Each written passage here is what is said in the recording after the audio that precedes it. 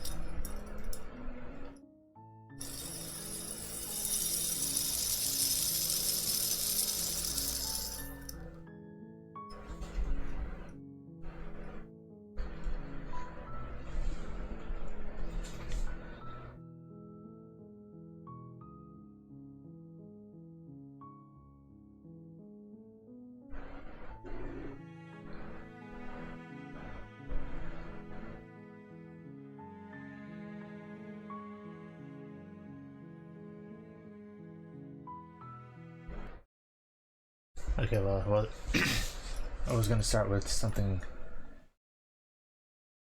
I wanted to cover about. I was gonna start with something I wanted to cover in Slay the Princess, but seems like Ryan's running a little late, so we'll just start with Scarlet Hollow. Come back to the Slay the Princess thing later.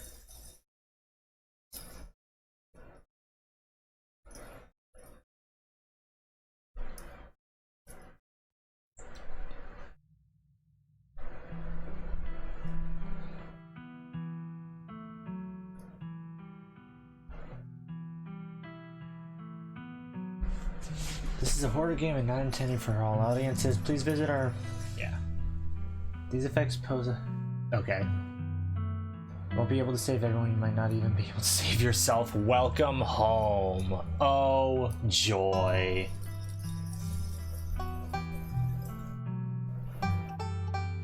No better way to start your game than with an "Abandon all hope, ye who enter here" message.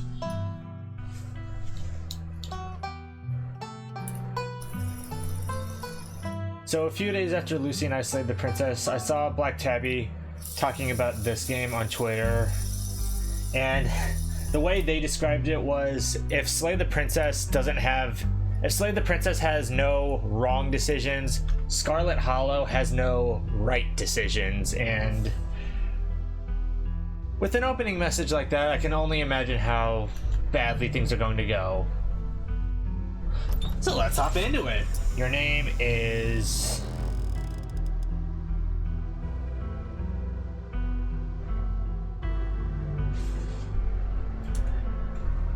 Joseph Mama.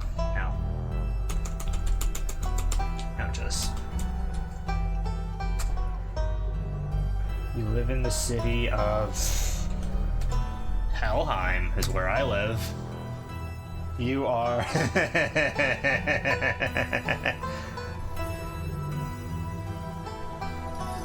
Yes, Loki.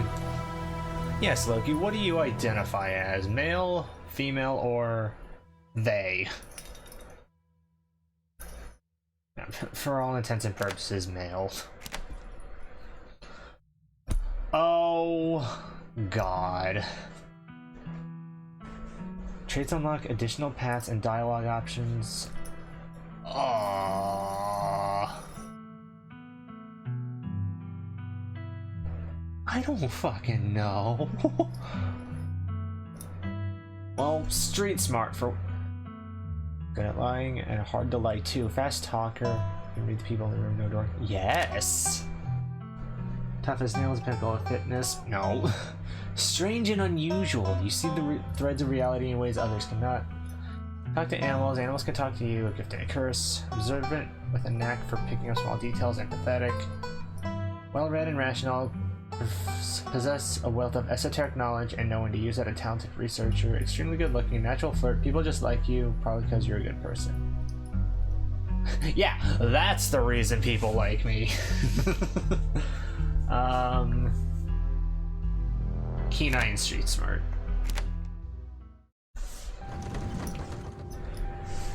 You jolt awake as the bus hits a particularly nasty bump. You feel like you'd only just managed to start drifting off, and now here you are, awake again and still exhausted.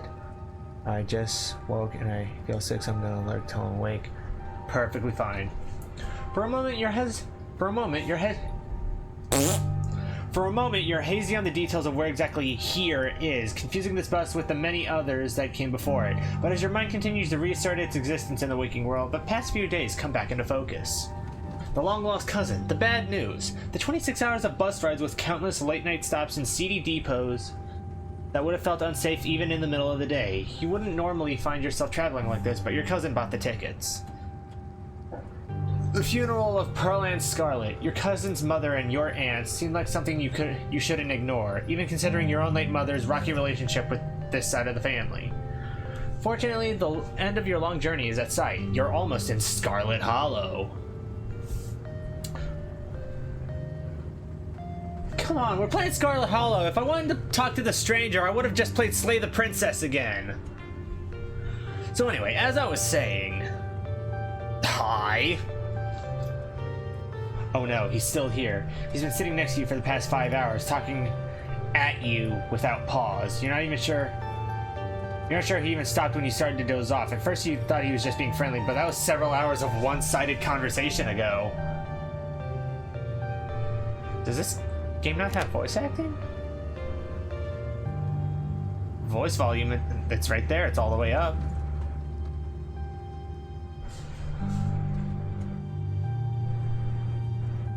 I was not expecting to have to provide voices.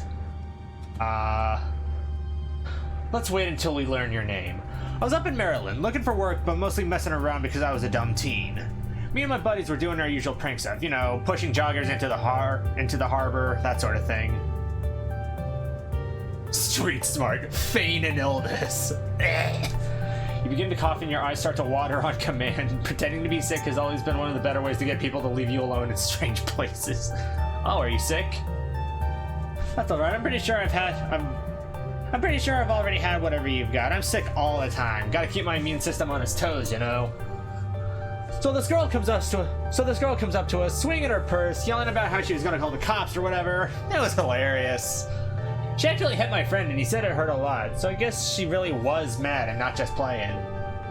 But she kept swinging, and soon enough, she lost her balance and fell into the harbor all on her own. We didn't even have to push her. We had a good laugh and fished her out, and her phone got sucked so she couldn't call the cops on us. We wound up hanging out all day. She kind of became my girlfriend after that, and we've been on and off for about a year, so yeah, it's pretty serious. Well, about 5 months ago, she tried to break up with me, like, for real, and geez, you ever get so mad you just want to, like, kill somebody? clutching the switchblade in my pocket. Yeah, continue with the street smarts. Very funny. Very funny. Alright. Maybe I never really wanted to kill her, even if I threatened it a little bit. Anyway, she's giving birth to our son right now, so I'm trying to get up to Virginia to be there for it. But I don't know if I'm, like, into that stuff, so I might just wind up on a bus to New York or something instead. I've always wanted to go there. Hey, driver, how much longer till the next stop? 10 minutes, everything all right back there? Yeah, just possible murderer on our hands back here. Everything's fine. You don't have to bring the driver into this. We're just chatting. We're pals. We are not pals. I'm going to kill you at the first given opportunity. Look, fatherhood is... Hello, is this your first playthrough, and what traits are you running? Yes, this is my first playthrough. I chose Street Smarts and Keen Eye. Welcome to the stream, by the way, Zethus06. Look, fatherhood is just scary. That's all. Look, fatherhood is just scary, that's all. Plus, her mom is there, so it's not like she's alone. Her mom doesn't like me much, so I'd probably just make things super stressful. She'll understand, she's chill. Anyways, where'd you say you were headed? I didn't. No need to be nasty, I was just asking. Not like I'm gonna follow you off the bus or anything. So, if you aren't getting off at my stop, then you must be heading to Scarlet Hollow, right? Fuck, he knows! Or the holler, as they call it in these parts. Yeah, are you going up there to them there holler? That's the only other stop until this bus turns around. I ride it pretty often, so I'd know. Almost nobody ever goes up that way, though come to think of it. I had a couple buddies who went up there to work in the mine. There's a coal mine up in the holler, you see, and there's always a job listing or two on the boards around here. I've never wanted to do that kind of thing myself. I like my lungs the way they are, thanks, but my buddies got desperate enough to try it. That's a good combo. You're talking to Loki, the god of trickery. What other build would you expect? I haven't heard from them in a while now that I think about it. I should see if they're on Facebook. Oh, so we're not even like skirting the legality line by coming up with some bootleg name. We're just saying outright Facebook. Gotcha. I should see if they're on Facebook. See how they're doing up there. Hope they didn't die. It's a Black Tabby game. They are 100% dead. He looks back at his phone, for once focused on something other than you. Oh, this is me. It was lovely meeting you. Hope you don't get too bored without me around to talk to. Here, I have something for you. I thought it was a mystical for Loki seems pretty fitting an animal.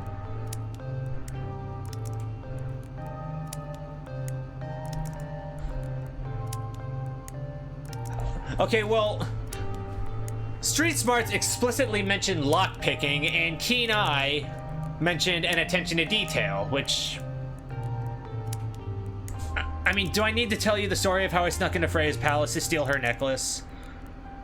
Actually, no. That entire thing is a whole story all on its own. We'll talk about that another day. Or maybe later today, we'll see. Back to this guy. I thought he was just handing me a bag of beans. The stranger rifles through his pack before presenting you with a Why is the bag of peanuts dripping? Why is the bag of peanuts dripped out? They're boiled peanuts. I got them at a gas station at a few buses back. I noticed you haven't eaten much, so I figured you could use them more as meat. Why are the peanuts dripping? Plus, they dripped all over my bag, so I don't want to carry them anymore.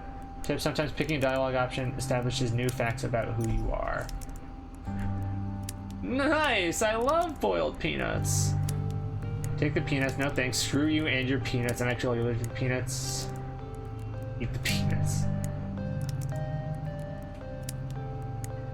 Do we need to talk about Fenrir?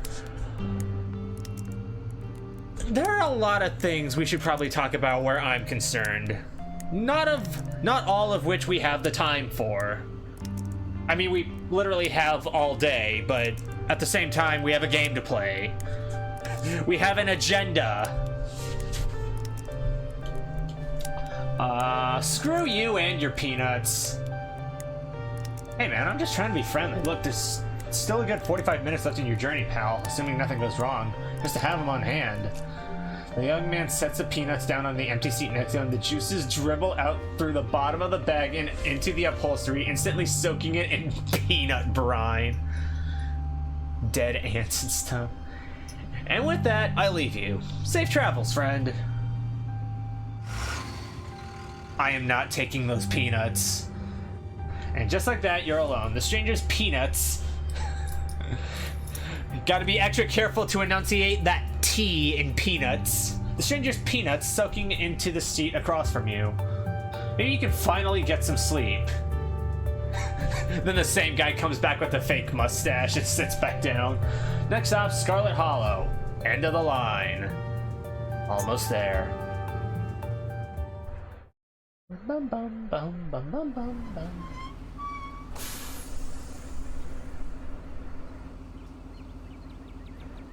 The bus finally comes to a stop, its brakes squealing as it deposits you in front of the Scarlet Hollow bus station.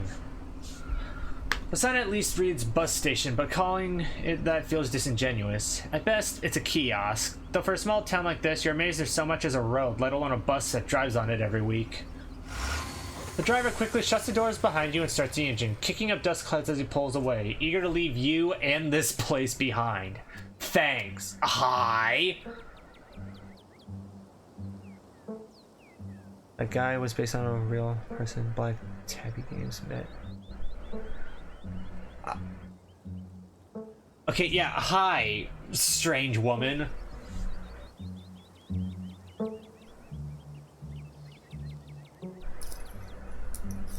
How is this game throwing me for more of a loop than Slay the Princess?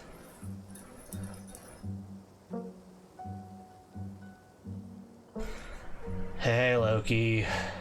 You instantly recognize the worn young woman. Is that the face of youth to you, Black Tabby? Is this what youth looks like? You instantly recognize the worn young woman from the few public photos on her Facebook page. She's your cousin Tabitha, and she looks annoyed to be here. Looks like somebody needs a hug. I'm so sorry for your loss. Come here, cuz, bring it in. She looks like she's about to shiv me. You go in for a hug. She tries to pull away, but it's too late. You squeeze tightly, your cousin squirming in your grip. Okay, okay. Enough!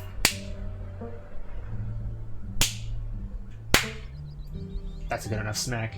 She pulls away from you, dusting off her... Oh, so she didn't actually smack me. Something you should know about me is that I'm not really a hugger. It's never too late to learn. Go in for a second hug. This game is more confusing than Slay the Princess, because at the very least in Slay the Princess you can get answers straight away. Okay. Oh, it's never too late to learn. It is. Respect my boundaries and we won't have any trouble, okay? Now come on, let's go. I don't want to spend any more time down here than I have to. Your cousin turns and motions to an old BMW parked near the bus kiosk. You follow her, clambering into the dusty relic.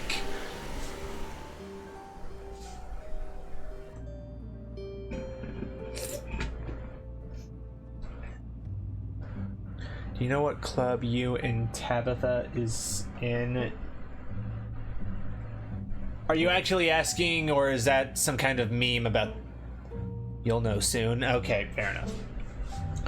It doesn't take much driving before the only signs of civilization are the car you're in and the road you're on. Tabitha maintains an icy silence as she focuses on the road.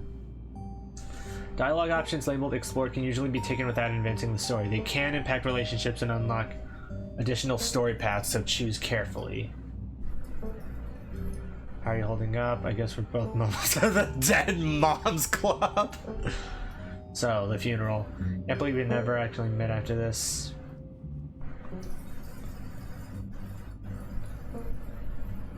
No, we won't. Well, you'll know soon, usually.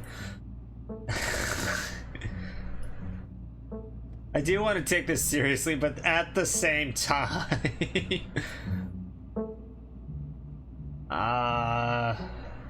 No. How you holding up?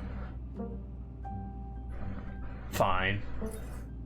Okay. You don't have to hide how you're feeling around me. We're family, even if we just met. Are you sure? You seem tense. You know you can talk to me, right? I went through something similar when my own mom passed. Let's not be too presumptuous.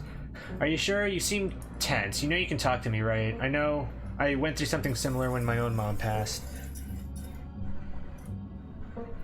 You get an achievement for adding all possible people to it. How many dead moms are there in this game? And hold on.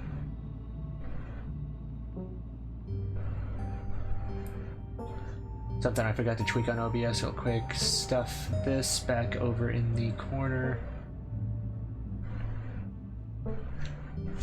Let me make sure this is working. Where is it? There it is. What? Okay. Yeah, you can talk to me, right? I went through something similar when my own mom passed. She tenses up even more at the mention of your mom before letting out a heavy sigh. Maybe it's a sore spot for her. You quickly apologize. I'm sorry, I know that's probably not what you're looking to hear right now. Look, I appreciate your concern, but I'm fine, really. Oh, okay, so we can loop back to this. I guess we're both members of the Dead Moms Club now, huh?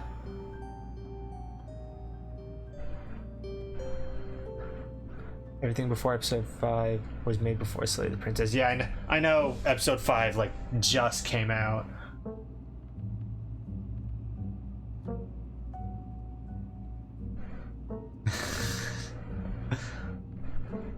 I really don't want to choose this. I guess we're both members of the Dead Moms Club now, huh?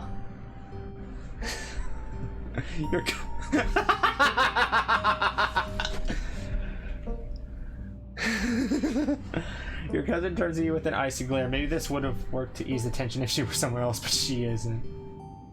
You're really not going to drop it, are you? She turns back to the road, her expression cold and unforgiving. I'm just nervously poking my fingers together. You hate me now, don't you? Okay, yeah, so the funeral. It's on Sunday, right? Yep, like I told you. Jeez, that's almost a whole week. I got here a little early. Since I'm here, do you need any help planning? I know this stuff isn't easy. Yeah.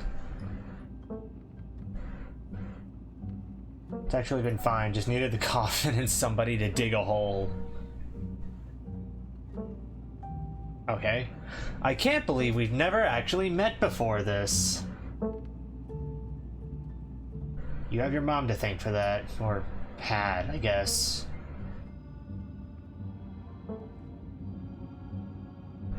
Look, I don't know what my mom did to piss off this side of the family, and I know you're going through a lot right now, but that comment was unnecessary. Is there bad blood between us? You don't know me, and I don't know what my mom's problem was with this side of the family. I don't know why my mom left or what kind of grudge she had against this side of the family, but I'm sorry. I wish I'd known about you. You can romance in this game. Well, it's a Black Tabby game. Come on.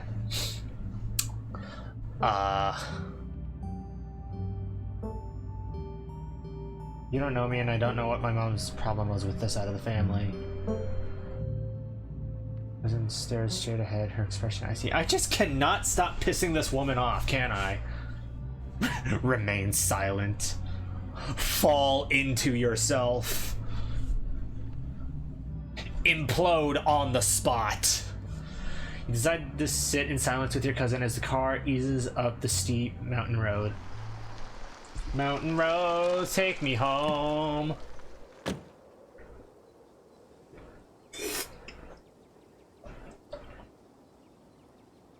And here it is, the Scarlet estate. Though it's seen better days, its crumbling elegance is not lost on you. Someone used to cramp apartments in gray cities. I do not like how precariously the house is sitting on that cliff. I also do not like how the house seems to be curving on the left side. That is not sturdy construction. Your mother told you about this place many times before she passed, always with an anger burning beneath her words. The faded majesty you once imagined doesn't quite compare with what's in front of you. As you stare at it perched on the crumbling cliffside, you can't help but feel like it's something that should have been left to rot a long, long time ago. It's fine. Since this is a Black Tabby game, should I try to... When I'm narrating, should I try to make myself sound like the narrator from Slay the Princess?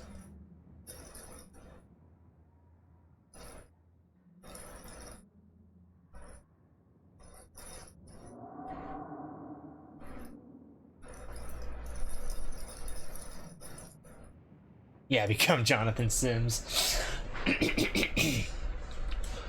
You're hit with a blast of dusty air as you step across the threshold and into the foyer. Everything in this room has been here for much longer than you've been alive, each object cemented in place with layers of dust and cobwebs. You can hear doors creak on their hinges and the aches and moans of ancient floorboards as the house itself sways in the wind. Welcome to our family's humble estate. Unfortunately, due to the current state of the house, only a few rooms will be safely accessible during your stay. Oh yeah, and on that note, Jonathan Sims, have you heard of the Magnus Archives? I have heard of it. I know that...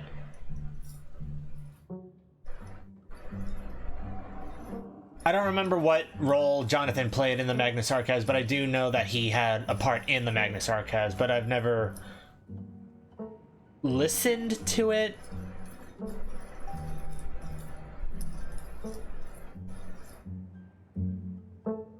I've never engaged in the Magnus Archives in whatever form it takes. Jonathan Sims plays Jonathan Sims. Yeah, okay. Unfortunately, due to the current state of the house, only a few rooms will be safely accessible during your stay. I wouldn't go wandering anywhere else if you value your limbs. The floors have been known to give out. If you know what's good for you, you'll stick to your room. You'll stick to your room, the bathroom, and the kitchen. And hallways, I guess. But only the hallways you need to use to get to those places. I'll show you around so you know where it's safe to walk. You can leave your bags here for the time being. Do not lie, it's beautiful. I don't think I've ever been in a building that feels as powerful as this. This place is falling apart. I thought y'all were loaded. Can't you afford to fix this stuff? I don't think I've ever been in a building that feels as powerful as this. Not since I went on that one walk through the woods and came across that cabin sitting at the top of the hill. It's beautiful. I don't think I've ever been in a building that feels as powerful as this.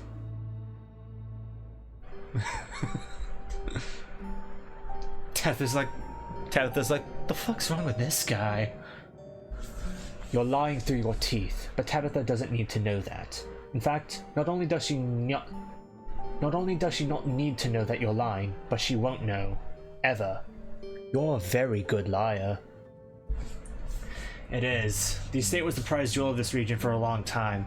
It's quite a magnificent piece of architecture, even now. Shall we take our tour? Follow me. You put your bags down and follow Tabitha through a long, dusty hallway. She delicately steps over holes and tears in the floor, and you do your best to trace her steps.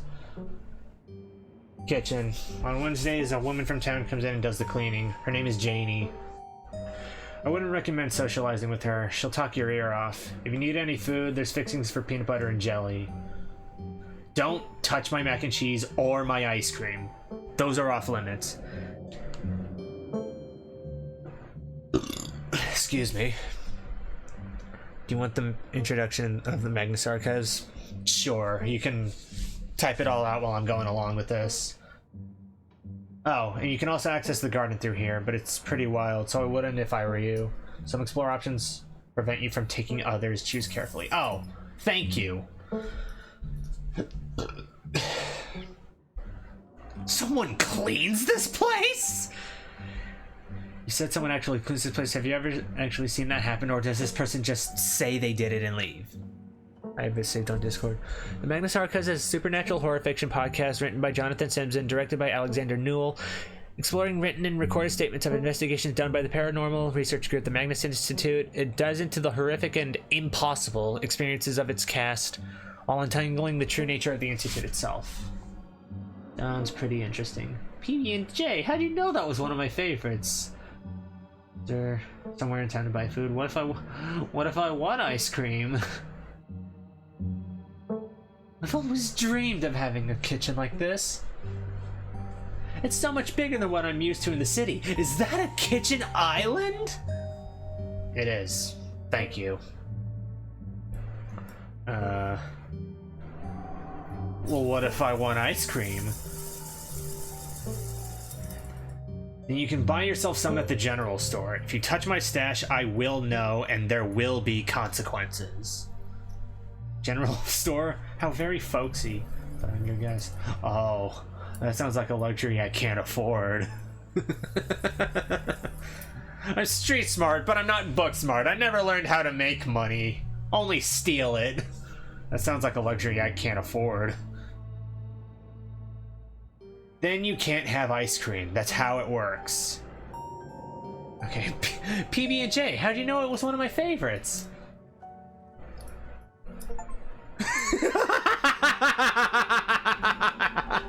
That damn smile. Get your cousin to show her pearly whites. That smile can't be real. I didn't, but good for you. You are sneaky though. Maybe you could hide the fact that you ate it. Are you hinting at something, Zethus? Fucking... And that's where it all started. That damn smile. Alright, what's next? Alright, what's next on the tour? Bathroom. Follow me. Great, it's been hours since I've gone. As the two of you leave the kitchen, you pass by a tuxedo cat sitting on the countertop. Pet the kitty!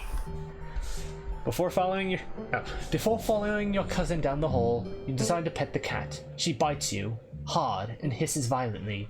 Tabitha sighs. As you've now learned, you should not pet Frofro. If she wants to be pet, she'll let you know. Come on, the bathroom awaits. Honestly, I've only heard about it. I don't actually know if you can. You know what they say, fuck around and find out. You once again follow Tabitha through a long, dusty hallway. Maybe after a few nights, it'll get easier to navigate these spaces, but for the time being, you feel lucky to have not fallen through the floors.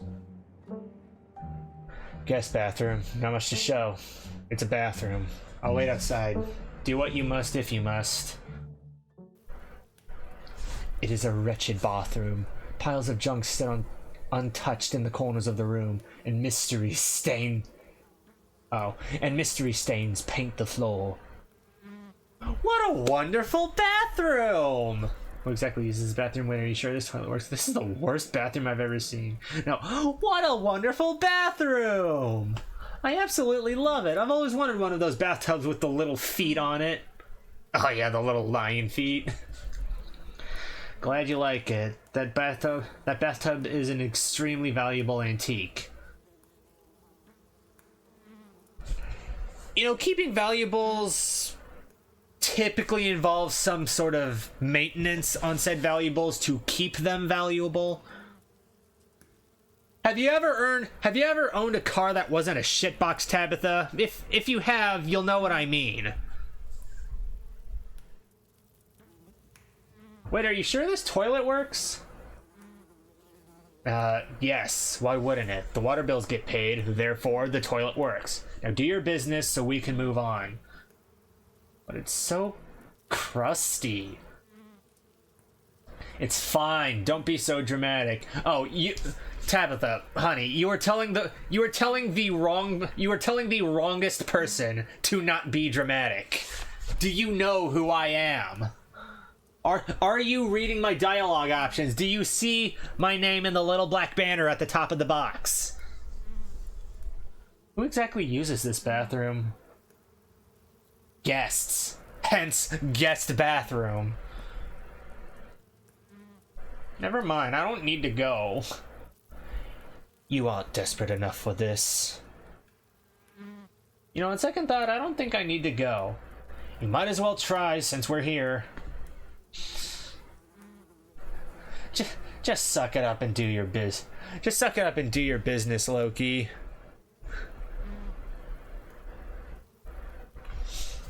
I can't talk right now. I'm making piss. Just suck it up and do. I immediately regret this decision. Ew. Bugs skitter from the bowl as you lift the seat. I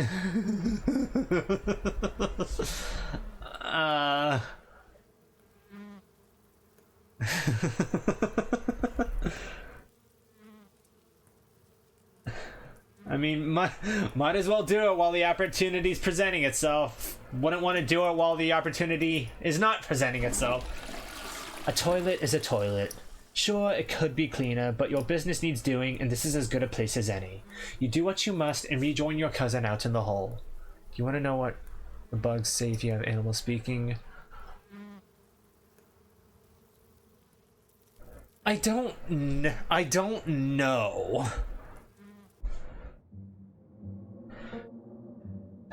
Next up, guest bedroom. Last stop on the tour. Follow me.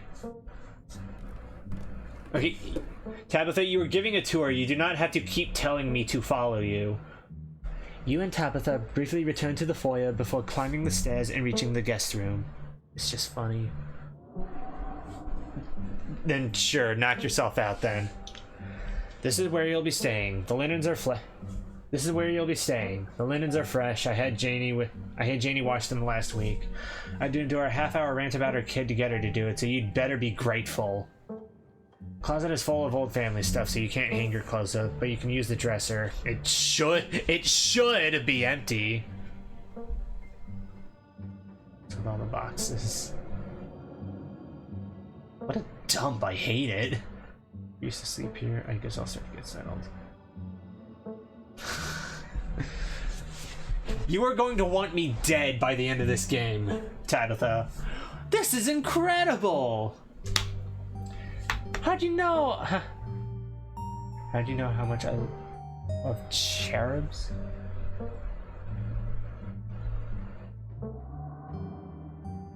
Oh, on the side of the chest, behind the box. Behind the dialogue box. How'd you know how much I love cherubs? That chest is to die for. The jig is up, boys, and then the bugs all scatter. I'm surprised to see that you have such discerning taste. Every last piece of furniture in this room is a genuine antique, handed down handed down through the family for generations. So what you're saying is that every last object in this house is valuable. You can press H to hide the UI. Ah. What's with all the boxes? Old family stuff. What kind of family stuff? Unimportant family stuff. We used to sleep here. When? This house is almost 150 years old. Many, many people have slept here. And now you'll sleep here, carrying on the fine tradition of bedrooms being slept in. I guess I'll start to get settled. Follow me. I'll take you back to the foyer so you can collect your belongings. This concludes our tour. I'm afraid I must return to my duty, so you'll have to entertain yourself for the rest of the day. Don't expect to see much of me. Tips and dialogue options will open additional conversation paths, some right away and others down the line. You know, we don't have to inherit our parents' bad blood. We can start fresh now that it's just us. Well, what am I supposed to do all day while you're at school? Are you sure you can't take the day off? Did I do something wrong? Are you sure you're okay? I won't keep it, but we should hang out when you get back. You know, we don't have to inherit our parents' bad blood. We can start fresh now that it's just us. Look, I'm sorry I've been testy since you've gotten here, but...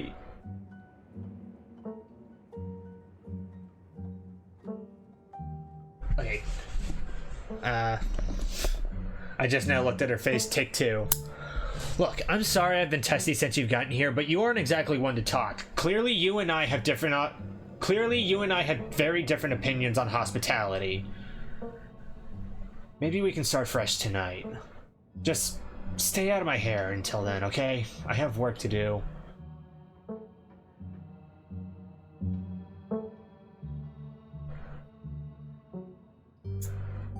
What kind of work do you do? I run the coal mine, same as every Scarlet who came before me. I gotta say, Tabitha, you are one hollow Scarlet. Except for you and your mom. It requires a lot of time and concentration, so I'd appreciate it if you didn't keep me for long.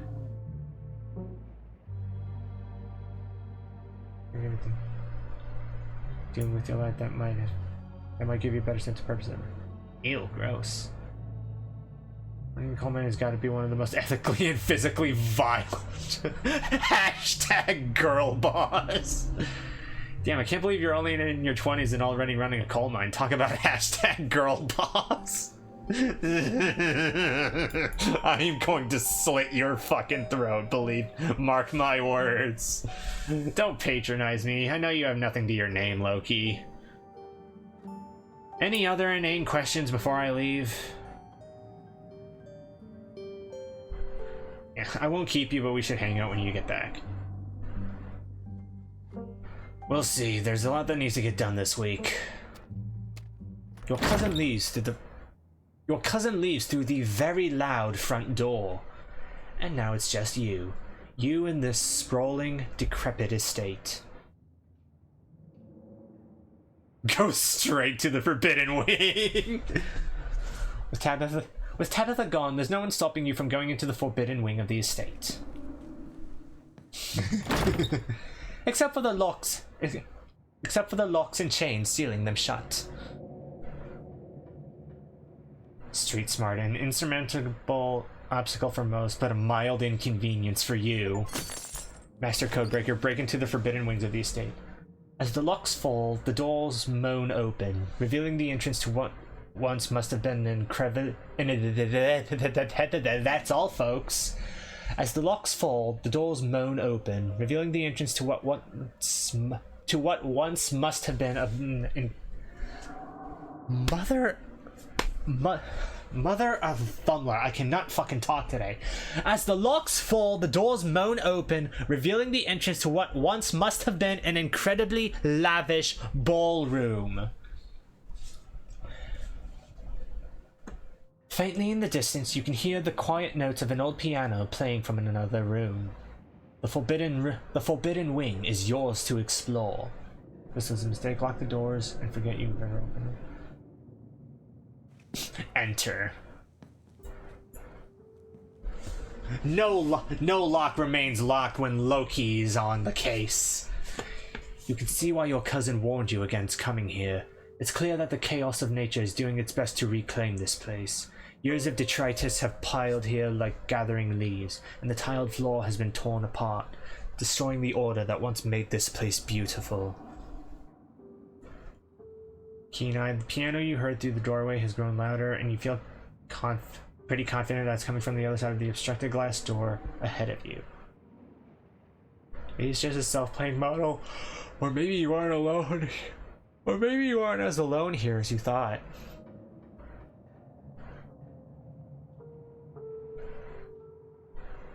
Examine the painting. You make your way over to the painting covering the far wall. It's a family tree. Angry scratches cover the space where your mother should be. Oh, up here. Try to clear the furniture blocking the doorway. You head back towards the debris-blocked doorway.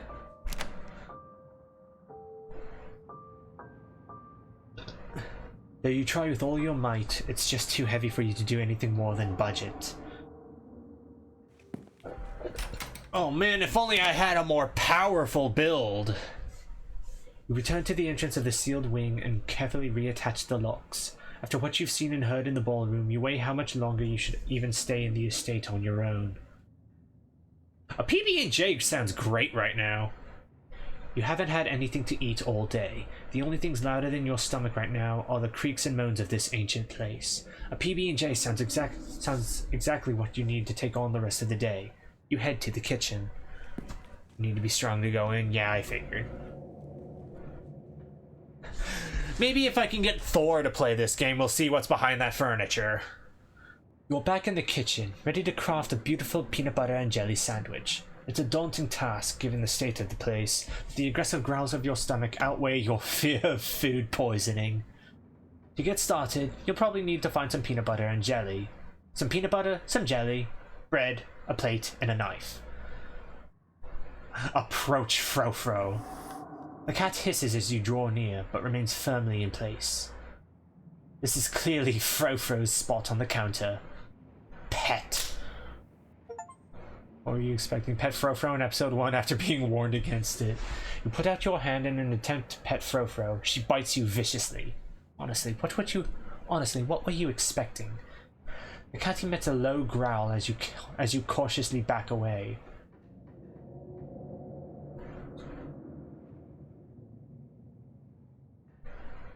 Yeah, search the fridge. As you approach the fridge, your eyes catch a note taped to the door reading "Janie, stay out" in all caps. Below it in separate handwriting are the words "Okie dokie."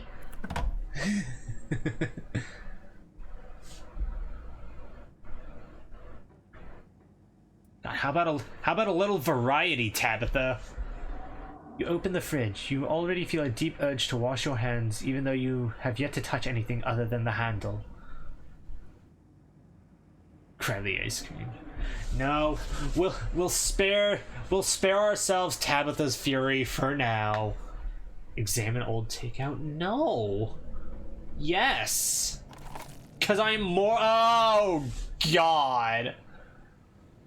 One thing you should know is that all traits will have a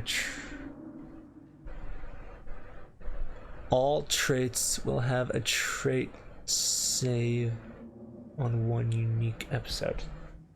What? Why did you do that? What were you expecting? This takeout container is disgusting beyond words. A liquefied mess, wholly congealed in its styrofoam shell. You can't even tell what it used to be. This substance doesn't just smell bad, it smells ancient. The substance doesn't just smell bad, it smells ancient. For God's sake, put it back! Your body reacts before you even register what you're doing, compelled by a deep, primal disgust. You shove the container back in the fridge, pushing it into the depths of the shelves and out of your mind. Hopefully you can forget it exists and move on with your life. Yeah, take the jelly and then seal this place away. You reach for one of the unopened jars of grape jelly, carefully checking its expiration date. You breathe a sigh of relief when you realize it's recent. The expiration date is recent?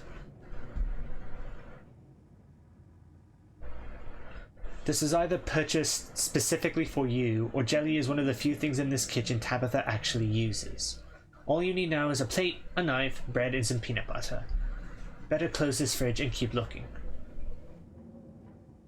Do I want to check the mayonnaise? You know you probably shouldn't, but a part of you has to know how old that mayonnaise is. You pick up the jar. It's labeled flaking in your hand. It expired 10 years ago. This jar of mayonnaise is old enough to graduate the 5th grade. Best to put it back and forget you ever saw it. Fine, we won't eat the ice cream, but we'll play with the idea. Tabitha explicitly told me not to do this, you think to yourself as you reach for a pint of banana chocolate chunk. Okay, no. You stare longingly at the pint of ice cream for a few moments before your self-restraint kicks in and you put it back where you found it. Tabitha already seems to not like you, and it's probably not best to fan the flames of her hatred. Close the fridge. You return to the kitchen, closing the fridge behind you. You return to the woods, closing the cabin behind you. What if we search the fridge again?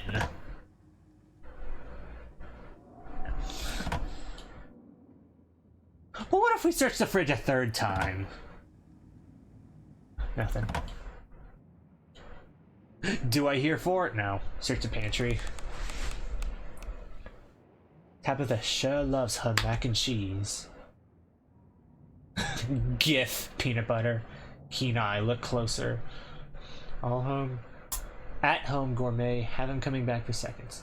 You squint into the darkness of the pantry. Behind the molded bread, a single book lies forgotten.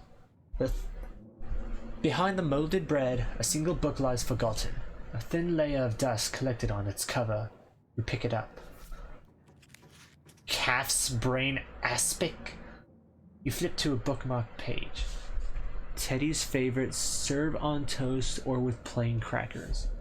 Both calf's brain and aspic are unappetizing enough on their own, and you can only imagine how vile the combination of the two would be. What kind of person would call this their favorite food? No wonder your mom ran far, far away from this place. You shut the book and put it back in its place. Why is there a dead mouse? Why is dead mouse in our pantry?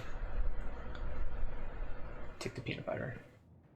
The king of nut butters, and only 3% of each jar is mashed up cockroaches. All you need now is a plate, a knife, and some bread. Take the bread. You pick up one of the non-moldy loaves of bread. Check the making. You pick up one of the non-moldy loaves of bread. Great. One step closer to a satisfying snack. Give me the mac and cheese. Pick up a box of Tabitha's mac and cheese. You can't say you've ever seen the brand before. Kraft with a C. Cookie freeze. Empty the box and stuff it with the dead mouse on the shelf.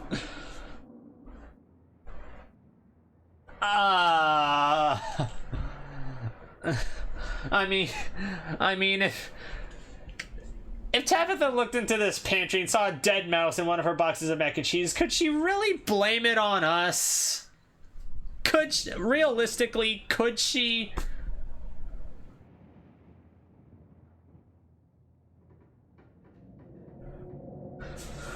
Fuck it, we ball. You aren't sure what force of chaos compelled you to do this, but it's done. You close the box and tuck it far behind the others. I mean, you are good at lying. That I am.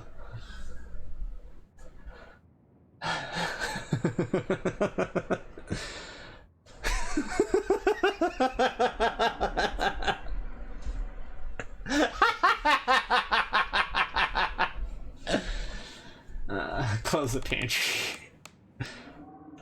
And then she doesn't find it until the end of episode 5. You close the pantry door as best you can and turn back to the rest of the kitchen. Check the cabinets. This cabinet must be where Tabitha keeps the dishware, and oddly enough, the utensils. All in that one single diner glass. Examine the mug. Blowing Rock, North Carolina. I was blown away. Me too, buddy. Me too. You can be a real asshole in this game. Oh! Say less! So your aunt and cousin actually traveled sometimes, even if it was only a few hours from the estate. Maybe you can route your return trip through Blowing Rock. It might be nice to see the local sights before heading home. And the shot glass. I survived Deb's 50th. It reads, I survived Deb's 50th. Your aunt's name was Pelan, so this wasn't from her 50th. From the few stories you'd heard from your mom, Pelan wasn't the type to have kitschy friends who gave out themed shot glasses at their birthday parties. Maybe it belongs to Janie. You imagine she might need an alcoholic beverage to get through cleaning this place, especially with Tabitha's sour face peering over her shoulder. Grab a bowl. Moth trap, do not touch. You reach for the bowl, but as you pull it down, a blend of vinegar and dead moths splashes onto you. Ew. Immediately staining your shirt. On the back of the bowl is a note that reads, Moth trap, do not touch. Whoops. Other choices matter. Other choices matter. Games quiver at the name of Scarlet Hollow. It's insane how many choices you can make that actually impact stuff. Your shirt is now unpleasantly wet. You'll probably change into something clean before leaving the house. Let's go check the garden. This garden was reclaimed by the wilderness long ago. It might not be very safe, but who's to stop you from venturing deeper? Explore the garden. IUI in the garden? Why? Why? At the first place. Well, it's too late for that now, isn't it, Zethus? You wander further into the garden. It's quiet out here. Return to the kitchen. And look at the bushes. And now I can't go back into the garden. Of course I can't.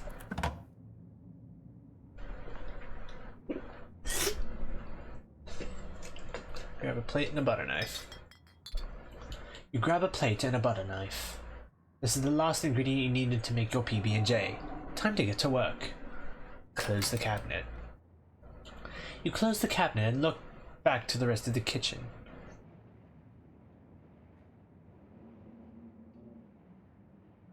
After all this, on second thought, you're not actually hungry. Despite the state of this horrendous kitchen, you have successfully combined your 3 ingredients to make a peanut butter and jelly sandwich. Congratulations, you can feed yourself. A job well done. Cooking by the book, follow the recipe. All of that hassle, and it took you less than a minute to eat. The rest of the day lies in front of you. You're done here. Congratulations, you've eaten and have a full day ahead of you. What do you want to do next? Settle into your room.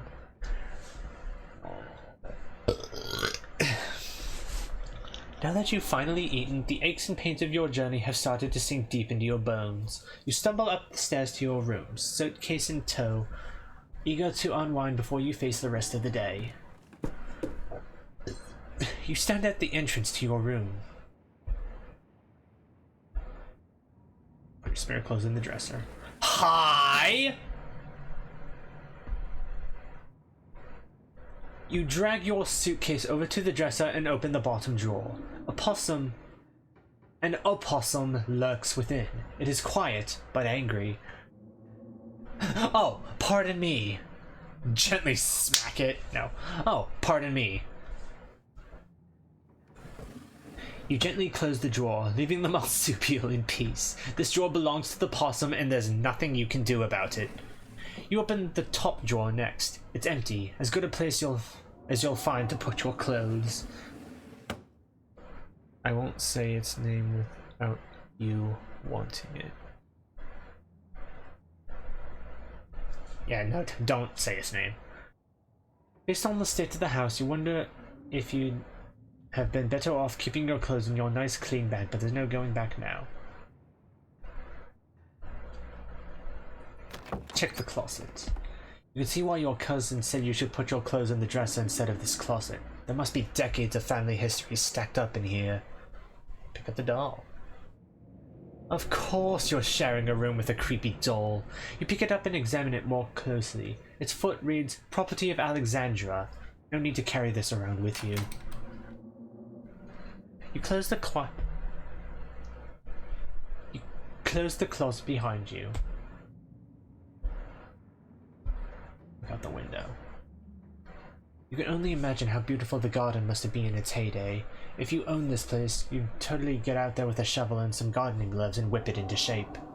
You'd go out and pull weeds, chop trees, carve topiaries, do whatever you needed to do to return it to its former glory. And once it was all done, you'd sit by the fountain, which of course would have little goldfish in it, and drink a floral tea while enjoying the bird song.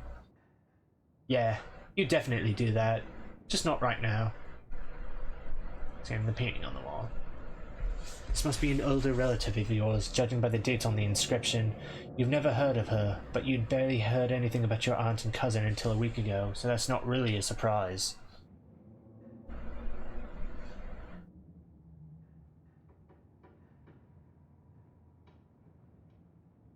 Just peeking at LBS real quick. Maybe you could ask Tabitha about this Mary Belle Scarlet the next time you see her. That is, if she's actually in the mood for conversation. Take a nap, you've earned it. You immediately collapse onto the bed. You're tired enough that being alone in a strange new place won't stop you from passing out. Or so you thought. You cough as a small cloud of dust rises up from the mattress.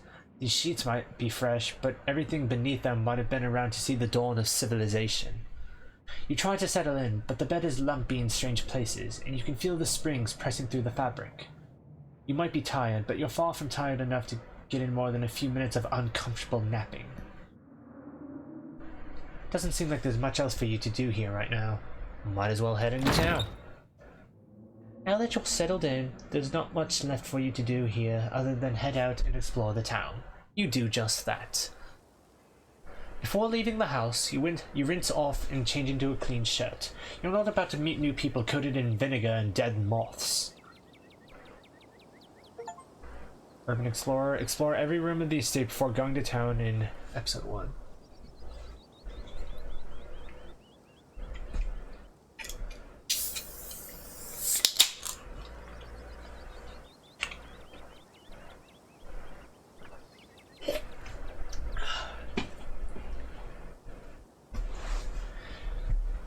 If you'd have known you'd wind up having to walk all the way back to town, you probably would have just asked Tabitha to leave you at the bus stop, especially with how unhappy she seemed to see you. What you drinking? Liquid Death. I have a can of Monster for an energy drink, and then I have Liquid Death to keep my throat hydrated since I'm going to be talking a lot. If only you could wipe the slate between the two of you clean and bury some of the tension, though maybe her mother's funeral isn't the best time for something like that. Then again, maybe it's the perfect time. Continue down the path in the woods. It's really pretty out here. Continue down the path. Finally, you made it back to town. The holler, as that guy on the bus called it, has probably seen better days. It still has the feeling of an idyllic country town, but its sidewalks are cracked and many of the storefronts are boarded up, their windows dusty with age. A chill breeze sweeps down the lane, and you shudder, suddenly feeling as if you're peering into a grave. Pug! Gretchen, come back! Quit bothering strangers! That is the ugliest fucking dog I have ever seen, and I love it. And at the end of that path is a potato. Sorry about that. Gretchen can be very slippery when she wants to be. She loves to get loose and cause havoc in a ghost town. Pet your puppy! Can you pet the dog? You can pet the dog in Scarlet Hollow. Yes! You reach out and scratch Gretchen behind the ears. Her fur is soft and warm. She wheezes excitedly, digging her little nose into your palm and licking your hand. Game of the year! Whatever year this game came out in. I'm so glad you two... I'm so glad you two are getting along. Isn't she just the cutest? With how energetic she gets, you'd never know she's 17. No, don't say that's too old. That's not something you want to say to a dog owner, but yeah, she's 17? That's gotta be really... Loki, you dumb fuck! That's exactly what I wanted you not to say! That's gotta be old for a dog, right?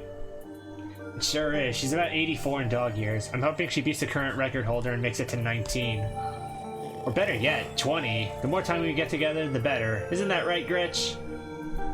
But where are my manners? Talking to you for this long without introducing myself? I'm Stella. It's not often I see a strange face up in the holler. Every now and then there's a new crop of coal folks, but you don't look dusty enough for that. You aren't in town for the funeral, are you? The Scarlet funeral? You can't let harm get to that dog. I will die for that dog, and I will die with a smile on my face. Wanna be caught dead? No, we're not gonna lie about that. Scarlet funeral, introduce yourself. Maybe I am, maybe you're not. None of your business. Now, introduce yourself. You may be a god of trickery, Loki, but you're a charismatic god of trickery. The whole point is to get people to like you so that it's easier to stab them in the back, like a real opportunist. Hi, I'm Loki. You must be Tabby's cousin, right? You must be Black Tabby's cousin, right? That's the only person I can think of who would come to town. That's the only person I can think of who would come to town for the funeral. How's she holding up? To be honest, I've been a little worried about her, all alone up in that big house. I'm sorry, did you say Tabby? I can't imagine Tabitha ever going by something so... cute. She did back when I knew her better. It's been a while. I hope she's okay. Let's not pry into Tabitha's business.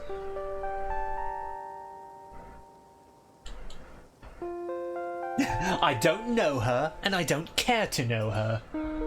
She's awful, and as far as I can tell, she openly hates me. She always so, you know.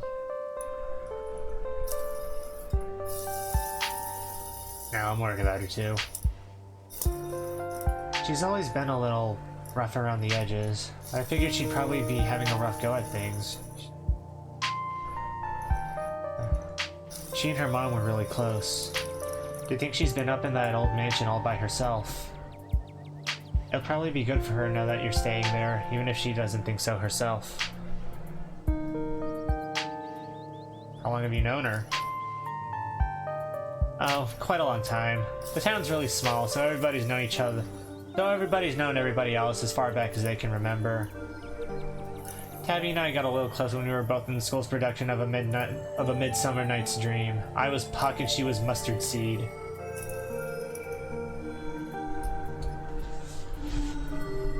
What are the odds that Lucy is playing God of War, and now I'm playing a game that also features Puck? Before you go any further, guess what Stella's job is? I won't say, but you'll see later.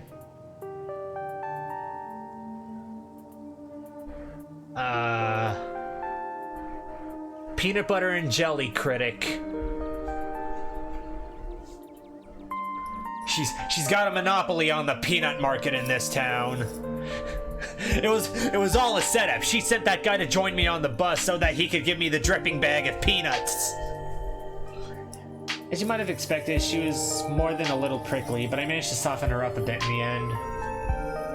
But then she graduated, and that was that. A Hinter t-shirt.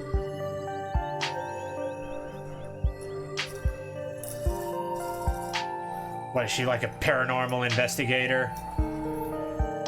Oh, if you just got to town, you must be starving. I was just on my way to the diner for a coffee, and they've got amazing biscuits. My treat. biscuits? Your treat? Hell yeah! I'm not really hungry. Thanks for the offer, though. No, let's go get some coffee with the. Let's go get the coffee with the one woman in this town that doesn't want us dead. Let's go get coffee with the one woman in the Black Tabby universe that does not want us dead. Awesome. Let's go.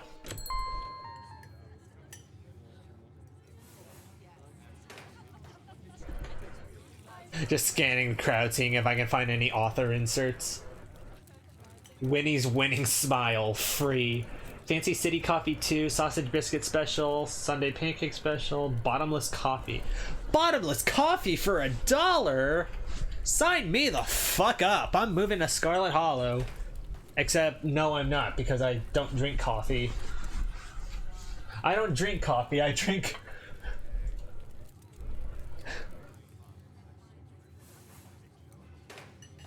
I'm just now looking on the back of my Monster can. Why does it contain milk?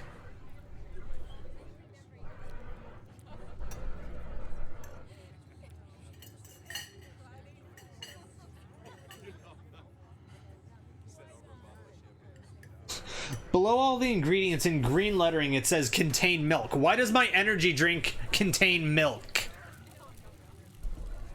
And I don't want to get impregnated by the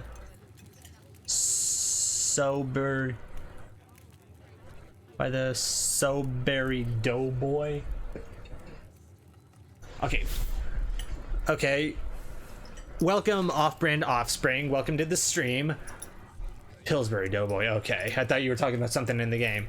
Welcome to the stream, off-brand offspring. Welcome back to the stream, Ryan, our moderator. The pleasant aroma of greasy breakfast food hangs heavy in the air. In contrast with the empty, lifeless atmosphere of the family estate, the diner is filled with the comforting din of human life. Oh God! All of which grinds to a sudden halt as the patrons realize that a stranger has entered the establishment. The ditchlings look like them.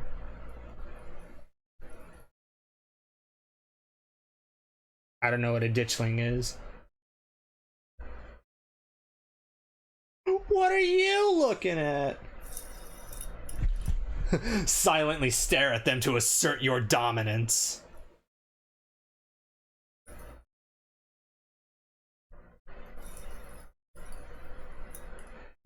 You silently stare at the patrons, unsure of what to say, or perhaps unwilling to break the silence.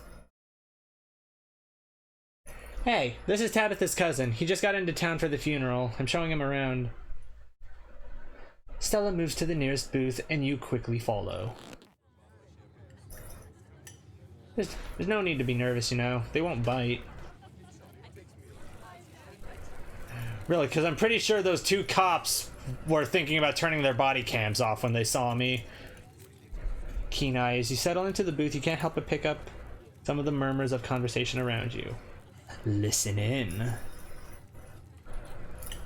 Stella turns to Gretchen while you take a quick look around the diner. At the counter, two policemen and a woman you assume to be the owner shoot sidelong glances in your direction while whispering to each other. That must be Vivian's kid. Never thought we'd actually meet him. Looks so much like her. Oh yes, those eyes are unmistakable. That haunted look. Haunting? In a Black Tabby game? Perish the thought! I always thought it'd go away once she finally got out of this town, but I guess unhappiness was baked into her DNA. What do you have against my mama? A young mother and her syrup-stained child sit at the table across from you. Mommy, who's that? Don't stare, Tulip. That must be Miss Tabitha's cousin. Oh, so that's why he looks so sad. I would look sad too if I had to have Miss Tabitha as a cousin. Do you think Tabitha's cousin is mean too? I don't know. I'll find out the next time I go to visit Miss Tabitha. Are you gonna finish your pancakes? They're almost cold, Sweet Pea, and we've gotta get home to help Daddy. In the far back corner, a man sits alone at a small table, sipping coffee and reading a paper. Why are the strangers who wander into town never gorgeous blonde ladies of an appropriate age? Why is it always cold boys, punks, and whippersnappers? Lastly, a group of coal miners sit hunched around the corner booth, readily scarfing down heaping plates of food. What do you think? Another youngin' looking for mine work? No way. Clearly don't got the stomach for it. It's gotta be the boss's cousin. There's that funeral this week if I'm remembering right. For old Miss Perlan. May she rot in peace.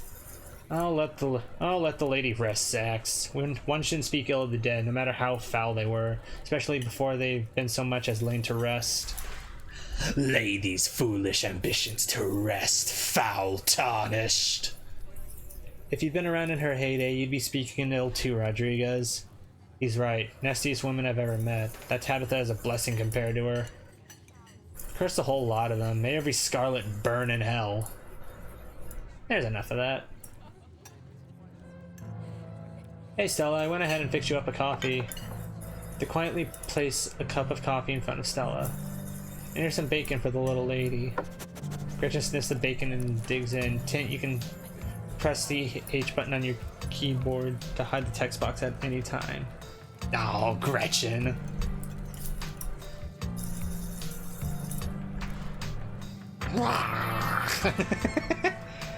Anything for you? The name's Avery. I'll be taking care of you today.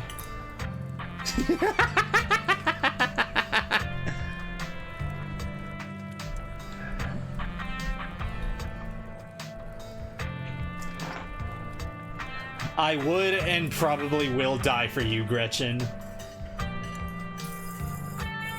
Hey, pretty recently, Stella says she's buying all I want of everything, please and thank you. Isn't bacon bad for dogs? Dogs love bacon. Can't say no to a face like that. No! Oh no! Even Gretchen hates me. No! Gretchen's like one of those 110-year-old ladies who's had a daily glass of wine her whole life. So why stop now? Maybe it's the secret to her longevity.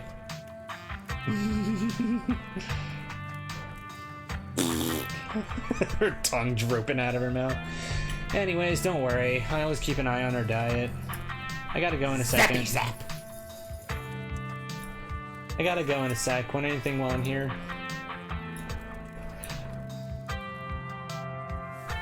I'm gonna say this as a joke, right? Like, I'm not actually gonna demand one of everything on the menu. Sel says she's buying, so I'll have one of everything, please and thank you. Oh, lighten up! It was a joke! How about we start with some biscuits and coffee? No problem. Gretchen being denied her one of everything. Sag. Every pours a fragrant brew into the empty mug in front of you. They linger after pouring your coffee, turning to you nervously. Oh, and I'm, sorry for your loss. One of everything, huh? Normally I'd love to, but I've got to head out in not too long.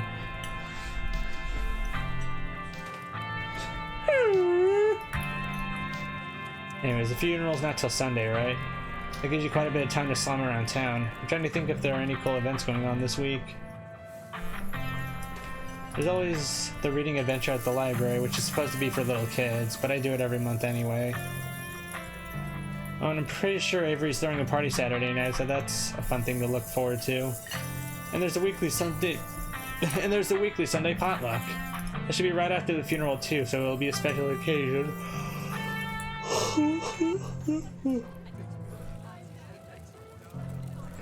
Is a potluck like a church thing? Would be weird for me to come if I'm not a member. No, the Sunday thing is coincidental. It's actually hosted by the library. Not too many people go to church around here if I'm being honest. Isn't this like the rural South? That's gotta be unusual. I know, we must seem like such heathens.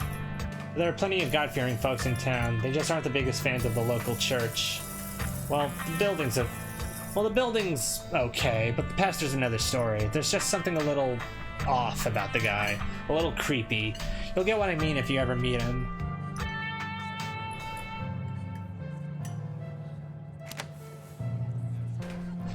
Okay, so why does this game have a voice volume slider if none of the characters actually talk.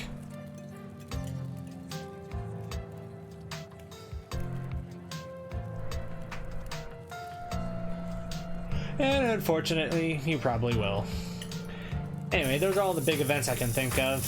Aside from, you know, the plot. As for the day-to-day, any idea how you want to kill time for the rest of the week?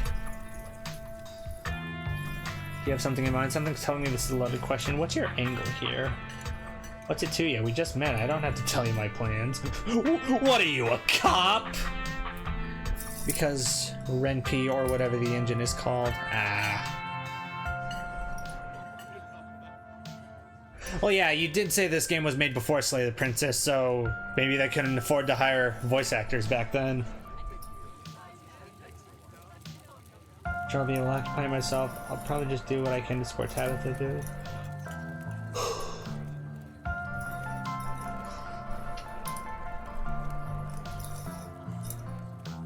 Do you have something in mind? Something's telling me this is a loaded question.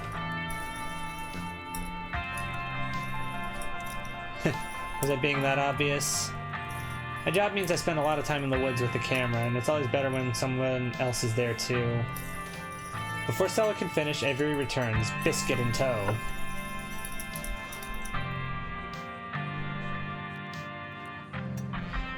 Stella's sad that she only got a few small pieces of bacon. Dude, this game is around 1 million words. I think it's just expensive either way. Hey, Winnie wanted to give you a... Oh, Winnie's the owner. Hey, Winnie wanted to give you a biscuit on the house. She sends her condolences. You haven't introduced yourself. Her condolences? I haven't introduced myself. Oh, sorry. It's just that most people in town know about you. Sorry. I'm sure that must seem creepy.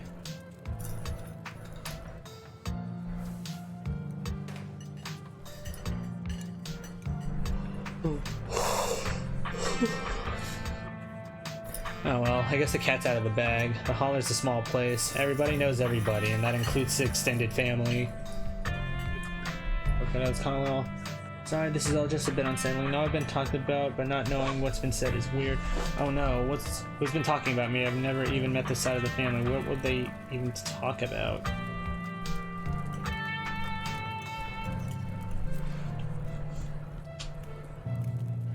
That is a good question. That is a good question. If I don't know about this side of the family, what would people talk about?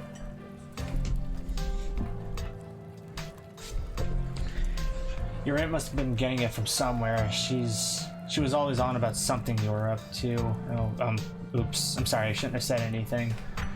What matters is that now people can meet the real you, so it doesn't matter what Perlan may or may not have said.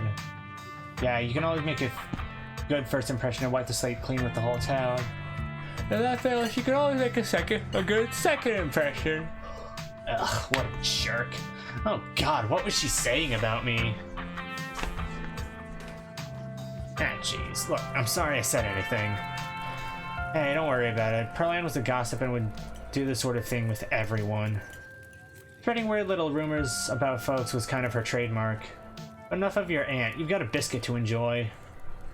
Pick up the biscuit. It's delicate and fluffy. It nearly crumbles at your touch. Buttery warmth emanates from its surface. You take a bite. It melts in your mouth as if it was nothing but butter suspended in a thin matrix of dough. Truly, this is a perfect biscuit.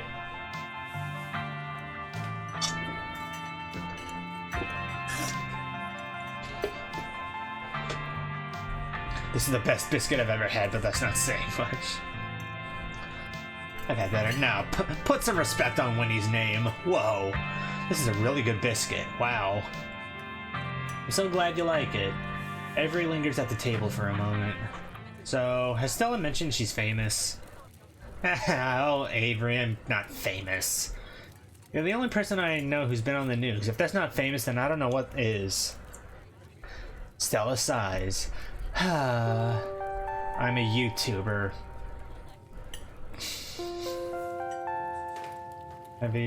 Wow, that's rad. How does that make you money? You and everyone else. No. What kind of videos do you do? Cool, what kind of videos do you do? She hunts cryptids. You should really check out her channel, Loki. It's amazing. I think the best video to start with would be that river one. You know, the controversial one. Oh yeah, the Catawba River Runner. I didn't expect much out of the footage at the time, but it really wound up doing numbers. So the River Runner is a cryptid that's only known from a single sighting. 2 Boy Scouts thought they saw something big and weird in Catawba River, and that's all I had to go on. Then I wound up catching this on camera. Stella pulls out her phone and shows you a clip of something in a river. Despite the shaky camera footage, you can clearly make out the shape of the creature's head and its relative body proportions. You're pretty sure it's a cat, and a big one at that. The hint I gave was that she was wearing a Mothman shirt. Yeah, I saw a Mothman on her shirt. That's why I guess paranormal investigator, but cryptid was the word I was looking for. Some folks said it was a beaver, but if that was the case, it'd be at least twice the size of any beaver I've seen. I also had people saying it was a dog or even a capybara that must have escaped from the local wildlife sanctuary. I'm still not sure what it was, and I'm the one who saw the thing with my own 2 eyes. Looks like a big cat. See, it's got those little kitty cat ears right there. Maybe it's a mountain lion. No way. It's absolutely not a mountain lion. There are no mountain lions this far east. I did a whole video on the Appalachian mountain lion myths and found Jack Squat. Who's buzzing me?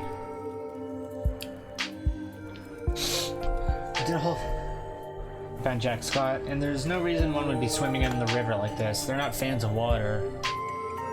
And the body is too long. No way.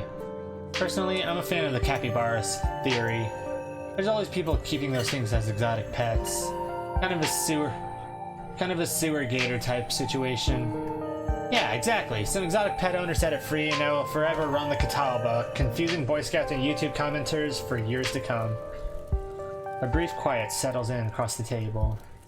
Gosh, all this talk about work reminds me of how behind I am. Thanks to the biscuits, Avery, but I think it's time for me to blow this popsicle stand. Stella slides a 10 towards Avery and squeezes out of the booth, Gretchen in tow. And see you around, Loki. Tell Tabby I'm around if she ever needs me. I should probably get back to it myself. Hope you have a nice stay, Loki. You're all alone in the booth. You're all alone in the booth. Stella already paid, but that doesn't mean you can't leave a tip. Should you, though? Or leave a tip. Don't leave a tip. You didn't even spend any money.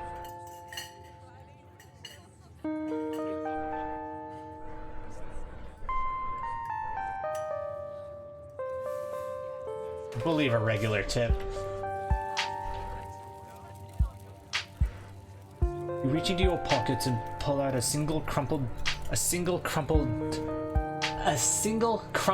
dollar bill and a quarter. You leave the money on the table and follow Stella out of the diner. Hanging out with Stella managed to pass some time, but there's still plenty of daylight left. Maybe it's worth spending some more time exploring the town. Go to the general store. Well, hello, ma'am. You wander into the quaint little general store.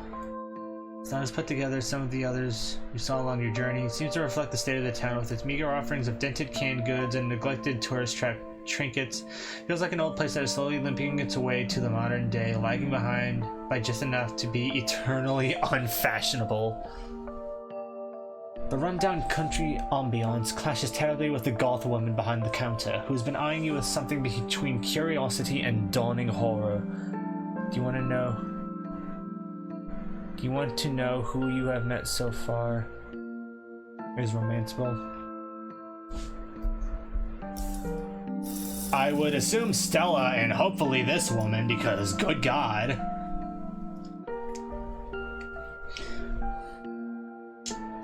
What did she say? Yeah, oh my God. She was clearly trying to say it quietly, but of course you heard her. You're the only 2 people here. Your reputation once again seems to have preceded you. That surprised look on her face is a look of recognition. Fare thee well, fair maiden. Just, well, bye. No, let's talk to her. She's very pretty. Hi, are you looking for something in particular?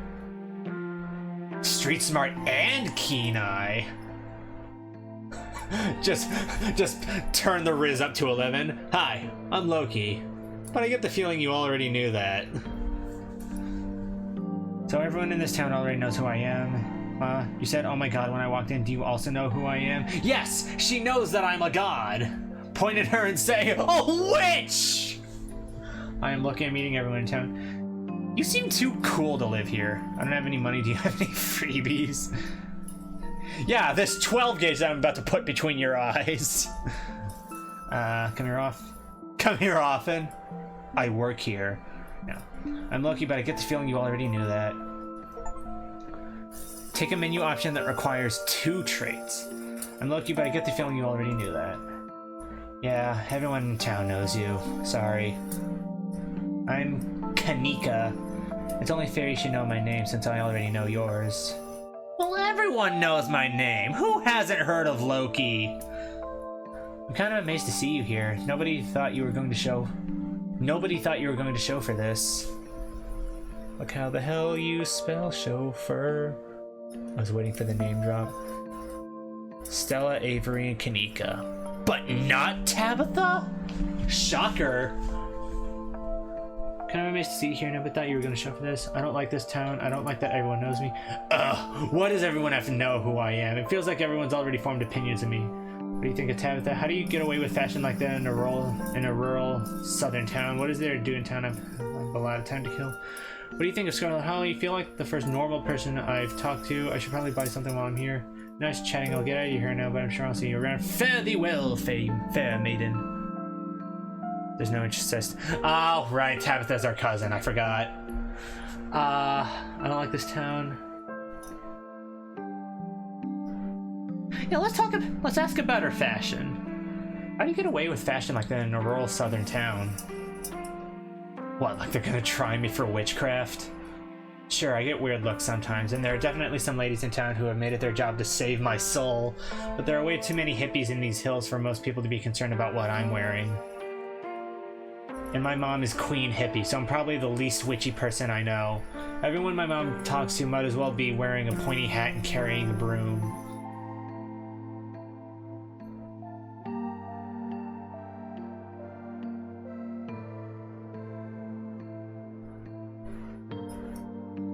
I don't like that everyone knows me. That's a valid criticism to have. I know exactly what you mean.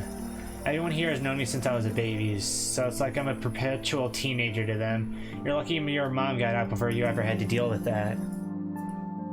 I better get out too before I become one of those old fogies sitting on her porch telling grown adults about something they did when they were 10. What do you think of Tabitha?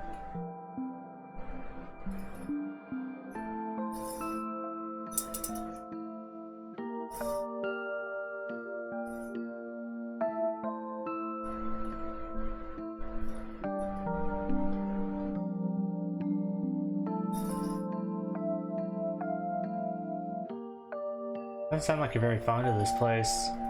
No, I'm not. I've been here long enough for a lifetime. But getting out is always easier said than done. What do you think of Tabitha? That depends. Are you guys friends?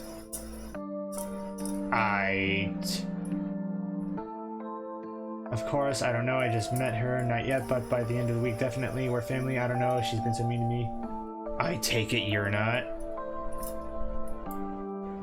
Was I that obvious? We have history. Lots of families in small towns like this wind up with a history. Just how it goes. Plus, she's rude, so we usually try to avoid each other. She does her shopping online, and I don't have to keep crates of off-brand mac and cheese in the back for her. Everyone's happy. If I were you, I'd be careful getting too friendly with her, by the way.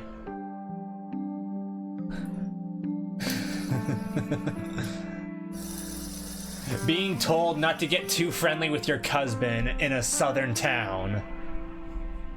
Subtle, Black Tabby. Subtle. If you knew the kind of thing she and Pearl Ann were always saying about you, I doubt you'd want to spend much time with her either. My aunt used to talk about me. What did she say? If you really want to know, that you and your mom were stuck-up city people who thought you were better than the town. That your mom was, you know, for having you out of wedlock. It's okay, we're all adults here. You can just say whore. You know, for having you out of wedlock. That's good your mom left because she was going to drink away the family fortune. She would just say anything. I never believed a word of it because I heard what she always said about my family too, and I knew nothing that came out of her mouth was worth anyone's time. I think most people in town knew that. However, Tabitha's not most people. I'm sure she believed it all. I don't envy you having to spend the whole week with someone who thinks so poorly of you. And she's just generally difficult to be around anyway.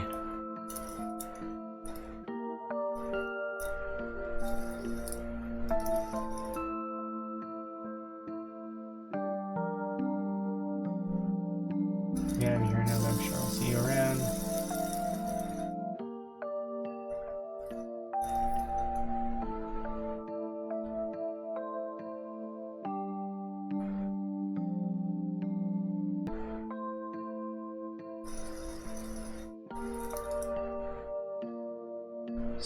Stella and Avery were pretty normal. I don't think we should say that.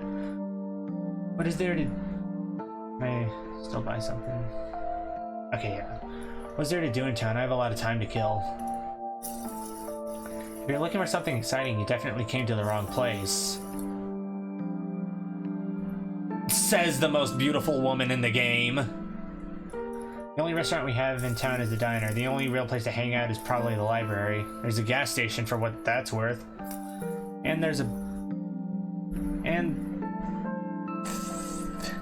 And there's a bar, but it's not exactly a place you'd want to go. It's a dive, and that's... It's a dive that's always full of minors.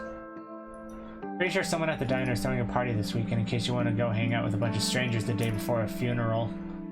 If I were you, I would just wait out the week. Read a book and hope the days pass quickly, then go back to your life and forget you were ever here.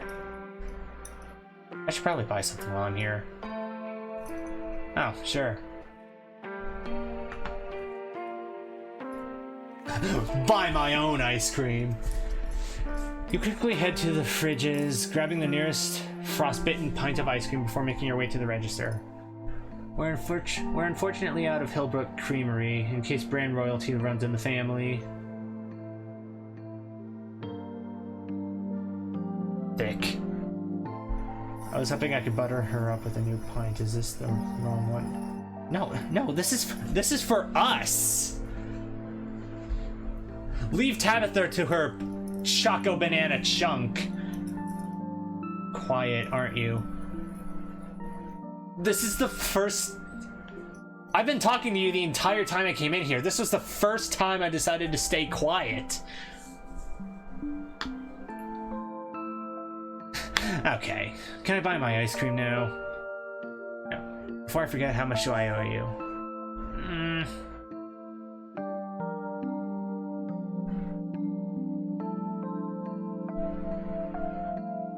No, let's skip this one. Before I forget, how much do I owe you?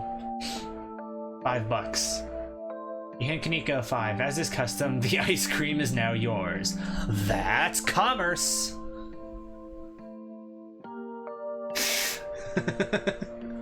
Tip Fedora. Fare thee well, fair maiden. It was nice chatting. I'll get out your hair now. I'm sure I'll see you around. It was nice chatting. I'll get out of your hair now, but I'm sure I'll see you. No, it was nice chatting with you. Yeah, I'm sure I'll see you around. This town is like 3 streets wide. The Holler. Chat with Kanika at the general store early Monday afternoon. You find yourself in Scarlet Hollow's desolate main street once again. It looks like the sun's finally starting to set. Maybe you'll see if a sleepy southern town like Scarlet Hollow has a vibrant nightlife another day, but for now, you feel ready to head back to the estate.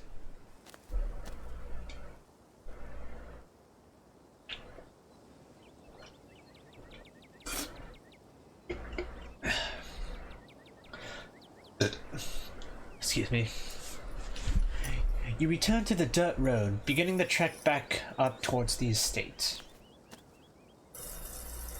As the sun sinks deeper into the horizon, the sky is flooded with orange and pink hues, the shadows around you darkening and stretching out over the path. The mountains seem to make night come quickly here, their rounded hills blotting out the dying sun prematurely, casting the valley of Scarlet shadow in an eerie autumn twilight. You've had a long day. Between traveling and meeting all these strangers, the dusty bed that waits for you back at the estate is starting to sound. You pause mid-thought. Something is standing in the tree line, watching you, trying to be very still. It's a cat, and a very big one. Is this what you saw in Stella's footage? Hey there, buddy!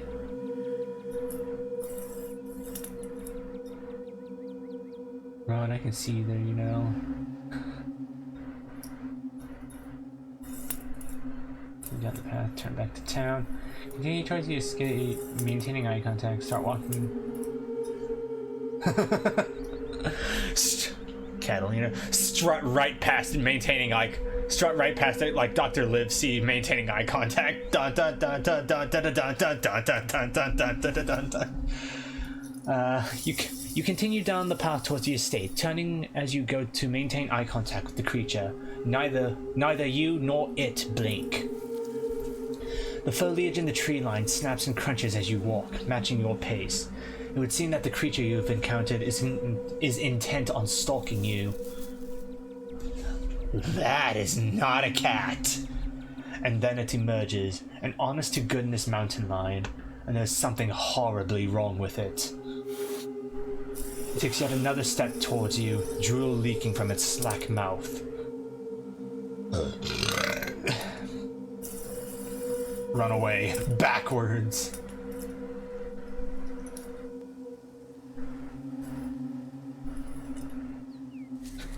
Start filming so we can one-up Stella. As you pull out your phone and hit record, the mountain lion dashes forward with surprising speed, ears back and claws glinting. There's a heavy thump as it connects. You find yourself tumbling forward, pitching over the side of the road and rolling downhill. It's disorienting. You find it to be almost impossible to stop yourself, the incline too steep, every attempt ending in more scratches and bumps through the rough terrain of the mountainside. You finally land with the breath-stealing thump in a small copse of trees, battered and bruised, bleeding from the thorny shrubbery, but not dead. It doesn't bother trying to hide now, leaping down into the clearing with killing intent in its wide yellow eyes, ready to finish what it started, and then... The evening air is pierced with the sound of a gunshot. I see. Is that how you convince her? Convince who? Oh, that the thing she saw was a cat. The mountain lion is gone in a flash, leaving a thin trail of blood behind as it disappears into the dark woods beyond the path.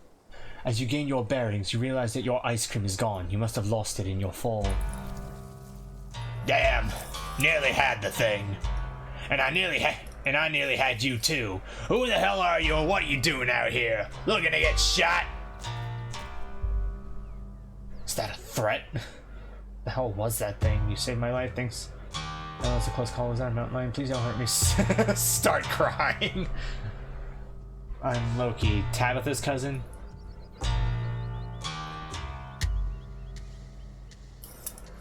Well, nobody thought you were gonna show up. I apologize for my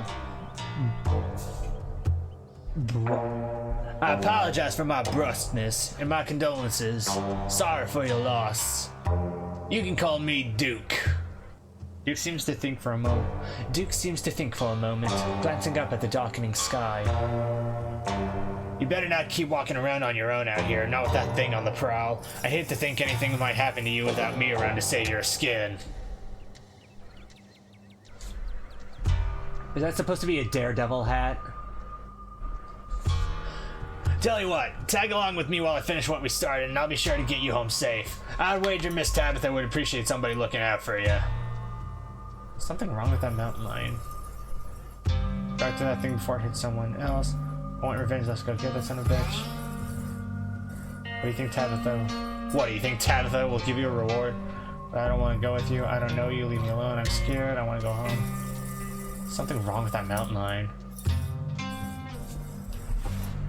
It's probably got the cancer. Had all them lumps. Doesn't mean it's any less dangerous. If I had to guess, I'd say it's more deadly than ever now that it sees death's coming for it. As you well know, when's the last time you heard of a mountain lion attacking anybody, especially on this side of the continent? Duke is a good man. You're one of a lucky few, so don't ruin it by going off and dying alone in the woods after... You're one of a lucky few, so don't ruin it by going off and dying alone in the woods after God did you a favor. Excuse me, I can do myself favors. As a god, I can do myself favors. Thank you very much. Let's go after that thing before it hurts somebody else.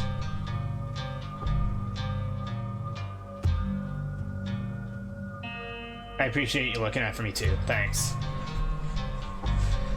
Don't mention it. I wouldn't be able to sleep at night knowing I'd let somebody go off on their own in the dark with something like that prowling around after them. Stick with me and we'll make sure it doesn't get the chance to take a chunk out of anybody. I don't like the thought of a man-eater like that around my town. You and Duke make your way into the dark woods, following the trail of blood the mountain lion left behind.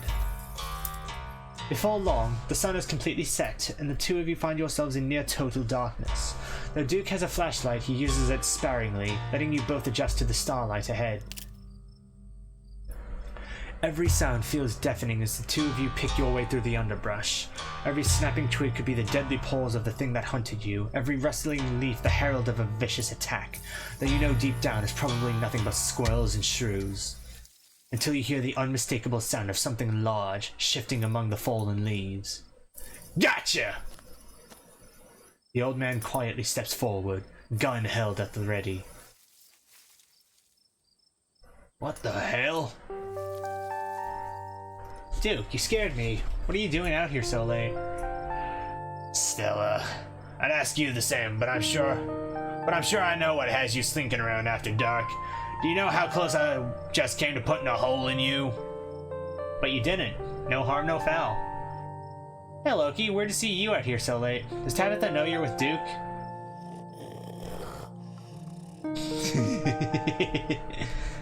Gretchen's little nose seems to pick up something she doesn't like. She thrashes in Stella's arms, whining threateningly. Whoa, calm down, girl. You know Loki. I swear, it gets so hard to hold on to her when she gets like this. Sometimes it feels like she's only geriatric when she wants to be. It's alright, little lady. You're safe so long as you got your mama looking out for you. Unlike you, Stella, if you decide to keep on doing whatever it is you're doing out here, I think you'll find these woods ain't agreeable tonight. Loki here had a run-in, wouldn't you believe? So just go on home and save all this for some other night. Wait, a run-in? What kind of run-in? Was it supernatural? Like I said, you won't believe it. Now put that dang camera away. I was attacked by a mountain lion, you know, the kind you said didn't exist in these parts. Yeah, just know it was bad, okay? You should listen to Duke and go home. There's some kind of creature. It was like a cat, but big and covered in these lumps. You would have loved this thing. It was definitely some kind of cryptid. Why are you acting like he doesn't mean what he says? Take this seriously, it's dangerous. I don't know what this old man's about. I was attacked by a mountain lion, you know, the kind you said didn't exist in these parts. Oh, I see. She's been trying to fill your head with her nonsense, too. It's not nonsense, it's... Don't you get started, Stella Richmond. We was both there, we saw the damn thing. It was a mountain lion, plain and simple. No ifs, ands, or buts about it. It's just that I did that whole video on them and found absolutely no evidence that they exist out here. Eastern mountain lions are extinct. There hasn't been a sighting in decades. There hasn't been a sighting in decades until now. Your friend here damn near got eaten by one. So if you don't want your last video to be found 20 years from now next to a pile of your bones in the den of some long dead creature, you'd best get out of these woods. That would be so cool. No, it would not. Your mom and daddy are spinning in their graves hearing talk like that. Another contender for the Dead Moms Club? If they ain't around to stop you, then I'll take on that responsibility. Go on, get! The old man shoos her away. Fine, I'll go. Street smart. You recognize something in her smirk. She has no intention of going home. I think I'll go back to town with Stella, rejoin Stella. You're just gonna keep running around with your camera, aren't you? Alright then. Keep your secrets. You let the lies slip by unnoticed. Gretchen, what have you done? You've doomed us all. Good. You and that little lady of yours should go home and get some rest. I will. Thanks, Duke. Later, Loki. Let me know if you see anything cool. And with that, she's off. It's just you and Duke in the dark woods once again. Damn, we've been stopped too long. Now the old hip's starting to voice its complaints. There's an overlook just out this way. Let's sit a spell. I brought a few victuals along if you're peckish. I'm guessing victuals is like something to snack on.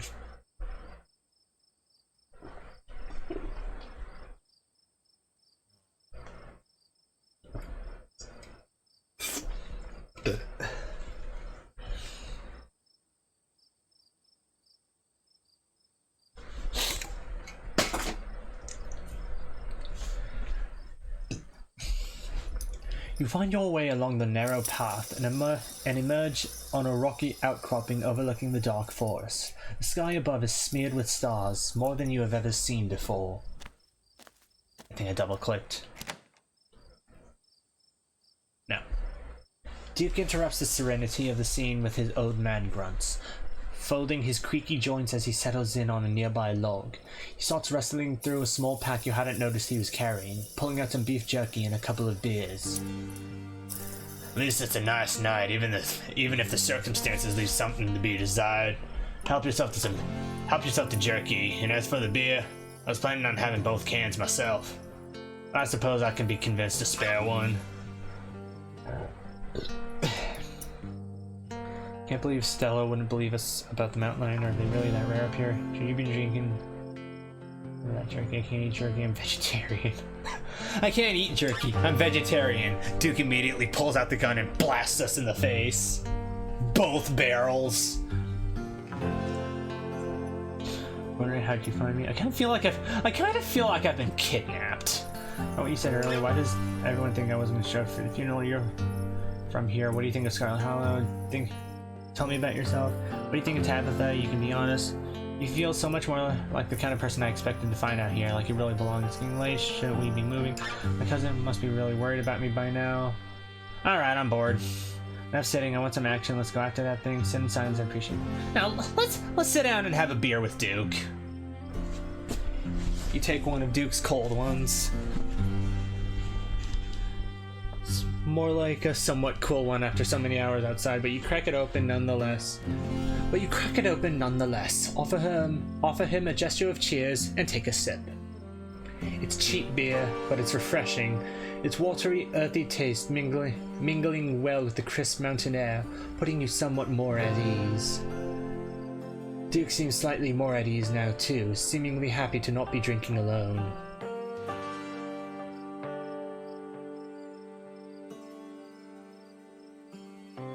I'll have some of that jerky. Damn straight you will. You take a laborious bite of the jerky, straining your jaw as it fights back, but you manage to tear off a leathery piece. It's not especially flavorful, but it is very satisfying, like how you imagine old-timey war rations might taste. I can't believe Stella wouldn't believe us about the mountain lion. Are they really that rare up here? If you ask most people, there ain't been any in these parts for decades. But everybody who lives deep enough in the hills has a story too about seeing one. Not that anybody believes us. And if we don't manage to bag that son of a bitch, you'll have one of them stories too. And then you'll get the rare pleasure of telling people what you've seen with your own two eyes and never having nobody believe you. A crisp breeze passes over you. You can't shake the feeling that you're being watched. You scan the tree line and something catches your attention. For the shortest moment of time, your eyes meet with the eyes of someone or something else. And then they're gone.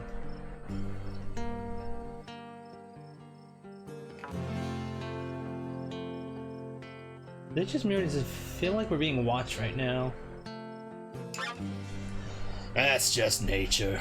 You'll get used to it.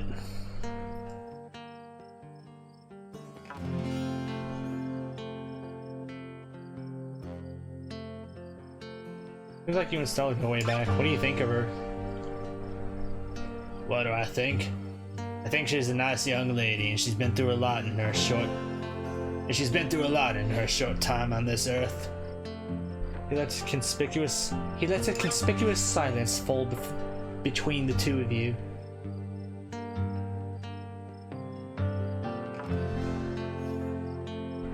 You can tell me more, I won't tattle.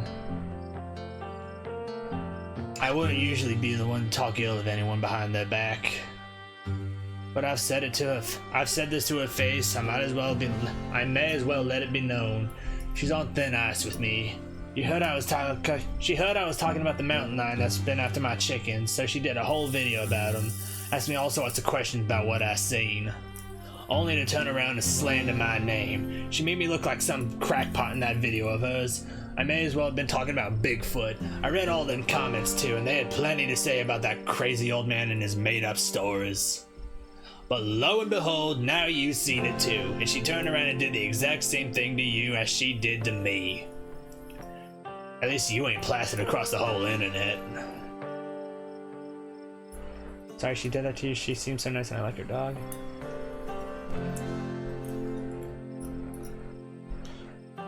Doesn't mean like she hasn't quite figured out the effects her actions have on other people. My actions have consequences? Yes, I'm a big fan of her. She seems pushy. Why is she doing this in the first place? Do you think her YouTube career is even viable? No. Sorry she did that to you. She seems so nice, and I like her dog. That Gretchen is a sweetheart. Not a very useful thing, but I suppose not all God's creatures need to have a purpose beyond being loved. It still is a sweetheart most of the time, too. Just not when it comes to cats of the large variety. The thing about her parents rolling in their graves, are they both dead? Yes, they are. God rest their souls. Car accident a while back. Poor thing was there through it all. All three of them left town together, and she was the only one who came back. She's taken it well, all things considered, besides a few quirks she picked up. I've heard she needs convincing when you need to get her in a car. Can't be pleasant for her to live like that, but to each their own.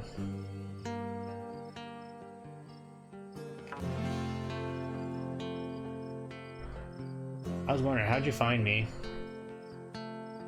I've been on that thing's trail all day. I've got myself a personal vendetta. Been after my chickens. I've seen it around my property a few times now, and the next day I always have a bird or two missing. Those birds is like family to me.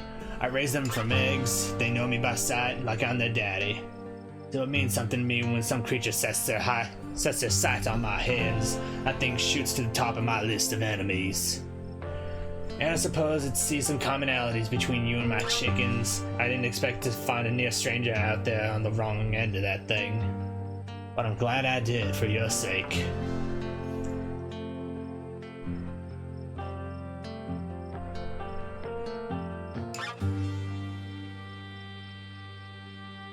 What do you think of Tabitha? You can be honest. You say that as if I would have a bad word to say about her. I think she knows the value of hard work, and I think she and your whole family have been the lifeblood of this town for longer than I've been alive.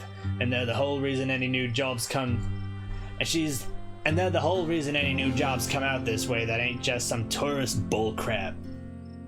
We have the Scarlet to think that this place ain't just a glorified theme park like some other towns I could name.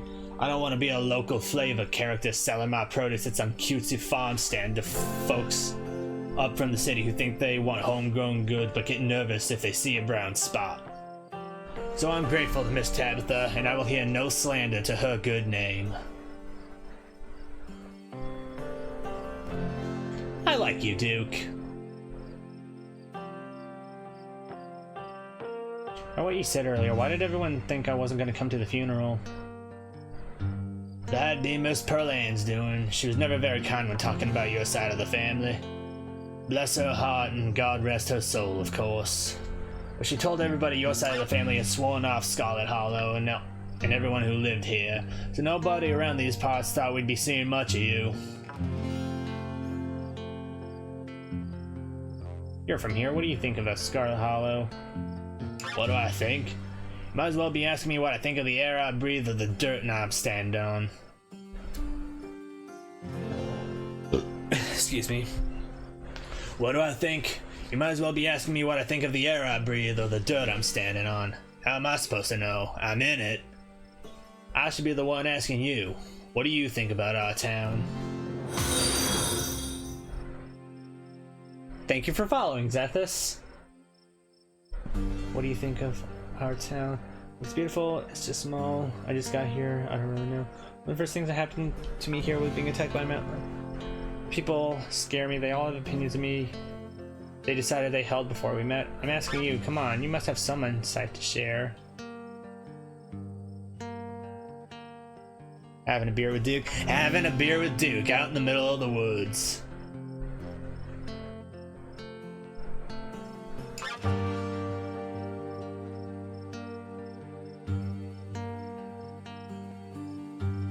I'm asking you, come on, you must have some insight to share. If you must know, I think it's a nice, quiet place that anybody would be lucky to call home.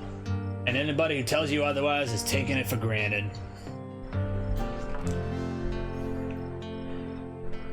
You feel so much more like the kind of person I expected to find out here, like you really belong. You calling me a stereotype? I'm just joking. I know I picked up some habits that folks around here tend to pass around. At least I ain't on the meth, that's the next generation's troubles. I just chew my tobacco and drink my beer and leave it at that. I will say though, things ain't like they used to be around here. Kids grow up online and lose their accents because they want to sound like somebody else.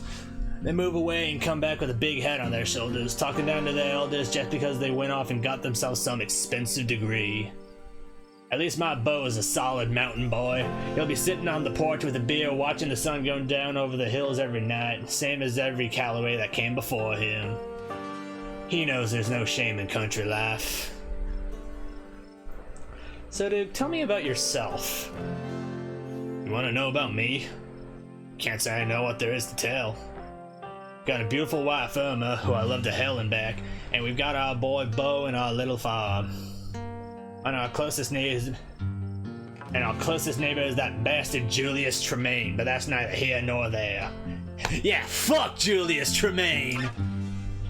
Tell me, what's the biggest pumpkin you've ever seen? What? I get the feeling you want to show me a big pumpkin. I've seen one about the size of a large pumpkin. I've only seen them in grocery stores, the grocery store side.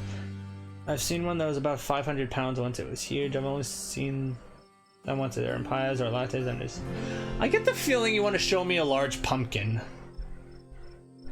Damn right! And not just any pumpkin, the biggest pumpkin I bet you'll ever see. Fix your eyes on this beautiful lady. Duke pulls out his wallet, flipping it open to a photograph of a very, very large pumpkin. Big Betty, my biggest yet. Me and Bo are taking her down to the fair this week, aiming to take home the blue ribbon. That is a very big pumpkin. How the hell are you getting that thing to the fair? Probably just spend such time growing a thing.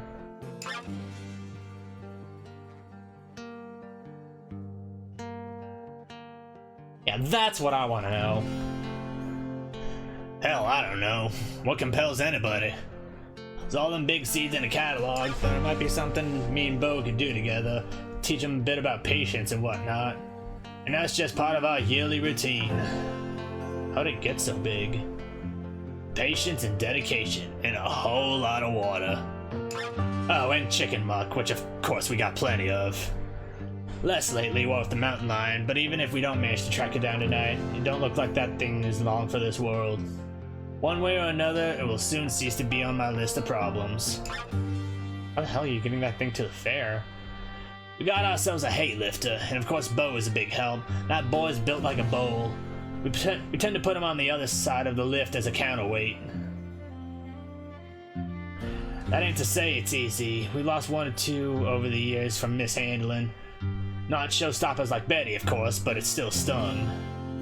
Even now that we got the hang of things, it's still gonna give me a heart attack to see her lift it up and not know whether something might go wrong. What's wrong with that thing? Growing something like that easy. What a pumpkin, she's gorgeous. I tried growing a tomato once, I couldn't even do that. You must be a very skilled farmer. You have a very big pumpkin. Good job. Growing something like that can't have been easy. Damn right. It don't always work out. Sometimes you just wind up with something half a size, all that effort for something that wouldn't even take home a green ribbon. Not this year, though. Everything was just right.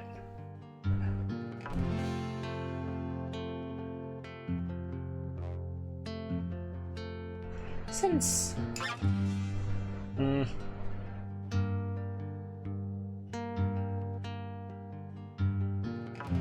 Let's just enjoy our beer.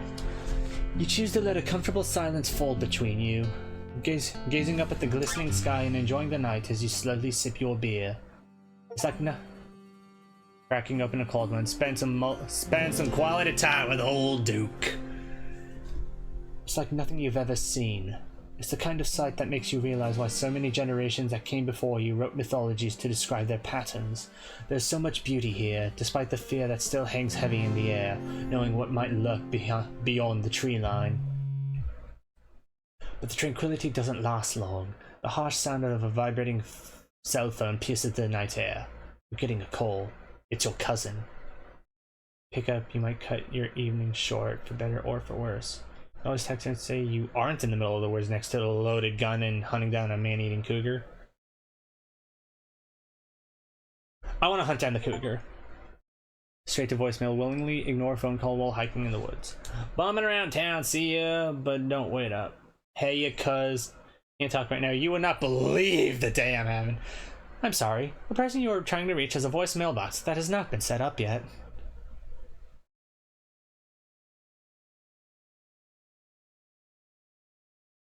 Now, there's no point in lying to her. Hey, cuz, can't talk right now. Your message sent, you pocket your phone. One of them fake calls, huh? Can't believe they're coming through all the way up here. Usually the hills are the one place you can be free of them. Bad reception and all. There's a sound nearby, a scuffling, and then... What in the... The rustling grows louder. That must be my birdie. She's still alive. The old man takes a step toward the tree line. That is not Birdie. I don't know what the fuck that is. Oh, maybe it is Birdie. Maybe it is Birdie. Get your thieving little hands off her! Duke charges forward, flashlight in hand, crashing through the brush. Damn, that thing is fast. Which way did it go? There's an odd sound nearby, though it isn't the sound of whatever the two of you were chasing. Human voicing one you recognize immediately. Yeah, Stella didn't leave the woods after all. Here that would be the case, but there's a difference between getting a sense of things and having your speculation verified. Ahem. Seems like we found one of Duke's chickens, folks, and she's not looking good. I'm hesitant to speculate, but... Duke stops mid-stride to listen, his hearing evidently not quite as sharp as yours. Damn it, I know that voice. There appears to be some kind of growth. I've never seen anything like it. Jeez, I hope I don't get demonetized for this. Stella, I swear to God, didn't I tell you to go on home? The two of you emerge into the clearing, revealing what Stella had been filming so intently. It's Bertie. It's Birdie, her little chicken body panting desperate breaths as she lies in a crumpled heap at Stella's feet. Birdie, oh no. What's happened to you, sweetheart? Duke, I just found her like this. I think there's something seriously wrong with her.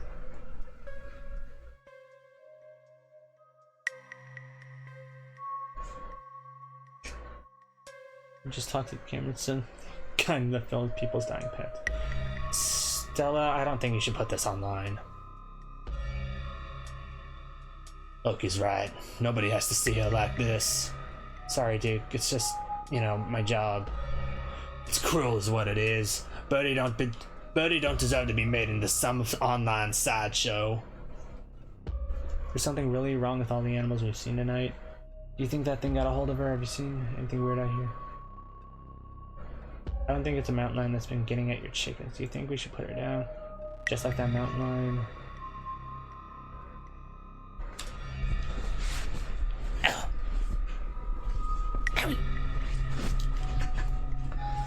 Something really wrong with all the animals we've seen tonight. No goddamn shit. It's like some kind of plague. It better not be contagious. You seen anything weird out here? I sure did. There's this deer that looked an awful lot like Birdie does now, with a big lump. Thought it was cancer, but now I'm not so sure. I got some great footage. You'll see it once I have the chance to edit the video. I didn't get a good look, but there's something off about that mountain lion earlier too. Oh, I didn't get a good look, but there was something off about that mountain lion earlier too. Examine the chicken. You stoop down to look at the chicken. Examine the growth. Good God. At first you thought it might have been a tumor, but this is something else. The skin is stretched taut, the growth pulsing beneath. She could still get better. Maybe she just needs that thing to pop and she'll be right as rain in a couple days. Happened to me once, and there's not so much as a scar these days. I don't know. It kind of looks like there's something in there. More closely at the growth, you think you can see something squirming inside. Ew. And in the head. Its poor little chicken eyes look up at you, glazed over, but still rolling around in their sockets with unfortunate life. Examine the wing. The wing is still barely attached, but that seems to be the least of this chicken's concerns. Whatever got a hold of her busted her wing up too, little bastard. Yeah, what a bastard. There was a hesitance in Stella's voice. She doesn't seem the type to intentionally hurt animals, but it's dark out here. Maybe she stepped on it without noticing it was there. Having investigated to your heart's content, you step back and give the bird space.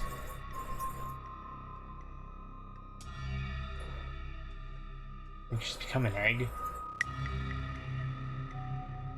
Like one of those things is going to pop out of her? No, I refuse to entertain that notion. She ain't some kind of incubator. She just needs that thing drained, maybe some antibiotics, that's all. You see the thing that got a hold of her? I sure did. I got it on camera too. I don't know what it is yet. A gnome or something? You know there ain't no such thing. Like, what are we supposed to do, man? I'm freaking the hell out right now. No, shut up. Dude, I don't think it's a mountain lion that's been getting at your chickens.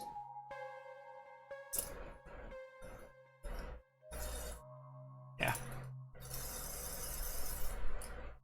Yeah, no shit. In all my years, I've never seen anything like this. Whatever got at Birdie seems like the same thing that must have gotten at that mountain lion.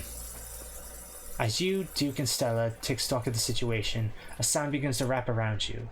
Gently at first, barely a whisper, but then a guttural moan, and then another and another, until suddenly you find yourselves surrounded by a chorus of groaning misery. I don't care how small the room is, I cast Fireball! We are not casting Fireball in the middle of the woods, Ryan. I think we should get out of here. Agreed, we've all had enough excitement. Come on, Birdie, let's get you home. Are you guys hearing this?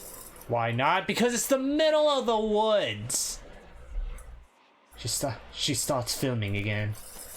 As Duke scoops up the injured birdie, the voices in the tree intensified. It's like you're all suddenly surrounded, the strange sounds coming closer, growing bolder. What in the hell is that? Don't you step another foot closer or I'll shoot. Don't think I won't. The man hesitates and the thing steps forward, fixing what seems to be its eyes on Birdie, tucked under Duke's arm. Gretchen starts making ungodly noises, screaming and howling along with the din around you. You and Stella turn just in time to see another of the creatures slithering out from the bush. Gretchen's whines and barks reaching a fevered pitch as another creature's malformed hands grasp at her. Oh my god! What's going on over there? As Duke glances back, everything seems to happen at once. A patter of unnatural feet, and then chaos.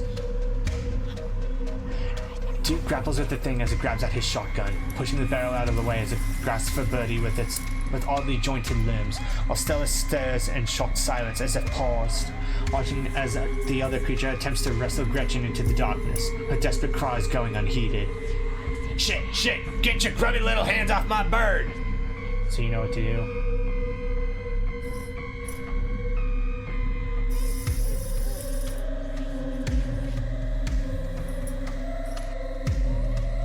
Duke can handle himself for a bit, Gretchen can't. You dive for Gretchen, attempting to snatch her away from the thing's misshapen hands. You manage to grab her, but the creature isn't deterred. It rears back on its hind legs, its mouth opening, whispered tones sliding out alongside something sharp and unnatural. But then there's the deafening blast of Duke's shotgun, and suddenly it is gone. Duke? Oh boy. Oh, damn it all. Poor trigger discipline, an unfortunate accident. Oh my god, what do we do? Okay, first things first, I grab Gretchen. There, step 1 is done.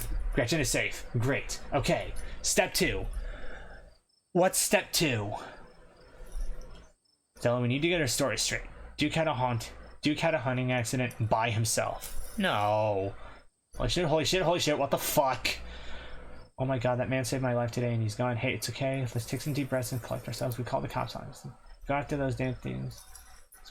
It's what he would want. Revenge. Damn it, Sal, why didn't you do something? You just stood there filming. What's wrong with you?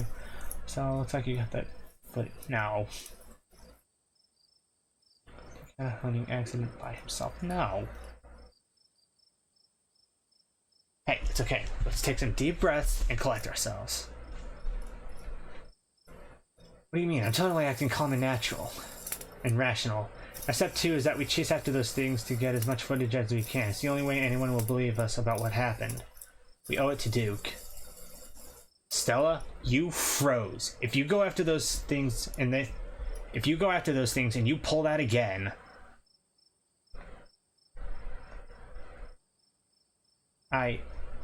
Okay, let's go.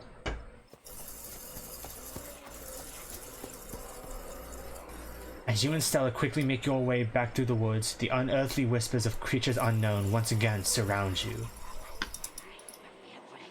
You say nothing, continuing forward with a grim determination. We're almost there. Oh, but this is a horror game, so of course the truck's not going to start immediately. You and Stella reach the main road, and the whispers fade back into the sounds of nature. Sounds like they've stopped following us. I should get reception now that we're back on the main road. Let me find my phone and I can call the sheriff. You feel a buzz in your pocket. 6 missed calls from Tabitha. Where the hell did you go? Where are you? Tabitha! Cousin! And 13 text messages. I think... Whoa! I think I'm in trouble.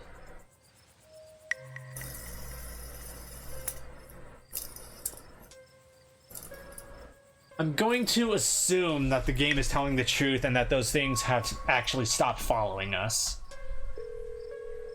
You try and call Tabitha back, but it goes straight to voicemail. Okay, fuck you, Tabitha. Text her that you're okay. You text Tabitha back and let her know you're okay. Your message sits unread.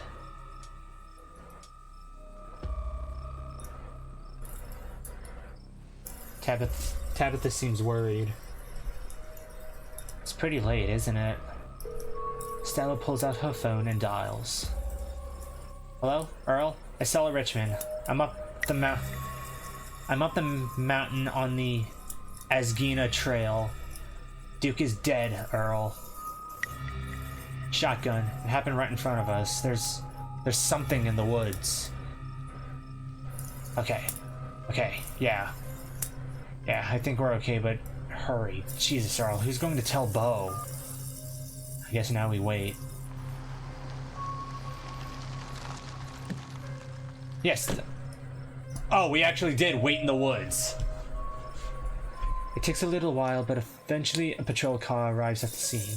Out of it walk 2 officers. Sheriff Hugby, a friendly older man, and Deputy Franklin, a serious man wearing sunglasses despite it being the middle of the night. Hey, Mr. Douchebag, why's your ego so massive? You know it's 2 a.m. and it's dark outside. You don't need those sunglasses. See? Right there. Thing jumps out of the woods and then the shotgun goes off. What in Sam Hill? What in Sam Hill? What is that, some kind of Pillsbury Doughboy? Could have been a naked maniac. No, there's more than one. They chased us through the woods. Whatever they are, they aren't human. And they killed Duke. Uh-huh. Now we're gonna have to confiscate this camera, Miss Richmond, if you don't mind. This is evidence. But okay. Let me just turn it off to save the battery. Street smart and keen eye. As Stella fiddles with the camera, you notice her pop out the memory card and slide it up her sleeve. Here you go, Deputy Franklin. We appreciate your compliance with the law. We'll get a team out in the morning to retrieve the body, but for now, Sheriff Hugby and I... Please, call me Earl. Earl and I will escort you and... Who are you exactly? And is that a single Bud Light I smell on your breath? You shouldn't be drinking in the woods. Yes, exactly one Bud Light. How did you know? That's Loki. He came into town today for the funeral. Loki? As in... Yes, god of trickery. Tabitha's cousin, yep. Damn, didn't think you'd actually show. We'll escort you both back to town. If there's a naked maniac on the loose, it's best you don't walk back on your own. It wasn't never mind. Why aren't you going out there tonight? There's a dead body in the woods. Those things out there could attack someone else. Well, it ain't exactly like old Duke is going anywhere at this point. He'll still be out there in the morning. We only have a skeleton crew at the moment. Monday nights are Deputy Derrickson's bowling nights. We'll be on alert for any more reports of naked maniacs, but retrieving Duke will just have to wait. Now, if you'll kindly step into the vehicle, we can return you safely to your home. Do we have to ride back with you? We can just walk. Those creatures left. We'll be fine. I'm afraid I'm going to have to insist, for your own safety. Stella sighs. Okay, thank you.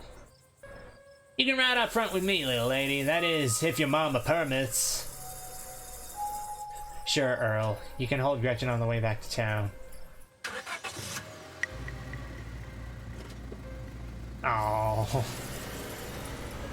The cops usher you and Stella into the back of their squad car.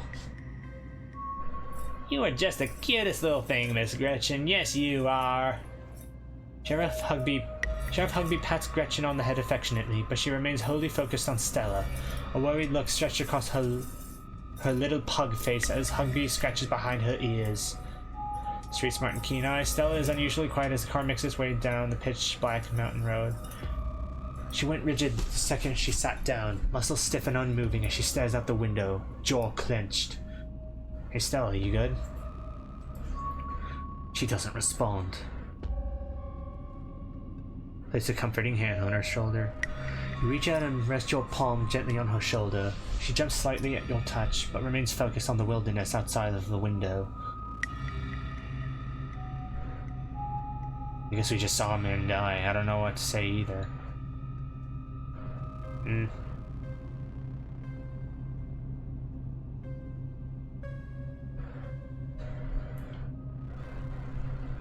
Looks to me she's just got a bout of car sickness. Must be why she thought walking home sounded like such a good idea. Guess whatever y'all saw out in them woods wasn't as bad as an upset tummy. I'm sure she'll be right as soon as once we get back down the hill, though she'd best not try to hurl in the meantime. We wouldn't want Franklin here to have to work late cleaning the squad car. We're only a few minutes away now. Y'all better keep it together until then. Soon the rumble of gravel beneath the tires gives way to uneven pavement, and the car comes to a stop in front of a small cottage. Oh no, not a cottage in the middle of the woods! You two stay out of trouble. We'll have all this sorted out in the morning. Just get a good night's sleep. And you, whatever your name was. I.P. Freely, Fox Mulder. I.P. Freely. Sure, you're in town for the funeral? Good. Don't you go leaving before then. I imagine we'll need to ask you a few questions about everything you've seen tonight.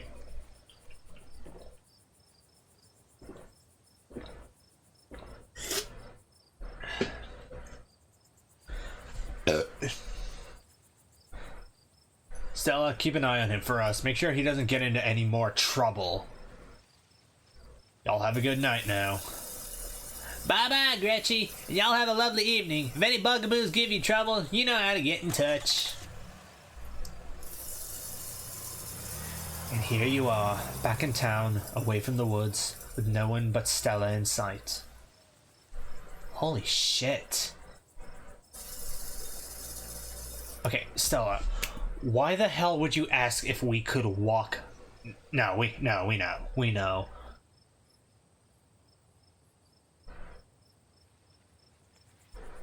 They seemed a little blasé about everything. Keep an eye on me, are they for real? No, well, we'll ask her nicely about it. Why on earth did you want to walk home? I just don't like cars is all. They're rolling death machines if you ask me. Sorry if I weirded you out. God, what a night. Seemed a little blasé about everything. They sure seemed a little blasé about a man's death. Excuse me. I can't believe they're waiting until the morning to even start looking for him. Who knows what those things are doing to his body right now? And what's worse is, I think they implied that you're a suspect, even after we showed them all that footage. I'm screwed. The truth will get out. Even if they don't believe that footage, those things are out there in the woods, and something's telling me they're not going away. Yeah, no kidding. But it's okay. I'm not going to let anything bad happen to you. I was there. I filmed the whole thing. At the very least, it'll never hold up in court. And it won't get to that point either, because we're going to do a little investigating of our own. We've got to find out more about those things. If we can get clear footage, or better yet, trap one of them, there's no way they can blame me for what happened.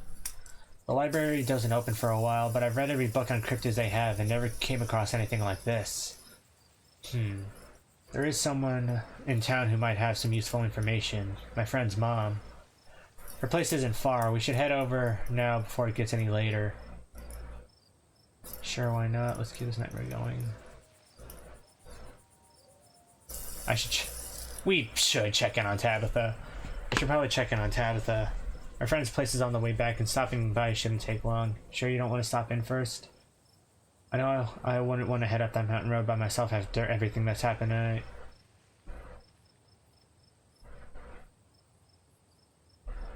When you put it like that. Sure, let's do it. Awesome, let's go. I hope she's still awake. We've been here, of course. The general store, though it's currently closed. Its large windows dark. Stella knocks on the door anyway, ignoring the closed sign. No! Not more evil residents! Out of the corner of your eye, you spot a shadowy figure staring at you from across the road. You didn't hear it approach. Silently get Stella's attention. You tap Stella's shoulder. Welcome home, Loki. You tap Stella's shoulder and subtly direct her gaze to the shadows. Loki. Jesus. No, not Jesus. Loki. Jesus has his own thing. Welcome home. What the fuck do you want at this hour? Before you can respond, the door behind you swings open. An older woman stands in the entryway. Go home, Wayne. I can't help you tonight. You look back and the figure is already gone, disappeared into the shadows of the night. I'm sorry about that, Stella. Some people just can't be helped. What brings you out here? What brings you out here so late? Who is this? You want to know a funny? The answer to the question, you want to know a funny, will never be no, Zethus. Hit me, what do you got? Hi, Miss Forsyth, this is Loki. Is it okay if we come in? Of course. You're in luck, I just put water on for hibiscus tea. You can romance Wayne. What, the zombie? Oh, for goodness sake, you call me Sybil. You're an adult now, after all. Oh, she's so cute. The woman takes you through the general store and into a room that had been closed on your previous foray into town. It's a tea room. The atmosphere is warm and comforting, the air infused with the pleasant scent of slowly decaying plants and damp herbs. Welcome to my little nook. It's nice to finally meet you, Loki. I was so sorry to hear about your mother. Vivian was such a lovely soul, and she's been sorely missed in the Holler. And now poor Pearl Ann is gone as well. Do let me know if there's anything you need while you're in town. Who was that outside? Just a very sick man. You don't need to be worried about him. A very ominous, very sick man. You knew my mom? Of course, dear. She was a good friend of mine for many years. She was such a lovely woman. You should come by sometime. I can delight you with unsavory tales of her youth. Oh, I forgot they changed Sybil's theme. Episode 5. I didn't know that. How did you know she died? Oh, Pelan was a chatty woman. Not much went on that I wouldn't get an earful of, bless her heart. We need your help. And they got Amelia Jones back on the soundtrack. I don't know who that is. Ah, yes, I suppose pleasantries can wait for another time. What's got you here so late? You seem troubled. You know about weird stuff, right? Unexplainable stuff? Go on. Duke was killed tonight by something in the woods. She did the vocals for... She did the vocals in Slay the Princess.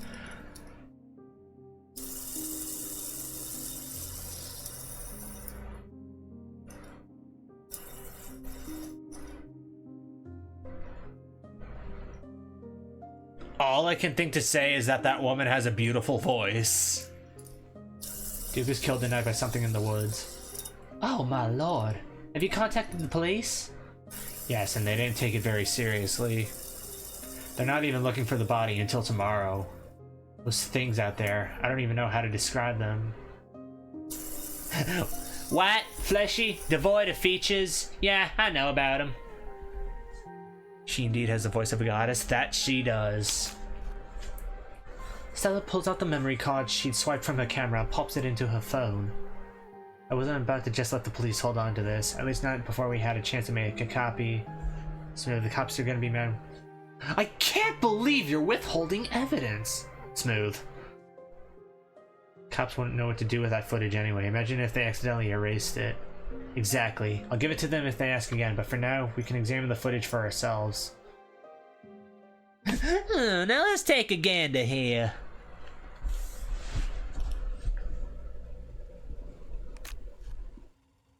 Where was this? Up the mountain to the northwest. Sybil? Sybil! Sybil, the tea! Been the town limits? Yes. I see. Is there a way to make the video bigger and louder if you can? I'd need to plug the memory card into a computer. I can go back and get mine. No need. Kanika should still be awake. She can lend us hers. You better come with us, Stella. I'm sure she'll be more willing to help a friend than her nosing mother. Sybil, pull the damn tea off the stove!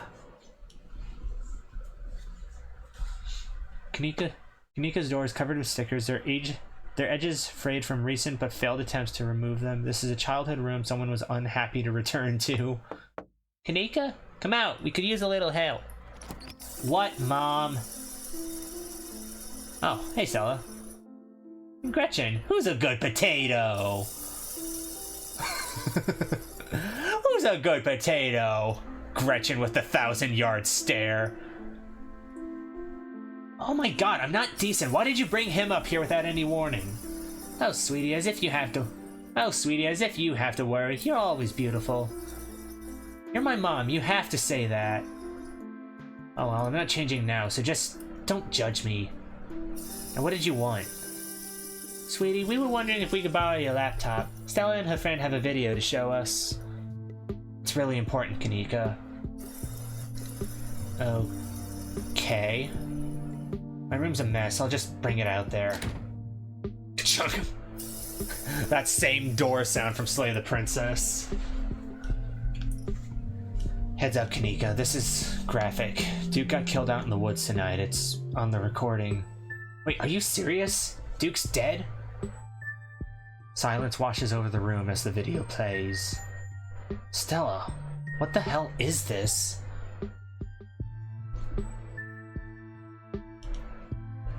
Sorry either of you had to see this, but Loki and I have no idea how to make heads or tails of it. Kanika straight up has a Sailor Moon shirt on. Stella, are you okay? I'm fine. Really, I'm okay. I'm fine too. Thanks for asking.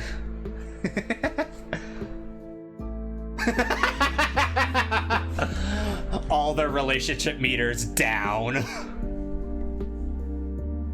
Poor Duke. Poor Beau. Has anyone told him yet? If you have high enough affection, you can enter her room later.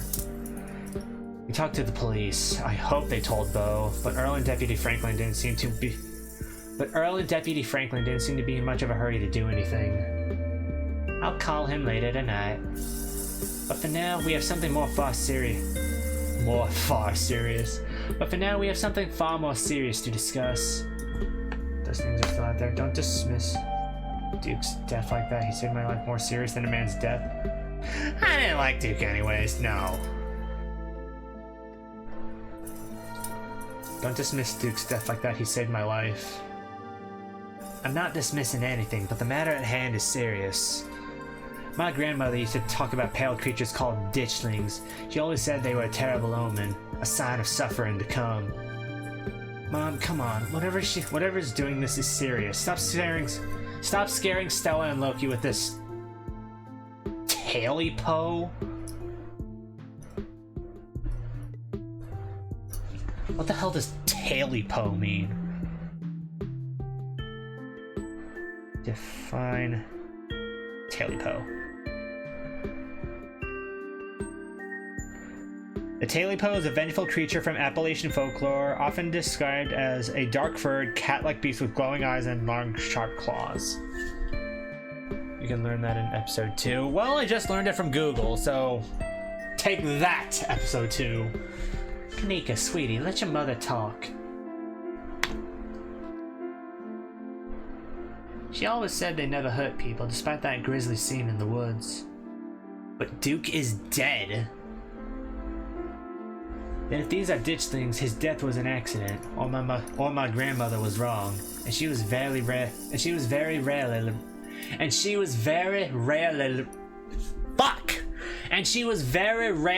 wrong. Just as birds flock before a storm, the ditchlings congregate when tragedy is soon to fall. Jesus, Mom, haven't they already been through enough? Do we really need the spooky window dressing? What if it's important window dressing? Okay, I know when I'm outnumbered.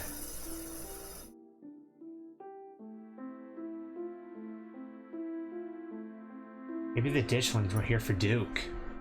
Like some sort of self-fulfilling prophecy. Unfortunately, no. Their presence forewarns of something far more sinister than one man's death.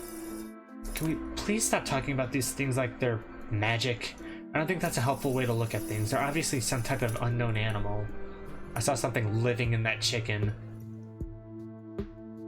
Oh god, do you think they're incubating in things? Gross.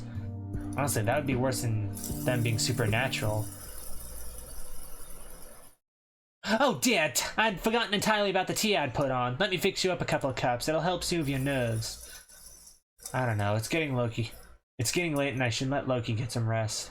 I don't think he even meant to wind up in the woods tonight. Pass out with a nice meal.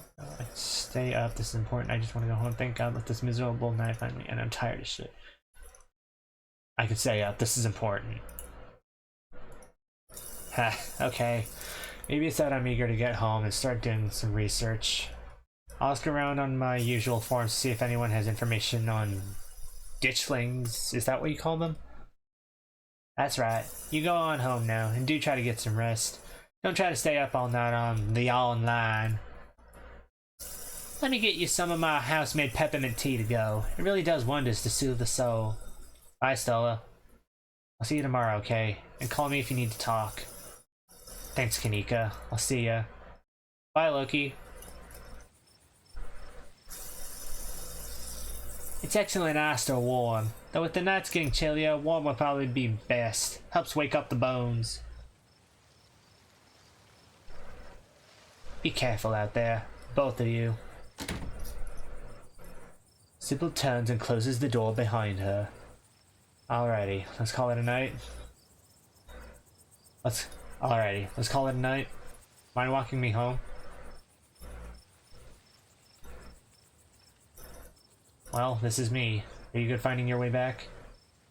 You sure I can't stay here? I don't like the thought of having to go up that mountain road. Good finding your way back? Yep. Cool. See you around? Yeah, of course you'll see me around. This town is like 3 streets wide. As Kanika put it. Yeah, we're in this together. It's not like I have much of a choice. I don't know. Yeah, we're in this together. Yeah, we are. Stay safe, buddy. Same footsteps. As far as you know, the creatures from the woods have infested these trails as well, but it's too late for you to turn around. You'll either make it back to the estate, or you won't. Continue down the path. Almost home. Continue down the path. Your salvation in sight, you make a mad dash to the door. Try the door. End episode 1 at the estate. Oh, thank God, you're back. Where the hell have you been? Called you back as soon as I had reception. Didn't even pick up when I called you back. I texted you back. The miner outside the general store.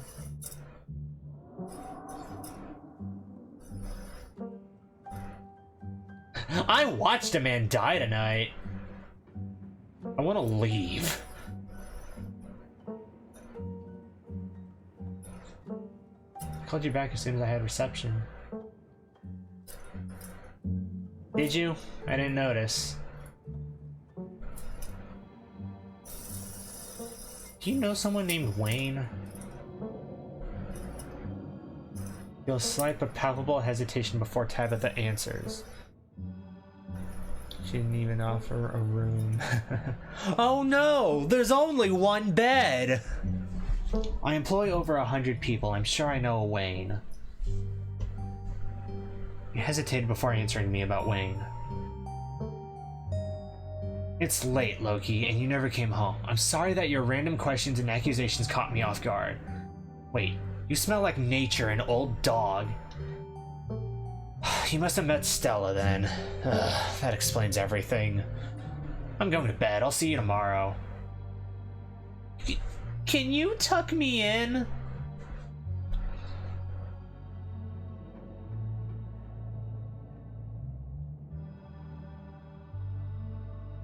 Yeah, fair enough. Go to bed. You're alone in the estate. The sound of the wind whistling through the house gives you an uneasy feeling in your gut. It's probably best to turn in and try to leave the night behind you. You thoughtlessly stumble into your room, and before you even realize you're there, you've already collapsed onto the mattress, exhausted. From the relative safety of this uncomfortable bed, the events of the past evening seem like something that happened to someone else. But you can clearly picture the terror you felt in those moments, even now. Though you can still clearly picture the terror you felt in those moments, for now, you're safe and you're warm. Eventually, the sun will rise and chase away the monsters and make them seem like nothing but bad dreams. Maybe tomorrow, if you're lucky. You'll wake up in the normal world and have a boring week in the mountains with your sour-faced cousin. It's a nice thought, but deep down you can't help but worry that things will only get worse.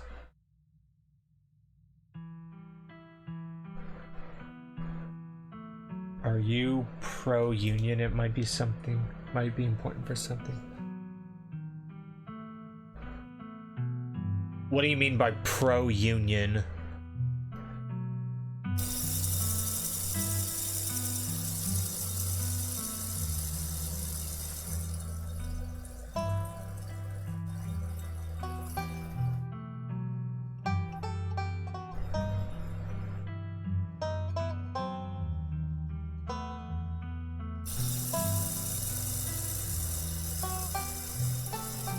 Unions for.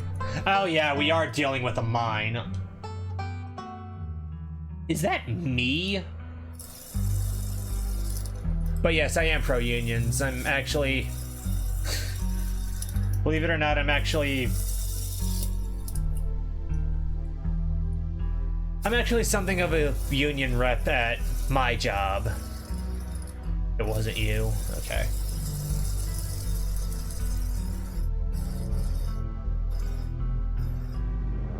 Is that Big Betty?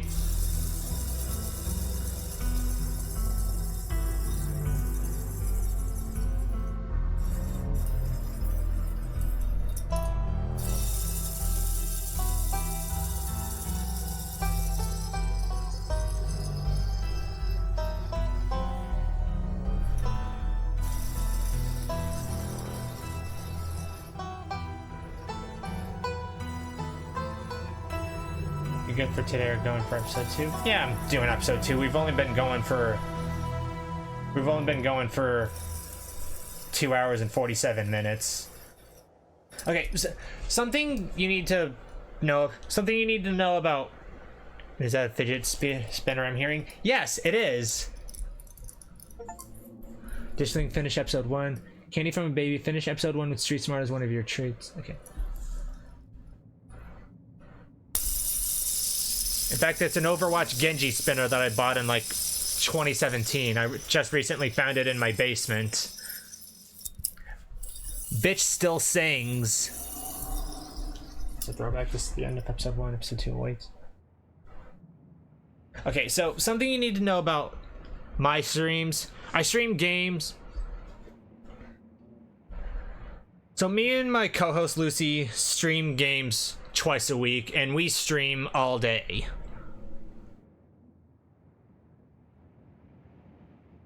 Our attendance for our writing streams could be better, but we've both got a lot of shit going on. So we can't always make good on our scheduling. This is the end of episode 1, episode 2 awaits. If you'd like to continue with this world set in episode 2, please save your game now. Okay? Continue. Would you like to see a recap? Would I like to see a recap of the episode I just played? No, thank you. Okay, then I'm hoping you'll get through episode 3 at the very least. I'll try to. Yeah. Okay. Unfortunate, but I feel like I'm gonna have to give up on the Jonathan Sims voice for the narration. You open your eyes. The sun has risen. The birds are singing. You are still alive, and for now, you are safe. Episode is my favorite after episode 5. Your gaze wanders across the room to the window and the woods beyond. You wonder if the monsters are lurking there right now, just beyond the trees, ready to pounce as soon as you leave the crumbling estate. A familiar unease settles in your gut, tingling into a knot of anxiety, wriggling as the events of last night play out in your head. It's fine, you did great though. Thank you. You can't help but remember Duke, slumped against a tree, pieces of him scattered across the clearing. You're not sure if you'll ever feel okay again after what you've seen, but you can't stay in bed forever. Hunger pulls you from the clammy depths of the mattress. You can refresh yourself on the events of previous days by using the journal icon in the quick menu. What, this one?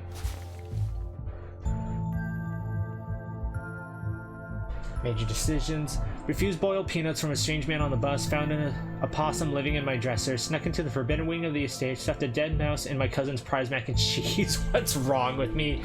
Duke saved me from a mountain lion, witnessed Duke die in the woods and called the police, met Stella's friend Kanika and her mother Sybil and learned about ditchlings, returned to my cousin's estate before going to bed. Check on the possum. You open the drawers and check in on the little possum you met yesterday. Oh good, he's still here. That's nice. little mans. You reach in to pat the little mans. He immediately plays dead. Pat the little mans. You leave him to his theatrics and close the door. Poke around the closet. Sure. Great, the doll didn't move during the night. Maybe it isn't haunted after all, though after everything you went through yesterday, that's hardly a consolation.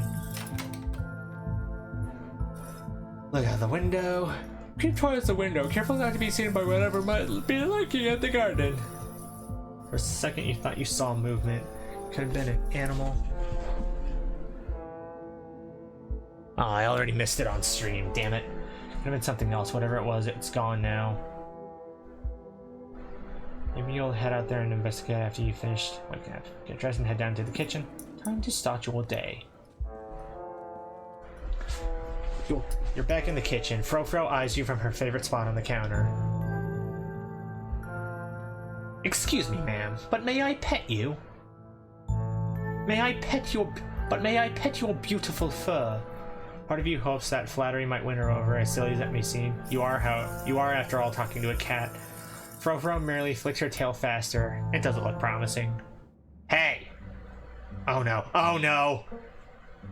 Okay, I thought she found out about the mac and cheese. Did you know the police called me this morning? You've only been here one day and you've already had a run-in with the cops.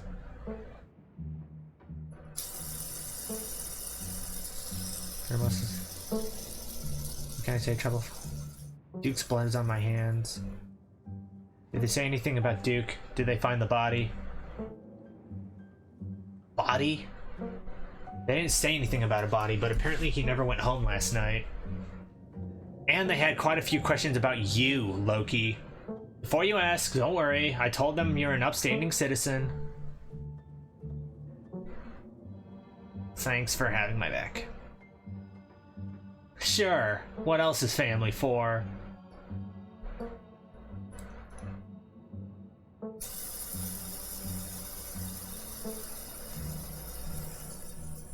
Duke's blood is on my hands. I may not have pulled the trigger, but if one can stop a death and doesn't, is that not still a murder? I think that's just called negligence. But no need to wax all philosophical about it. The cops said there wasn't even a body out there. Some old farmer went missing and you and Stella worked yourselves up in hysterics. She has that effect on people. What is up with you and Stella? We just have a history, that's all. I don't need to explain myself to you.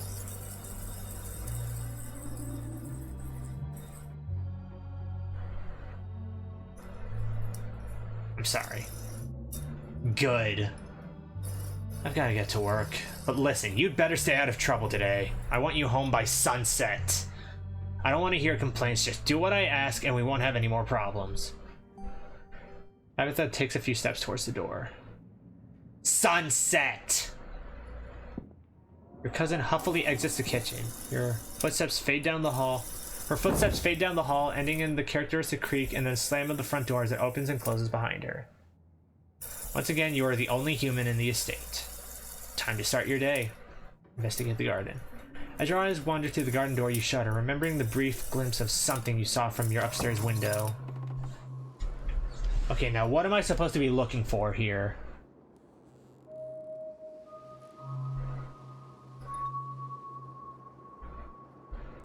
I see that little boy down there.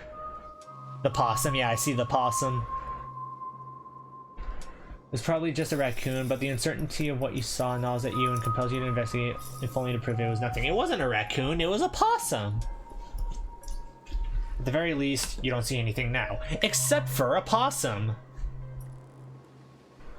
Investigate further.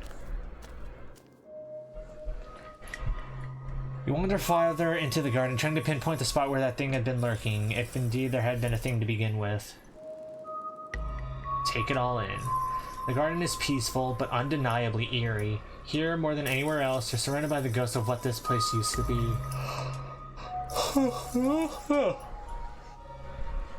A greenhouse sits in the midst of the overwhelming greenery, unreachable from years of neglect. Its glass clouded and cracked. Statues reach out from within seas of weeds as if begging to be rescued. And most strikingly, behind a pair of rusted metal gates, at the very peak of the mountain sits a graveyard. You can just make out a few of the headstones, the Scarlet name carved deep and proud into their faces. You notice what a good view someone would have of your window if they stood where you're standing right now. Crouch down, pushing aside the greenery to examine the soft earth. A boot print, a big boot print, and what looks like some kind of viscera. Your thoughts turn to the specter from the night before. You snap a quick photo just in case it comes in handy later. With that, you head back inside. Time to figure out what to do with the rest of your day.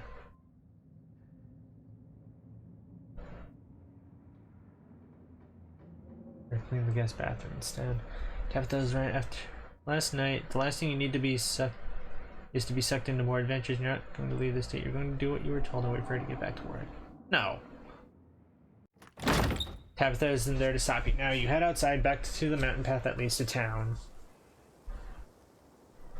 The walk back to the town is much less pleasant today than it was yesterday when you didn't know that the woods were full of monsters and strange men who know your name. You stare anxiously into the darkness between the trees, searching for any signs of movement, but the woods are still, at least for now. I wonder whose that could be. The autumn-tinged mountains, sprawling for miles in every direction, now feel less like beautiful scenery and more like the walls of a cage. Almost back to town. You make it to town in one piece. No creatures jumped out at you, no scary men blocked your path. The sight of other people is comforting, helping you forget the things you've witnessed, as if they happened to someone else. Oh, hey, Loki. No, hi, Sybil. We were just talking about you. I stopped by Sybil's to pick up her new tea blend, and, well, the biggest thing to come into town since the coal mine. Folks have been absolutely buzzing about you. You went out with Stella last night, right? Did something happen out there? She barely even waved when she walked by.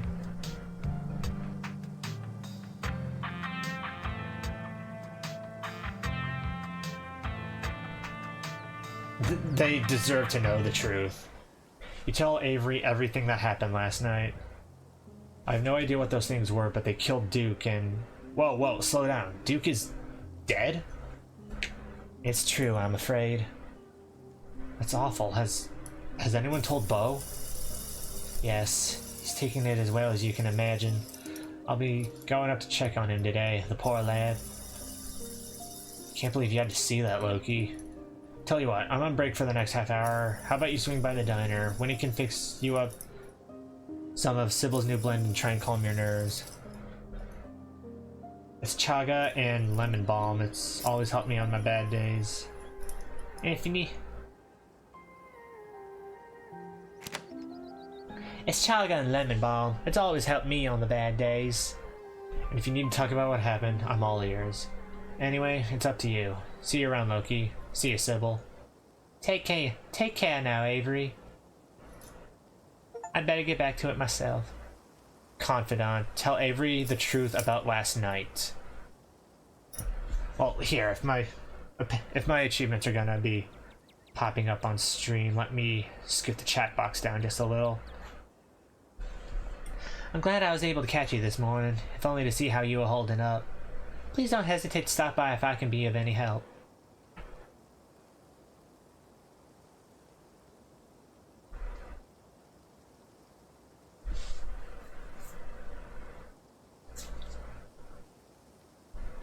Do we want to put Sybil's feet to the fire?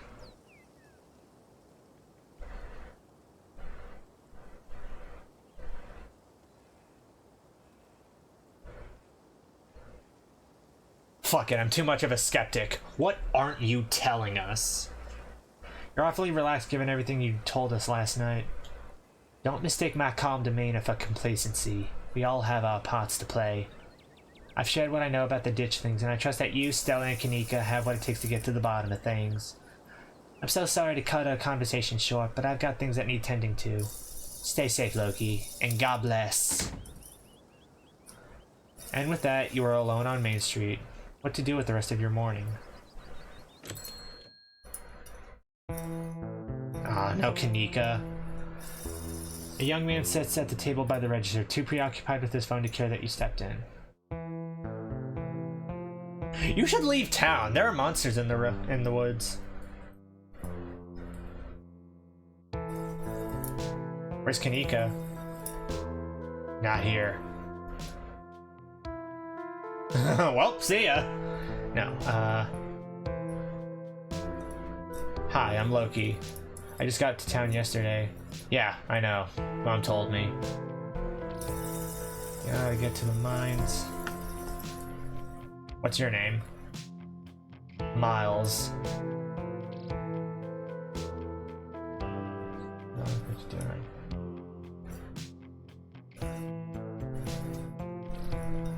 What's going on your phone? Games. You probably haven't heard of them.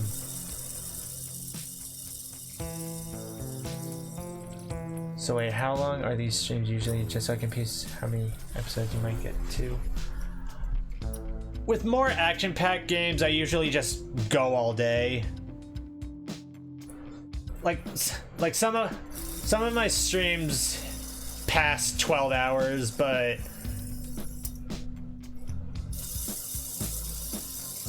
I don't know. We'll see where the day takes us. Maybe my family will text me and say that they need me for something and I'll have to cut the stream short. We'll see. If I wanted to buy chips or something, do I talk to you or Miles Size? I guess, yeah. Kanika decided to skip work today, so of course whatever plans I had didn't matter. I can see how this game is a little tiring. It's not tiring, it's just not as stimulating as something. It's just not as stimulating as something like God of War or Resident Evil. Just take the chips, I don't care. Hell yeah, thanks for looking out. Now, won't Kanika get mad? Well, she wouldn't have left me in charge she shouldn't have left me in charge while she's off doing whatever. Episodes 3, 4, and 5 are very stimulating. This one's a little slow. That, I can understand that. You gotta set up the story before things start taking off.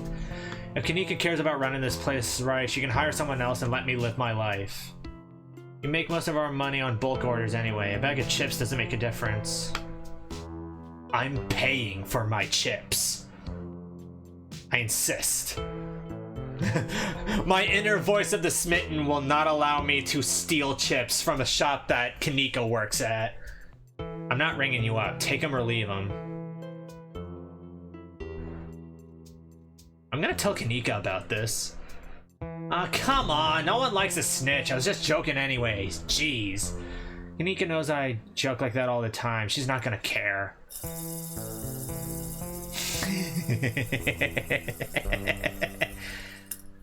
You know how to get to the mines? Maps are free.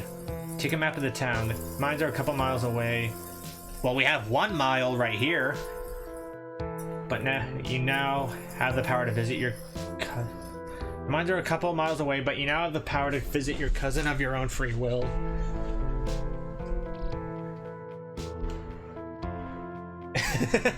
This one being said 2 miles. You're done here. I will see to it that you are run out of town. I will see to it that you are blacklisted. See you, Miles. Miles doesn't respond as you turn and leave the general store. Just browsing. Visit the general store without stealing anything. I'll steal it. No one will ever know.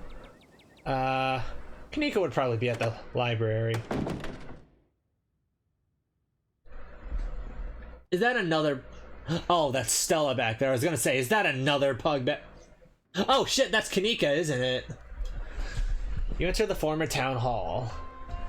What once must have been a stately foyer has since been converted into rows of shelves. Meeting rooms and offices long ago gave way to assorted reference collections and reading areas. Oh, hey! Pretty sure that's not said to Miles. I know it was, but it would have been... Gretchen from far away is goofy. Yeah, it is. I know it wasn't said to Miles, but it would have been so much funnier if it had been. Settle in with Stella and Kanika. Shush. Stella and pointed all the books. Why did he go to her table? Nothing better to do right now. Might as well join Stella. Turn around and leave. You're not getting pulled. No. Settle in with Stella and Kanika.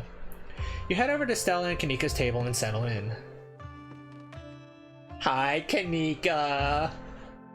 She's so beautiful, my god. Fancy seeing you here. We're trying to research the creatures we ran into last night if you want to join. Are we just eating... Sailor Moon shirt from yesterday, and then of course you're a Madoka Magica fan, Kanika, you weeb.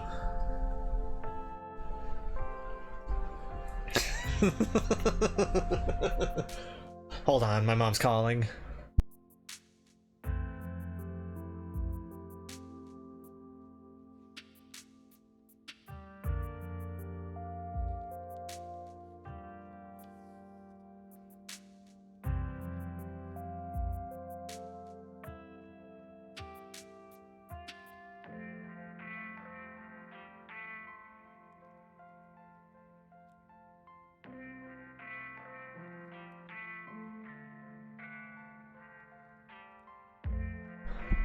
Okay, Mom was just checking in. So, Zethus, let me ask, how long are you planning to stick around this stream?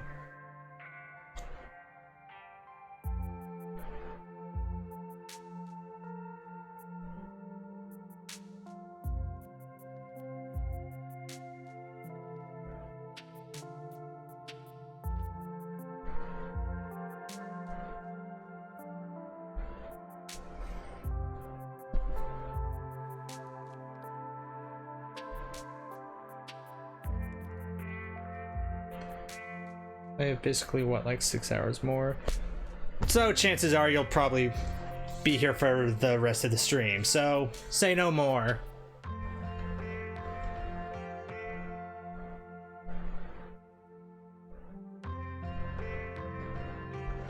Oh, I will have to be away for like 30 minutes. Okay, well, in any case, there you go. Morning, Loki. You look tired. Snitch on Miles. Kanika, you can't just tell somebody they look tired. Pretty amped up. Actually, I've never done a Scooby-Doo before. I'll sleep when I'm dead. Voice of the stubborn. I'll sleep when I'm dead. It was hard to fall asleep last night, all things considered. Hell yeah, the estate. Easy sleep. Snitch on Miles. Oh, before I forget, I met your brother Miles. When I went to buy some chips, he tried to make me steal them. Loki, you can't just snitch on someone like that. I asked him to cover the store for one day, and he can't even bother to be And he can't even be bothered to And he can't even be bothered to do that. Typical. I'm paying him, you know. It's no wonder he's chronically unemployed. Anyways, I guess we should get started. Before you dig in, you remember the boot print you found in the garden. Yeah, no streamers could gift subs. I do it every now and then for people who stick around. Though, I mean, it makes sense that you can. Yeah. Before you dig in, you remember the boot print you found in the garden. Keep it to yourself. It's probably nothing. Show your photo to Stella and Kanika. Hey, before we dig in, I found something in the garden this morning. You hold up your phone and show Kanika and Stella the photo you took in the garden. These prints were in the bushes with a clear line of sight to my window. Dang, that's creepy. Are you okay? What is that liquid around it? It looks like pus. I think it's Wayne. Boots are too big to be Tabitha's. I can't say I'm thrilled at the thought of someone in the room. I don't know if there's a connection here, but it felt worth bringing up. Do you think it's Wayne? That creep who keeps coming around my mom's tea room? He snuck up on us last night and called out Loki by name, and those boot prints match up with the mining getup. Whoa, apparently I missed a lot last night, huh? I wonder if there's any connection between that guy and what happened in the woods last night. Like what? I mean, I don't have anything specific, but we do have that whole prophecy of impending doom angle to explore, and this photo is weird. Can't stop thinking about those splatters on the ground. If he's sick, maybe it's from the creatures you encountered. Hey there, strangers. And literal stranger. Remain silent. Remain silent to assert dominance. Oh. Hey, I'm Loki, Tabitha's cousin. I'm in town for the funeral. Oh, I should have known you were a Scarlet. You look so much like a Vivian. You look so much like Vivian, not a Vivian. Looking at Stella's shirt. Ghost Track, San Antonio, Texas. Not that I knew her very well. I was still a little kid when she left. But that Scarlet resemblance, it's, strong. I'm Oscar Gutierrez, Chief Librarian and only librarian. Oscar's amazing. He practically built this library from scratch. Yeah, I'm a little jealous of what the kids around here get to grow up with. They don't know how good they have it. Back when I was in elementary school, all the library had was a couple of shelves of boring books donated by old people. Y'all are too kind, but speaking of kids, have either of you seen Rosalina around town? Like from Super Mario? Does she live here? That's amazing! I don't want to be a helicopter dad, but she hasn't been answering my texts, and I wanted to make sure she isn't getting into any trouble out there. You know, the crowd she hangs around with. They're good kids at heart. I'm sure they're just up at the old Maxwell place doing teen stuff. Teen stuff, trademark. I went up there plenty of times in my day, but I'll be sure to keep my eyes peeled. In your day, how old are you? Actually, she said somewhere in episode 1 that she's in her 20s, didn't she? Okay, I'm gonna go to the bathroom. I need to pee.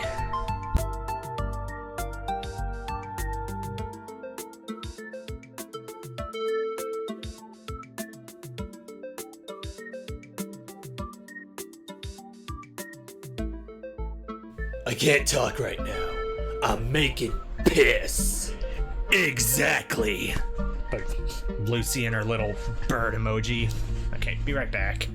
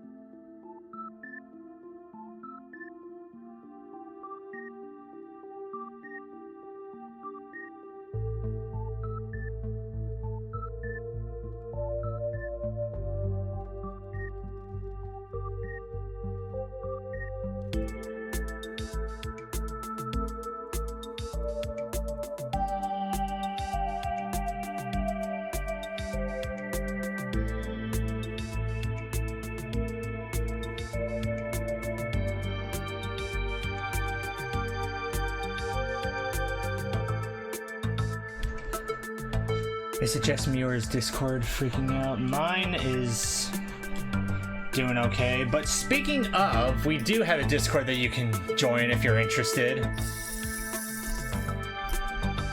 Okay. But there are plenty of times in my day, but I'll be sure to keep my eyes peeled. What's the old Maxwell plays? Kids are smarter than you think. She can take care of herself. I don't like the thought of teens getting up to mischief with all those ditchlings in the woods. I'm sure she's fine. What's the old Maxwell place? It's this great old abandoned spot, and it's practically a magnet for young people. Even honor students aren't free from its call. Can't believe I used to be so reckless. The floors there were like Swiss cheese. I should really have a talk with Rosalina when she gets home.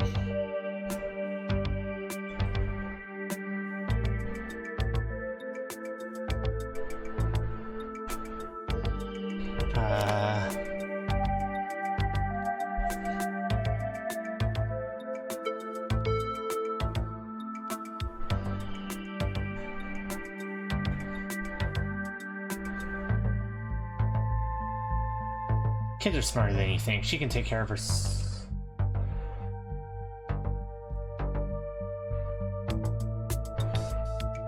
You might not want to let her run off like that anymore, though. It's not as safe as it usually is around here. Is that so? Kanika's right. There's some weird stuff going on out in the woods. That's actually why we came in today. Have you ever heard of creatures called ditchlings? They apparently show up around places on the brink of disaster, and they kind of look like if the Pillsbury Doughboy was a creepy pasta. No, not creepy pasta. That's a different kind of dough. The Pillsbury Doughboy does not dabble in pasta. Kanika's mom told us about them last night after seeing some footage we got in the woods. Ditchlings? Doesn't ring a bell. Dang, worth a shot. The things this pug has seen. Ditchling?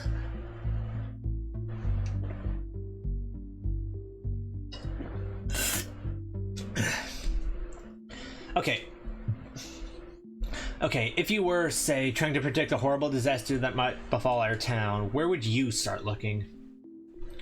Well, they say history repeats itself, so I'd probably try and figure out what sort of disasters this region typically falls prey to.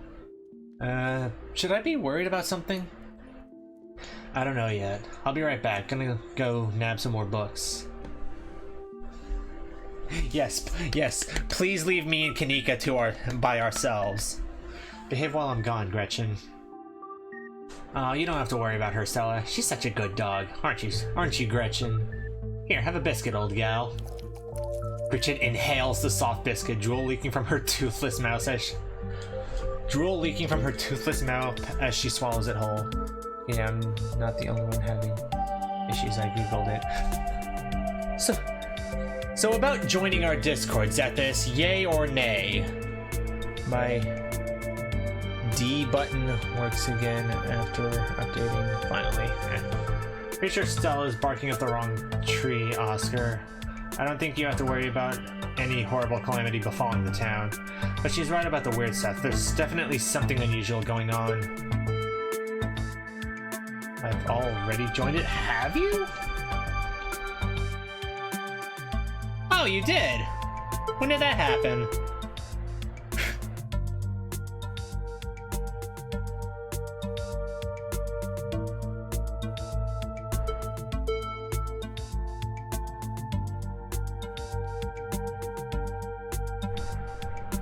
And you dropped a Slay the Princess sticker.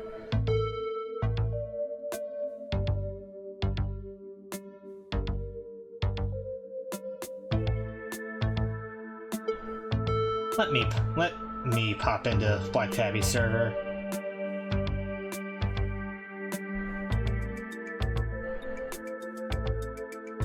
Hello, join server.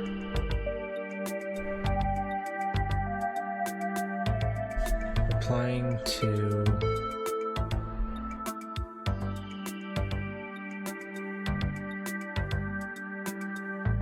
Oh, Stream Elements did drop the Discord link. Okay.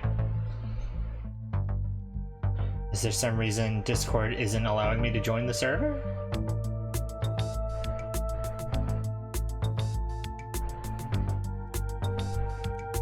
I'll do it later. But she's right about the weird stuff. There's definitely something unusual going on out in those woods. Discord's having issues right now. Yeah, I'll get to it later.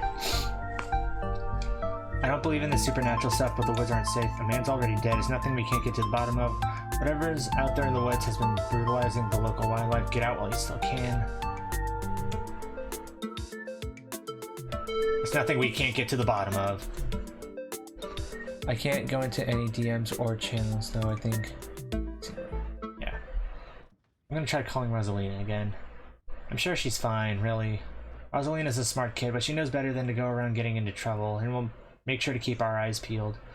Loki, if you see a 13-year-old girl with a black braid and glasses, would you let her know her dad is worried about her? I didn't know Rosalina dyed her hair or started wearing glasses.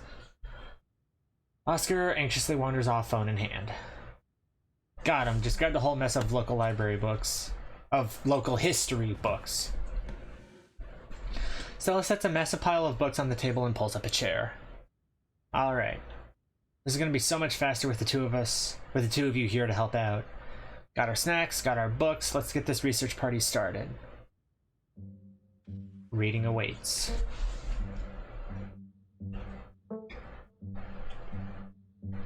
I'm wondering if this is a reference to something else or if it's just a regular bat. She is a goth. Okay, I might have said something in general. Can't see though. Don't worry about it for now. We'll wait and see what happens to Discord. Look through Veins of Scarlet, a history of the Scarlet Hollow, coal mines. Silas Scarlet, soldier, woodsman, leader, Appalachian folk masters. Reading is for suckers. Like Kanika and Stella, no.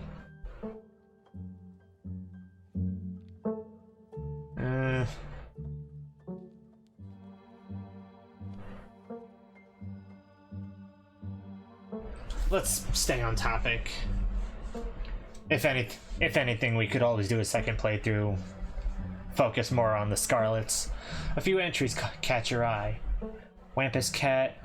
A large cat-like creature with a loud, howling voice, often said to sound like a woman crying out in pain.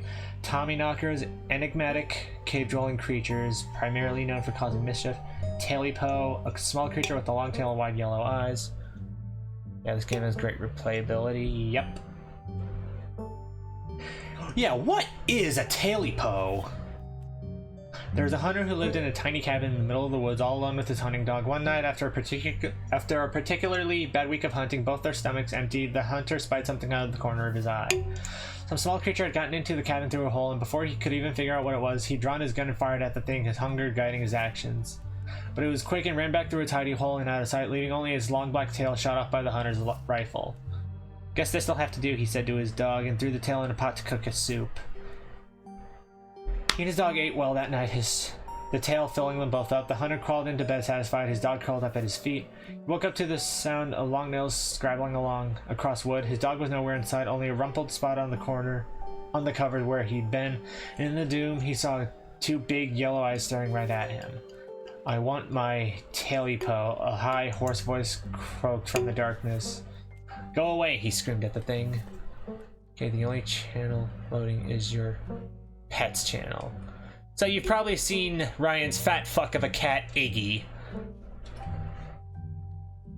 But a step closer to him, still shrouded in darkness, and the sound of long claws dragging across hardwood accompanying its movements. I want my Tailipo, the creature growled again. I'll get my dog after you, the hunter squeaked, his voice catching in his throat with fear, but there was no dog to be seen. General works. I want my Tailipo! Before the hunter could so much as scream, the creature leapt from the darkness, long claws stretched out towards the hunter. No one is sure what the creature did to him that night, but the next morning all that remained of the hunter, his dog, and his cabin was a chimney standing alone in the woods.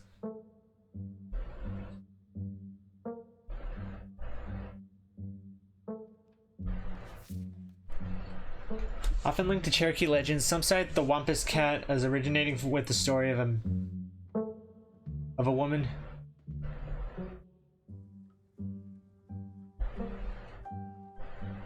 Some cite the Wampus cat as originating with the story of a woman who sought vengeance against a monstrous cat demon for driving her husband mad. She hunted it down and by wearing a bobcat mask, tricked it into using its own vile magic on itself, freeing the people from their of their region from its evil. Others say the creature comes from the story of a woman who wore the pelt of a wildcat to witness forbidden hunting rites. The hunters of her village gathered to perform the rites. She watched in secret from underneath the cat's pelt, but was soon discovered. For her indiscretion, she was fused with the pelt and transformed into a creature that was neither human nor cat, forced to wander in the wilderness alone, feared by all. Her calls are those of great sadness and serve as a warning to anyone who dares go against tradition. Tommyknockers. Tommyknockers originated in Cornish mythology, spreading to the United States when Cornish immigrants began working in Appalachian mines. They're named for the knocking that can be heard from seemingly within the walls of a cave. They're named for the knocking that can be heard from seemingly within the walls before a cave-in. According to some, the knocking serves as a benevolent warning. Others believe that the creature takes stolen hammers to the supports of mines and collapses them on whoever's unfortunate enough to still be inside. They are traditionally thought to be impish, leprechaun-like beings, but some claim they are spirits of dead miners forever cursed to haunt their final resting place. Also, romance Oscar.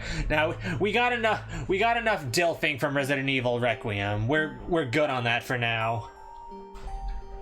You're done here. You close the book and put it back. Gretchen's just vibing. Bless her heart.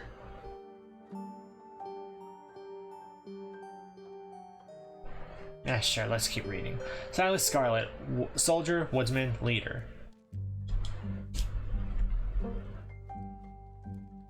There's also a MILF. Are you talking about Sybil or possibly Winnie from the diner? Silas Everett Scarlet was born to Colonel Everett J. Scarlet in 1818, one of 12 siblings. He grew up in eastern North Carolina during a tumultuous time in the state's history, and not much is known about his life before he joined the Army in 1836. He quickly rose through the ranks, in part due to his father's connections, but also due to a particular ruthlessness, which turned out to be a mercy upon himself, for which he received the nickname Bloody Silas Scarlet.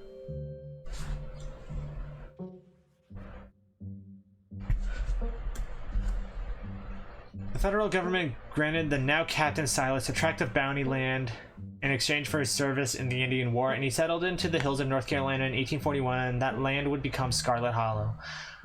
But it started as a simple log cabin built by Silas's own two hands, occupied by his family of 10. Silas, his wife Mary Joseph Scarlet, and their 8 children. Logging business brought many workers and fellow landowners to the hills, but it wasn't until Silas discovered rich seams of coal running underneath the entire region that Scarlet Hollow was really put on the map. No, not them. However, there is blank. Okay. He saved what he could and bought the surrounding hillside at a great discount, cleverly hiding what he knew about the land's true value. There are 2 you haven't met yet, and 1 who you've kind of met. Thus, he had all the resources to found Scarlet Hollow's now famous coal mine. You're finished with this one. Veins of Scarlet. Forced into retirement at age 50 due to a war injury from his time in the Indian Wars, exacerbated by his short stint working as a captain in the Confederacy, Silas Scarlet, who lost his 2 eldest sons to that bloodiest of wars, leaving his 3rd eldest son, Andrew Jackson Scarlet, to take charge of the mine. Under his leadership, the mine prospered, undoubtedly in part due to the growth of the railroad industry, managed to evade the coal union for decades, making them one of the most profitable mines in the country. Andrew Scarlet built the surrounding town into what it is today, with expensive stone buildings, a bustling main street, and overseeing it all, the elegant Scarlet Estate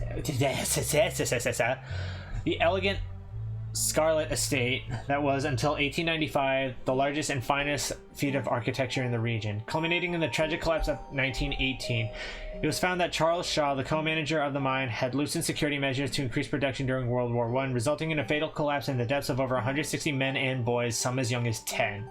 The casualties included Andrew Jackson Scarlet's son Theodore, his brother Enoch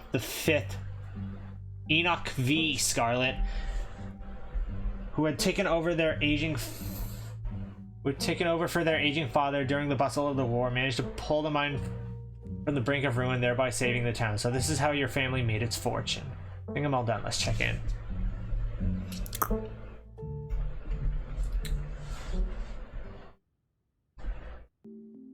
Alright, if we're going with what Kanika's mom told us last night, I think we can rule out any natural disasters as what brought the ditchlings here, but not nuclear incidents. Looks like our state has a history with those. So the romance list you have of those you've met are Kanika, Stella, Oscar, Avery, Wayne, blank, blank, and blank. Okay.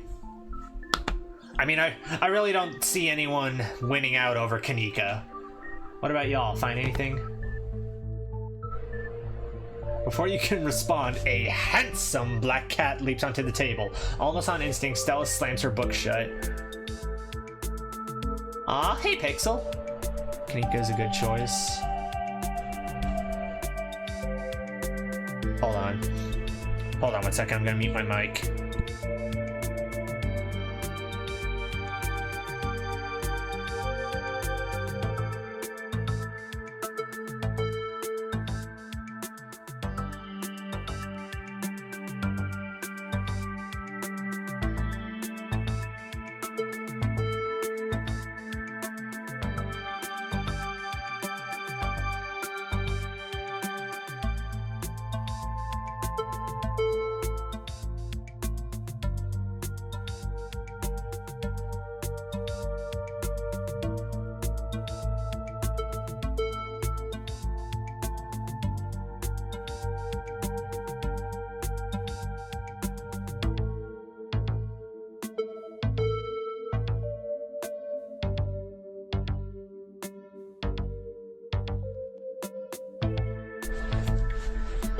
You might want to close your book. He loves to rip up any paper he can find.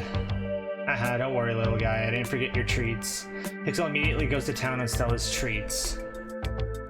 Oh, they made him do the crunchy face. Sorry if Pixel's bothering y'all. Hopefully he hasn't gobbled up any of your books. He can't stand the thought that people might pay attention to anything that isn't him. A stark contrast to Gretchen, who isn't paying attention to anything at all. Why do you let a paper shredder freely wander a library? Have you seen this little guy's face? How can I say no to that? Leave Pixel be. Yes, I believe Pixel be. The cat crawls up on the table, fast asleep. Oh, he's loafing.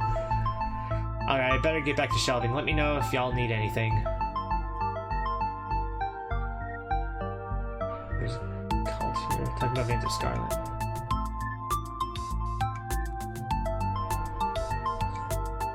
Burnt loaf. Just like Ari. Stella, what was that you were saying about nuclear incidents? You were talking about that Goldsboro thing, right? Haha, yeah. Apparently, in the 60s, a B-52 carrying a live warhead broke up mid-air and dropped a couple of bombs. Fascinating bit of history there. The first of the two bombs landed upright after its parachute got caught in a tree. Thankfully, it didn't go off. At the time, the government claimed that the bomb was unarmed, but it later came out that the only thing preventing a detonation was a single electrical switch which failed to trigger on the descent. And 60 years later, the second bomb still hasn't been recovered. Right, its conventional explosive disintegrated in mid-air, but most of the nuclear material was made unrecoverable by flooding. If I remember correctly, they just buried it and sealed it up. So the nuke made the ditchlings. Bomb was somewhere else. Why would there be so many ditchlings here? Oh god, we're screwed. I don't think disarming nuclear bombs is part of our skill set. Absolutely not, and there's no way a nuclear bomb made those things. I'm just saying, you never know with radiation. We actually know quite a bit. It just melts you, it doesn't make monsters, and a 60-year-old bomb isn't going to explode on its own hundreds of miles away and kill us here. You never know, there could always be a whole underground society of bomb-worshipping mutants just waiting to blow it up. I've missed this.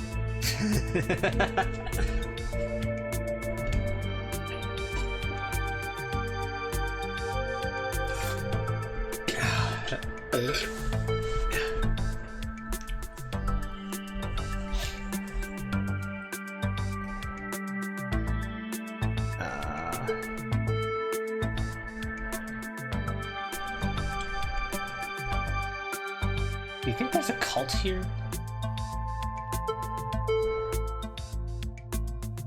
Looks like they're trying to cover it up. Maybe the ditchings were actually noticed doing some sort of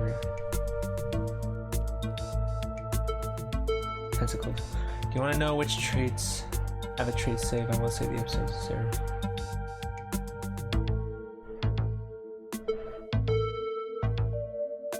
What do you mean by trait save?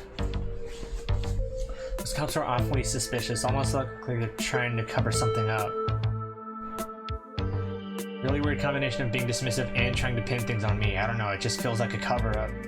Yeah, that was pretty bad, but I'm not sure they really have it in them to be part of a cult. Definitely. I don't think they're capable of putting in the effort. Appalachian folk monsters. Appalachian folk monsters. Wampus cats kind of sound like they could be mountain lions. You know the choice you had in episode 1, Duke or Gretchen, the trait save? Oh, fuck.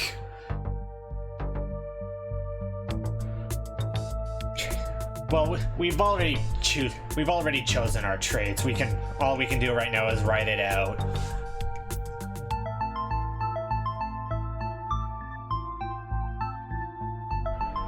Wampus cats sound like they could be mountain lions. Voice like a woman crying out, somewhere between person size and cat size. Definitely, they are 100% mountain lions. Kanika, you know there are no mountain lions up here. I thought you were supposed to be a skeptic. Another skeptic! A woman after my own heart! But the myths are old, right? Mountain lions didn't go extinct in the Appalachians that long ago. Those legends just haven't died off yet. Almost every cryptid can be tracked down to either a hoax or someone getting confused about a perfectly normal animal, sometimes both. Bigfoot, for instance, started as a prank, then folks saw bears walking around on their hind legs and got freaked out, and now here we are. Yeah, I just meant that there are 7 traits and only 5 episodes as of now, so 2 don't have trait saves as of now. Gotcha. You'll eat those words when I get the first clear footage of a Bigfoot. Of a Bigfoot. If you manage that, I will print out a piece of paper that says Bigfoot isn't real and literally eat it, I promise. I'm holding you to it. Stella, I was literally attacked by a mountain lion yesterday. Holy shit, you were? So you say, but for all we know, you were attacked by a ditchling which you mistook for a mountain lion. Stella, are you really saying that my mom's magical grub monsters are real and cougars aren't? Sure, we have video evidence of your mom's magical grub monsters. Unluckily for you, I filmed it attacking me. Show the girls the recording from yesterday. Yes. Unluckily for you, I filmed it attacking me. Take your phone and show Stella and Kanika your extremely shaky footage of yesterday's mountain lion encounter. That is definitely a mountain lion. Yeah, I guess. And it looks like it got all ditch-slinged in the face. Why were you filming? Thought it was friendly to leave a record of my untimely demise for whoever found me because it was cool. I don't actually know, because nobody would have believed me if I didn't. For the views. I did it for the clout!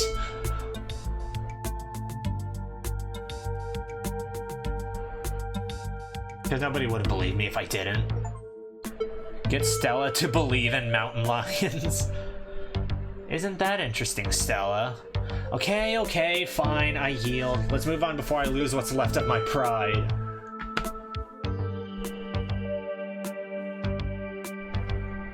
Do you think Wayne is a Tommyknocker? Maybe he's the ghost of a dead miner. There's something seriously wrong with the guy, and we should definitely look into it, but I don't think he's a ghost. Yeah, ghosts tend to be tied to a specific place, though maybe he's haunting the whole town. He's not a ghost because ghosts aren't real. I've also seen him, like, touch stuff. My mom used to tell me the Taily Post story. I'd totally forgotten about it. Back when I was little, I can't believe I forgot that one. It scared me so bad I didn't eat soup for years. I thought a monster might try to dig it out of my stomach if I did. Haha, I love that one. There's this old chimney in the woods that I used to think was the chimney from Taily Post, the one that was left after the thing did whatever it did. Now I know it's just because chimneys don't burn down and wooden houses do. It doesn't mean it's not the chimney from Taily Post. I camped out there a couple times and seen some pretty spooky stuff. Yeah, I watched a video. You saw raccoons. You're gonna get rabies one of these days chasing after wildlife like that. What can I say? I like to live on the edge. You heard it here first, folks. Stella likes edging. Let's move on.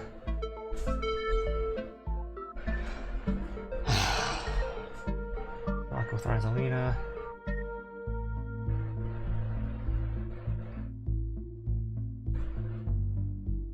Not yet. I knew a teen would be a handful, but I didn't think it'd happen overnight. I'll probably head out once you're all done and check in on her usual haunts.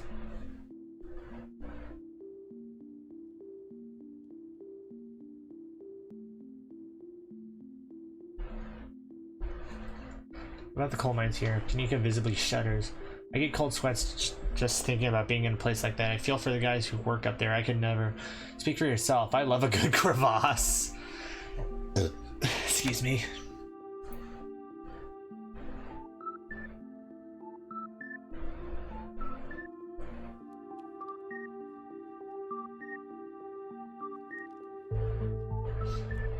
A union-busting mine collapse from poor working conditions. Color me shocked. Yeah, it's pretty awful. That's what that sculpture out front is for, commemorating all the men and children who died that day. Every kid in Scarlet Hollow learns about the collapse of 1918. Our teachers love to emphasize how many children they had working down there, probably to try and show us how good we have it or whatever. Low bar, if you ask me. You know, that could be what the ditchlings are warning about, another collapse. Writing it down on the list of potential disasters. Yeesh, Stella, that's morbid. And besides, it was all Charles Shaw's fault. The labor market is way more strict now, and there's no way you could get away with the kind of safety cutbacks he pulled. Y'all don't actually think the mine is about to collapse, right? Haha, no, I don't think so. Phew, had me worried for a second there. I hate to give Tabitha any credit, but the mine is safer now than it was back then. Still, what a horrible thought. You never know.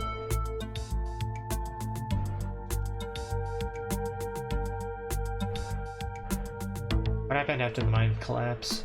The book just kind of glosses over that. There was a union for a little bit, but it didn't last. There's not a whole lot written down about the past century here. Yeah, the Scarlet Hollow mine isn't exactly the most ethically run business. I'm sure Tabby runs the mines better than Charles Shaw did. Still doesn't let the union in, though. There's a reason she and I don't talk. You guys really seem to have a bone to pick with Charles Shaw.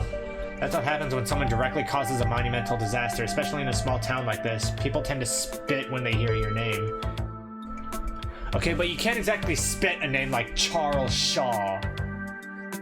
Unless you want to spit on the ch and the sh. Charles Shaw. He got run out of town on a rail, you know. Ha! He got railed out of town. And that's not a figure of speech. Back when they actually tied you to a rail and ran you out of... Back then they actually tied you to a rail and ran you out of town. There's a big mural of it over on the far wall. He got off easy, if you ask me. Stella likes edging and Charles Shaw gets off easy.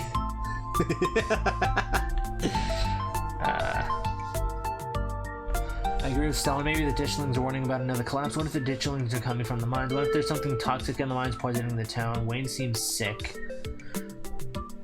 Hey. Gotta be something. Wayne seems sick.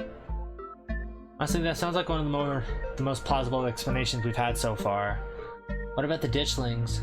I don't know, maybe there's some sort of parasite down in the mines. Maybe it infected Wayne, and maybe Wayne infected the local wildlife. Ah, yeah, that could work. Now, we don't really give a shit about our family. About this side of... well... yeah, we'll talk about it in case we have to talk about it with Tabitha. So, Silas Scarlet. Rich guy in the South. I should have known it wouldn't be pretty. Figured old money from the South wouldn't be great, but he sure did some things to get where he was, huh? That book is a perfect example of why you should use multiple sources for your research instead of trusting the first thing you read on a subject. Yep, dude was a monster. The mines made a lot of money during the Civil War too, and you can probably guess which side a North Carolinian business owner would be working for. Sorry you're related to him. Kind of stuck in the past and built on atrocities. It's already practically collapsing onto itself, no offense. Seems like a terrible person, but I don't see what that has to do with bad omens. This town is stuck in the past and built on atrocities. It's already practically collapsing onto itself, no offense. But maybe that's why the ditchlings are here. None taken. Why would the ditchlings be here now, though? Scarlet Hollow's been like this for as long as I can remember.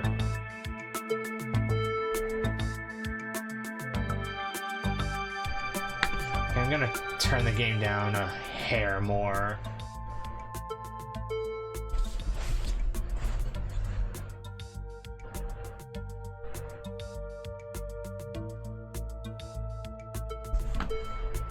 Check on the mines. I think we should head back to the woods. Why don't we just help look for Rosalina? Leave.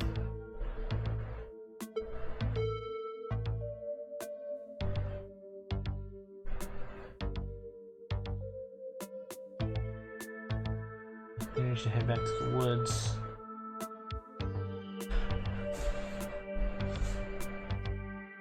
I mean, the most rational thing to do would be to head back to the woods.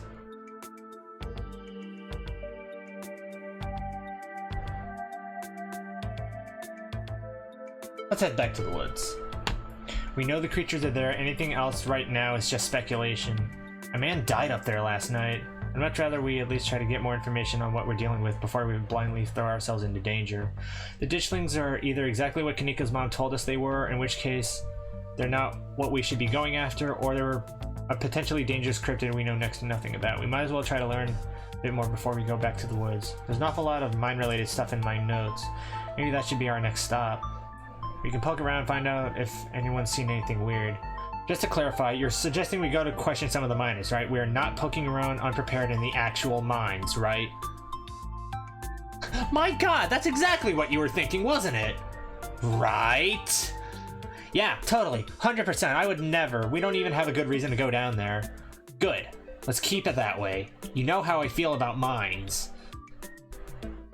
I promise, Neeks, we're just going to question some of the miners. And if that questioning gives us a good reason to poke around, say, a cool abandoned coal mine, then we'll cross that bridge when we come to it.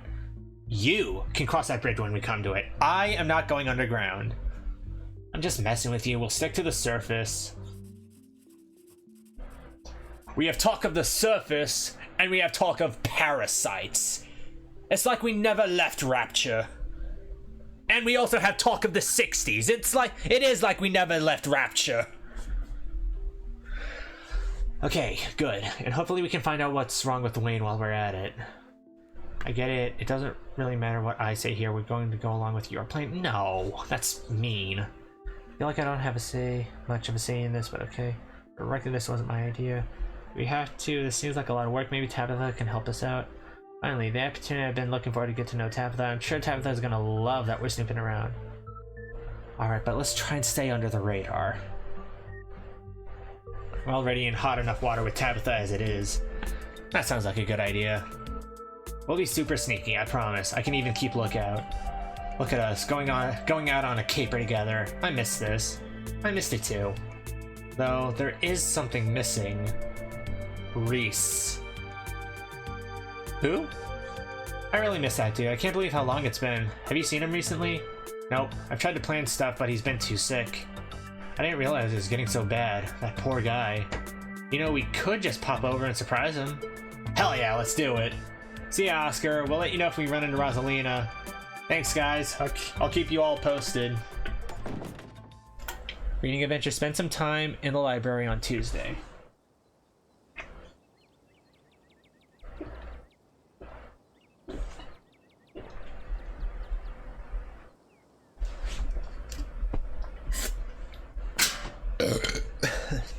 Excuse me.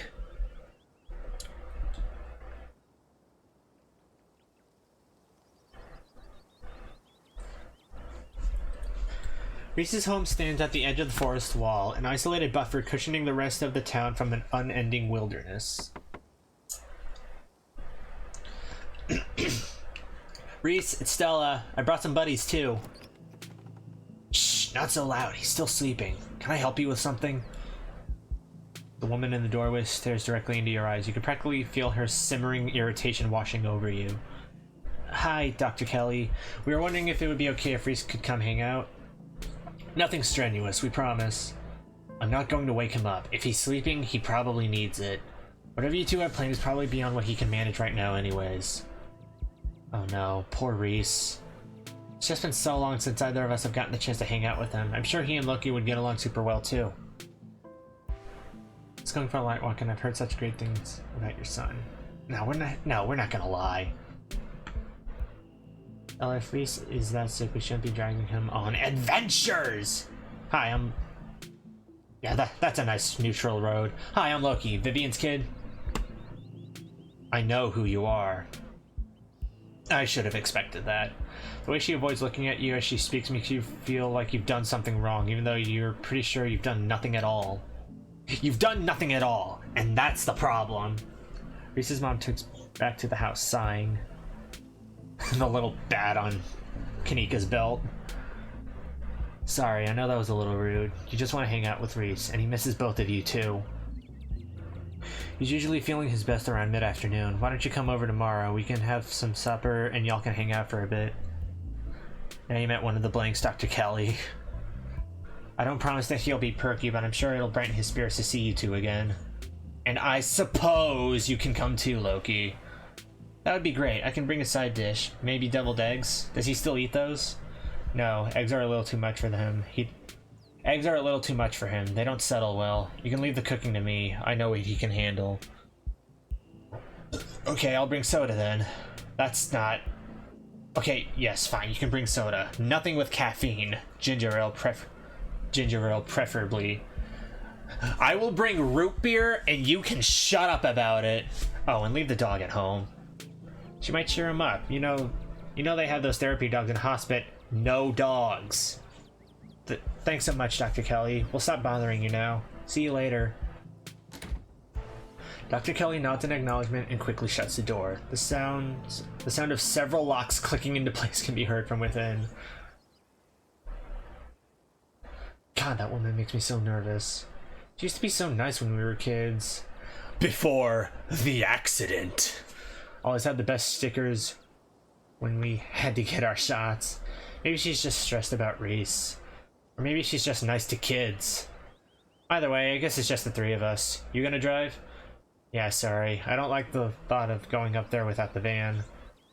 Cool. I'll take my shortcut then. It shouldn't take me long to get there. Welcome to tag along, Loki. Don't worry, I won't be offended if you'd rather ride with Kanika. Either way works for me. I'm gonna ride with Kanika. Mystery Machine, ride with Kanika to the mines. I'll ride with Kanika, see you at the mines. God, she's so damn pretty. Simp. Fuck you. Kanika is a careful driver, maintaining her control even though her old van bumps around on the Sailor Moon wand on her keychain.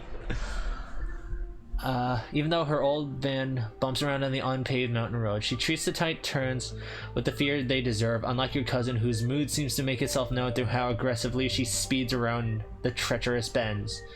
Thanks for indulging us on this little diversion. Reese's mom is very scary. I've seen him in person maybe 5 or 6 times in as many years. And that was always in his house, and with his mom right there, the whole time. No one even knows what he's sick with. The sort of isolation can't be good for his health, no matter what his mom says. Surprised that those aren't bouncing. This is a hand-drawn game. If they were going to have them bounce, they would have to hand-draw each and every frame of them bouncing up and down.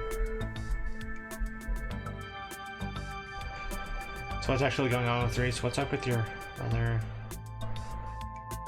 Why do you still live here? The town's dead end. Can you please drive me out of town, like, right now? So what's actually going on with Reese? Good question. I wish I knew. His mom's been saying he's sick for years, and it's not like she's wrong about it. He's been wrecked a few times I've seen him. I just find it a little weird that his mom hasn't brought in any outside doctors. At least not any that I'm aware of. I mean, she's a doctor, but if your kid's been housebound for this many years, you'd think it was something you'd put a lot more effort into fixing. I don't know. Maybe I'm just projecting or something. That's rough. Yep. Do you have any other theories besides what we talked about at the library? I'm gonna go grab a snack real quick. I'm getting hungry.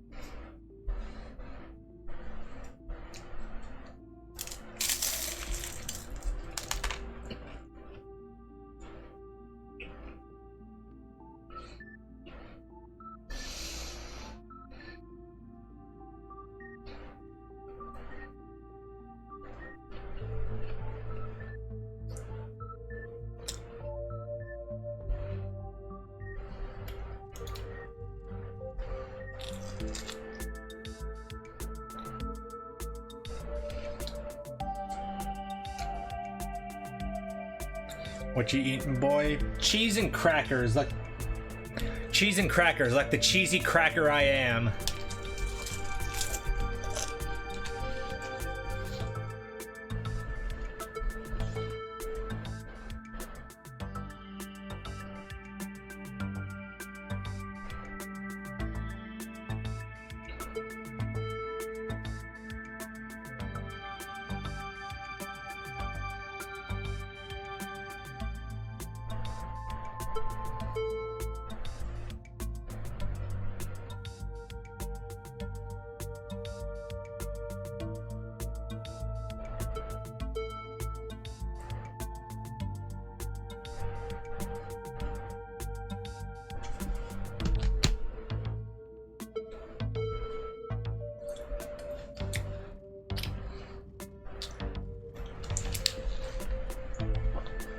Better make sure someone doesn't steal them. Then you better make sure that you stocked up on Doritos.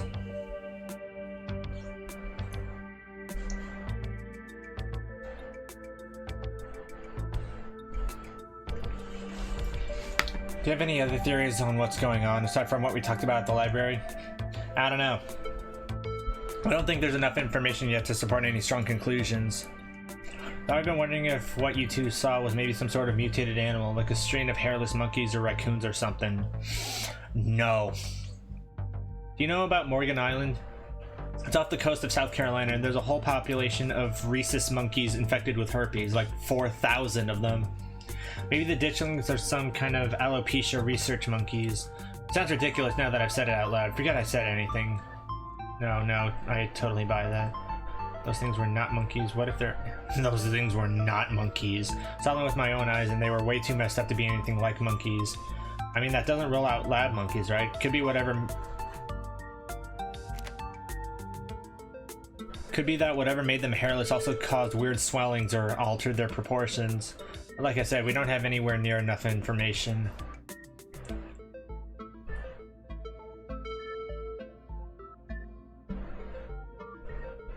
What's up with your brother? He's just difficult.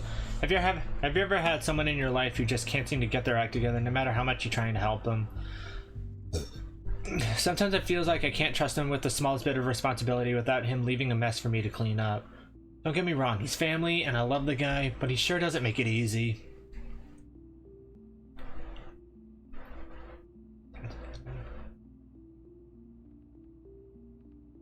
No. You and Kanika sit in comfortable silence for the last few minutes of the ride.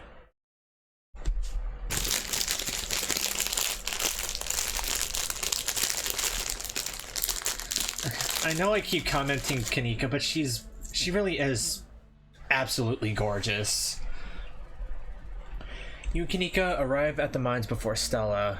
Of course we did, because we drove.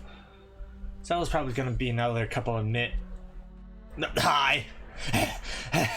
Hey y'all, how was the ride? Gretchen. I'm gonna put Gretchen down for a sec. Did you run here? Yep, felt like getting a run in. I didn't want to keep you all waiting. You didn't run into any of those creatures, did you? Nope. That makes sense. They're probably nocturnal. I don't know if I should feel relieved or disappointed. But we're all here. What's the plan? Guess we just go talk to people. Guess so. I should probably be on lookout duty. I'm a bit of a persona non grata in the mines. Tabitha? Yeah, I might have tried sneaking in to talk to her a time or two too many. And Gretchen makes it extra hard to be sneaky. We're probably less likely to get caught if only one of us is snooping around down there. Stella's on lookout duty, and only one of us is going in. What's the third person doing? I take it I'm the one of us if you're talking about. Street smart. I call dibs. I love to do a good sneak. I'm gonna find my cousin. Typing people scares me. You should do it, Kanika. Stella's on lookout duty, and only one of us is going in. What's the third person doing?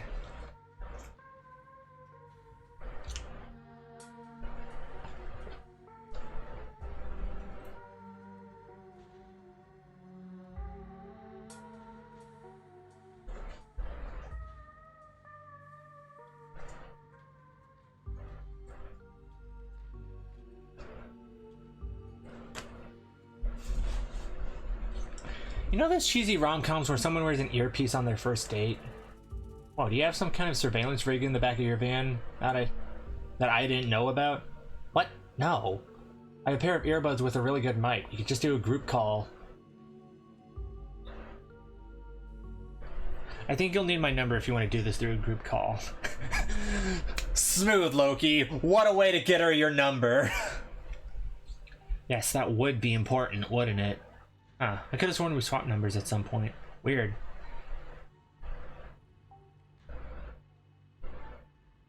We really should have done this sooner. You quietly swap contact info with Stella and Kanika. Taking on the one going in. I call dibs. I love to do a good sneak. You're gonna do great. I know I am. Do you have any idea who you are talking to, Kanika?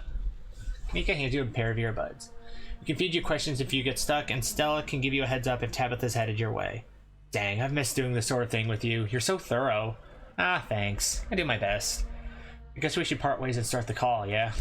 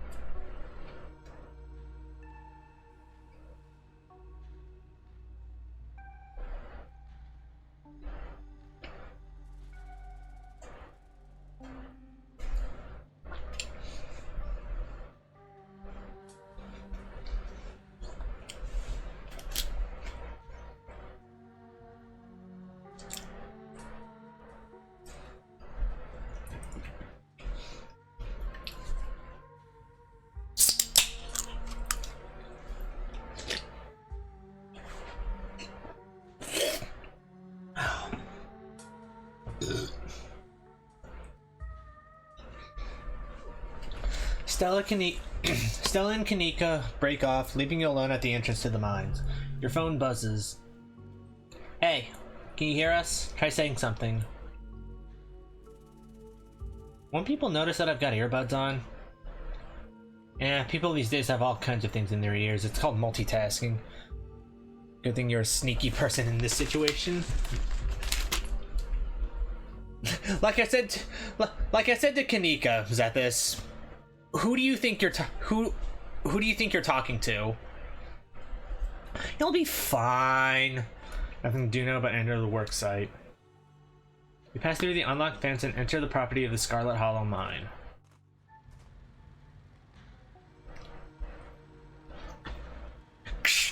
I'm in.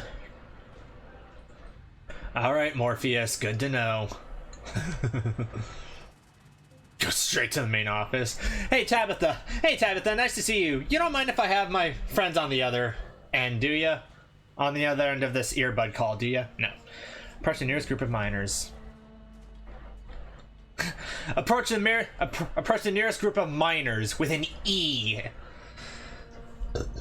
You approach the nearest group of miners, a blonde woman, a broad-shouldered man, and an old-timer. Their uniforms identify them as Harrison, Davis, and Zax. You got a reason to be bothering us?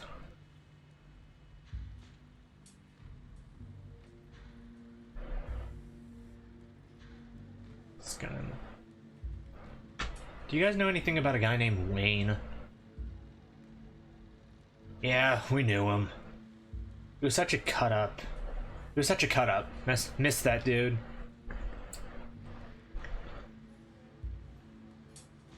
Why are you talking about him in the past tense? I met him last night. Good question. Wait, what? No way. Isn't that the guy y'all said was, Well, I guess he ain't. And he hasn't even skipped town, huh? Pretty unexpected turn of events, if you ask me.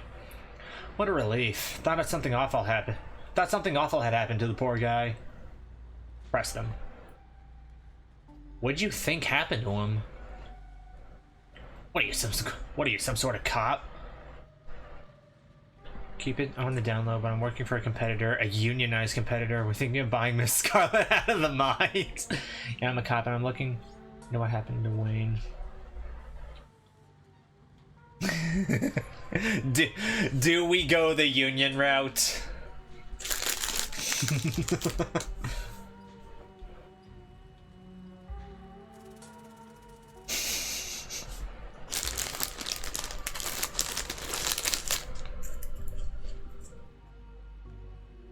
Kanika's pro-union? Say less!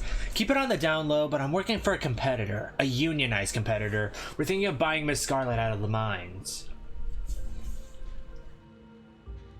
No, you're not. That Tony told everyone who you were when you were staring at us like a deer in headlights yesterday.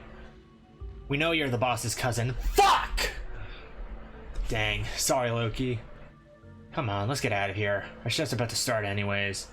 Sorry. The miners pack up their things and leave. Maybe it's just me, but they seem to think Wayne was dead, right? It wasn't just you. Don't worry about the miners storming off like that. That's some pretty good info. Approach another group of miners.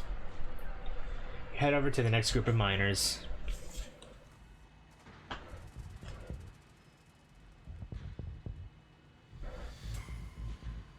What's with the tense music all of a sudden? I was putting some more cheese together.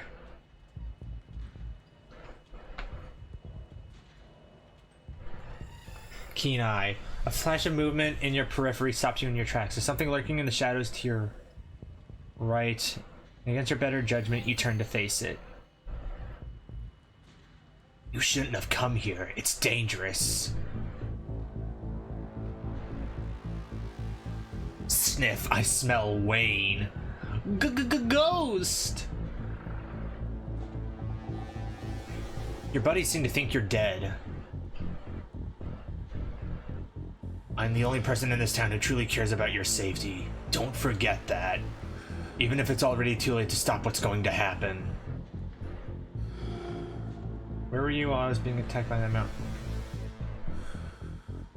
Yeah, where were you while I was being attacked by that mountain lion? I would have stepped in if the old man hadn't beat me to it. Clearly I need to be closer to you. Or you could say another word, the figure is gone. Hey Loki, are you still there? We've just been getting static from you.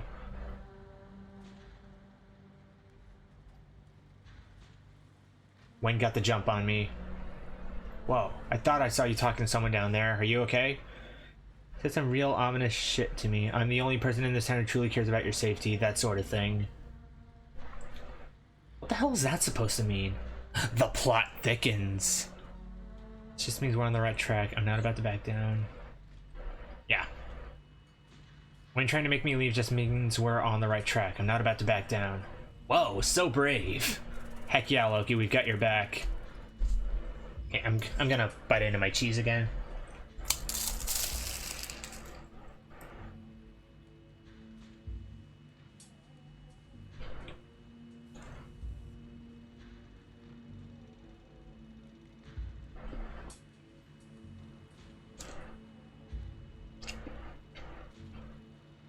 Got some crusty cheese. I'm eating it with crackers.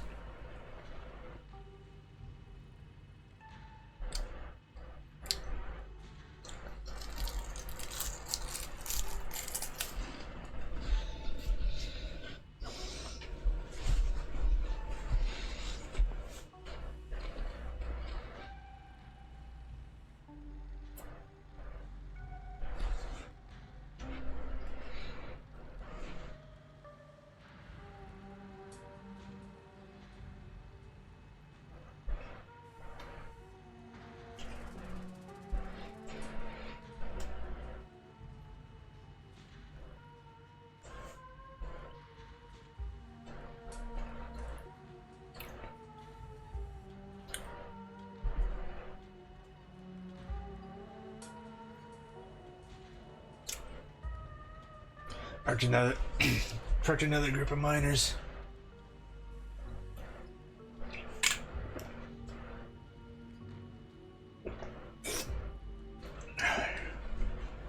Hey there, can we help you with something? Do any of you know a man named Wayne? Wayne? Do you mean Sam Wayne? What are you asking about him for? Wait, have you seen him? He's been following me. It's really creepy. It's real creepy, man. Now, let's not make this personal. I heard he went missing. Dead, more like. Nah, come on, man. There's no way. How could he just die? I don't know. Why don't you ask his girlfriend? Nice, do you think? No. No way. There's this single strand of hair dangling in front of my glasses that I can't see.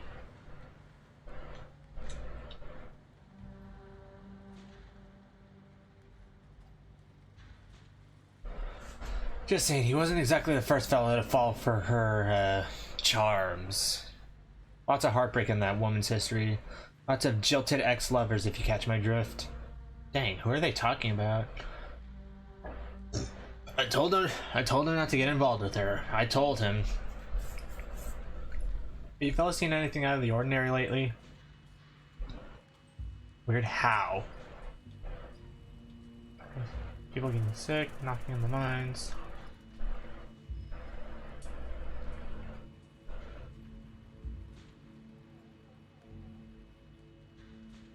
Weird animal sightings. Change question. We don't exactly get out much. What does this have to do with Wayne?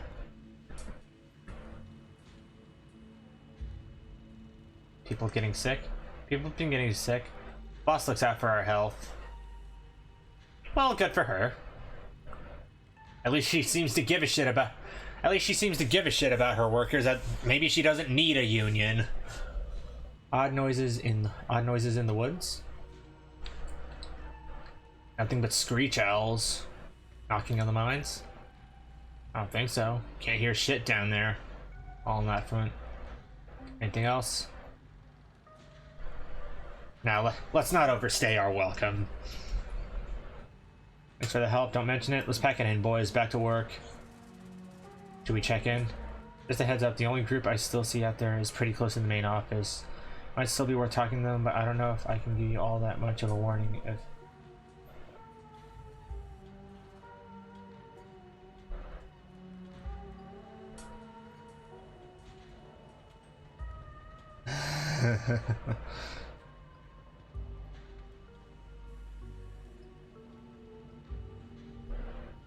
You are sneaky. I am sneaky, but I'm still hesitating about this.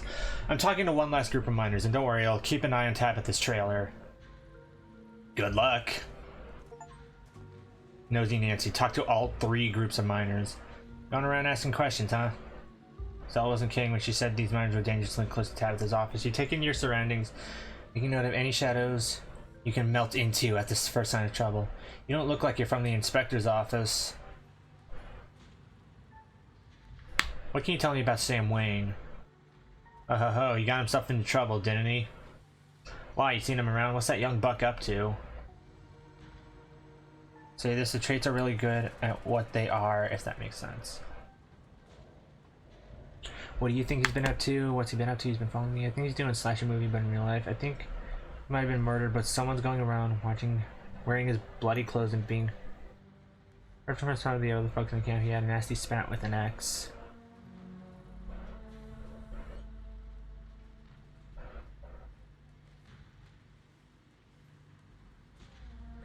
Yeah, let's keep the conversation moving.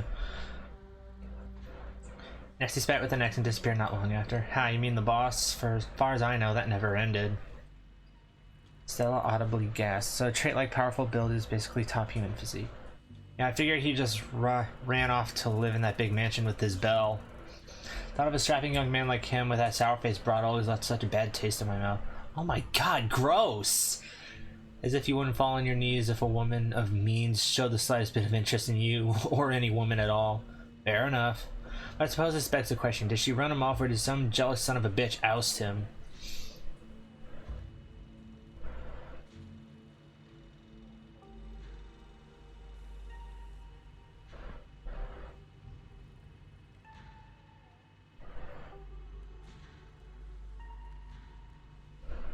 Talking about Perlan? Lord, no, even Wayne had some standards. Not that old lady Perlan didn't have her day. Notice anything strange around here? Kinds of weird stuff happened in these hills. What sort of weird do you mean? Animal sightings? Saw a raccoon with a big old tumor last week. Spooked me something awful. That's nature for you, not always pretty. It wasn't a tumor, it was an egg. There are things in these woods laying eggs in the animals. I knew it. I knew there's something weird about that raccoon. I believe it. There are things out in them woods nobody's ever seen before. It's still wild country, even if we're carved into pieces. I know I, for one, ain't gonna go near them trees until some scientists folks come out and sort out whatever's going on out there. Maybe I should cash in some sick days and go see my cousins in Asheville just to be on the safe side. Oh, so Tabitha gives you sick days too. Cool. What about people getting sick? And some of the older miners, sure, but I wouldn't call that unusual.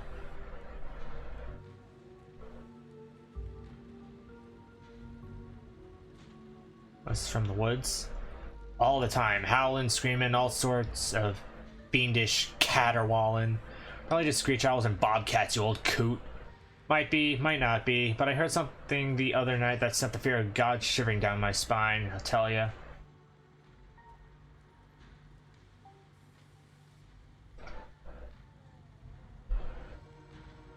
Probably a bobcat or a mountain lion. I saw what made that noise. I saw the creatures that made that noise. Pale, hairless, and horribly misshapen with little twisted up faces. 2 men stare at you, a look of disquiet in their eyes. I never heard of anything like that up here. Yeah, that almost sounds like a ditchling. My grandma used to tell me stories about them when I was a little kid. I guess it's not just my mom. Knocking in the mines? You're asking us if we've heard the Tommy Knockers? Of course we have. We're old timers. All us who was here before the machine got brought in know the Tommy Knockers. What a nuisance. Always stealing my hammers. It's true. Had a pickaxe stolen too. When we heard knocking coming from one of the old tunnels, it was enough to make a man pray. Looks like I figured out what to do for my next video. You better not be thinking of going into those old mine shafts alone. I could always use a partner in crime. I'm gonna wind up down there with you, aren't I? That's all on that front. Sure. Thanks for the help. That's all. Thanks for the help. My pleasure. I'm lucky. I think we got a problem. She's right behind me. Oh, okay. By the time Stella finishes her sentence, you've already ducked around a corner and out of sight. No. Get the fuck out. Get the fuck out! You continue back towards Stella and Kanika, moving from shadow to shadow and keeping out of sight. You're interrupted by a sudden movement out of the corner of your eye. A girl carrying a bundle of snacks pops through a hole in the fence and disappears over the crest of a hill. Hey, I think I just saw Rosalina. Wait, really? What is she doing here? Clearly, she's doing a delinquency. I mean, yeah, but what kind of delinquency? See what I mean? Yeah, I do see what you mean, though. Only one way to find out. Let's go after her. Bip, bip, bip, bip. Stealth run. Leave the mining cap without Tabitha being alerted to your... I assume that ends in presence. You rush over the hill and get your bearings. The sounds of active mining fading into the distance. Rosalina is nowhere to be found, but dusty footprints point toward a nearby mine. She didn't. I guess the old Maxwell place doesn't cut it as a secret hangout spot these days. But the Shaw mine? Shaw! That place was shut down like 100 years ago. After a collapse that killed over 100 people. Do you want to know if the trait you picked up trait saves? No. And here I thought Stella was going to be the one to drag me into an abandoned coal mine. Team's always been like this. I feel like I really missed out on my risk-taking years. Guess you should go after her, right? Maybe we should wait outside. I was going to sneak into an abandoned coal mine.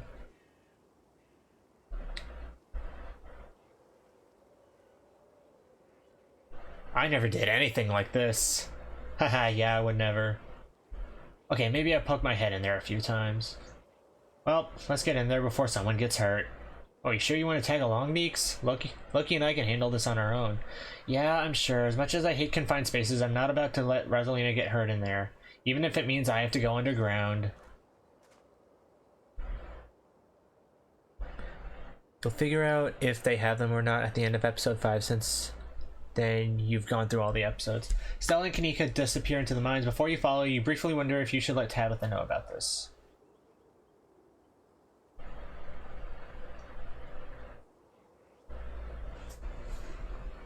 What is that thing up in the tree? What is this? Black Tabby, what is this? No. Out of the loop. Go after Rosalina without letting Tabitha in on what's going on. Oh, right, the Golden Eater.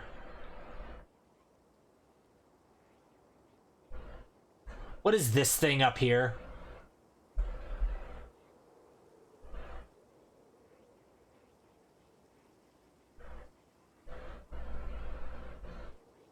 Actually, yeah, for this game, it would probably be better to put this down here. It's a little ditchling. More like a little bitchling. The inside of the mine is warmer than you'd expected. The air thick and wet. The ceiling hangs much lower than you are tall, forcing you and your companions to hunch over, your legs bent in a painful squat as you begin to navigate its maze of corridors. The popping of your knees echoing through the tunnel. Jesus, it's crammed down here. Does anyone else's chest feel tight? I mean, I'm sure yours does, Kanika, but that's a different matter. Yeah, abandoned mines are way more claustrophobic than people expect them to be, and this one's real bad, you know, because of the child miners. That's a bit redundant, don't you think? Children are miners, Stella. Or should I say the miners? And there she goes, telling the same fucking joke. God damn it. The things known for signaling doom The things known for signaling doom seems good to have outside the mine. Kanika visibly shudders. Okay, I'm not superstitious, but if there's one way to make sure you get haunted, it's cracking jokes about dead child laborers while walking on their graves. What can I say? I do my best to tempt the spirits wherever I go. Can't believe you'd come down here on purpose. Yeah, it was part of my ghost hunting phase. Jesus, Stella, the things you do for your viewers, did you find anything? I wish. If any place in Scarlet Hollow was actually haunted, it would be this mine, hands down. But all I got was dust in my lungs and a couple of false alarms. She's looking back at me like, don't make me go in there, please. The deeper you progress into the mine, the heavier the air becomes. Coal dust hangs in thick clouds around you, even though this place was abandoned over a century ago. Stella pauses as sound rushes overhead. Oh my god, what was that? The mine's going to collapse and we're all going to die down here, aren't we? Stella sighs longingly. That's just how wind sounds down here. You sound so disappointed. It just brings back memories of my last foray into these depths. Every time I thought I'd finally found a spooky ghost, there wound up being a very unghost-like explanation, like local wildlife, for instance. Oh, look at that, Kanika! Bats! You like bats! Stella turns her flashlight up towards an alcove overhead. Those guys got me real good last time I was here alone. Oh my god, there are bats down here? I'm going to get rabies, aren't I? I'm going to get rabies and die in a mine collapse. Holding up okay, Neeks? Yeah, sorry, I'm just a little on edge. Kanika stopped mid-sentence by a thunderous knock echoing from deeper in the mine. Okay, what was that? That was... I have no idea what that was. Did that sound like knocking to you guys?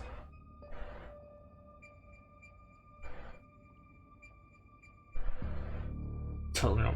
We should hurry and find Rosalina. Yeah, agreed. The sooner we get out of this death trap, the better. Gosh, I wonder if those sounds are Tommyknockers. Okay, no, Tommyknockers are not real. They're not allowed to be real. Are you trying to give me a panic attack? Fuck, maybe.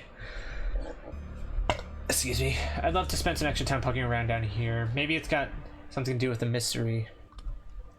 Three of you are interrupted by a second, much less distant sound of a can being popped open. Okay, now that wasn't Tommyknockers. I mean, maybe they're cracking open a cold one and...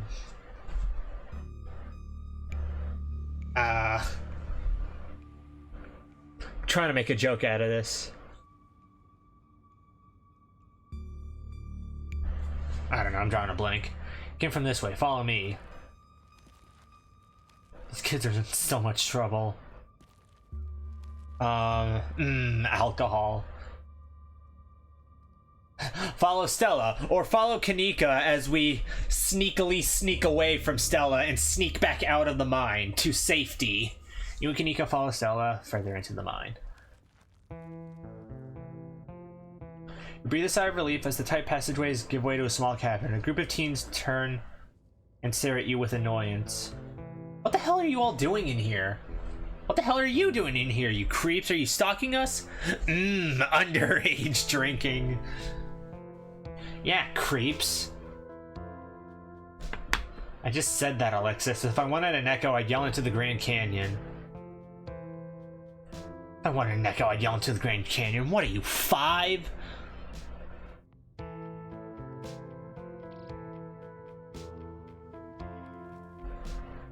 What are you, 5? I'm 15, you loser. Who even are you? That's Loki, Tabby's cousin. Rosalina, your dad is worried sick about you, and if you ask me, he was right to worry. Why the hell would you think hanging out in an old mine would be a good idea? Is the Maxwell place not dangerous enough? Because no one usually comes in here, duh.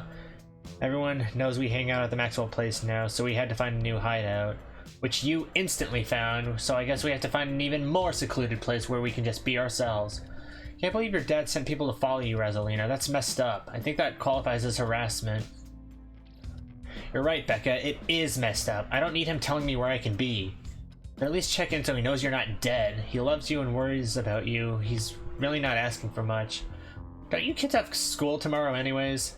It's fall break. And we're not kids. We're not kids, we're teenage... Shut the fuck up, Beanie Boy! Are those canned strawberry margaritas? Where did you even get those? The teens avoid eye contact. Miles tries to melt in... Oh god, that is Miles back there! Oh no, I know that isn't you, Miles. It had better not be you. Yeah, whatever, it's me. What are you even doing here? Becca's right. Sounds to me like you're stalking and harassing and all that. You're supposed to be minding the store. It's not like anybody even comes in on Tuesdays, and Mom's there, so it's fine. I started uncomfortably around the cavern as Kanika tears into her brother. Like physically, she rips open his chest and tears out his still beating heart. It's really quite gruesome. It's not fine. It's extremely not fine. Why do I always have to be the responsible one? Do you know what I would give to be as carefree as you? I left school so you would have a chance to live your life, and this is what you're doing with it. What would Dad think if he could see this? Stealing booze from the family store to dick around in an abandoned mine. Dad's dead, Kanika. But if he were here, he'd be disappointed you wound up being such a bossy jerk. Who cares if we're having canned margaritas somewhere nobody's supposed to bother us? Well, if we all should cool outdoors, can't all safely chill here together. No. Don't try to twist this around. I'd love to sort this out, but can we maybe not do it in an abandoned mine? Can you at least... No.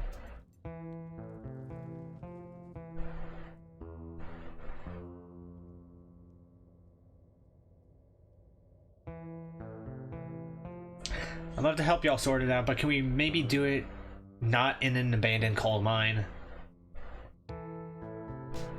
Oh, what are you, an expert on mine safety? They only abandoned this place because there wasn't enough coal left to bother digging anymore. My dad told me, and he's an actual foreman at the continuous mining facility, so he knows what he's talking about. Wait, I thought your dad was a charge hand. No, Alexis, he got promoted last month, and he says this place is totally safe and we can hang out here anytime we want. Becca's dad's right though. Check out how sturdy this place is. Beanie Boy, I swear to God, if I click this mouse and you bring this whole place down on top of us, I'm going to feed you to the ditchlings. The teen with the beanie jumps up and slaps a strut on the ceiling. Oh, is that the knocking we were hearing earlier? One of these days, I'll find a real Tommy knocker. Oh my God, Zane. Cut it out. Jumping up to hit stuff is extremely 8th grade. And we're in 9th grade, thank you very much. I heard, Mouse. Of course you did. No offense, Rosalina. None taken. The other 8th graders are totally immature. I like you, Rosalina. You're chill and smart, too. Quiet, all of you.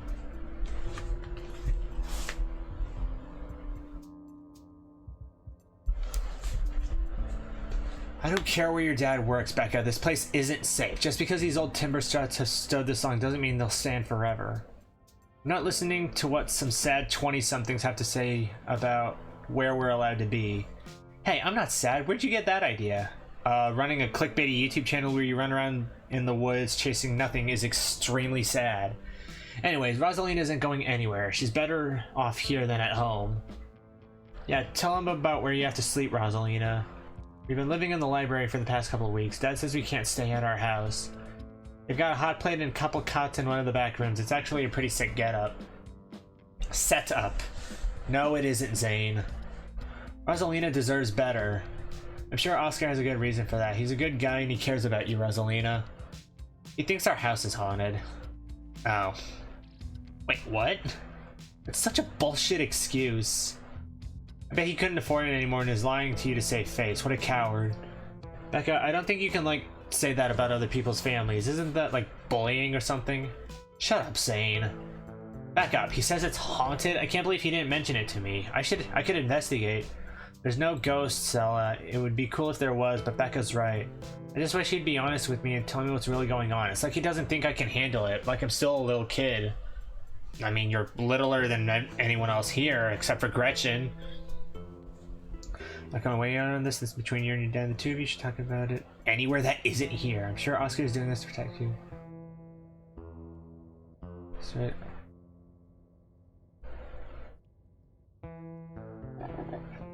I'm sure Oscar is doing this to protect you. From what? Even if ghosts were real, what would they even do? Yell boo in your face? Yeah, that's real scary. It totally justifies living in a dusty old library. No, they do much worse.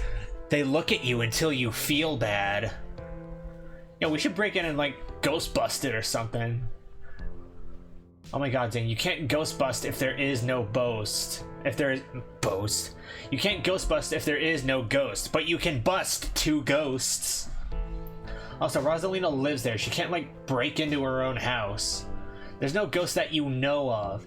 I bet we could figure out how to bust it if it's actually real, and if it isn't real, well, problem solved.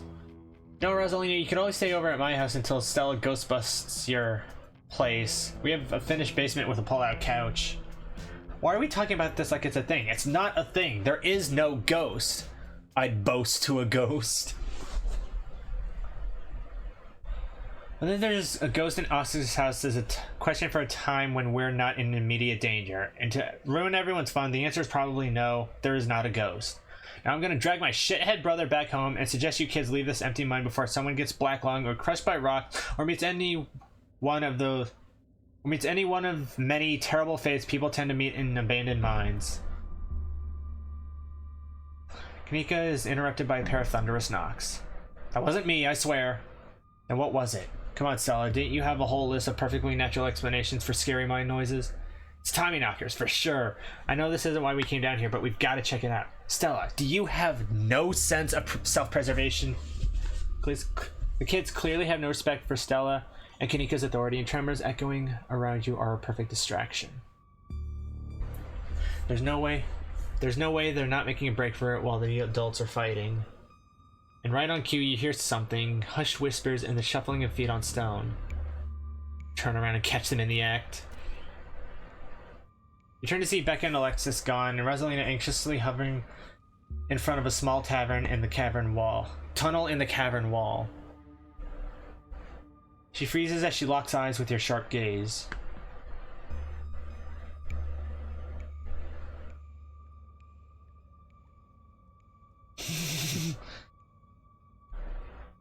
Right after she crawled into a tiny hole that she couldn't get out of, I hear she was stuck. Now, stop arguing, you knuckleheads. The teens are slipping away. What? Rosalina, don't go down there. Becca and Alexis, stop trying to get us all killed. Sorry, guys, I'm gonna hang back. I knew you weren't cool enough to hang out with us, Rosalina. Come on, Alexis, we'll have more fun without her. Oh, alright. Are you kidding me, Rosalina? What were you thinking? What were they thinking? I don't know. I'm so sorry. Wow, Kanika, maybe if you weren't still scared of the dark or whatever, you would have noticed them sneak off. I noticed them sneak off, and like, I've been zoning out the whole time we've been here. Oh hey, they must have squeezed through that child-sized tunnel. Yeah. Oh no, no. Dang, I've always wondered where that goes. I've never been able to get these hips through there. Becca shouts back from the other end of the tunnel. We are not about to let you come in here and ruin our good time. The mine is safe. I've been here a million times. Well, you only have to die once, Becca. Yeah, if Becca says we're safe, then we're totally safe. Also, sorry, Rosalina. I'll see you tomorrow. Whatever. Come on, Alexis. I know a cool spot this way. Okay, I think we can catch up with them if we just follow their voices. You want to take these three out of here while looking and I track them down, Neeks? Look, I know I made a bit of a fuss about not liking this place, but I'm not about to leave you two alone down here. What if something bad happens and I'm not here to help? Or what if you run into something totally normal down here that you think is a ghost and I miss out on my chance to figure out what it actually is? Alright, knuckleheads, if I don't escort you three out of here myself, can we trust you to actually leave and go home? Yeah, sure, I can never fit in that tunnel anyways. They've crossed a barrier that I cannot, so my time here is up. But only because Stella promised me a ghost hunt tomorrow. Whatever, I still have to do my dailies anyways. Oh god, he's a gotcha geek! Still have to do my dailies anyway, and the service down here sucks. No, say it ain't so! Kanika, your brother is a Genshin Impact fan! What about you, Rosalina? Are you sure you don't want me to come along? Maybe I could help you get Becca and Alexis to leave. He plays a Dragon Ball game. So are you looking at it? So what if I am? So what if I am? It takes one to know one. Okay, can I at least wait outside? Okay, sure, you can wait outside for us. Just be careful, alright? Alright.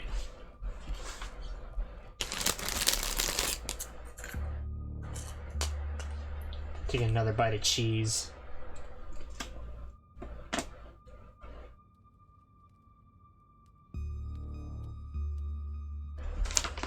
But the Dragon Ball mobile games are also gotcha.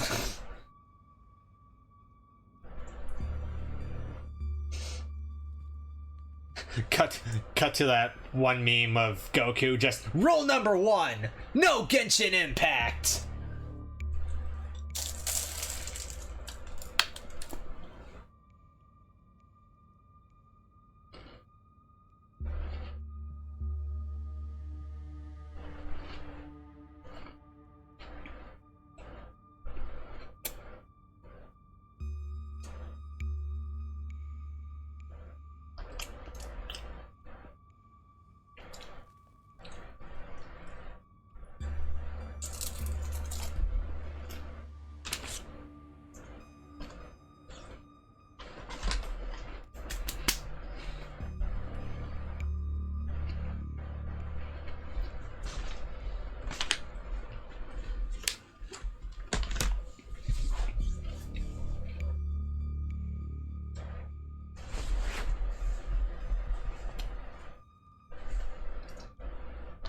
Wait, if Stella can't fit her hips through the...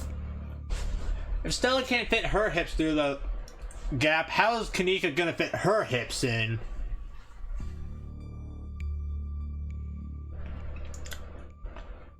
Loki's taking a sweet time. Well, some kids are going to get themselves killed in the mines. Hey, they're not my kids.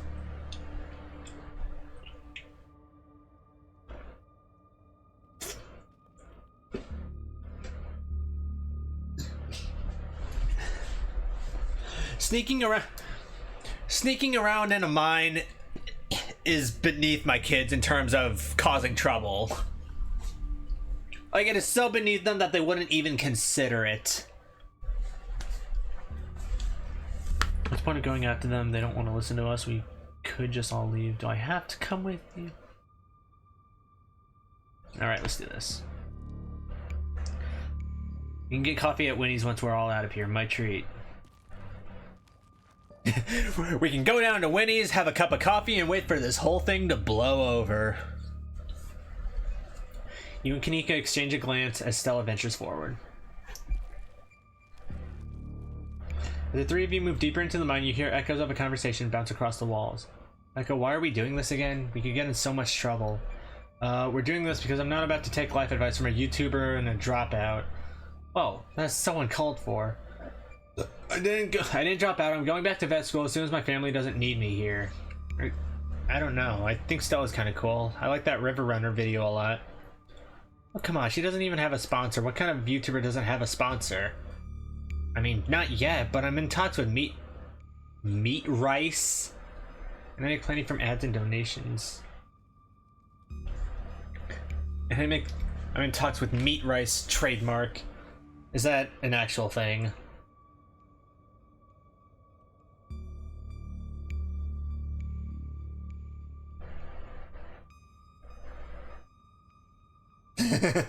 I googled meat rice and the AI overview came back with meat rice refers to a few distinct unrelated topics based on search results. Item number 1, Scarlet Hollow game item, a fictional dried meat product shaped like rice in the indie horror game Scarlet Hollow.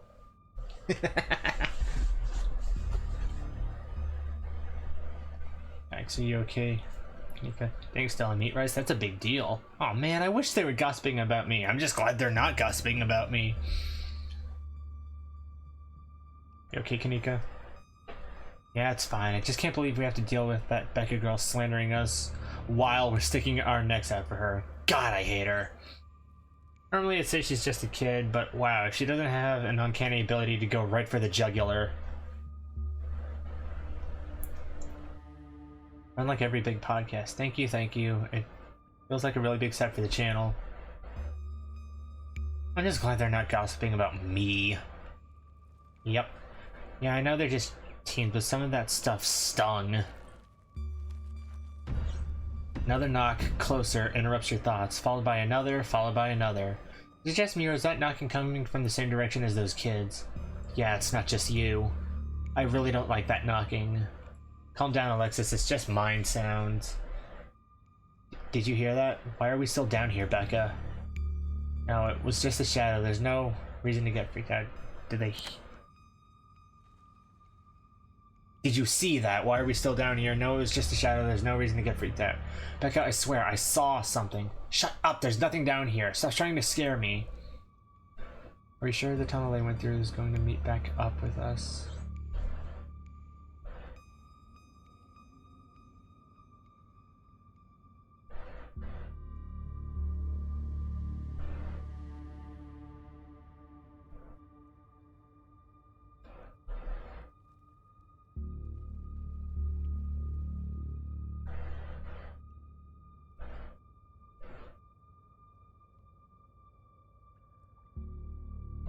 Can't believe they're making us do this. They better get grounded when this is all said and done. At least now we'll probably be able to actually get them to leave. Look on the bright side, Loki. If they didn't come down here, we'd have missed out on a golden opportunity to get spooked. It'd have to be an abandoned mine, though. I'd be fine getting spooked literally anywhere else. We're getting closer. Let's keep moving.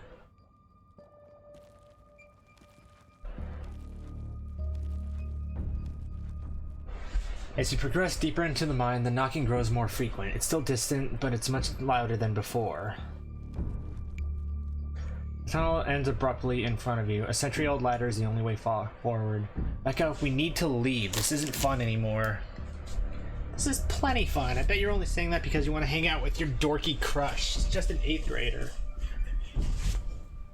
Oh. Stretch. Becca, this isn't about Rosalina. I know you hear that knocking. Well, it sure sounds like they're down here, alright. You want to wait up here, Neeks? The climb down looks nasty. Now I don't think I can climb down and hold Gretchen. Oh, big stretch! Yeah, I should take some actual time to stretch.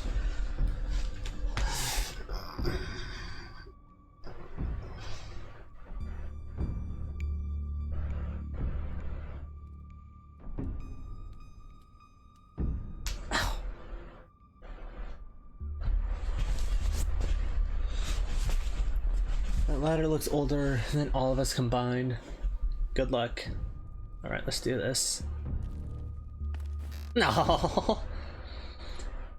Stella hoists herself over the edge and begins to climb down. There's 2 girls stuck in a mine. Follow Stella down into the pit. You walk to the ladder and climb down. Stay safe, Loki. Hey, kids. Oh, great, the adults are here. Thanks, Alexis. Real nice.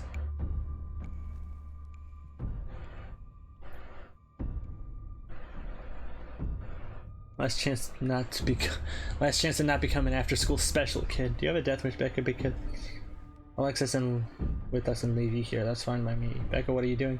Alexis, Becca isn't going to stop kicking you around until you fight back. You don't need to say anything. Becca has already lost control of the situation.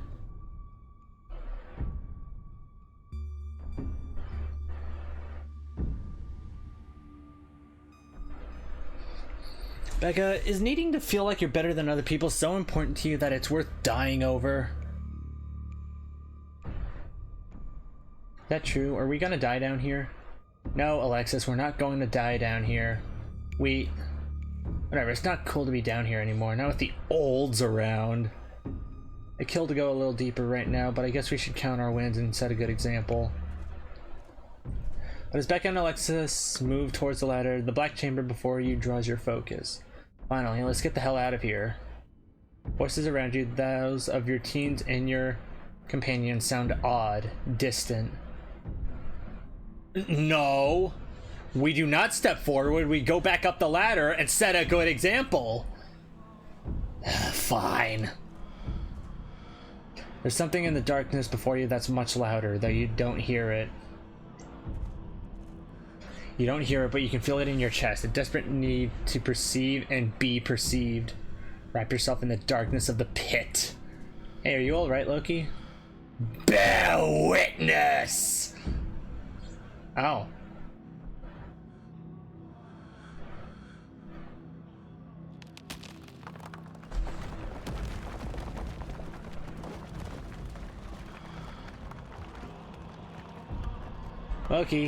Loki, are you alright? Oh, thank God you're alive. It looked like you had a seizure or something, and then you just conked out. He's okay, Kanika! Thank God! Yes, thank me that I'm alright. Okay, don't move a muscle. I don't want you straining yourself while you're still recovering from whatever that was. Kanika and I are going to go get you help. We'll be back soon, I promise. You fade back out of consciousness as your companion clambers out of the pit, intent on your rescue. You raise up on your elbows, head still swimming from the visions, your surroundings coming back into focus. Your head throbs as the knocking continues, now magnitudes more intense than ever. You can't help but notice the timber struts around you trembling as if they were being struck by invisible blows with each knock. They're all that stand between you and the many tons of rock over your head, and they suddenly seem terribly fragile. The entire cave shakes with the sound of rockfall. It's time to get out of here. Climb like hell!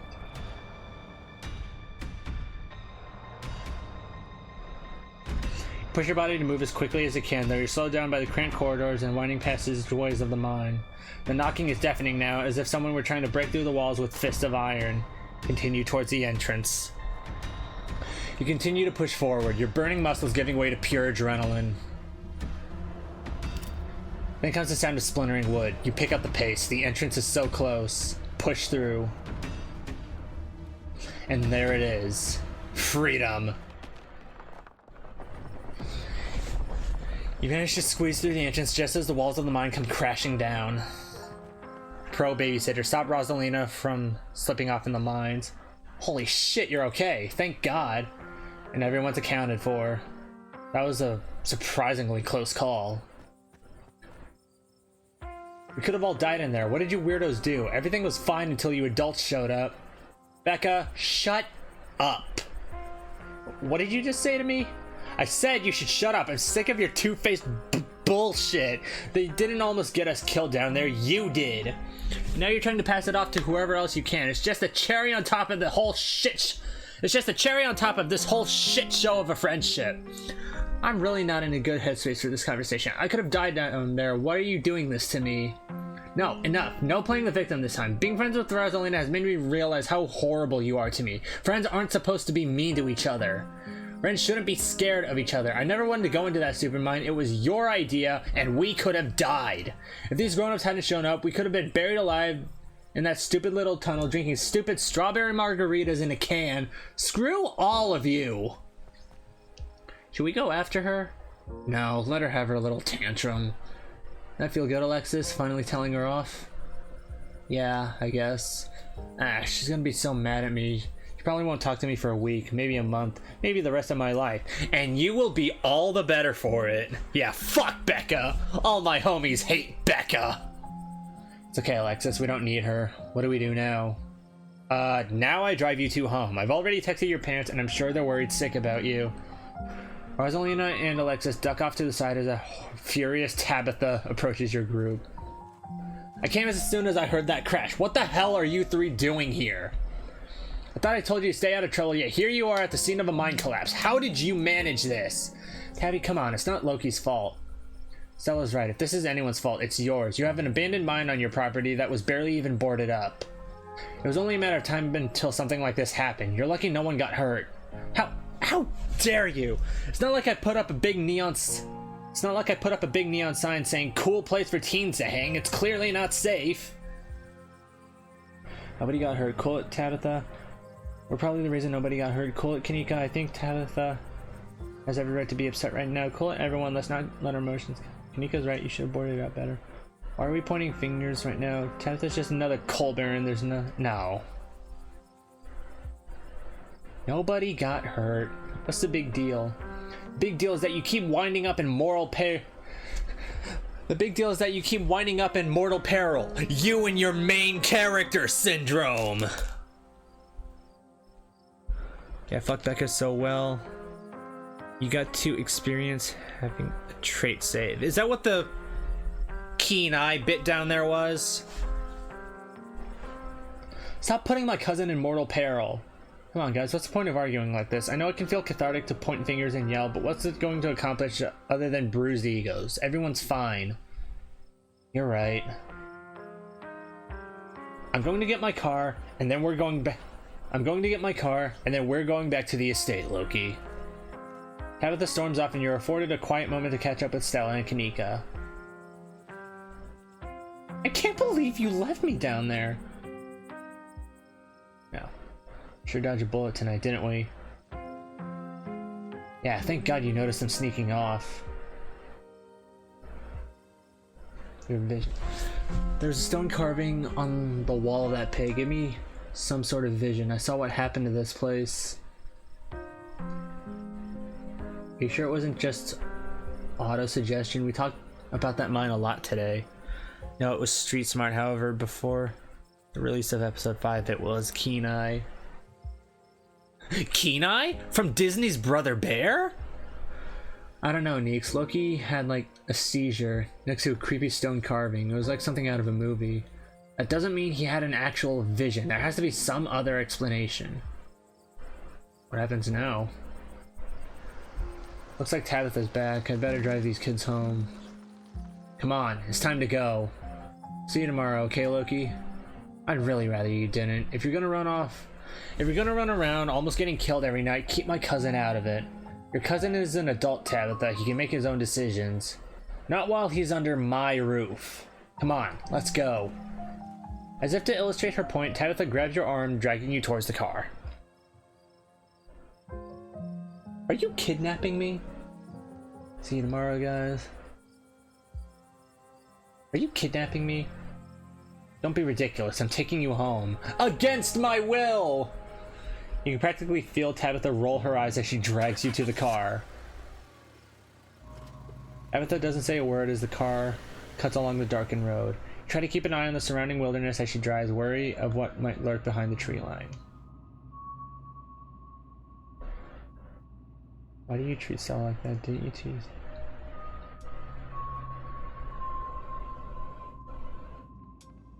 Sorry about today. I only have so much patience, Loki. Don't cross me again.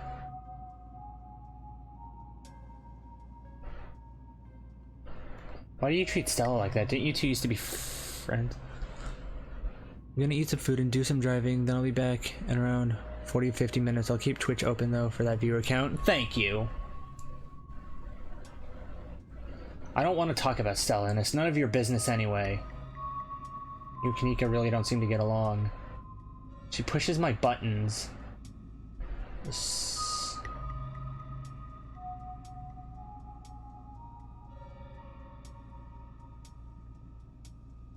Yeah, okay, I like her. Good for you, she doesn't like me.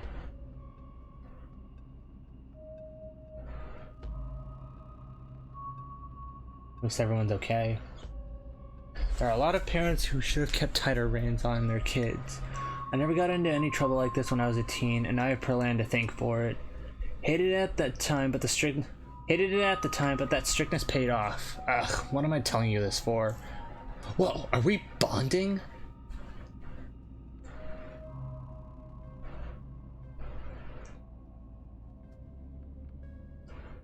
You can tell me stuff. I'd like to know more about you. And about Perlan, for that matter. Tabitha says nothing, mouth suddenly sealed as she fixes her eyes on the road ahead.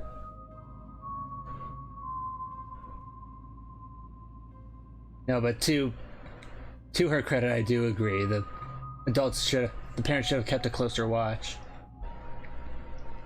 Exactly. People who aren't ready to be parents shouldn't be parents, and clearly there are some parents who aren't ready. Take the librarian. There are tons of people more qualified to be parents who can't even conceive, and here he is having a kid at 19 and clearly letting her do just whatever the hell she wants. It's not fair.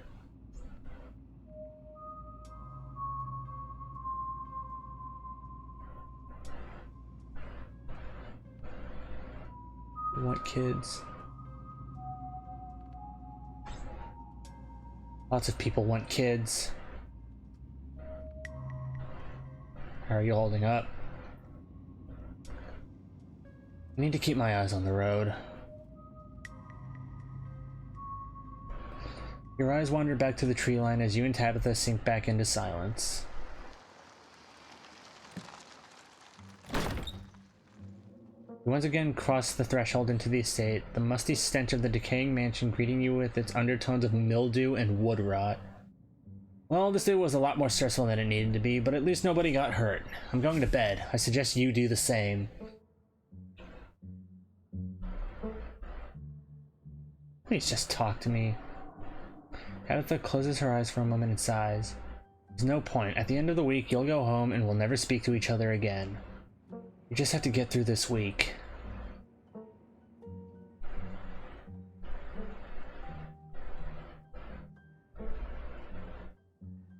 If that's how you feel, why invite me at all? I don't know. You're the only family I have left. I didn't want to do this alone. Why am I even talking to you? I'm too tired for this. I need to sleep. We'll see you in the morning. Tabitha turns and makes her way up the stairs. Turn in. Head to your room and turn in. You collapse in Tabitha's dusty guest bed, your head empty of thoughts. After your time in mine, you barely even notice the dust. Your phone buzzes on the table. Yes. Kanika sent a message to Stella, you. Y'all, these are those things, right?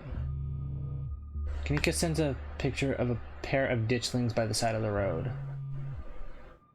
Stella, I saw them again too. Another picture, this time of them staring from a tree.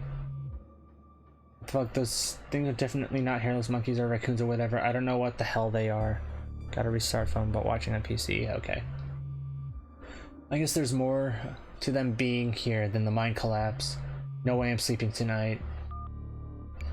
You think about looking out the guest room window, but at this point you're too exhausted to leave your bed. The adrenaline from this evening is finally wearing off, replaced by a creeping exhaustion that threatens to overwhelm you. Your limbs feel heavy, your eyelids slipping down over your eyes, even as you stare down at the ominous picture on your phone. If it weren't for the pit of dread bawling in your stomach, you would almost feel comfortable as you settle in between the covers, your tired bones sinking into the decrepit mattress. When you close your eyes, you see the shadowy figures that gathered behind Stella in the mines. Your thoughts are drawn to the carving on the wall and to the visions it imparted on you.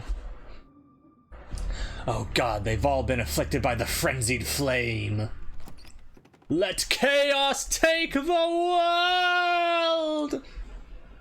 Your eyes shoot back open, your heart pounding as the door to your room swings open. Oh, it's just Fro. Just the cat. It's always just the cat. Nice to see another living being, even one as unfriendly as Tabitha's cat. The comfort of her presence sets your mind at ease and you finally slip into a deep sleep. I'm keeping my eye on you, motherfucker! That's supposed to be Fro. Fro's keeping an eye on us. We're the motherfucker in question.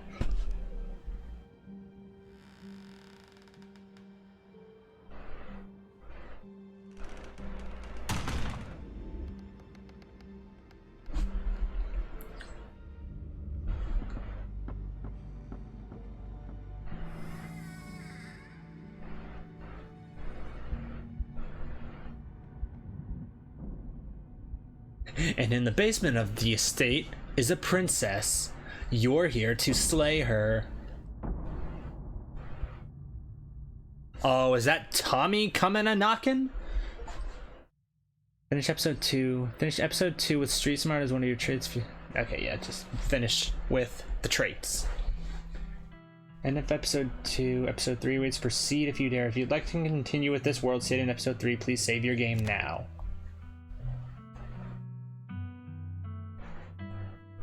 Continue after I go to the bathroom.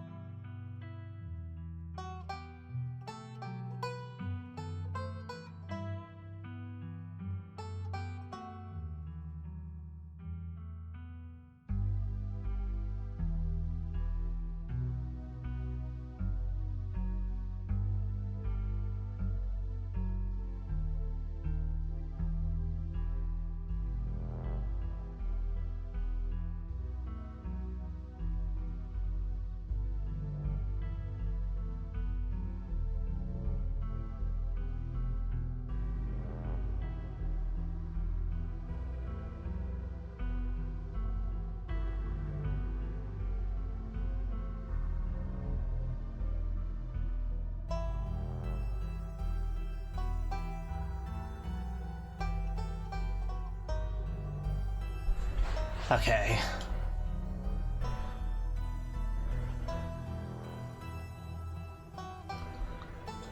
Like, see a recap? No.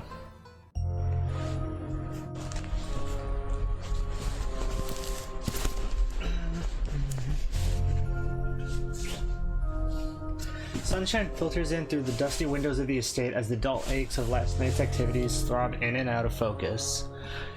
You managed to survive a second night in the town of Scarlet Hollow.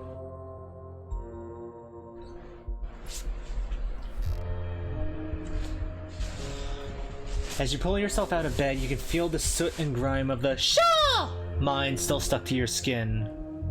Oh, and it's still restarting? Okay. No, take a fucking shower. Step into the guest bathroom and into the shower. The water is hot and, surprisingly enough, clean. As steam fills your lung and soot washes down the drain, you think about the Duke. The image of him lying there, slanted against a tree with his head blown off, scrub fevers. Worse is yet to come.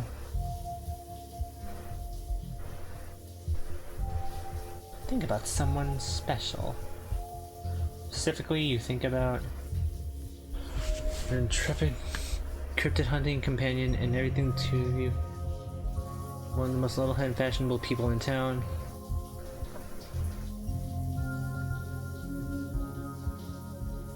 Kanika. Think about Kanika, the resident goth and one of the most level-headed and fashionable people in town. Wash away your sins. Shower. You're done here. You turn off the faucet and dry yourself off. Time to start your day.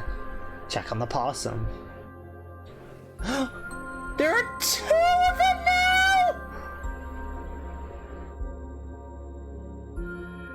Wave at them. They look up at you. Pet them. Against your better judgment, you reach out to the possums, hand outstretched. Oh well, it was worth a shot. Maybe now they'll leave your dress and return to nature where they belong.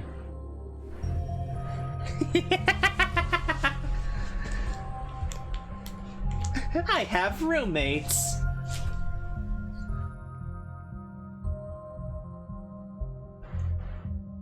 Look out the window. Finding that blueprint and viscera in the garden yesterday, you can't help but anticipate something staring back at you. It's the same view. Check the closet. It hasn't moved, right? No, it hasn't.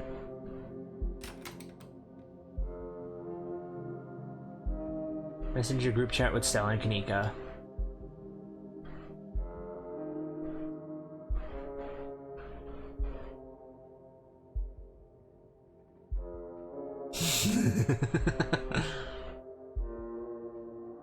Send a photo of a pained old man. I'm the Pain Herald.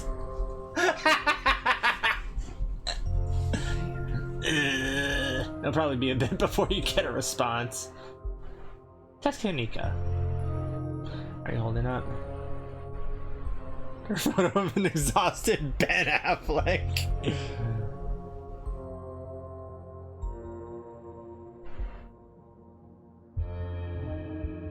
Now we can screw around with Stella, but how are things with Miles? Probably be a bit like Stella.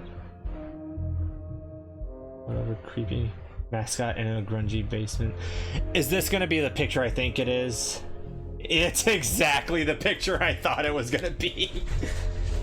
A creepy mascot in a grungy basement. It'll probably be a bit before you get a response. Done everything you want to up here. It's time to start your day. Play the field, keeping your options open. Oh, hi! You must be Janie. Enter the kitchen, find your husband.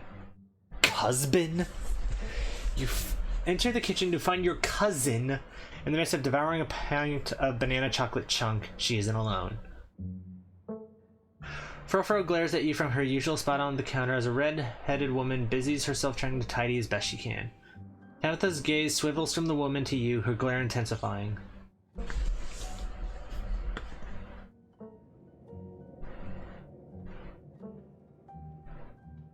Hi, I'm Loki. Good morning, I'm Janie. Just here to do my little weekly cleaning. Whatever cleaning Miss Tabitha will let me do, at least. I could have this place looking brand new, you know. Don't go making any big renovations or moving anything around. I like knowing where my stuff is. Okie dokie. So nice to finally meet you, Loki. I mean, I guess I did meet you on Monday when you popped into the diner. Janie. Seeing someone somewhere and meeting them face to face are two completely different things, I suppose. Thanks. All I'm trying to say is that it's wonderful to finally actually meet you, and I'm so happy part of the family is here to keep Miss Tabitha company with everything that's... Janie! Oh, I'm sorry, Miss Tabitha. Am I being too much again? Tabitha grumbles in acknowledgement. Hey Tabitha, how's it going? There was a massive mine collapse on my property last night. I can practically feel the whispers of unionization already. Tabitha takes one last spoonful of ice cream, then discards the empty container, turning to you with her trademark scowl. Let's get going. I've got an errand to run in town, and every time I've left you here alone, something terrible's wound up happening, so you're coming with me. Yeah, cousin, but I haven't had breakfast.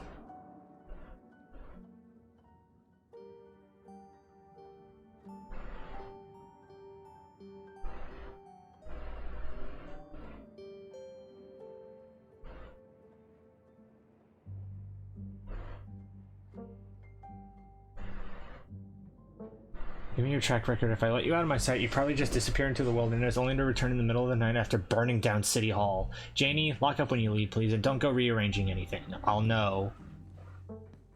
As you're ready to leave, Jenny approaches from the far side of the kitchen. Tabitha remains between the two of you, impatiently tapping her foot. Oh, Loki, before you go, I heard about what happened last night. I mean, I heard about it before Miss Tabitha mentioned it just now, and then I heard it again. I just wanted to say that I'm sorry you got caught up in that. You did right by those kids, though. What a blessing, everyone getting out of that situation all right.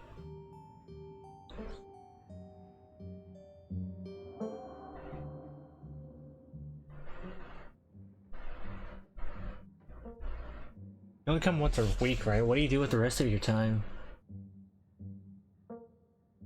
Oh, odd jobs mostly. Weeding gardens, cleaning houses, watching kids, that sort of thing.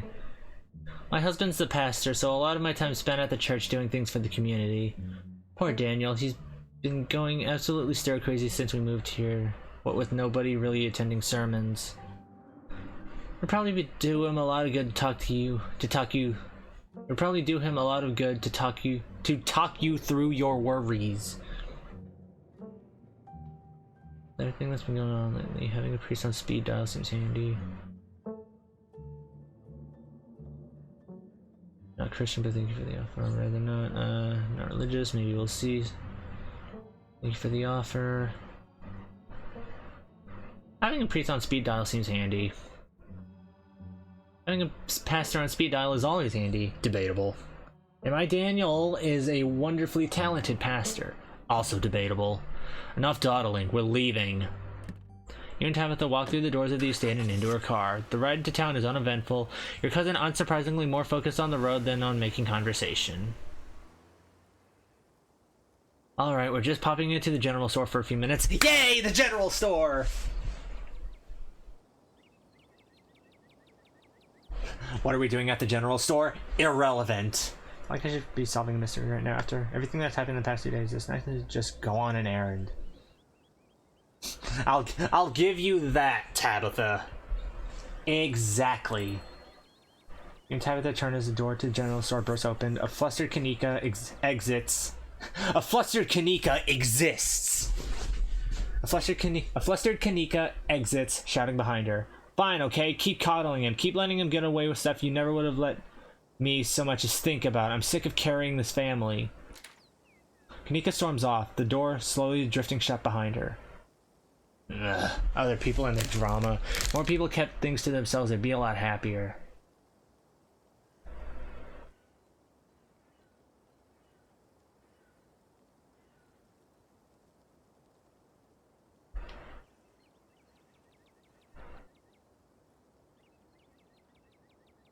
Have I ever told you that you scare me?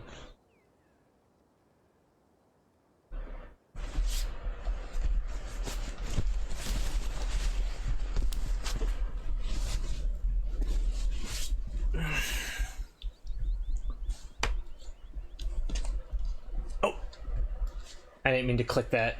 Glad she's finally letting loose. She's been so measured since I met her. Maybe her family will finally stop taking advantage of her. I guess that was an okay one to click. Her family is taking advantage of her because she lets them, not because she's normally measured and composed. A display like this means nothing if she's still here next year, and yet again the year after that. If anything, it just tightens the ties that bind her here. You see yourself in her, don't you? There aren't a lot of people to see yourself in when you live in a town like this, Loki. Come on already, let's go.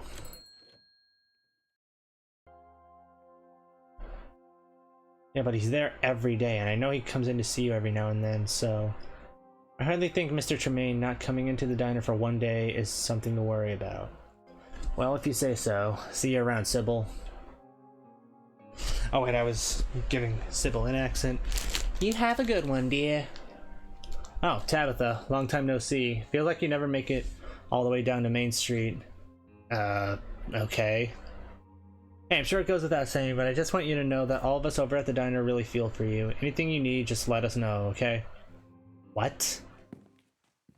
Avery nods politely and then leaves without saying another word. Who the hell was that?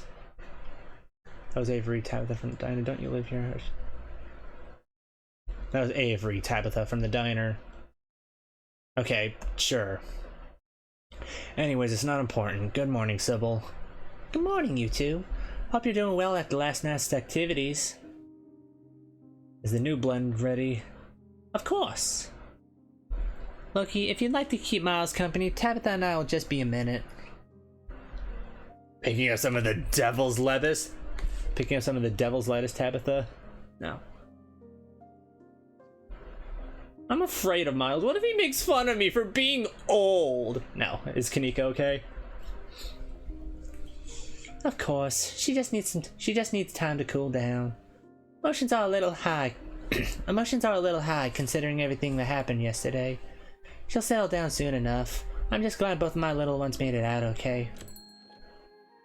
Sybil motions for Tabitha to follow, and they both disappear into the tea room, closing the door behind them with a tinkling of bells. On a good spot to listen in. You find a subtle spot near the door and listen. I know it took a little longer than you'd hoped, but this is fairly short notice. In the future, please give me at least 2 months to gather what's needed. These plants aren't exactly easy to come by. Is there enough? Yes, everything should go just fine. Make sure this is all it eats. Make sure this is all it eats for a few days, and I mean all. Put it somewhere that it can't get other food. I'm not keeping it inside. Outside then, a shed, something enclosed.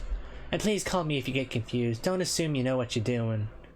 You only have one shot at this. Remember that. Perlan ran me through it plenty of times. I know what I'm...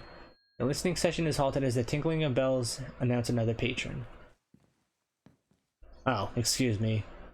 Wait, you're Loki, aren't you? Oh god, it's Bo! My name's Bo. I'm Duke's boy. It's a pleasure to meet you. The policeman told me you saw what happened to my daddy.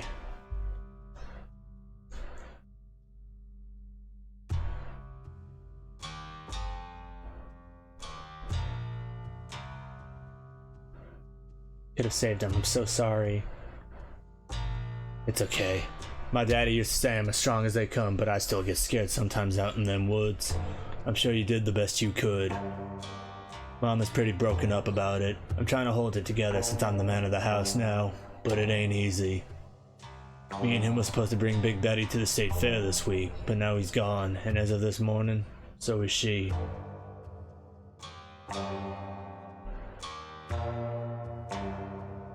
Oh, Big Betty's gone. I thought he meant his mother. So I suppose if I'm not going to the fair, I might as well make myself useful and get out in the woods and look for what's left of my daddy. You was there, right? You tell me where to look so I can try and find him. You really don't want to go out there, Bo. Changes up there. I wouldn't go poking around. If you're scared of the woods, you shouldn't be out there. Let the police handle it? No, if they haven't found him yet, nothing left to find. I don't think you want to see him like that. Your dad was killed by ditchlings.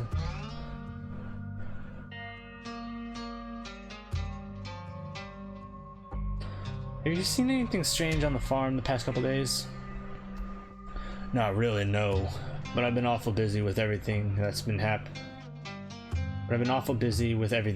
That's still been happening. The chickens keep disappearing, though. Your dad was killed by ditchlings. They're the things that have been stealing your chickens. They're monsters that show up when something bad is going to happen, and they're the things that have been stealing your chickens. I ain't never heard of a ditchling before, but whatever they are, they won't stop me from trying to find my daddy.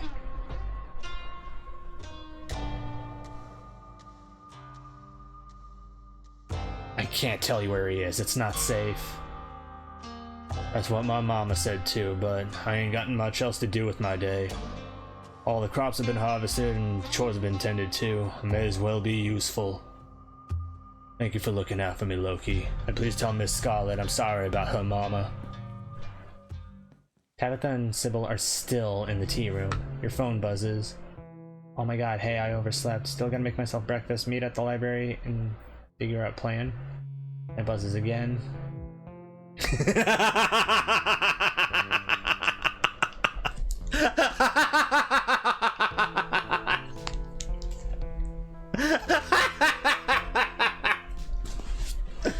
Still sends you back an image of an exhausted alien. Hey again, lol. If you want to come over for breakfast, would not hate it. And then it buzzes yet again. Somebody was busy this morning. Signing into the DMs, are we? Miss Kanika. If you want to hang out before the library thing, I'm parked in the abandoned lot by the gas station. It's hard to miss. You have plenty of time before dinner at Reese's house. Yeah. Go after Tanika, swing by Stella's, check in on Oscar. Go to dinner, see Avery. Go after Kanika. You follow the directions Kanika texted you and soon find yourself in a disused parking lot hidden behind the shuttered shops on Main Street. She's sitting alone in the back of her van, but she notices you lurking on the edge of the parking lot and waves, her troubled expression brightening into a smile. Hey, you made it. Hop on in.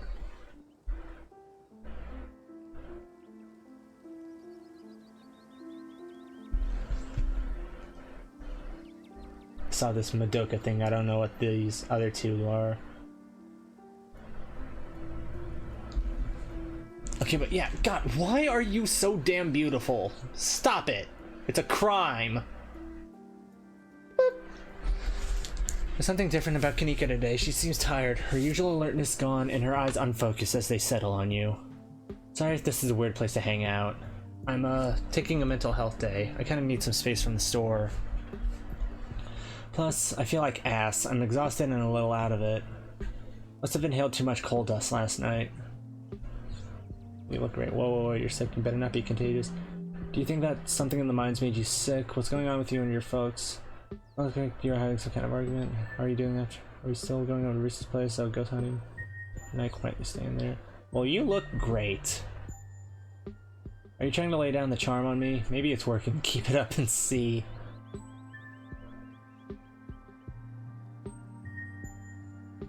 How are you doing after last night? Oh, you know, not great. At least I was able to get to sleep once the adrenaline wore off, even if I barely feel like I got any rest at all. Now I've just got a raging headache. God, I hope I'm not coming down with something. Before things got heated with my folks, Mom gave me some more of this tea that's supposedly good for, I don't know, recovery, rejuvenation. Must have been caffeinated or something because it did not help me fall asleep. It's kind of helping with a headache. And at least it tastes good. Caffeine does help with headaches, doesn't it? And if in smaller portions. What about you? I hate it here. I want to leave. I'm just feeling lucky to be alive. That's a good attitude. Hopefully the rest of the week is uneventful. We're in a Black Tabby game, Kanika. That's not going to happen.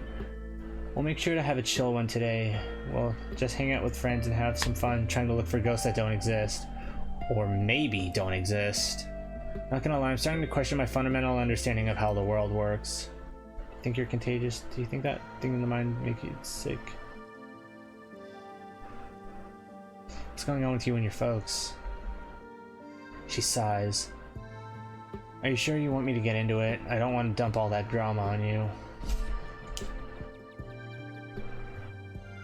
she's even got the lace-up boots with the big buckle. I love it. Of course, I'm here for you. Lay it on me. I'm a fiend for drama. I mean, I am a fiend for drama, but only if you're comfortable sharing. We've only known each other for a couple of days. Are you sure you trust me like that? I'm sick of that now. Sounds like a lot. Only if you're comfortable sharing. Ren had to call someone on the phone while watching. Okay. Only if you're comfortable sharing. I don't want to pressure you into saying something you'd rather keep private. It would honestly be a relief to talk about it with someone. Thanks, Loki. Especially since you were there last night, so you know how it felt to survive something like that unscathed. So after I got home last night, I had to deal with my brother. It really made me feel like I was the bad guy, especially once we got home. The whole mind collapse was my fault, and Mom didn't help. I feel like this is some kind of Digimon right here. She never does. She always takes his side, saying he's young and allowed to make mistakes. Mistakes that I could never dream of getting away with. When we told her what happened, she just said the same shit she always does about family and getting along. Sent us to bed with tea. Favorite method of conflict resolution?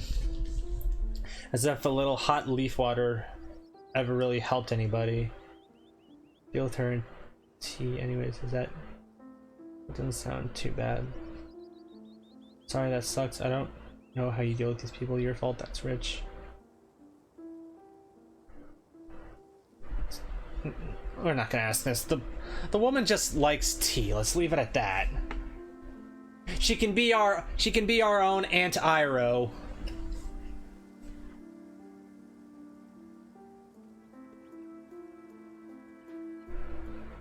But yeah, how would Miles possibly twist that around to make it your fault?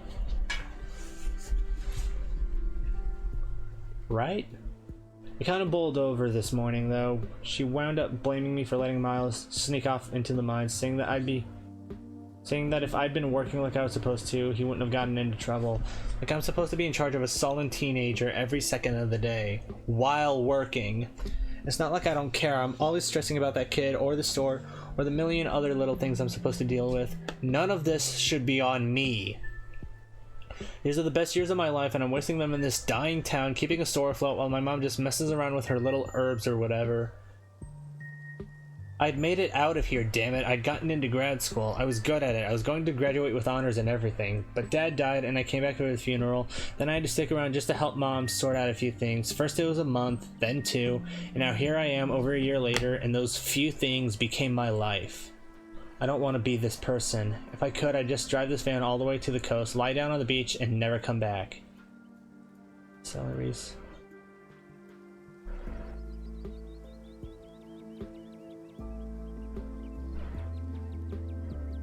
Just get out of here and take me with you. No. I was like, you already know what you want to do.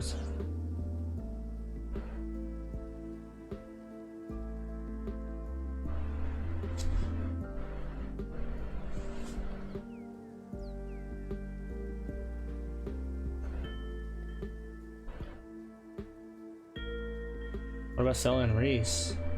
Look, when it comes to Reese, I love the dude, but I haven't seen him in person in a long time.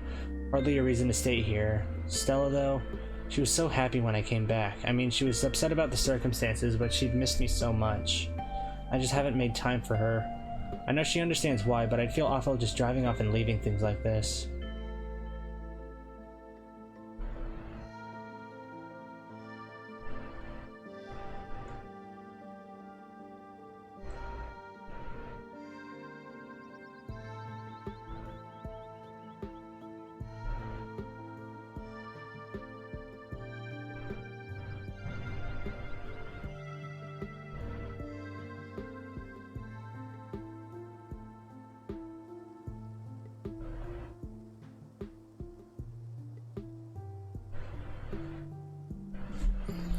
Sounds like your family's holding you back on purpose.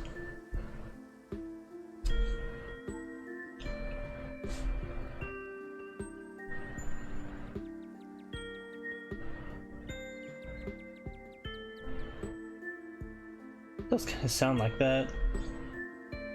Like they're scared that if you leave, you'll never come back again and they'll crumble without you.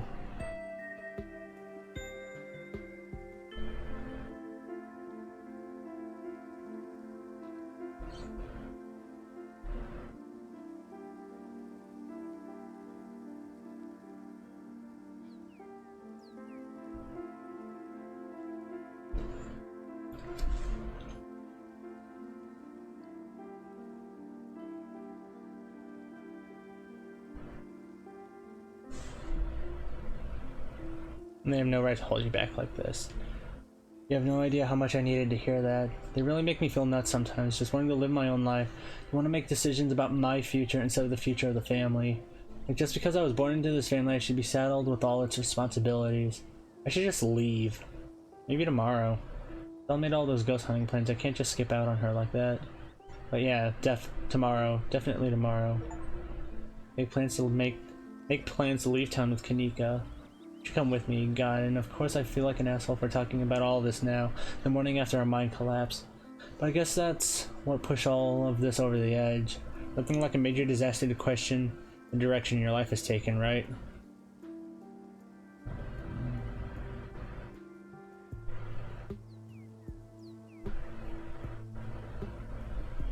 I wouldn't have met you if you hadn't stuck around. It's not all bad. You're right. I guess some good things can come from messed up situations. Serious, by the way, if I leave town tomorrow, when I leave town tomorrow, you should come with me.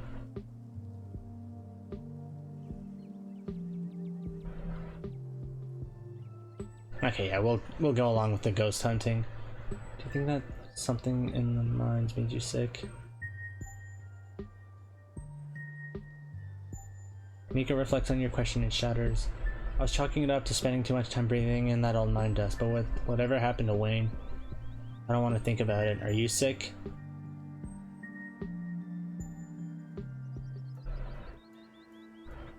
I'm tired, but I don't think I'm sick.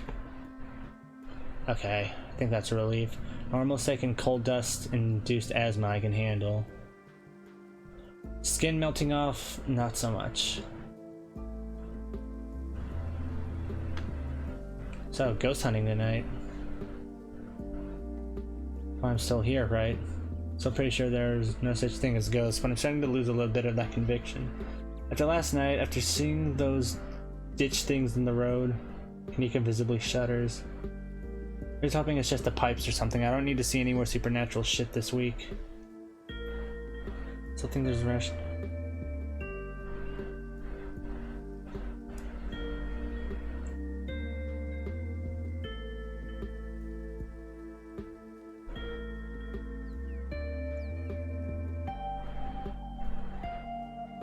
What if all this is actually because of aliens? I somehow doubt that. I guess I can't rule it out. It's not like I know what the hell's going on. A true skeptic is also skeptical of their own biases, so I guess if it winds up being aliens, I'll just have to accept that. Intergalactic visitors messing around with a small town might be better for my psyche than the concept of life after death anyway.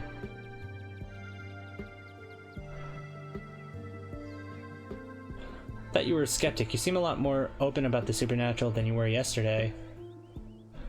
Like I said, if you're not able to actually change your perspective when you're confronted with new information, you're not actually a skeptic, you're just a different kind of true believer.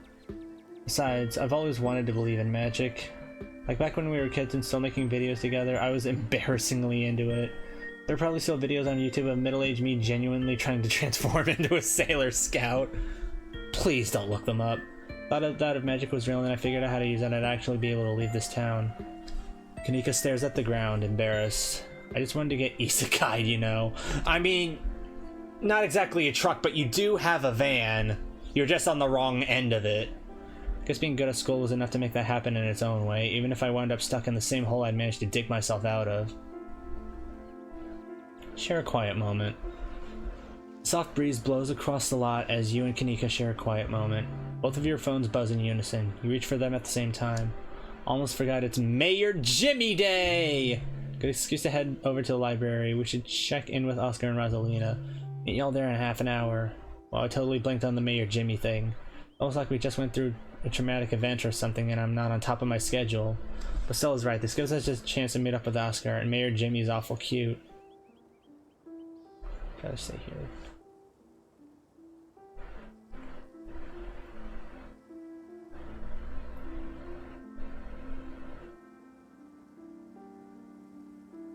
But is he as cute as me? He's a different kind of cute. I don't think you have to worry about him as potential competition if that's what you were getting at. Anyway, we'll chill with Mayor Jimmy, go to Reese's for dinner, then do some ghost hunting tonight. Thank God we have so much going on today. I really need the distraction.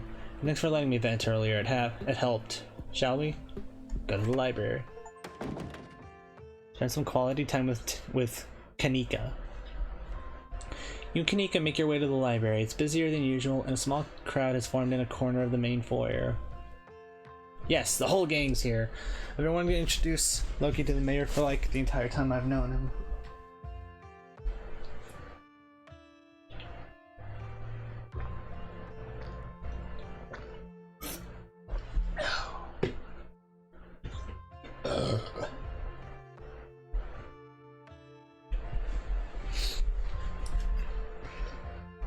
I've never gotten to introduce someone to the mayor before. It'll be worth it. Trust us. Alright, shall we? Stella's wearing a ghost-busting outfit. Oh my god, the mayor's a dog!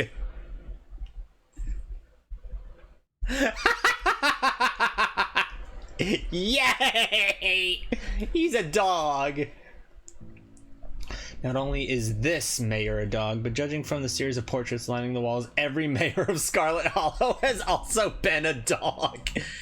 You can tell this dog is the mayor from his little sash and his fancy top hat. There's a regal air about him, almost as if he knows the position of authority he's been elected to. And unless you're mistaken, the serious man by his side is Deputy Franklin, one of the policemen you spoke to following your encounter in the woods on Monday. He holds out his paw as if to shake your hand.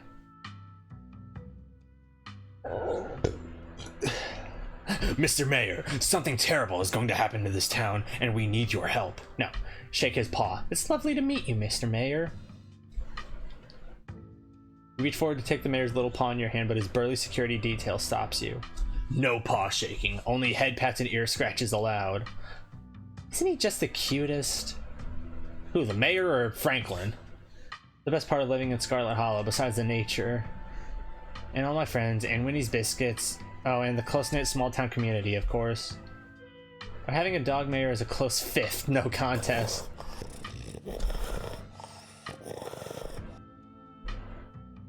Those are certainly sounds that you'd expect to come from a dog.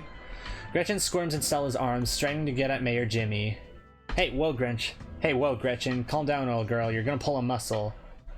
Miss Richmond, I'm gonna have to ask you and your dog to step away from the mayor. I should have known better. These two have never been able to get along. Gretchen says, "Fuck the mayor!" Stella walks off, struggling to hold Gretchen back. Kanika is quick to follow. Follow him.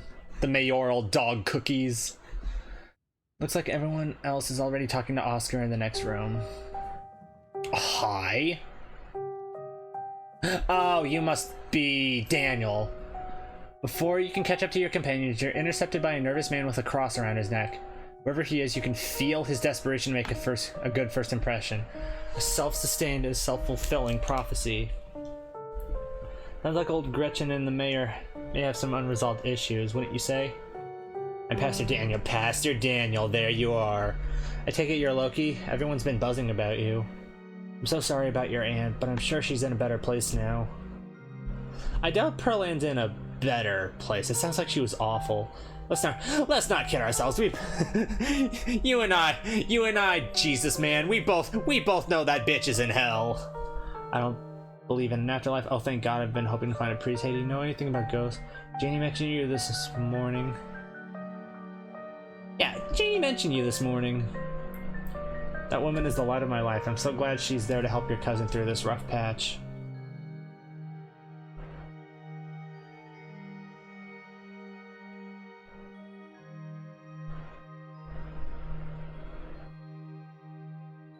I doubt it's a better place. It sounds like she was awful.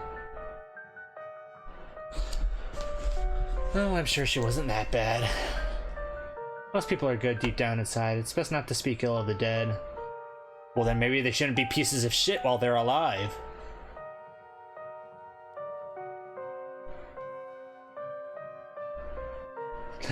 Back off, preacher man. I ain't buying what you're selling.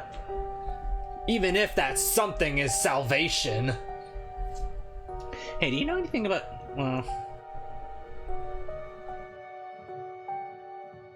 you know anything about ghosts? Ghosts? I've never encountered one myself, but I've heard stories of folks who have been visited by their loved ones from beyond the grave, and it seems like it provides them with a sort of spiritual healing. Like their beloved relatives are watching over them even in death. Is this about Perlan or perhaps your mother? Have you been visited by her? No, Oscar's place is haunted.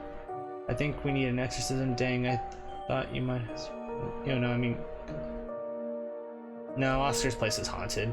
Oh, like a Scooby-Doo episode or something? I'm afraid I don't buy into that particular notion. It's a bit too spiritualist.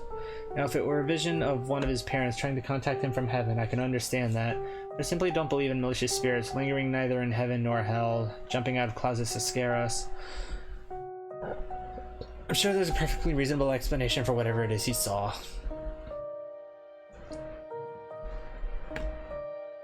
Believe in some ghosts and not others? What makes you an authority on that? There were ghosts in the mines last night.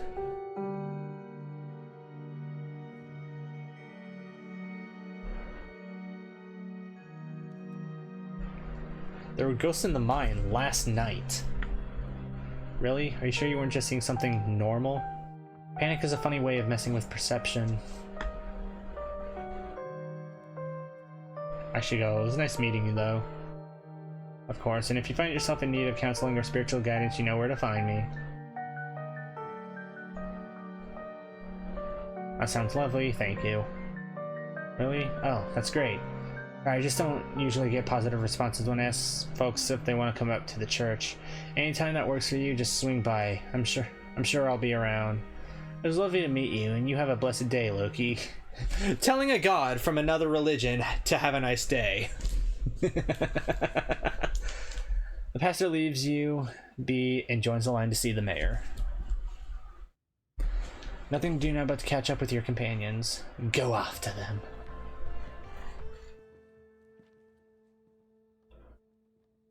Find them already talking to Oscar deep in the library.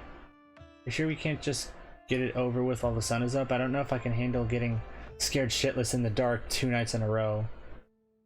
I wish we could, especially since I'm not particularly excited about going back in there after dark either, but I'm pretty sure it only comes out when the sun goes down. Yeah, there's no way I'm going in until that spirit is at full power.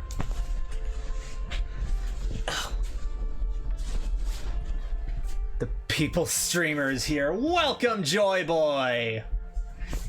You missed us meeting the mayor. He's a dog. He's a dog and he's the best damn mayor I've ever seen. I want to be sure we get the best evidence possible. This could be my one shot to get real proof of ghosts. I'm not going to waste it just because I'm impatient. Y'all are going to be the death of me. I just hope it's possible to get rid of this thing. This is a pretty serious ghost infestation. Dog mayor, that's kind of pog. Serious ghost infestation, is that what you'd call something like this? I believe it's called a haunting, but ghost infestation also sounds good. I suppose we're the ghost hunters, so we can call it whatever we want.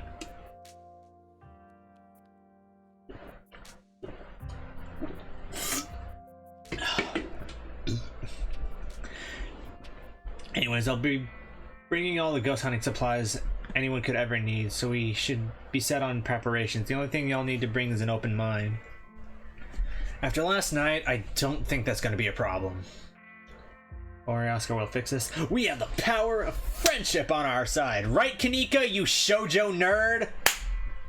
Just reach over and high-five Kanika.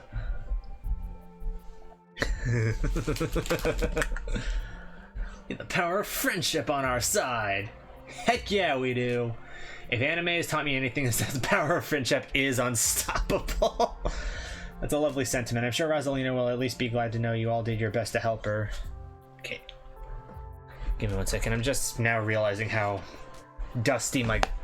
Well, not exactly dusty, but I guess just dirty my glasses are.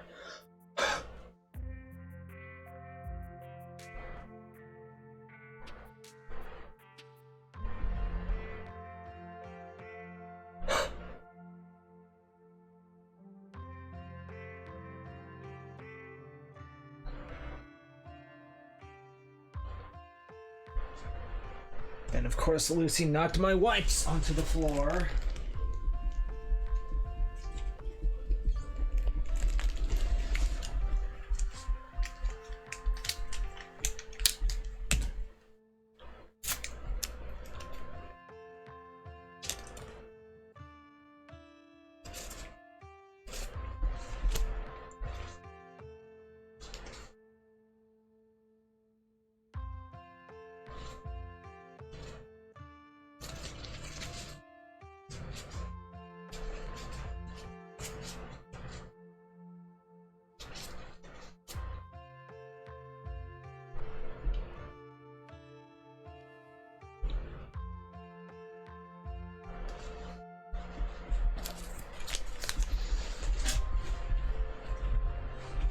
Well, if we're not doing the hunt now, I guess we should head over to Reese's. Absolutely. Come on, Loki. Time to go bother our friend. I'm gonna get back to it. See y'all tonight. Time to go.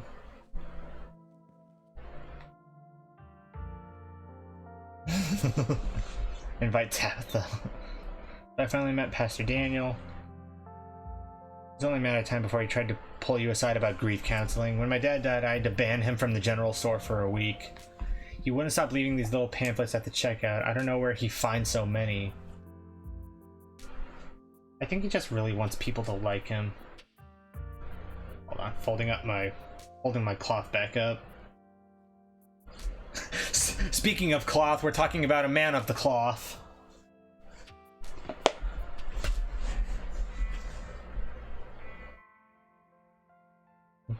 Janie, keep trying to make me go to church, that's all I have. Adam, he has been met. I have no opinions on the man. I think he just really wants people to like him. But he comes off as desperate. It's a vicious cycle. When you put it like that, his whole situation is kind of sad. Even if that's the case, it doesn't mean I have to like him. Whatever his deal is goes a step beyond trying too hard to get people to like him.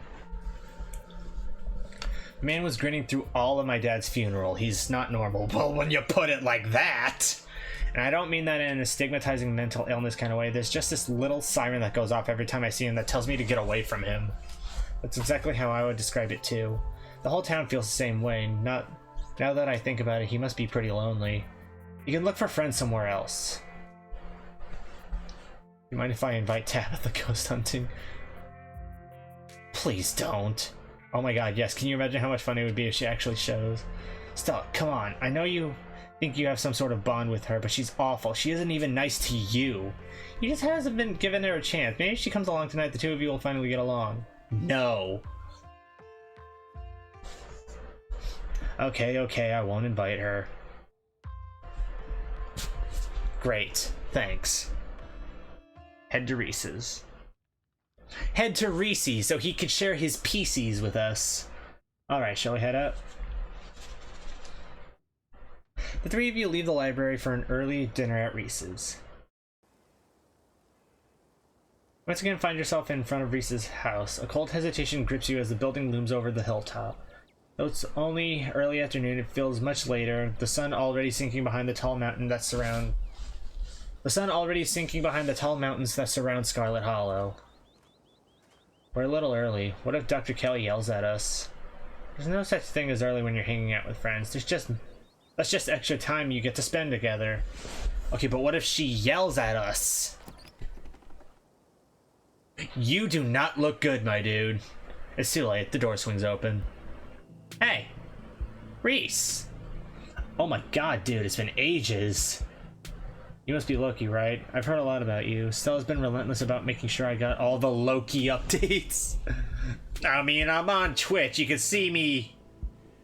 what, twice a week? You see me twice a week, you can see Lucy twice a week. We're right out there over on Twitch. Gretchen starts yelping at Reese, straining against Stella's grip as she tries to get between them. Are they here already? I knew you'd show up early, Stella, and you brought the dog. Oh yeah, she did say no dogs. Yeah, I thought she might cheer Reese up. I don't know what's gotten into her all of a sudden. The dog stays outside. But it's okay, Stella. We can let her chill in my van for a bit. I'll run the AC and leave her some treats. You know I always have some of those easy chew dog jerky stashed away. But we go everywhere together. Do you want to come in or not? Mika nervously tugs Stella away towards her van.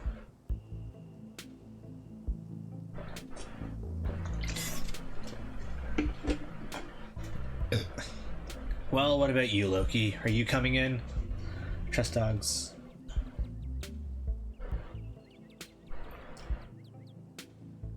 I trust dogs. Why doesn't Gretchen like you, Reese? No clue. She's always made a fuss around me. Reese doesn't do well with dogs. Now come in. Let's get this over with. You follow Reese and Dr. Kelly inside. Stella and Kanika aren't far behind you. The house feels cold. Not only is there an odd chill in the air, but the building itself feels too sterile, uncomfortably tidy to the point where you're nervous to touch anything. If it weren't for the aroma of store-bought dinner rolls baking in the oven and the unsettling artwork hanging on the walls, you'd be half convinced you'd wandered into a real estate showing. So, how can I lend a hand? By sitting down at the table and not puttering around in my kitchen. I made sure everything was done well in advance, so the only thing left are the rolls, which shouldn't be long. Then we can have a quick dinner and you can leave my house and go about your business. But I was kind of hoping to see Reese's new art. You still have time now, right? You aren't seriously considering subjecting your friends to your disaster of a room, are you? It's not that bad. You can still see the floor. Dr. Kelly raises a single questioning eyebrow. I don't mind a little mess. Yeah, I doubt it could be any worse than the way I keep my room. Yes, okay, fine. As long as you stay out of the kitchen, I don't care what you get up to. Cool, we'll just be downstairs. You won't even know we're here. You make your way toward the basement stairs. Oh, wow. The basement is what you might expect out of a tortured artist who spends all of his time confined to his studio. Discarded canvases line its edges, while trash and sketches leak out from their piles in the corners of the room, hiding the bare cement floors. Ghoulish faces coat the walls in paint, sneering out at their creator. Your mom is so scary. She can be a little intense, kind of overprotective, which I guess makes sense. Anyways, make yourself comfortable. You'll have to forgive the mess. I've been distracted lately, haven't been cleaning much. Do you need us to sneak you out of here? This place feels like a prison. Mom really looks out for you. Kaniko's right, your mom is scary. So Stella told you about everything that's happened the past couple days. That'd be rough, sorry. What are you sick with? Got any Rex? You three go way back. If you need someone to post for your paintings this week.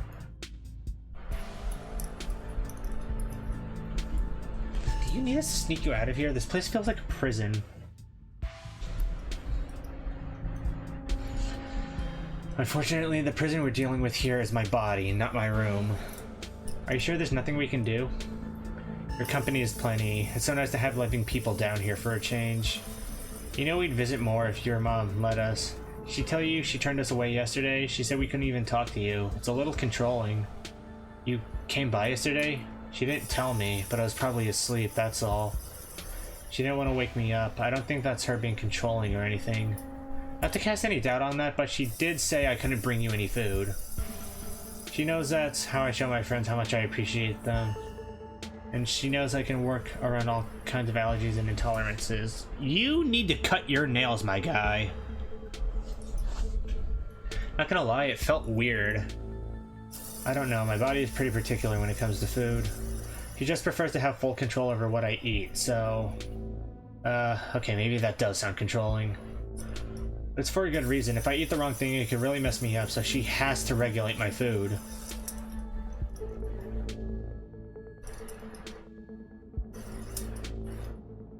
What are you sick with? Sorry, Reese. Loki's pretty direct. We don't have to talk about your illness. It's okay. I've come to terms with the way the rest of my life is going to be.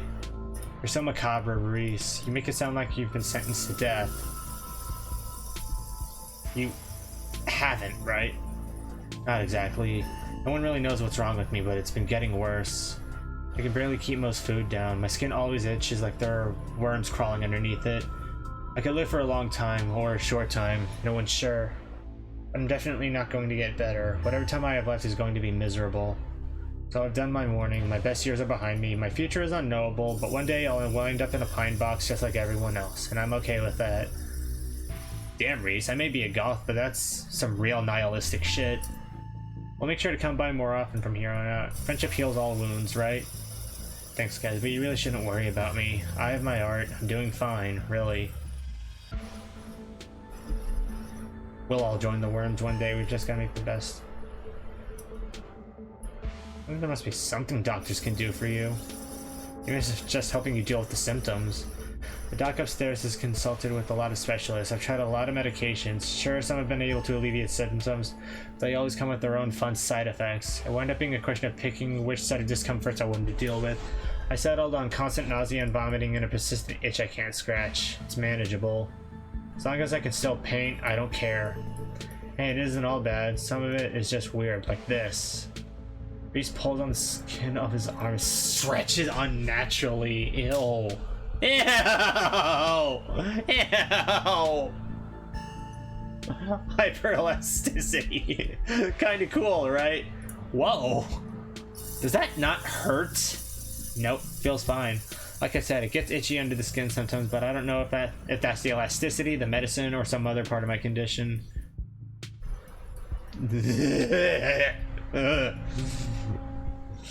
Oh.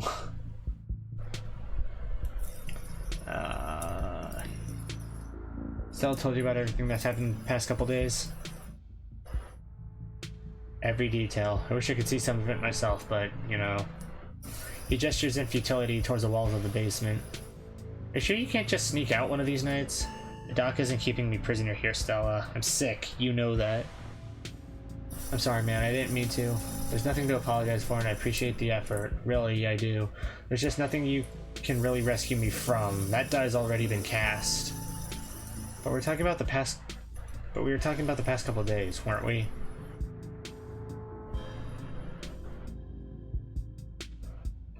Do you have any thoughts on the ditchlings we've been seeing? Yeah, they've been coming up to my window at night. Wait, really? Is that why you texted me that they look like something out of your nightmares?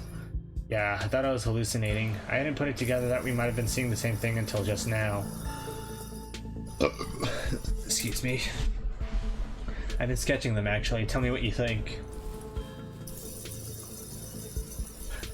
Is this one down here supposed to be the Ash Baby meme? He pulls out a sketchbook from one of the piles in his room. Okay, that's exactly what I saw on my way home last night. What does it mean that they've been lurking around here, though? I don't know, but I like the company. They're kind of beautiful in a sad way, if you ask me. I agree to disagree with you there. Those things are going to be stuck in my nightmares until the day I die. What do you think's going on with Wayne? Who? You know, that guy who's been following Loki around all ominous. Oh yeah, that slasher creep. I appreciate the classic Jason vibe he has going on. Here's hoping he doesn't live up to the look for all of our sakes.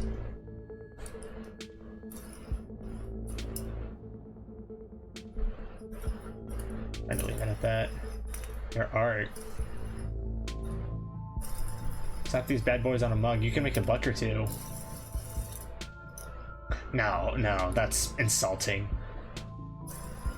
Sure is a lot of it. Your art. Refuse to elaborate.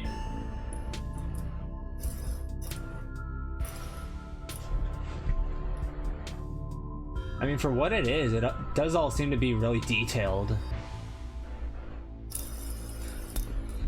Thank you, Loki. I don't really make my art for other people, so it's always a nice surprise when it resonates with someone, especially considering how personal these pieces are to me. Having other people look at them sometimes feels like I'm having them look over a raw wound. You know, I've still got that painting I stole from you back in high school. I even took it to college with me. You make good stuff, dude. Oh no, you should get rid of that old thing. It's ancient. Knowing there are people out there who might see something I made in high school is horrifying. No way, it's rad and people compliment it all the time. You could get a real following if you ever posted these online, you know. Nah, I think I'm okay sticking to sparsely populated late night live streams. That's all the social media I can handle. I mean, come to my streams, dude. You'll feel right at home. You'll feel right at home with me and Ryan and Nightbot and Stream Elements and Zethus. I don't know how you do it, Stella, having to exist in front of all those people all the time. Knowing some version of you lives in their heads, knowing they expect something out of you that you might not be able to give them. Okay, but if the only time you ever put your art on display is a live stream during ghoul hours, when am I going to be able to see what you've been working on? Tell you what, when I die, I'll leave you my paintings, then you can see them all.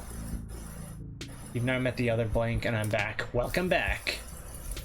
And maybe they'll be worth millions since I'm dead. I'd be able to rest easy knowing someone had retroactively given my life value.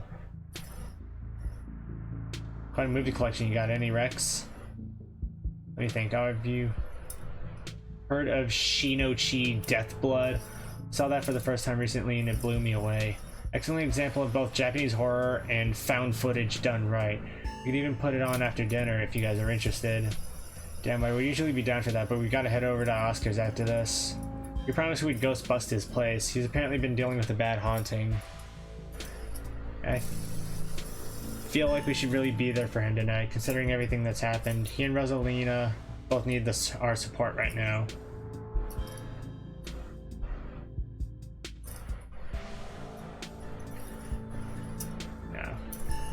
So you three go way back, right? Almost to the womb. The school here is a tiny K-12. The school here is a tiny K to 12. Not exactly a one-room schoolhouse, but not far from it. We're lucky we all got along as much as we did. Some kids weren't able to make friends their own age. They just happened to be born around the same time as some real jerks, and we're stuck with them through their whole school career. Poor kids. Not that we were free from dealing with jerks, like a certain Scarlet I could name. Okay, she was a little rough around the edges, but she was pretty friendly once you got past that. Yeah, she was a real bitch, but give it some time and you'd get used to it.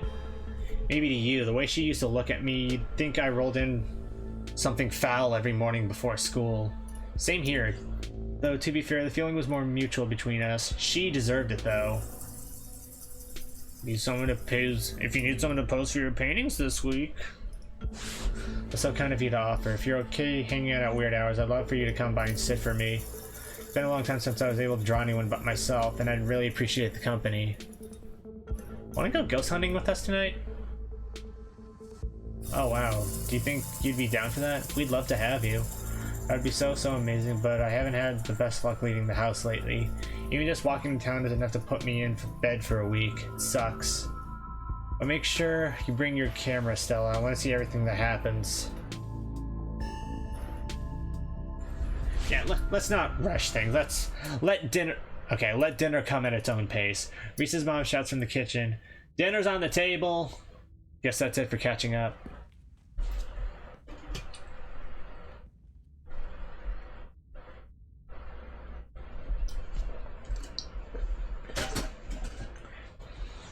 Make sure you all wash your hands with soap, Stella! I don't want anyone sharing their germs. Sure thing, Doc. I already washed them. No. Yes, ma'am. You make your way towards the sink, but are stopped in your tracks by the pull of an odd door at the end of the hallway. Feels out of place, like you've accidentally wandered into a different older house, but more than that, you feel something radiating out from behind it, something dark and cold. Something that reminds you of the dusty tunnels you narrowly escaped last night. Oh yeah, since I missed it, did you go to Kanika's before heading to Reese's? Yeah, I went to the general store, I met Bo, and then I went to meet Kanika in the back of her van. Something that reminds you of the dusty tunnels you narrowly escaped last night. An impressive hum just beyond your hearing fills the air and you feel strange. You are compelled to approach the door, drawn in as if hypnotized. Open the door, open the door, open the door, open the door. I am very strongly compelled to open the door.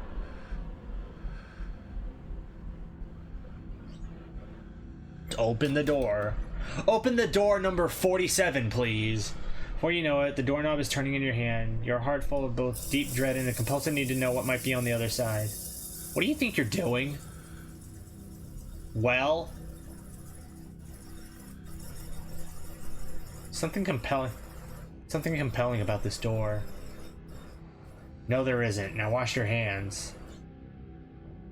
Oh yeah, okay, just fuck how I feel, right, Doc? Won't let her interrupt you. You need to know what's behind the door. Oh no, you don't. Come on, wash your hands and sit down. She grabs you by the shoulder, yanking you away. You do as she says, cleaning up under her watchful eyes and allowing yourself to be ushered back to the table and away from the door.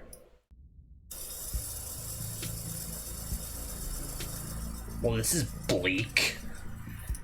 Dinner is already laid out. Dinner roll, spaghetti, and a light salad. Kanika anxiously picks at her food. Stella is nervously talkative, and Reese is suddenly quiet and tense. Call me Marge Simpson, 'cause I love you, homie. Since this is the last one I have here, you go.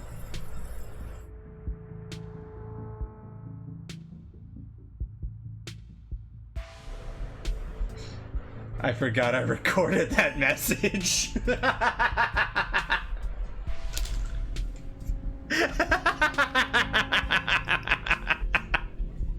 Call me Marge Simpson, 'cause I love you, homie. Call me Marge Simpson, 'cause I love you, homie.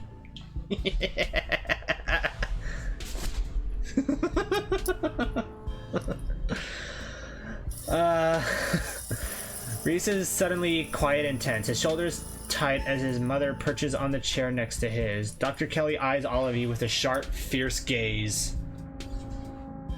She sits opposite you at the far end of the table, her features silhouetted against the light of the setting sun in the window behind her.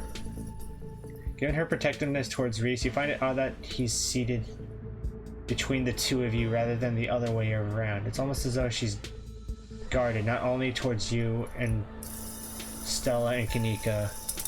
Look at what Reese is eating compared to the other. Oh, given her protectiveness towards Reese, you find it odd that he's seated between the two of you rather than the other way around. It's almost as though she's guarded, not only towards you and Stella and Kanika, but towards her own son as well.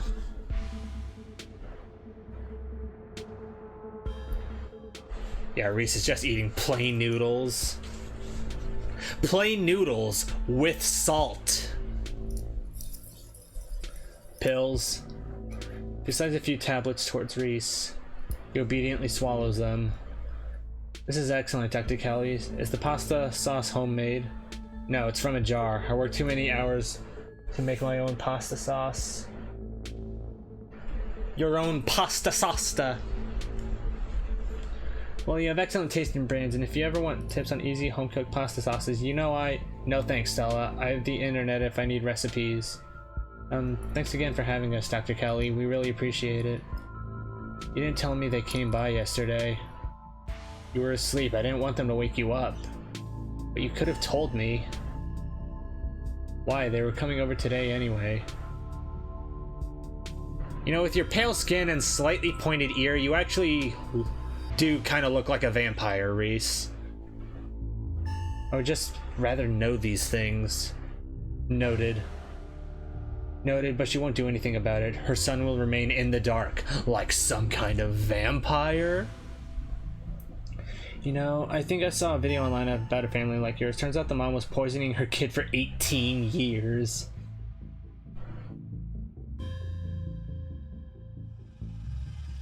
You might actually be able to get through episode 4 at this point, though. It would have to be a tight squeeze. I think I'll end with episode 3, and then we'll do episodes 4 and 5 next week. There is something else I want to show after I'm done with this chapter. Turns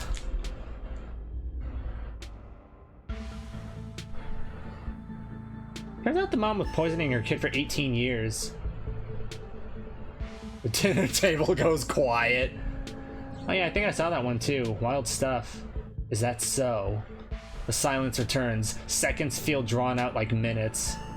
Dr. Kelly's eyes briefly, nervously glance towards her son before flitting back to a position of annoyance. You can't help but feel like what you saw went beyond compassionate worry to be genuine fear. About Reese.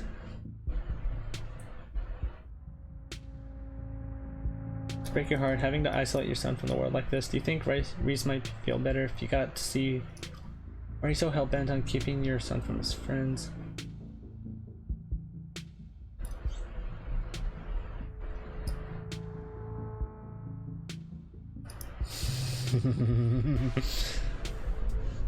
No. Reese is a talented artist. You must be very proud of him. There's a lot of skill, honed through practice and dedication. I can't say I understand a lot of his pieces, but of course I'm proud. Thanks, Doc. You don't even see her as your mother, do you?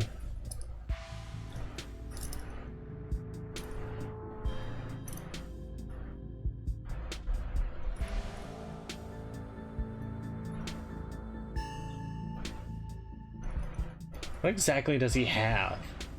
I'm not poisoning my son. So you can stop with the thinly veiled accusations. He has a combination of genetic diseases that give him a fragile immune system, among other things.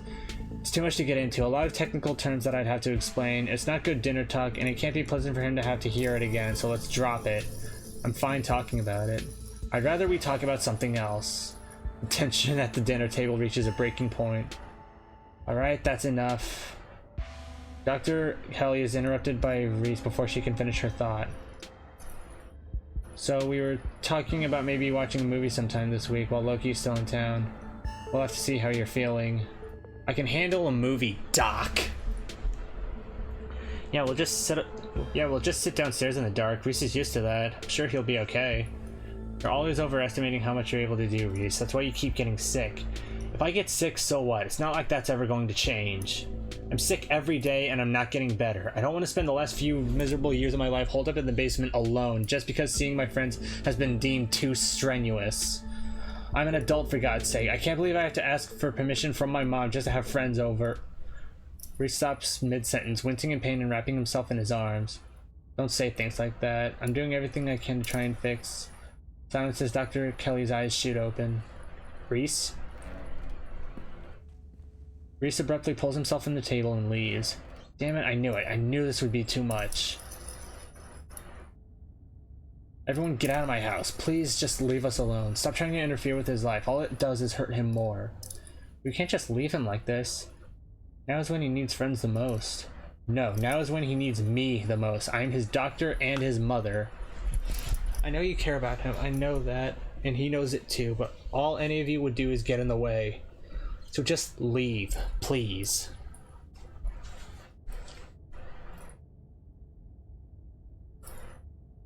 Don't think we don't know something is up here. Yeah, wait, do we? I don't care what you think. I just want you out so I can take care of my son. The three of you are rushed to the door. We'll be back, Reese.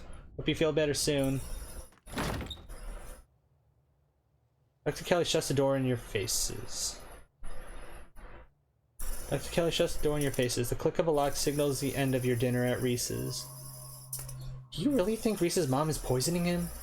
If she is, I swear to God, she wouldn't. That's just so horrible. Who could do something like that to their own kid and for so long? No, there's no way. Y'all are barking up the wrong tree. Seems far-fetched and it's definitely rare, but I don't think we can rule it out. Something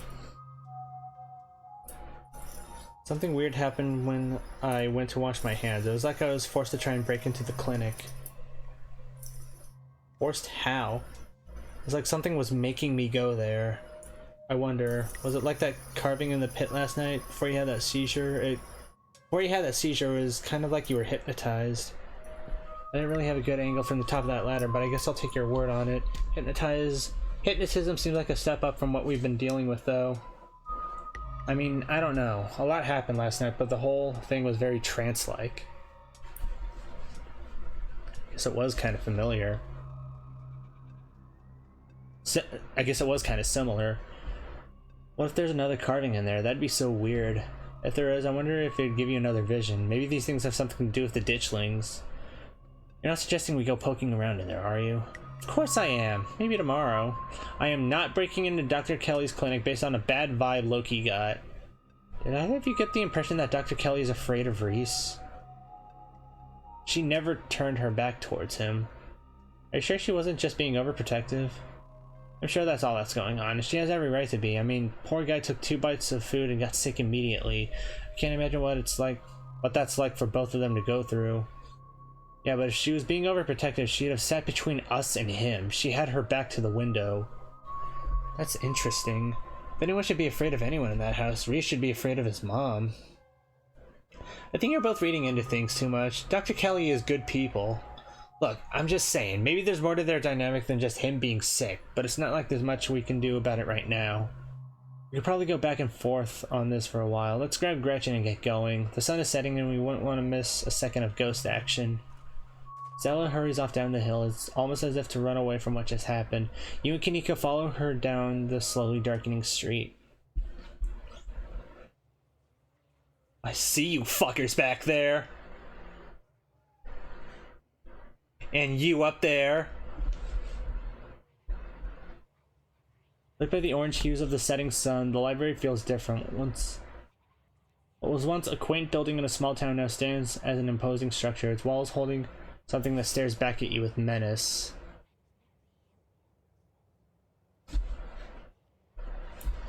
Maybe Kanika is right. Maybe ghosts aren't real, and the rest of tonight is going to be a pleasant break from the events of the past few days. Can't help but feel like you're about to walk into a slasher movie. You run through a mental list of everyone who's joining you, trying to figure out if you'd make it to the end. Who are you kidding? Order doesn't matter. Stella or Kanika is probably the final girl. Before you enter, a pair of figures in the nearby bush catch your eyes. You can't help but feel that with every passing day, the ditchlings grow bolder.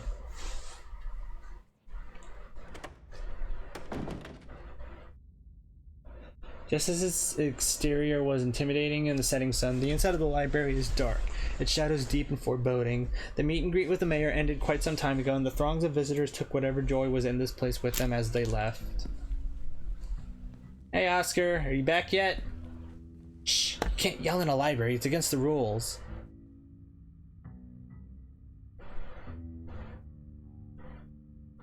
Pixel? Where's Pixel?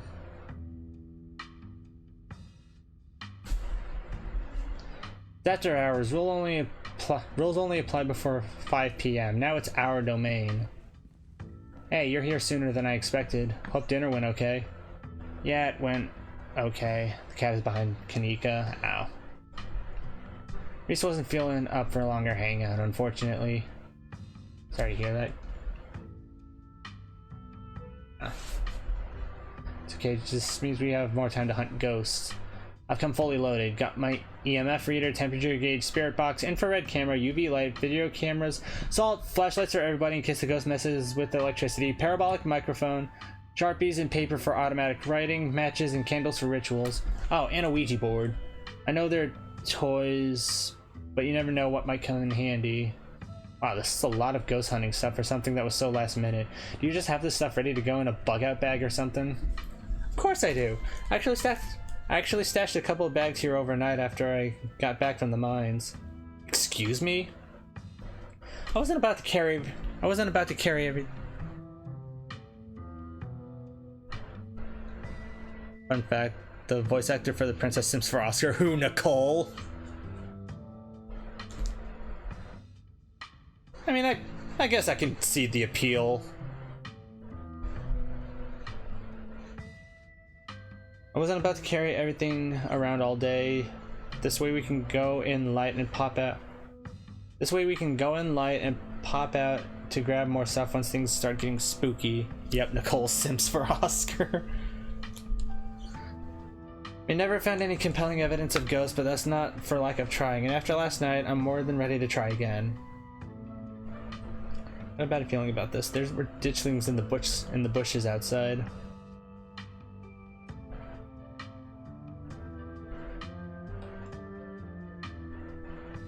Who knows how many are lurking around here? That's concerning. Are we sure it's safe to be around them? If Sybil's right, we're only going to see more of them as time goes on. We can't let them get in the way of things.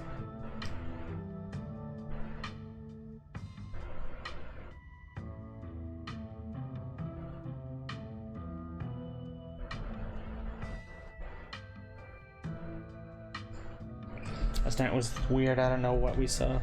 And this game is actually why she got the role, because of her voice she made for Tabitha.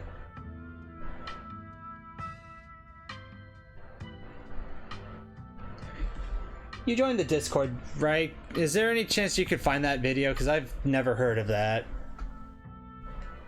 Same here. It was so... on her stream.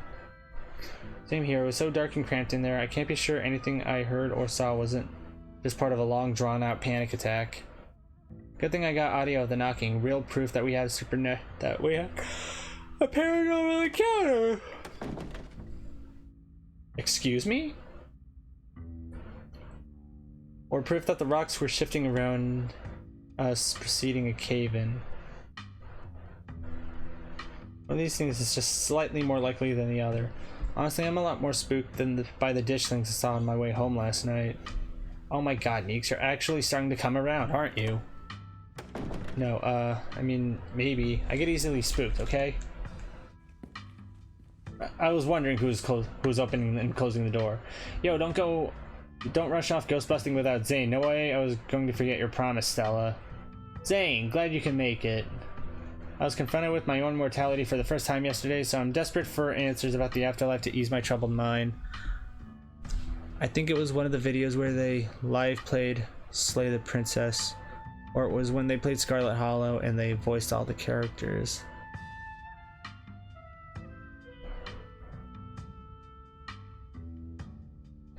Those are both like 12 hours long or something. Okay, so there's not like an isolated clip of it.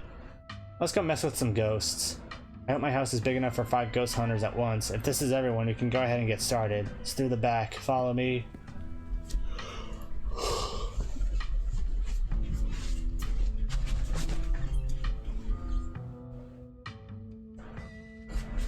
Looks like the sun is almost set. This is when stuff usually starts to kick off. I haven't been back inside for about a week, so I have no idea what to expect. Hey! You didn't think you'd be doing this without me, did you? Rosalina, I thought you were at Alexis's place. Why are you looking at me as you say this? Sorry, Mr. Gutierrez, she's really convincing. Oh, hi, Zane. What's up? Yo. You don't have to leave me out of stuff like this anymore, Dad. I'm not some fragile thing that needs protecting. I can handle seeing a ghost or whatever it is that's keeping us out of our house. I really don't think you want to see what's in there, Rosalina. I don't know if you'd ever be able to feel safe in our house again if you knew it was there. Goodnight stream to play through Slay the Princess to celebrate its original release in the pristine cut update. Goodnight's live stream of Black Tabby Games' Scarlet Hollow. The voice she came up with for the characters impressed the developers enough that they contacted her to play a role in Slay the Princess. Well, she did a phenomenal job because that woman has range.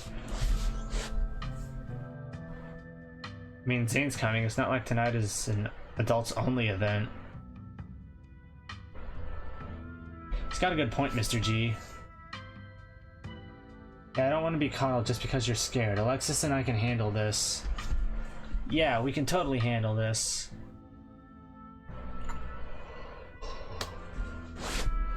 Okay, I'm sorry, Rosa. Just let me know if it gets to be too much and you want to leave, okay? Thanks, Dad. Now let's get our house back. Okay, before we get into that, I need to pee again.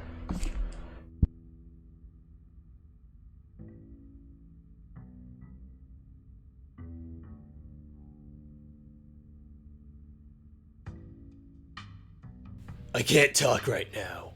I'm making piss. I can't talk right now. I'm making piss. I can't talk right now. I'm making piss.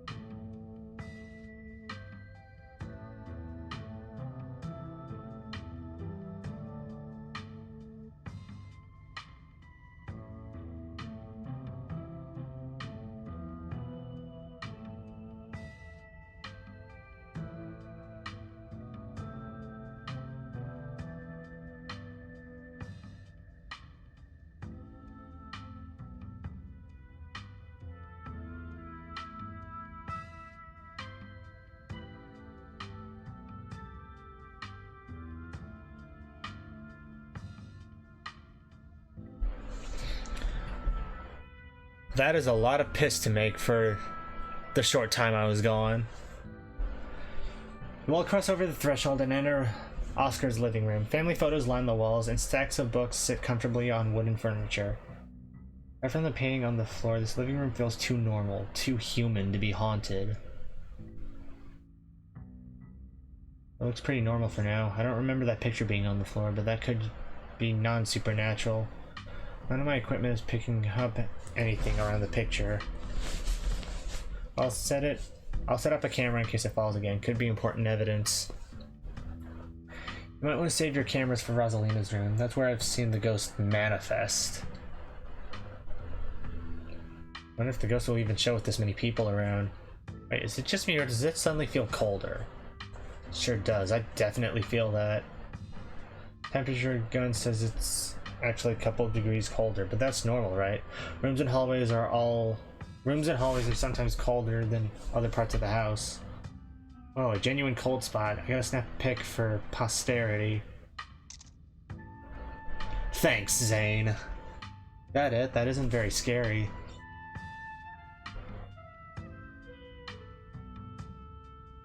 Lie. I feel a presence.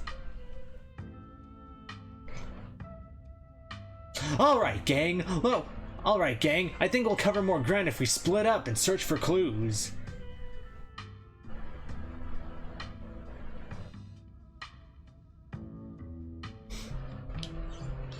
Rosalina, if the ghost mostly manifests in your room, shouldn't you have seen it? I've only seen the stain. Dad made me switch rooms with him way before we moved out. I wasn't about to let my daughter sleep in a haunted bedroom. I spent most of my nights on the couch before we set up shop in the library. Even if there's nothing back there, even if there is something back there, I'm not scared of it. I'm mad at it. Y'all are so brave. I'd be terrified sleeping somewhere that might have a ghost.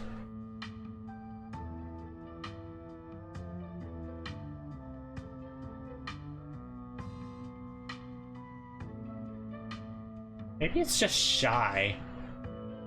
Possible that it doesn't like crowds. It's only ever shown itself while I was alone. Dad, you said it usually comes out at night, right? I guess that means it still has time to show up. Thought you weren't convinced any of this was real, Rosalina. If my dad believes in it this much, I'm gonna keep an open mind. Zane do be chill like that.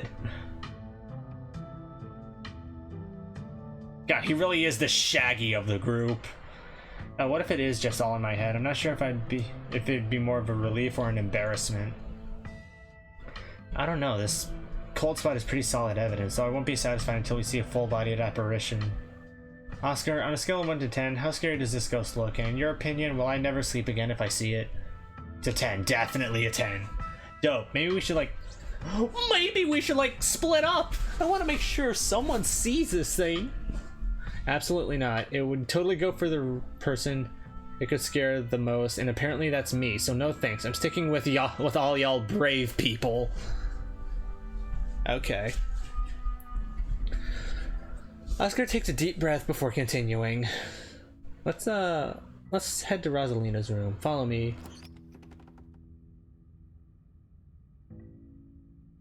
I'll be damned, that is an honest-to-God stain.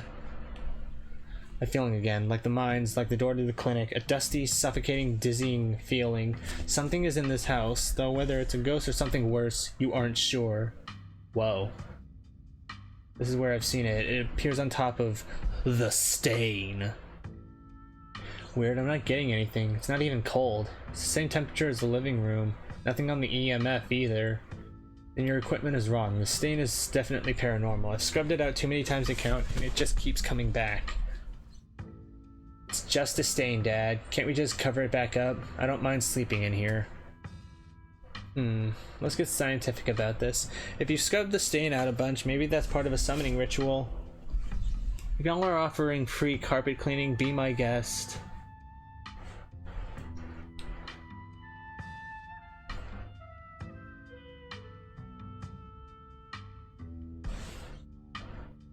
Have you tried tearing up the carpet?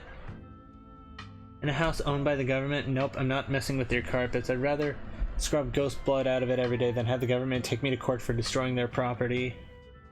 could be a good idea. This could be a sign of structural damage, and I'm sure the government would rather know about it now than wind up with a bigger problem down the line, right?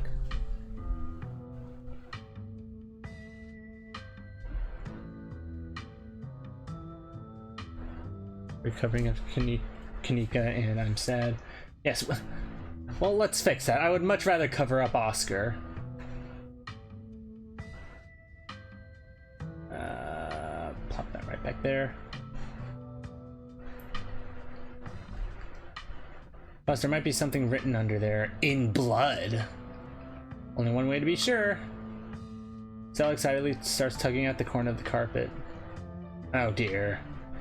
You're doing the government a favor, really. Oh! Sal pulls back the carpet, revealing a hatch. The floor around is stained in reddish brown. There's a broken seal around its edges. Whoever carpeted over this hatch didn't want anyone going down there.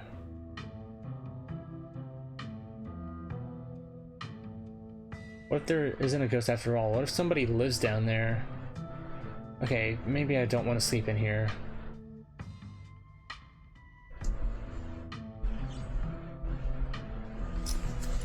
Broken seal around its edges. Someone didn't want us down there.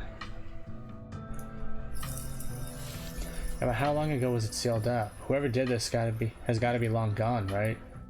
There's no basement in this house. At least we weren't told about a basement. Look, all the red stuff is coming from underneath. Oh yeah, this is super haunted, alright. You've got a basement chock full of ghosts. I can just feel it. Y'all know last month was super rainy. It's clearly been a long time since anyone stepped foot in the basement or crawl space or whatever it is under that hatch. There must be a leak that flooded the whole area under the house. The water dissolved the caulk around the edge and leaked through to the carpet, and it's red because North Carolina has red-ass dirt. It's as simple as that. It's not mud, it's blood. Human blood. I tested it. Maybe you tested it wrong? It can't be blood, right? Whatever it is, I need to know what's down there. I need to know what's been under my bed all these years. Yeah, there's an old hatch in the floor that someone tried to seal up. We're not leaving until we've explored every nook and cranny.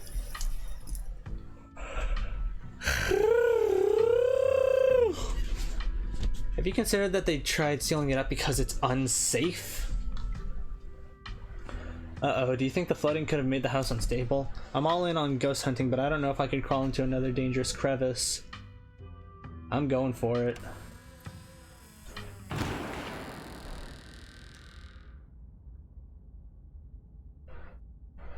What?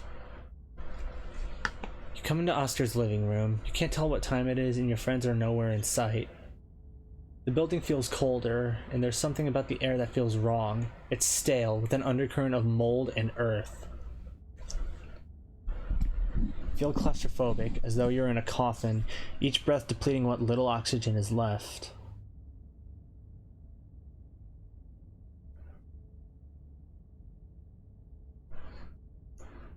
There's no reply.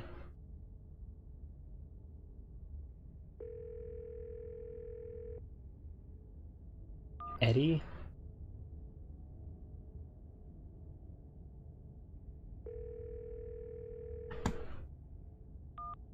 Uttering the same phrase.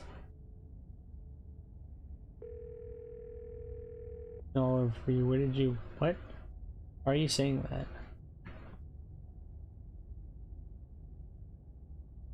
Didn't say anything? Okay, yeah, pulling a fine little prank on your poor long-suffering cousin. Playing some creepy old-timey radio clip over the phone. Did Kanika put you up to this? Whatever, just come home. I'm sick of chasing after you. Oh, what's your... Hello? Is this some kind of prank? Franklin, come listen to this. Some kind of old-time radio show? Or it's just repeating the same phrase over and over. Somebody's trying to creep us out. Hold on just a minute. Ain't this the area code from Helheim? I'll be damned. Listen here, Loki. We know that's you. You got some nerve calling in with a juvenile prank like this. Yes, calling from the underworld. Damn if it ain't creepy though. Eddie, keep repeating like that. Do we know any Eddies? Just hang up, Hugby. Gotta keep these lines clear for real callers. We'll deal with Loki later.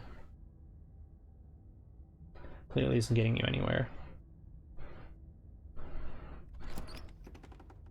Whatever just happened was weird, but your friends are probably still in Rosalina's room. You head further into the house. What? Okay, now we've really stepped into Madoka Magica, because what the fuck is this? Something isn't right. It feels like a late summer afternoon. The air is warm and wet, and the scent of flowers drifts on the breeze. Ah! Hi! Movement stirs as a figure cloaked in shadows rises to attention. Who are you? What are you doing on my property? Holy shit, Stella, you scared me. Yeah, I see the ditchling back here. Holy shit, Stella, you scared me. Did you say Eddie? No one's called me that in a long time. It's Edwardine now. I'm not a child anymore.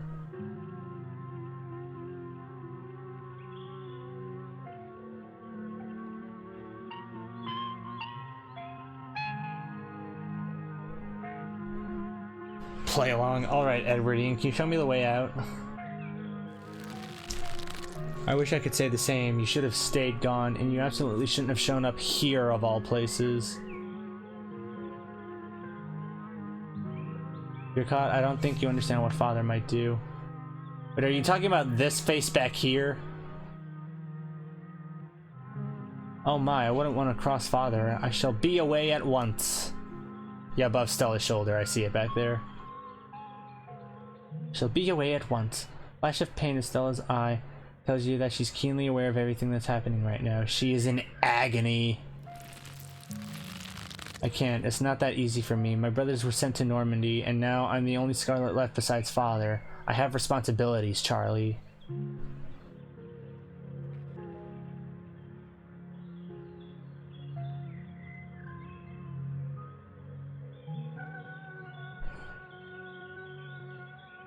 I'm more important than your responsibilities. Just get out of town while you can. Whatever you came back for, it's not worth it.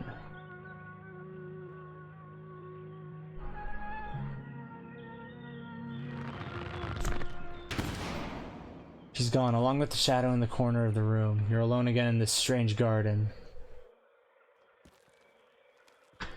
You move to follow the narrow path through the foliage.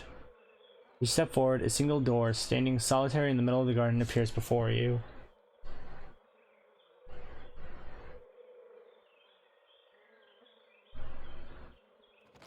Walk up to the door and open it. Bells ring as a cacophony rages outside. The door in front of you pulsates as figures unseen bang against it. The shaded figure from the garden sits in the corner, ever so slightly more defined. Junior, pack your things, quickly, hurry. Maybe we should run him out on a rail too, make an example of the whole family.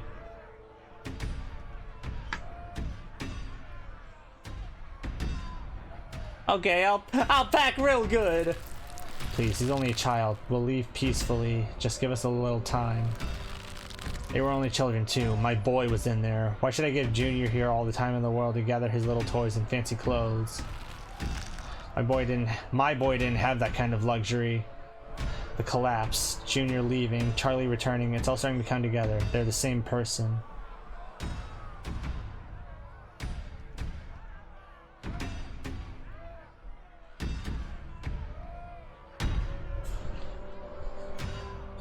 What are you trying to tell me? Just say it.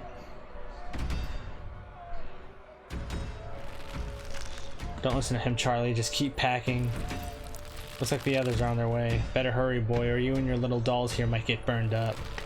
As for you, lady, what makes you think you're gonna be keeping any of those valuables you're packing in that fine suitcase of yours? Maybe the Spectre is trying to tell you something about the collapse. Maybe what happened 100 years ago wasn't as clear-cut as people would have you think. Trying to tell me something about the collapse. Was Charles Shaw not responsible for what happened? Trust me, boy, the coppers ain't coming here tonight. And what makes you think you can talk to an adult like that? Maybe they should have had you working in the mines too instead of lazing around in this big house. Maybe you would have learned a thing or two about respecting your elders. Don't talk to my son like that. Don't talk to me like that, woman. I call the shots. Now get out, unless you want to go up in flames with all your precious jewels and expensive dresses. You're lucky I'm even letting you leave. Am I supposed to be you? It's okay, Charlie. You can make new ones, even better than these. It's good for him. Shouldn't be playing with dolls anyway. Now you're gonna have to earn your keep just like the rest of us, boy. No more big inheritance for you.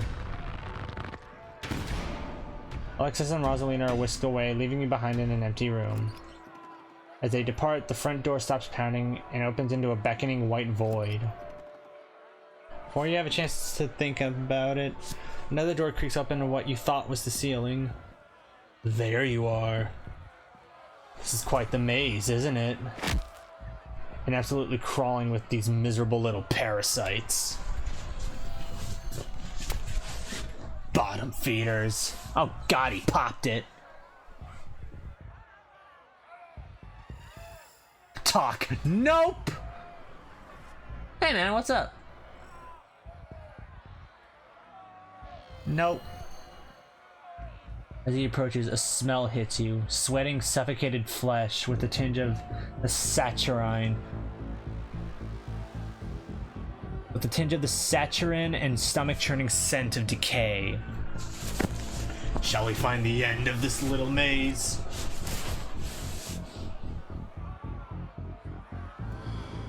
You're not friends with this guy. You hurry towards the door in front of you, closing your eyes so as not to think about the impossibilities of the room. As you feel the door in your hand, you hurl yourself over the threshold and slam it behind you. You're outside, and it's night. A false moon looming massive in the painted sky. Wayne is gone. The night feels thick and warm. The insects lively.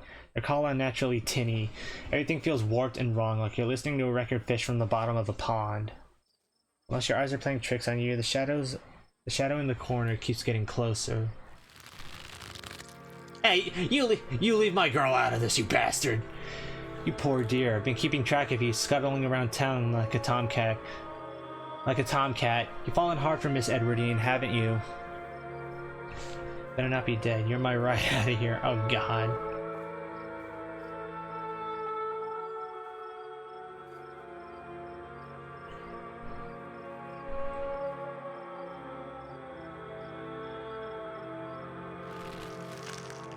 There's no need to be embarrassed. Your secret is safe with me.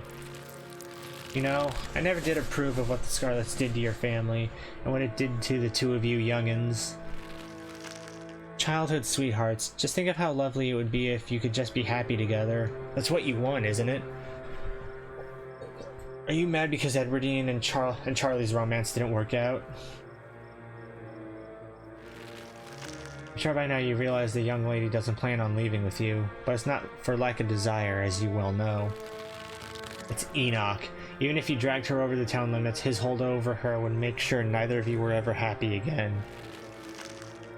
Just think of what happened to your poor mother and father. Do you want that to be the two of you?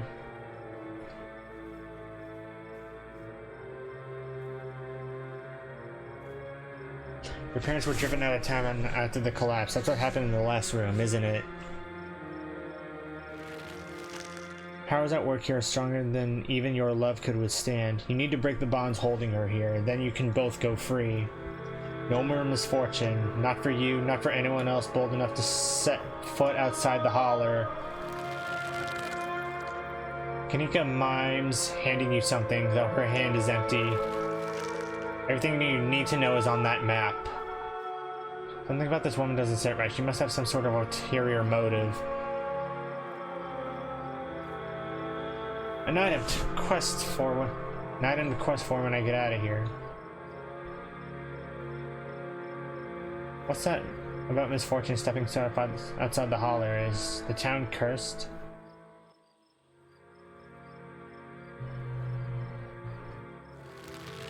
That's where you'll find them. You need her there, and be careful. Good luck to the both of you. I hope you get your happiness. And then she's gone. It's trying to get rid of me. It'll have to try harder.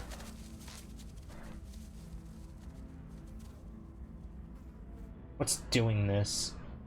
A resident, a ghost, whatever it is you call it, the leftovers of human existence, festering and forgotten, feeding on the energy of more powerful beings to do this. Pathetic. Why are you following me? Clearly you need protecting. I'm just looking out for you. So you and Tabitha, huh? That was a thing. This body knew her well. Am I dead? Of course not. I would never let something so weak harm you, let alone kill you. What the hell is going on in this town? I'm sure you'll be able to piece it together soon enough. I'd rather you find out on your own first. That's the only way you can really know who to trust, and then I can finally tell you more. There's so much to discuss when that time comes. What are you? I'm a friend. Do you know the way out?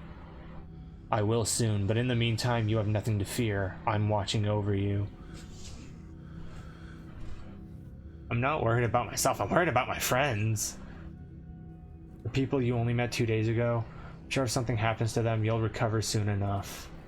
Not as if your bonds are strong enough to leave a mark when broken. You continue forward through the uncanny underbrush.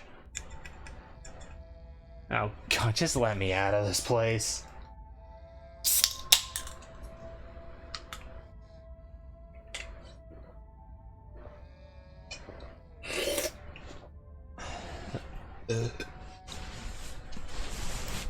Once again you find yourself separated and alone. A long wooden corridor stands before you, littered with bottles and rails. Yeah, hi Zane. Figure rises to attention, blocking your way. I'm afraid he doesn't have long. If there's anything you need to say to him, I'd say it now. Okay. As Zane is swept away, the room pulls itself to you, and you find yourself looming over a deathbed. Oscar lies in its center, looking pitifully small. Sorry, boy. Sorry I let my troubles drive your mama away, and sorry those troubles mean I'm leaving you all alone now. So you must be Charles Shaw. Damn it, Junior, how many times do I have to tell you? I tried to stop it from happening, but that damn snake Enoch went behind my back. So you're saying Enoch was the one responsible for the collapse. You're right, I've been using that excuse too many years. At a certain point, a man has to accept when he's dug his own grave. They may have run me out, but they didn't put the bottle in my hand. Still. They destroyed our legacy, boy. Both our names are cursed with that history. I'll be dead and gone soon, but I won't be able to rest. Not until our name is clear. Not until you can pass on this name with pride. This is my only request, Charlie. Go back there. Tell people the truth. Try to find proof. I don't know what you'll have to do, but please. I know I ain't been the best father, but I'm no murderer.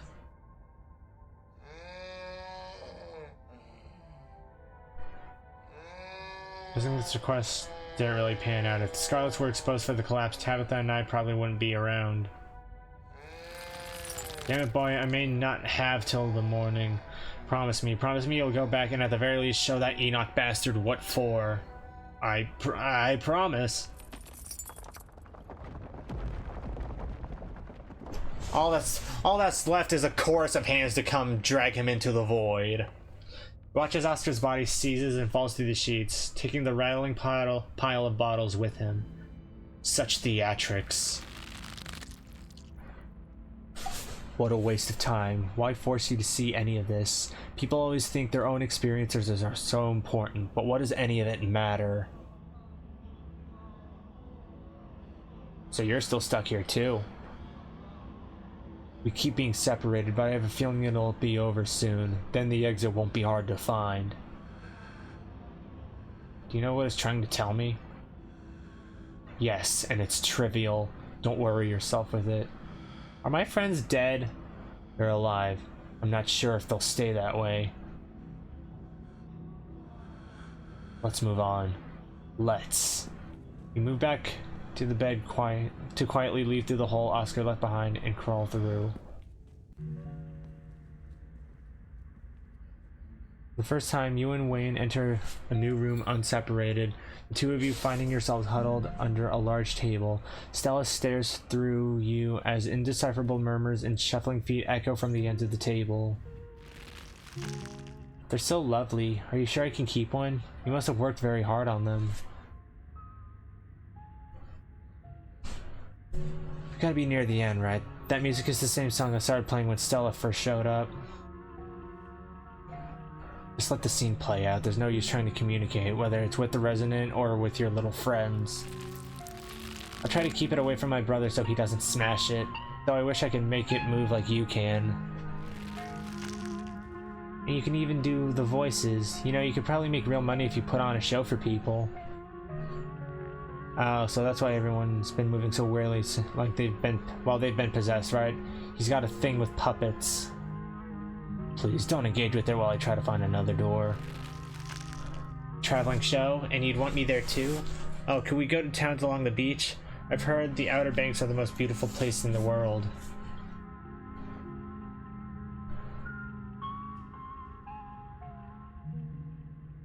Finally, let the scene finish playing out. Thank you, Charlie. I've always wanted to see the ocean. Everything crashes to a thunderous black before you or Wayne can get in another word. Hi. Hi. Hi. Hi. Hi. The gang's all here. A single spotlight remains, illuminating a trapdoor in the center of the stage. You feel drawn to it. It opens. Feel it shut from behind and tumble through the hatch. Now it's one with a goat?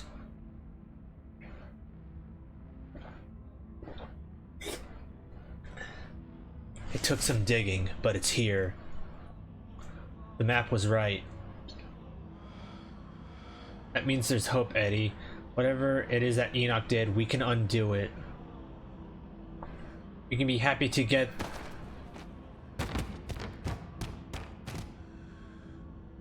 Hey, Bobby, play that one about falling down the stairs. Sure thing, Charlie. Eddie? Ow. Ow. Ow. Ow. Ow. Wayne is gone once again. There's nothing here but you and the howling void. Do you repent? Shit, I guess. Do you repent for your crimes?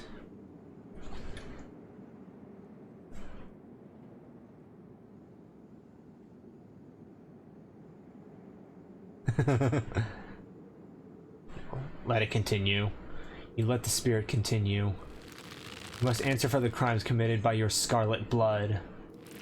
Until you do, I cannot die. I want to die, please. I've been alone in the dark for so long.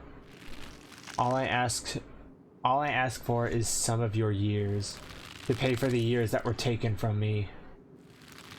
My life was stolen from me. I want some of yours. It's only fair. Sins of the father are to be laid upon the children. Forfeit your years and I will finally leave. This is bullshit. The spirit ignores your protestations. The sentence has been handed down. Make your choice. Smell hits you. That now familiar wet, unwell odor. What an annoying pest you are, but you couldn't keep me out for long. It seems we've exhausted its power. Holding all these bodies hostage must have been quite taxing. Come along, Loki. It's desperate, but it has no power over you. There's no need to bow to the will of such a frayed and broken consciousness. Leave it to fester.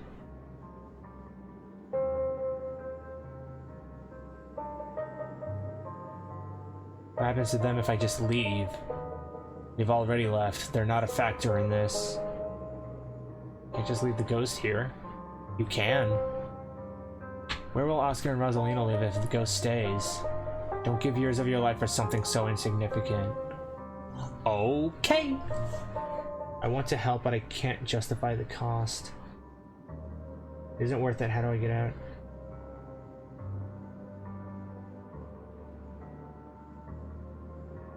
You know what? Just get me the hell out of here, Wayne. You don't need my help. Close your eyes. Feel for the stairs. You close your eyes. You fumble in the darkness, reaching out your hands and grasping the air until your palms find wood. It's the staircase. You can feel it under your hands. You begin your ascent. Good. You've made it out of the pit. His overpowering smell returns as you place a confident foot on the wooden floor of what you assume must be Rosalina's room. You open your eyes as you try to hold your breath. Feel a hand on your back. You shudder, knowing what it's attached to. Don't fall for it. Keep feeling your way forward. You continue. You feel the doorframe under your palm, then the sturdy walls of the hallway beyond.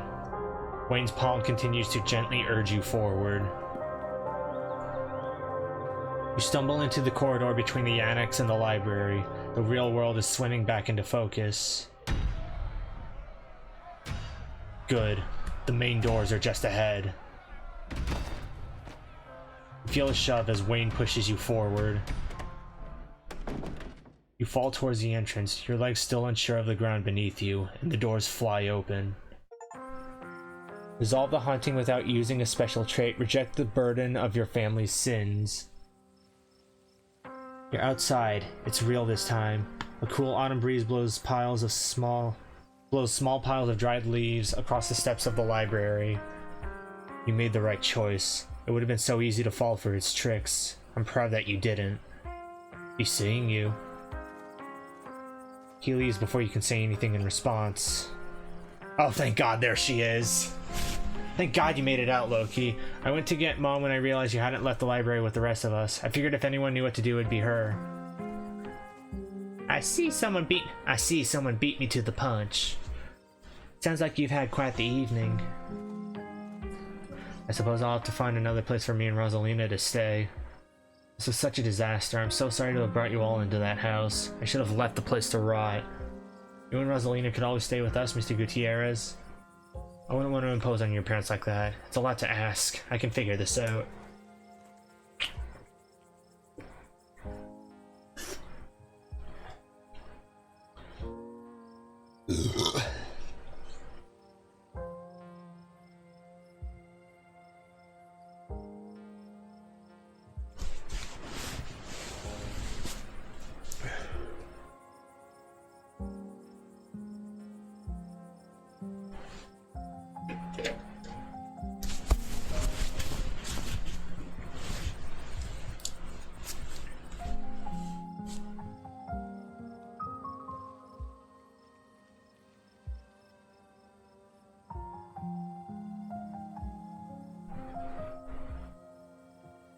You're not mad at me for getting out of there?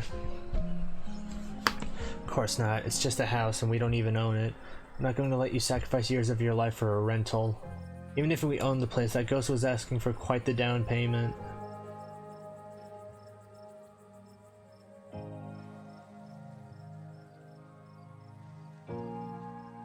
You should take Alexis up on that offer. At least for tonight. Oscar sighs. You're right, you're right. I'm gonna peace out. Back-to-back encounters with my own mortality. I've got a lot to ponder. See you, Rosalina. See you, Alexis. Zane walks off down the road. Do you think that ghosts are actually real? I mean, I know we don't have any hard evidence on us, but we all vividly experience the same thing. Stella's gotta be over the moon right now. Where is Stella? Kinda thought she'd be excitedly rattling off theories by now. Oh, she's just standing there by herself. That isn't like her. Okay, not by herself. Gretchen is still here. She okay? I was wondering the same thing. We just saw a ghost and she's standing off by herself. Which, like, fair. That'd be a normal reaction from anyone who'd just seen a ghost, but this is Stella we're talking about. Hey, Stella, are you okay? What? Oh. Yeah, I'm fine. I'll see you guys later. She hurries off down the road.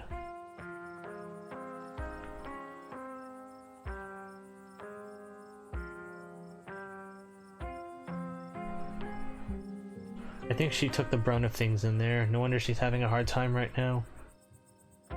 Should we go after her? I think she just...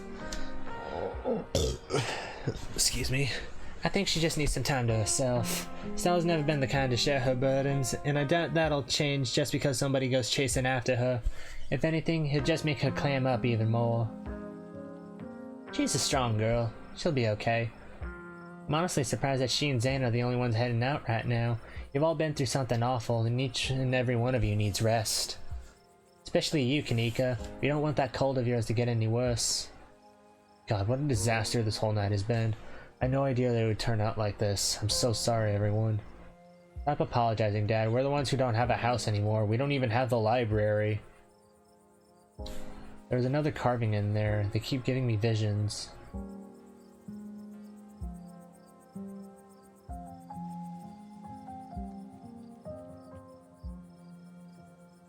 Spent a lot of time with Wayne in there. Yeah, I noticed. We could smell him as soon as we snapped out of it.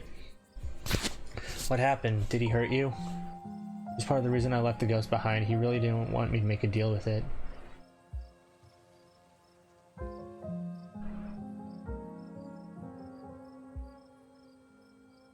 Weird. It's like he has some sort of obsession with you, isn't it? Isn't it? We don't need to trouble Loki for the details. No one pay any mind to that man. He's just a drifter. He'll be gone soon enough. In the meantime, steer clear and he won't make trouble. There was another carving in there. They keep giving me visions.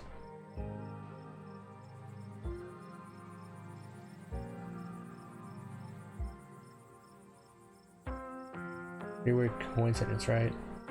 Yeah. I'm sorry, I'm a little lost. You've been finding carvings around town and they've been giving you visions?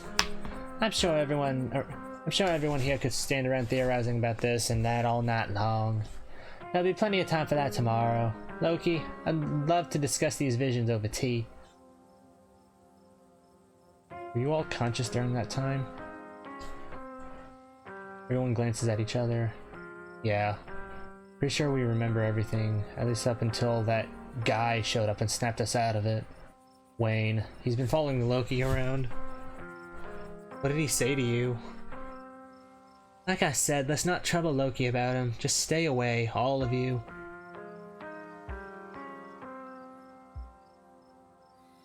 Do any of you know who you were supposed to be? No idea. There's no context, nothing. But there was a weird feeling, like an overwhelming guilt. I was so angry. I was mostly just scared. I didn't feel any of those things. I don't know how to describe it. I felt powerful. What should we do about the library? We can always board it up until the ghost goes away, right? The mines were boarded up, and that just made us want to go down there even more. Can't just tell them it's mega haunted. Even if folks believe us, I'll just make them want to investigate for themselves. We'll say there's a gas leak. That should do the trick, at least for a while. Sybil, is there any chance this goes away on its own? I'm not really an authority on these things, but it doesn't seem interested in fading away. Okay, that's settled then. We board it up, we say there was a gas leak, and just hope no one gets curious, I guess. That's the best we can do for now. Guess I should probably head back. We should probably get going too. It's starting to get chilly out and I don't want to keep Alexis's parents up too late. I'll be over later tonight with some bedding and hot tea. And I'll have Miles bring you groceries in the morning. Don't be a stranger and let us know if you need anything, okay? I believe it's time for me to get my daughter home as well. But, Kanika dear, you haven't been feeling well. You need to get some rest. Okay. I'll see you tomorrow, Loki. I haven't forgotten about what we talked about this morning, but I'm worried I want to talk about stuff. Yeah, I'll see you tomorrow. Yeah, I'm bad, then yeah, I don't know, I'm secure, aren't I? I haven't forgotten about what we talked about this morning. Cool. Neither have I. Kanika wearily treks back to the general store. I'll walk you home after I finish getting Kanika her tea, and we can chat about what just happened. I'll just be a moment. You're too tired to say no. Sybil leaves.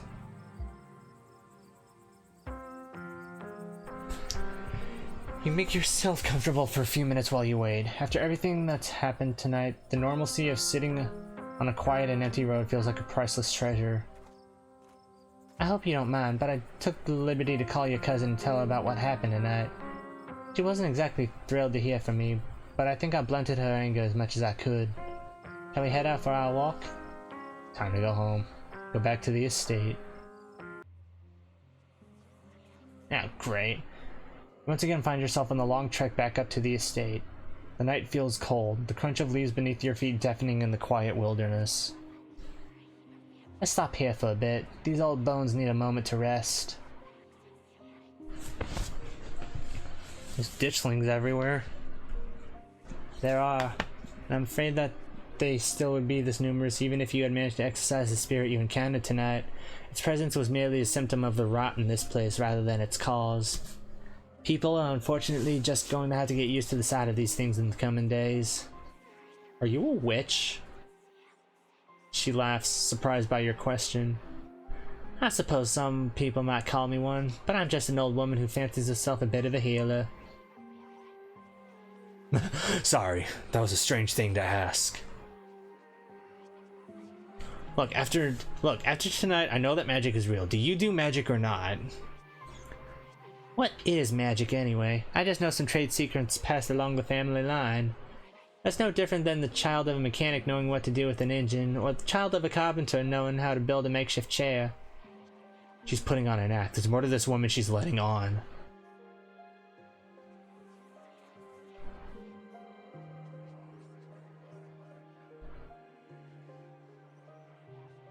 What has my family done? Is that what the spirit showed you? Your family built one of the most powerful coal empires in Appalachia. Those sorts of things don't come about without betrayal and bloodshed. These are all assumptions, of course. I'm just an old woman who enjoys her tea, and the Scarlet Empire is far older than these rattling bones. If you want the bloody details, I'm afraid you'll have to find them yourself. That's enough rest for me. Let's carry on for a bit. Oh, but I wanted to ask about Wayne. You and Sybil walk deeper into the woods. You're getting closer to the estate. One last rest and we'll get you home. Sybil, what is Wayne? It's like I said, he's just a man. Yeah, and the princess is just a princess. Keep talking. Who does she think you are? There's no way in hell that Wayne is just a man. No, absolutely not. He's not just a fucking man. Why the hell do you think I'd buy that after tonight? The smile briefly fades from her face. Language, Loki. We don't use words like that around here. And to respond to your accusation, it's not exactly polite to share people's medical history. I may not have taken a Hippocratic oath, but I still respect the privacy of others.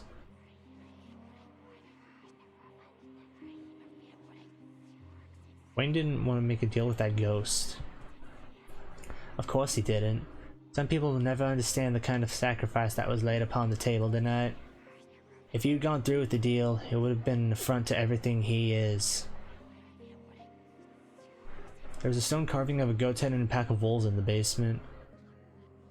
There's something similar in the mines last night too, a circle of arms and chains. Both of them gave me visions. Was there now? That's quite an interesting development. Perhaps we can discuss these visions over tea. My grandmother had a special blend that supposedly helped with dreams and visions. I'll be sure to have some ready by tomorrow. Maybe it'll help us piece some things together. I want to talk about this now. Be patient, Loki. It takes time for the mind to process these things.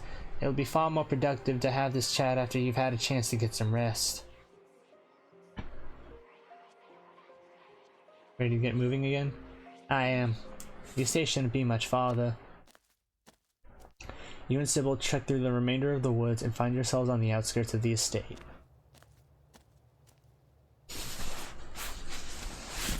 Tabitha's waiting on the porch with a rolling pin. I'm looking forward to continuing our chat tomorrow once you've had time to rest. Good luck handling Tabitha. I tried to soften her up over the phone, but there's only so much softening you can do with someone that prickly. Bless her heart. Get a good night's rest, Loki. You've earned it. Sybil heads back through the woods, leaving you alone to face Tabitha.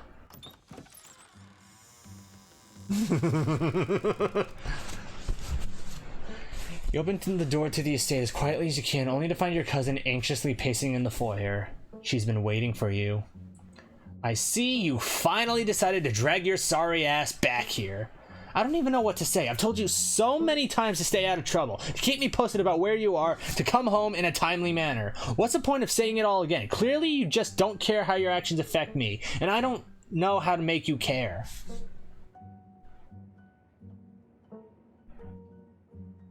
Can you lay off? Tabitha, I need to talk to you about some stuff. Now's really not the time. Oscar's house was haunted by the ghost of Charles Shaw Jr., who was murdered by Edward Teen Scarlet. It wanted years of my life in exchange for leaving, but I wasn't about to give it what it wanted. Was there a gas leak in the library or something? Do you realize how ridiculous you sound right now? And they all got possessed. They can corroborate everything I'm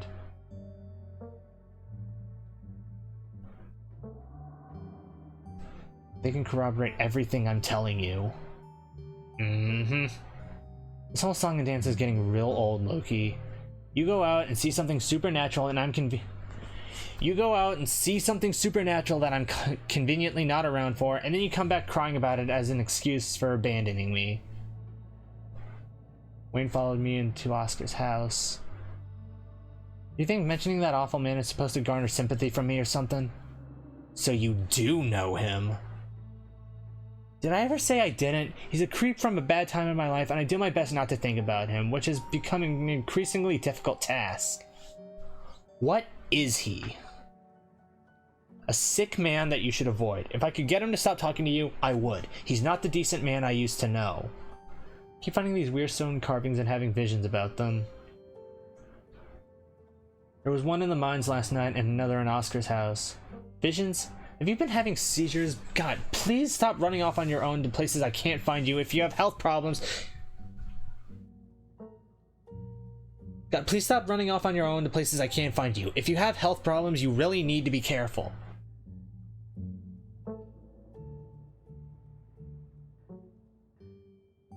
They've been telling me a lot about our family. I think we've done some terrible stuff, Tabitha. And all of it is probably in your imagination because they're hallucinations stemming from either gas or, I don't know, your own guilt and exhaustion. City folk love to self-flagellate. What if they're making all this supernatural stuff happen? I have yet to see any evidence of the supernatural. This feels like a distraction from me being mad at you. Sure, another question for the road. You expect me to know? There's probably some kind of ancient artifact, and I'm not an archaeologist. Have you been getting enough sleep? You sound a little delirious. Leave it at that. That's pretty much it. Great. Then I'm going to bed. Your cousin walks off, leaving you alone. You don't even notice yourself entering the guest room and falling into bed. Suddenly, you're just there, buried under your family's musty covers. It's Wednesday night. Nearly half a week has passed since you arrived in town, and a little over half a week remains until the bus comes to take you home. Spirit of Charles Shaw Jr. now commands the entirety of City Hall, a swirling void of wrath and despair that the people of this town will have to learn to ignore. Disaster looms its tallest yet over Scarlet Hollow.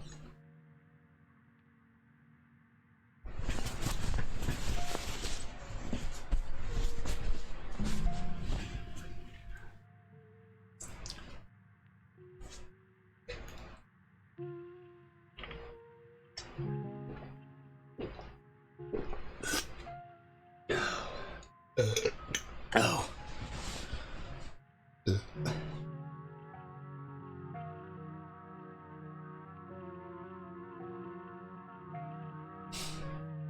Oh, hi, Charlie.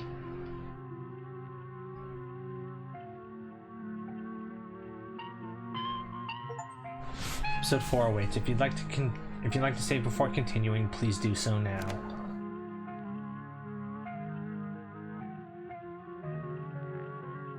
Okay, that's gonna...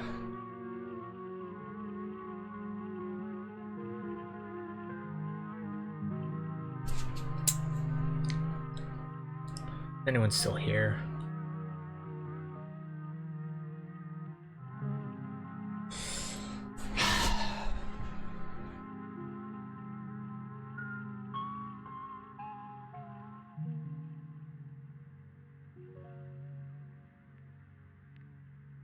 Should be able to start the romance with Kanika.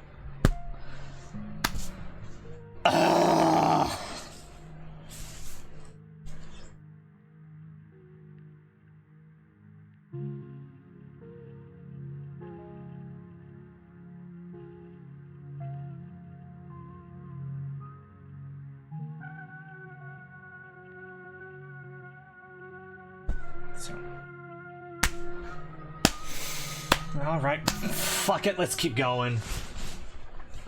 Like to see a recap? No! You open your eyes. It's a new day.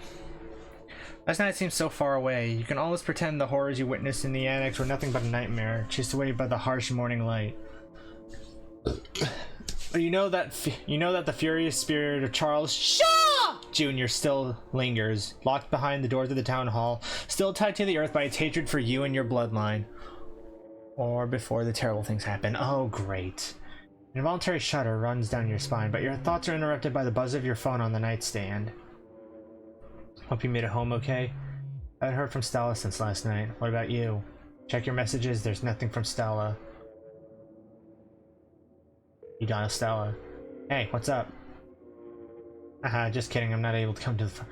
Of course Stella would leave a message like that. Not able to come to the phone right now. This is actually a recording of my voice. It isn't actually me. Technology, huh? Anyway, leave a message, or don't. I never check this thing.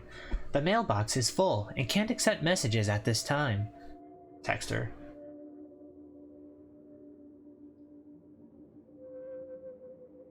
Send Stella a photo of a nervous puppet. Of a shaking frog biting his nails. Wait for a few silent minutes. Your message sits undelivered.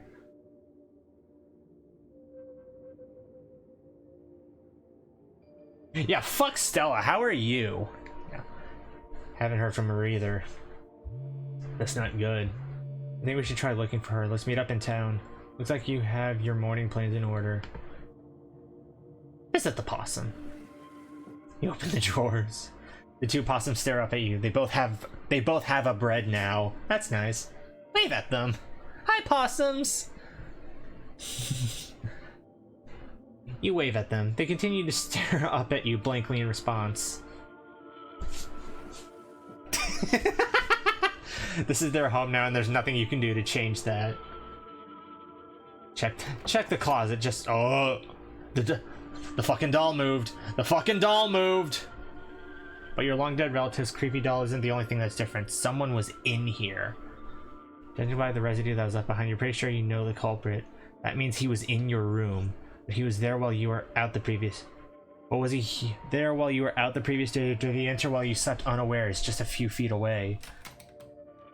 Something to mull over for the rest of the day. Cool. Might as well take a shower. Don't want to be stinky for Kanika. You step into the guest bathroom and into the shower. Feels good to wash away the grime of last night's haunting, but eventually you'll have to leave this place and confront the rest of the day. In the meantime, you...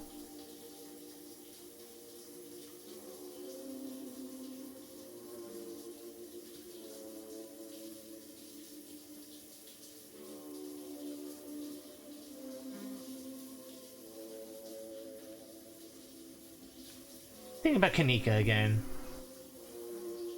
Hopefully the two of you will finally leave this place today. You're done here. You turn off the faucet and dry yourself off. Time to face your cousin. She's not here, but it looks like she left a note on the counter. Alderon, the librarian, needed a new house. I'm giving him the keys to the Maxwell place. And the miners decided to stage a strike today of all days, so I won't be around. I know there's no point asking you not to do anything reckless, but I'm asking anyway. Be back late. Call if you get into trouble. Tabitha. Time to figure out the rest of your day. No option to pet Frofro? From your eavesdropping in the general store yesterday, it sounds like Tabitha's keeping something out back. Now that she's gone for the day, you can investigate the garden to your heart's content. Is there anything to look for? Aside from my little buddy down here, no. The air's chilly today. The overcast sky hanging impressively over the weed-choked flower beds. Venture deeper into the garden. Sybil mentioned an enclosed space. There isn't a shed out here, but the greenhouse fits the bill. Sneak at the greenhouse. Start carefully picking your way through the underbrush. Doesn't take much effort to find a path. Cuttings of prickly raspberry bushes and tangled vines litter the ground around the greenhouse. Step towards the door. Oh. It's sealed shut by a lock, and you catch a brief glimpse of a horned shadow through the ancient clouded glass. It was a goat. What a strange thing to keep in a greenhouse, especially one so isolated and overgrown. Pick the lock. When are people going to learn that a mere lock can't keep you contained? You pop it open with ease. Oh, well, hi! This isn't exactly isolated, Tabitha. There's plenty of stuff that this goat can eat, especially considering the fact that it's a goat. A warm barnyard smell floods your senses as you stare down at the goat within. It stares back up at you from its place on the tiled floor, surrounded by dried herbs. The wolf within, but instead of a werewolf, you play as a were-goat. Maybe if you could talk to animals, the goat might have some hidden insights to share about its situation, but that would be ridiculous. People can't just talk to animals. Now, I'm sure Tabitha has a reason to keep this thing locked up. Think for a moment about whether you should keep it that way. Close the door. Close the door behind you and reapply the lock. Your cousin will be none the wiser about your little excursion. Unless for some reason she is able to talk to animals. With Stella missing, it's best not to keep Kanika waiting for much longer.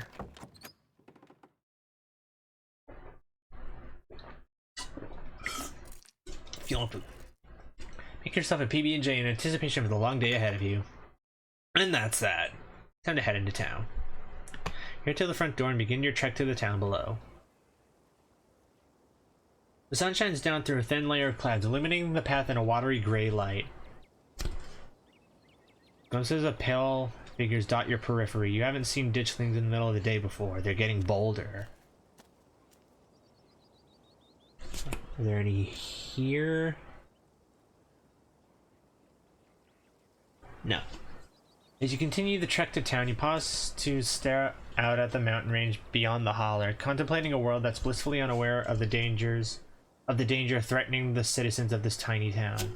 The world outside feels less real with each passing day, as the strange reality of what's happening in Scarlet Hollow gently uproots what you'd always taken to be the truths of your world.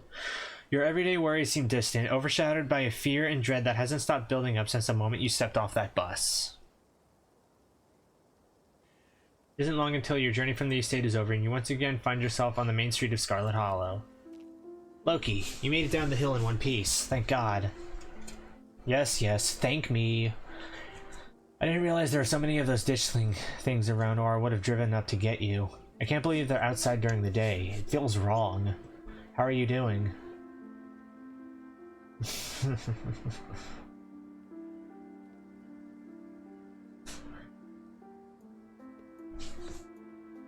I genuinely don't feel like this is the time to be flirting, but fuck it, we ball. Much better now that I'm with you. Me? Oh my gosh, Loki, you're too much. I'm too much for a lot of people. Just ask any of my old co-workers. Not co-workers, colleagues. That's the word I was looking for. But I feel better too, now that you're here. Even with everything we've been through, being around you somehow feels safe. You have a very fucked up definition of safe, then, if you feel safe around me. So how are you mentally? That's a great question. My concept of how the world works is being shattered a little more each day. So that's cool. Every day I feel more and more like I need to get out of this town before it swallows me whole, but I also keep feeling like there are too many reasons to stay. Like right now I can't leave until I know Stella's okay. With her folks gone, the only people she has are her friends. And as her bestie, I can't just let her go running off into the woods to get eaten by a Bigfoot.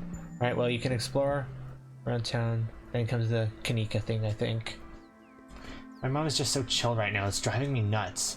She just keeps giving me tea and ignoring anything I tell her about the weird stuff that's been going on around town. I figured if anyone would be interested in magic stuff, it'd be her, but she ends the conversation every time I start talking about it. Sorry, I'm ranting. Thanks so much for asking, that was really thoughtful of you, and it helped to talk about. If you ever need someone to rant at too, I'd be happy to return the favor. Can't trust your mom. That woman knows things, and she's holding her cards too close to her chest with everything that's been going on.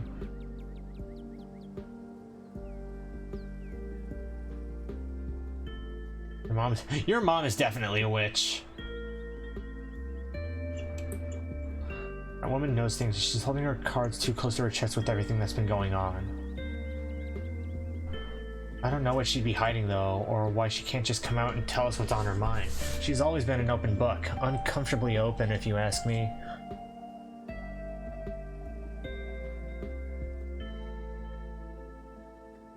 You finally got isekai! Dream come true, right? No, if I'm getting sucked into some other dimension, I want to get sucked into a reality where I'm a cool magic elf, or I'm dating a cool magic elf, or something fun like that. Believe it or not, getting isekai to Ghost Hell Puppet Theater wasn't one of my childhood fantasies.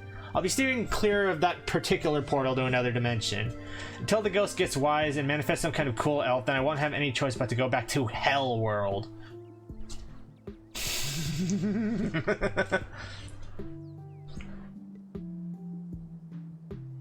Any leads on Stella?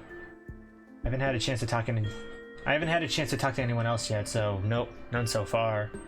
She ran north last night, but that doesn't mean she didn't double back.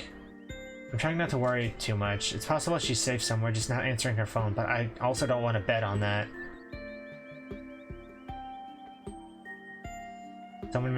Is someone manning the general store while we go looking for Stella? Screw the general store, Mom can deal. Fair enough. Guess we should get started. Yeah, we're burning daylight. Where to first? Should be at the old Maxwell place. Check out the diner, check out the mines, check out the church. I'm supposed to get to you with your mom today, maybe. No. Let's go to Stella's house.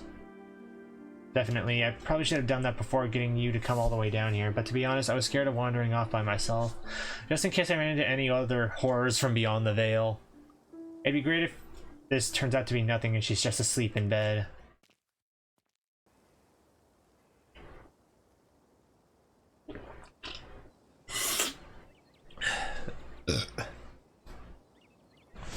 You make your way towards Stella's house.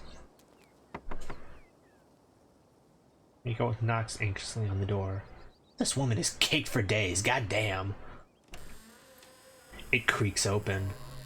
This doesn't look like a break-in. It looks like somebody left the door open. Stella or someone else was in a hurry when they left.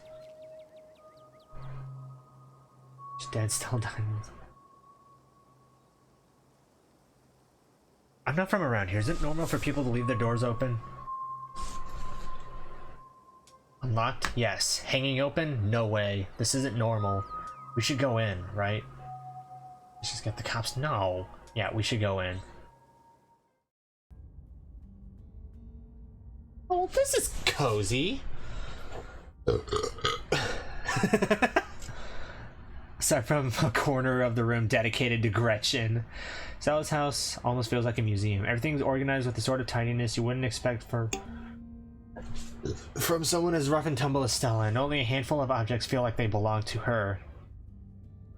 Whatever happened to Stella, it doesn't look like it happened here. Okay, so nothing unusual so far. This is a perfectly normal living room. No blood or viscera, not even a tipped over lamp. That's good. Stay at Stella's room. I was gonna say, please don't make this a Doki Doki Literature Club scenario. You make your way down the hall to what you assume to be Stella's room. She's not here. Though it's a little untidy. It's the usual sort of untidiness that accumulates when someone doesn't often have guests in their bedroom. There aren't any signs of violence.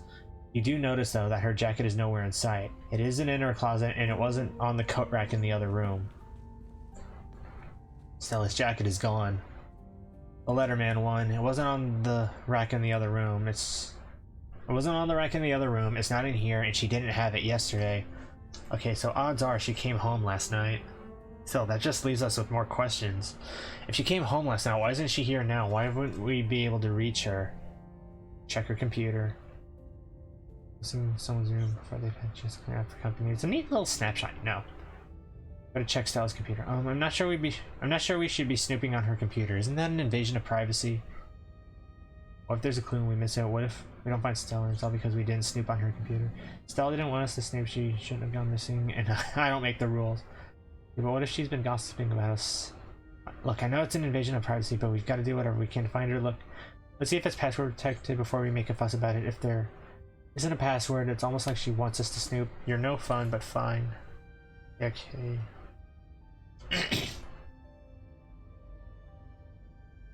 Look, I know it's an invasion of privacy, but we've got to do whatever we can to find her.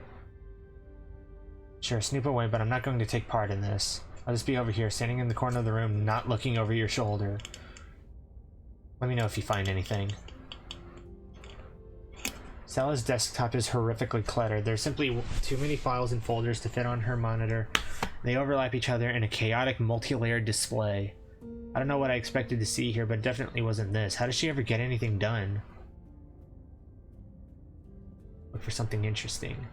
Scan through folders and file names on Stella's desktop. Look for anything that seems like it might be interesting. One folder catches your eye. Boring tax stuff. You're no fool. You've seen this folder before. You have this folder on your own computer. Boring tax stuff never contains boring tax stuff. For that matter, it never contains anything related to taxes, and its contents are never boring. Oh! Well, this isn't boring tax stuff. Well, this isn't boring, and it doesn't have tax stuff in it. You open the folder. You're surprised to find it contains a carefully mapped out diagram of the Scarlet Hollow mines, including holes in the fences in areas with low visibility. There's also a handful of old photos of Stella and Tabitha together as teenagers. Tabitha wears an uncharacteristic grin, an authentic, joyful smile, and Stella's eyes are somehow brighter, less tired. Both of them seem to be living in a happier time. Check her open tabs.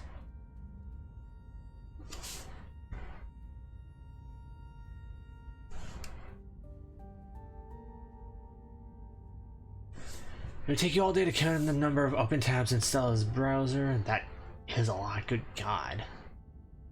So numerous are her tabs that you don't see a single icon. I see a rounded, featureless triangles from Windows Edge to Windows Edge.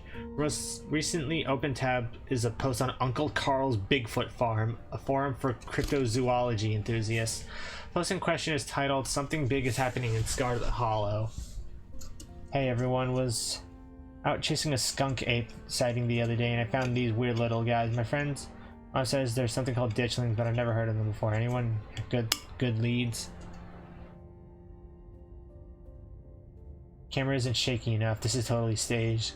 Clean footage and some sort of cryptid nobody has heard of except for your friend's mom. The only thing I'm seeing when I Google ditchlings is some city in England. Thought you were legit. Guys, since when did high quality footage count as anything other than actual evidence? Those things are terrifying. Not Gary! Since every low budget horror film started doing guerrilla marketing, I smell an ARG. I'm serious, I've got a ton of extra footage. Look at what they've been doing to the animals in town. They're apparently some sort of bad omen, like Mothman. Okay, I'm listening. Love me a Mothman. I believe you. Lucky you're falling right into her.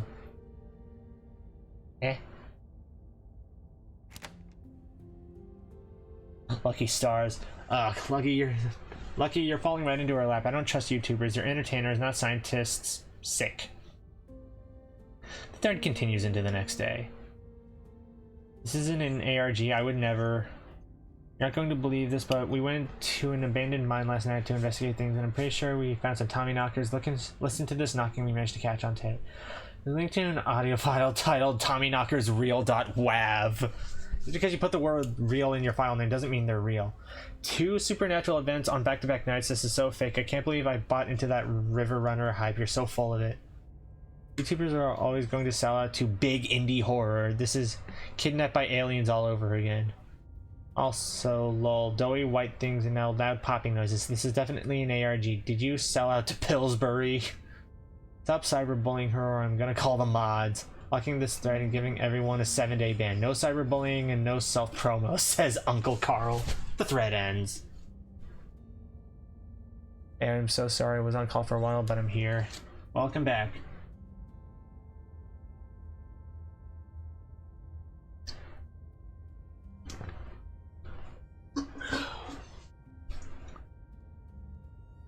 Okay, I think we've seen enough. Thanks, Dad. Search it. Well, I've already clicked the return button. Thank God. Do it. I've already clicked the return buttons at this. I'm sorry.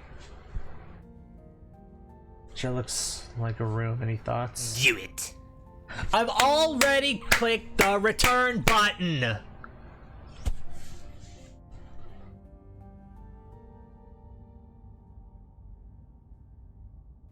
Any thoughts? Do it.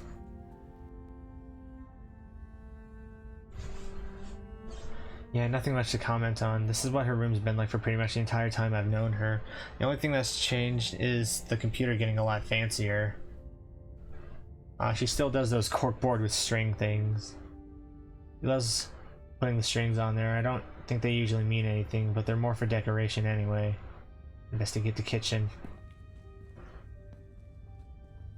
Bella's kitchen is slightly messy. A couple cabinets are hanging open, and a loaf of bread sits on the counter by a used butter knife and a picture of Gretchen. Crust of the bread has gone somewhat stale, about as much as you'd expect after being left out overnight. Whoever left it here left many hours ago. Well, messy, but it doesn't look like anything violent happened here. It's possible she came home, grabbed some food, and left in a hurry, right? Maybe she had a panic attack after being possessed and stopped by at home to make a snack before running off to cry somewhere. That might not sound rational, but it's absolutely in character for her. Honestly, it's a relief to think that might be all that happened. A panic attack is much more manageable than rotting ghouls or parasitic doughboys. like the regenerators from Resident Evil 6. But that still doesn't tell us where she was going. Okay, I don't think we're going to find much else here. Let's move on. Still life. Visit Stella's on Thursday morning. Okay, I'm gonna go pee again.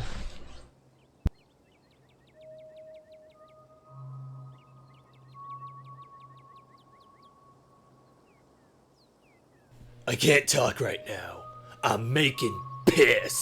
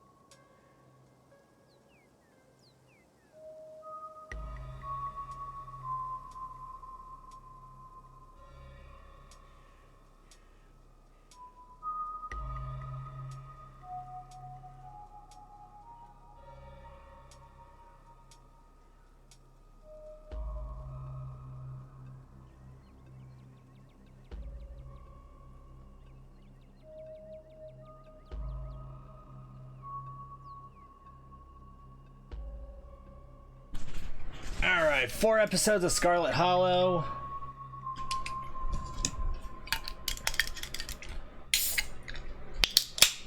Four cans of liquid death. Let's go.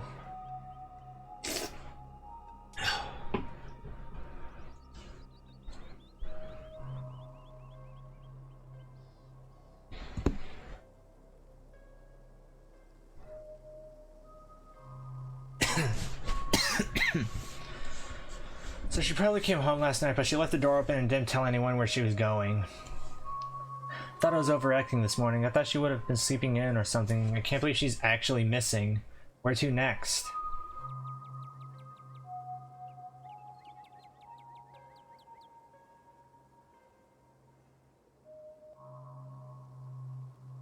I mean, she did have a map of the mines on her computer. We should go to the mines. I guess there's a decent chance Stella went to find your cousin since they're friends. Come on, I'll drive us. You followed Kanika to her van. It isn't long before you find yourselves outside the Scarlet Mines.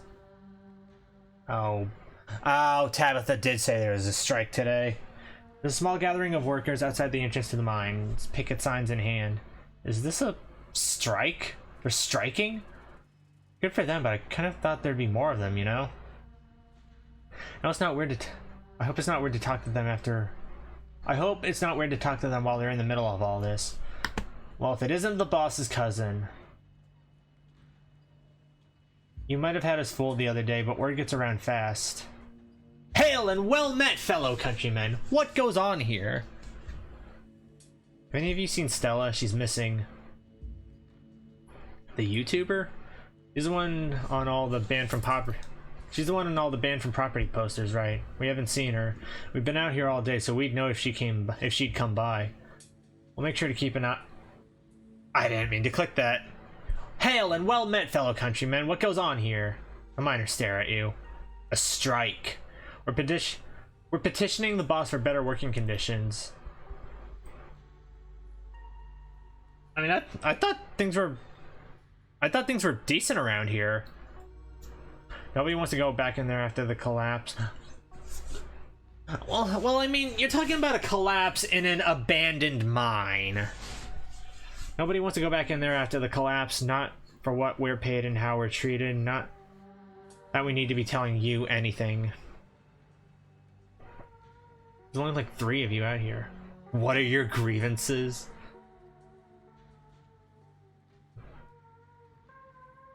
I'm behind you folks 100%. I have no horse in this race. I just got to town a few days ago. I have no allegiances here. Isn't this a bit of an explanation? Did you try talking to Tabitha first? What happened?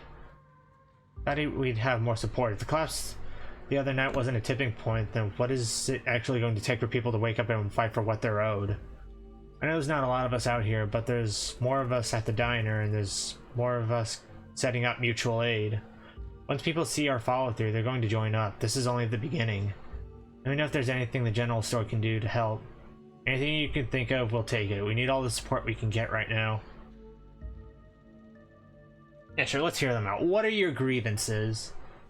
We'd like competitive pay, 8-hour shifts instead of 12 or more, improvements to the sick day and vacation policies.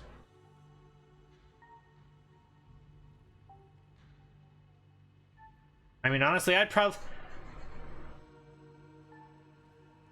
Wait, no.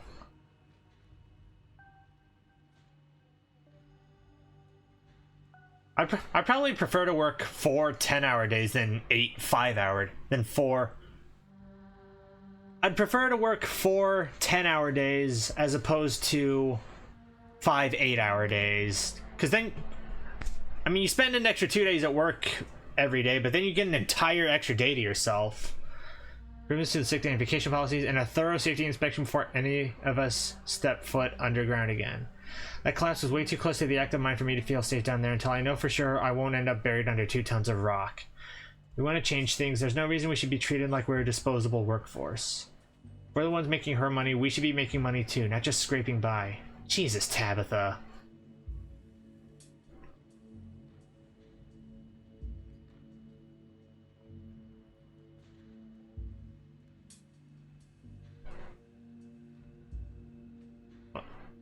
Look, I need to talk to my cousin. I'd be happy to pass along your demands. If you think you can get her to come to the table, it can make a real difference. Just make sure you leave the actual demands to us. I'm helping y'all out here. Do you mind if I go talk to your cousin? If I go talk to my cousin?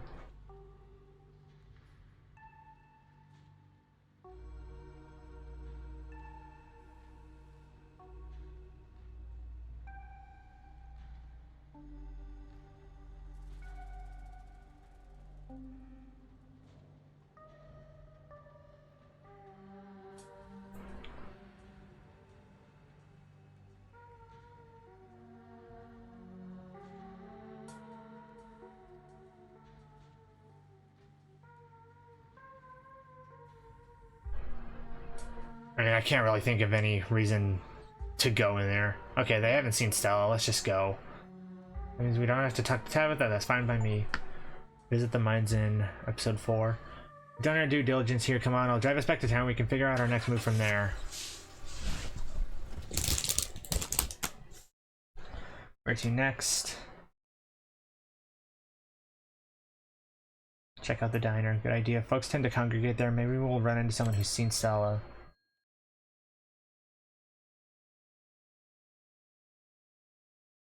Feels like you've walked into a private meeting. The back booth is full of miners, and they're having what seems to be an intense discussion, their expressions gravely serious. Hey, it's Loki and Kanika. Long time no see. Hope the town has been treating you well. Are we interrupting something? Of course not. Everyone's welcome here. Just, be careful not to step on any toes. Things have gotten a little tense over the past couple days. The miners in back were too engaged in conversation and notice you enter, and instead of speaking in hushed voices, they argue with each other loudly enough for you to easily overhear. There's no way I can risk something like this. Y'all know my sister's tuition depends on this paycheck, and I can't afford a place outside of the company housing. This is too risky. We should just cut it out now before she starts firing people. I hate to say it, Zax, but Harrison might have a point. Everybody shut it. Smith just let me know the boss's cousin. Let's just let me know the boss's cousin over there was snooping around up at the mines this morning. Let's not give the boss any more ammunition. Smith didn't seem to be too worried, but still, we don't have a lot of room for error here. Conversation cuts out, an uncomfortable silence falling over the diner as the miners watch you with suspicion. Have any of you seen Stella? She's missing. The YouTuber? We ain't seen her. Harrison's voice drops to a barely audible mumble. I hope she's okay. She hasn't been around, but I'll let you know if I hear anything.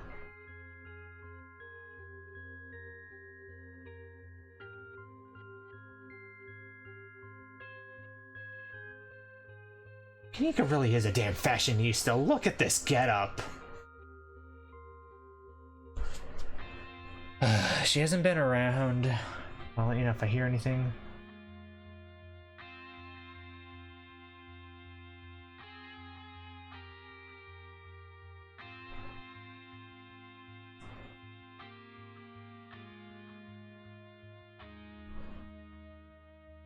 What about the strike? Look, kid, I don't care how well-intentioned Smith thinks you are. I'll be damned if we talk business in front of you.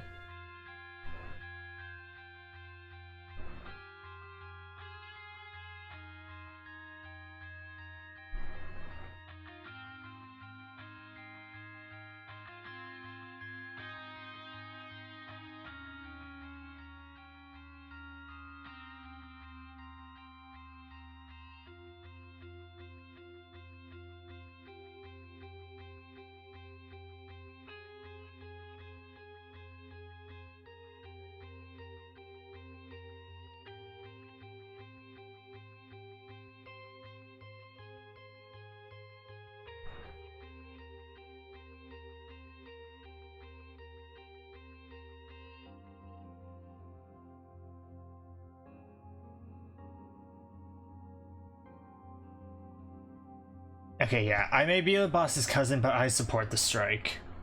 Even the boss's family's on our side. Maybe this really could work. The whole town should be on our side. There's a collapse less than 2 days ago, and she expects us not to riot at the thought of being forced back down there. Damn straight. Here, here. So if you support the strike, the best thing you can do right now is not meddle with it. Fair enough. Trust can only go so far. I'll vouch for him. You can't say that doesn't mean anything. Y'all know I hate Tabitha. I wouldn't stick my neck out for any relative of hers who wasn't 100% on our side. Alright, noted. I can't say I'm comfortable having our little discussion in front of you, but maybe I won't keep thinking of you as Tabitha's little stoogey. Trying to leave. What's the buzz? Visit the diner in episode 4.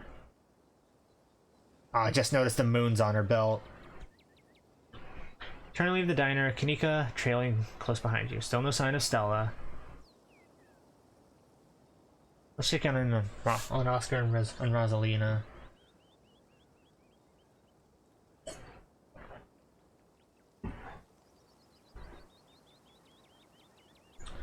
Let's check in with Oscar and Rosalina. They should be at the old Maxwell place. Tabitha dropped off the keys this morning. The old Maxwell place, so Tabitha put them up in a broken down ruin that should have been bulldozed years ago. My cousin is gonna get an earful the next time I see her. Nika storms off down the road and you follow close behind.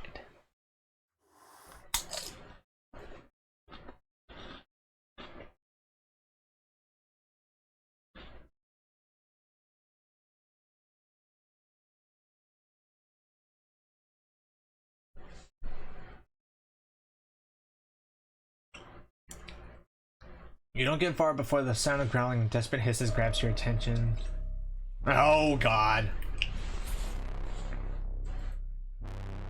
You turn to see a ditchling approach a cornered pixel in an alley. He must have slipped out of the library with everyone else that night.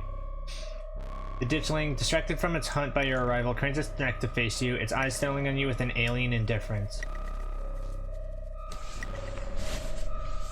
In the distance, you hear the furious patter of many feet approaching. You won't be alone for long. Hey, quit it! Words feel meek as they leave your mouth, and the ditchling, unaffected, turns back to its cornered prey. I'm grabbing Pixel! Before you can react, a small pack of dogs round the corner. They pounce on the creature, pulling it from the wall, and then take turns biting and tearing at it until it's ripped to shreds. Good doggies! Their task complete, they saunter towards you.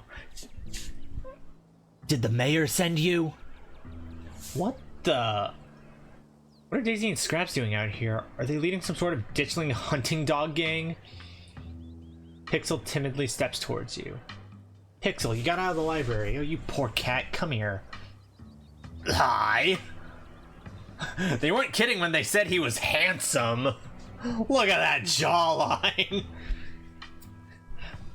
He's been on his mewing streak. Pixel cautiously walks towards your group before clambering into your arms. He has a comfortable heft to him. I guess he likes you more than me. Thanks, guys. Pack of dogs scampers off, their work done. What the hell is going on in this town? Pixel in tow, you and your companions continue on to the old Maxwell place. If you replay the game, you need to have the speak with animals trait. We'll see. We'll see about doing another run. The old Maxwell place, it was clearly once a mid-century modern home and undoubtedly quite stylish for the time, but it's been abandoned for unknown decades and moss and vines choke its exterior. Excuse me, barely concealing cracked walls and dust-clouded glass. Before you can approach, the door opens and Oscar's head pokes out from the entryway. Hello? Oh, sorry if I startled y'all. The walls here are worn down enough I could hear you coming from a block away. Good morning, Oscar. Thank goodness you found Pixel. Rosalina's been beside herself. Oscar's voice is tired. He's had a long night, and it shows, his graying face seemingly having aged in the hour since you last saw him. Please, come on in. Oh, this is probably not haunted. Visit the old Maxwell place in episode 4. Pixel!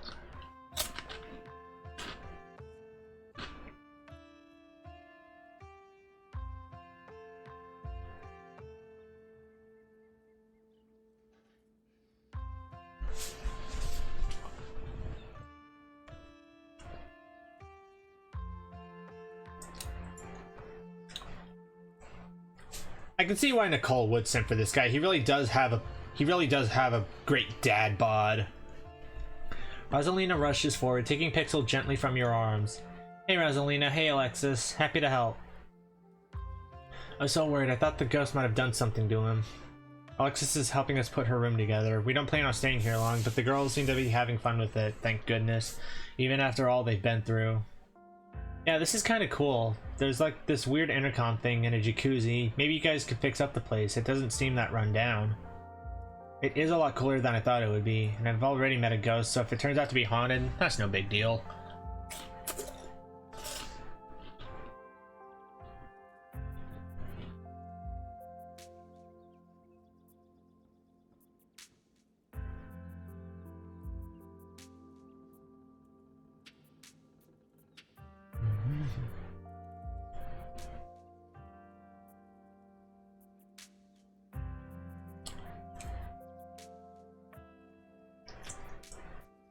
Y'all aren't traumatized after last night?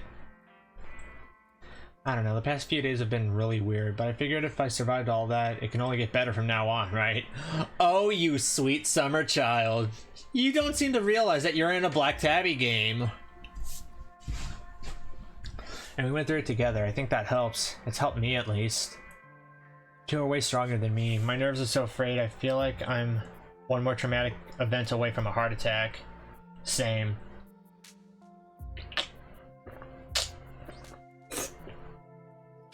This place has a jacuzzi? Can I try it?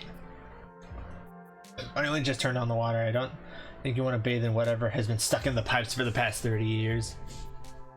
We're on bottled water until I get the stuff that comes out of those taps thoroughly tested. Damn! Sorry again about the library. There's no need to apologize. It's a building, you're a person. You matter more than a pile of stones.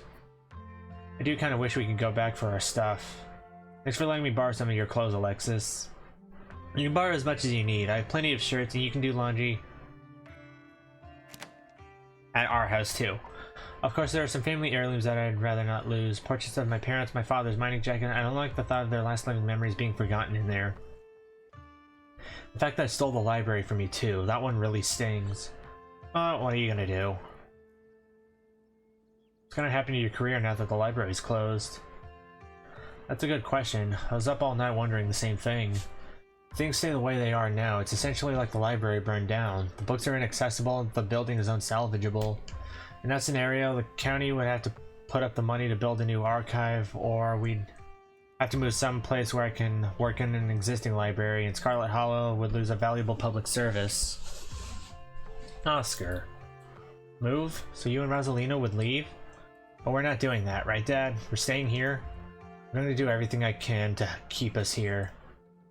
Have any of you seen Stella? We haven't been able to find her since everyone left the library last night. She hasn't gotten in touch with any of you? I freak out a little. I really care about her and she's just gone. I'm guessing that's a no. Nope. We have no clue where she's gone. I'm guessing that's a no? You'd be right. I haven't seen her since she ran off last night. I should have known that ghost was too much. Stella was practically banging down your door trying to get evidence of ghosts. I don't think you were going to be able to stop her. There's no way you could have known how she would react when she found it. Now I'm really starting to worry. It sounds like no one in town has seen her. I'm sure she'll be okay, but you should probably get back to looking for her soon.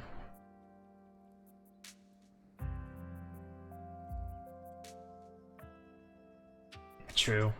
So what's the long-term plan? This place obviously isn't going to cut it.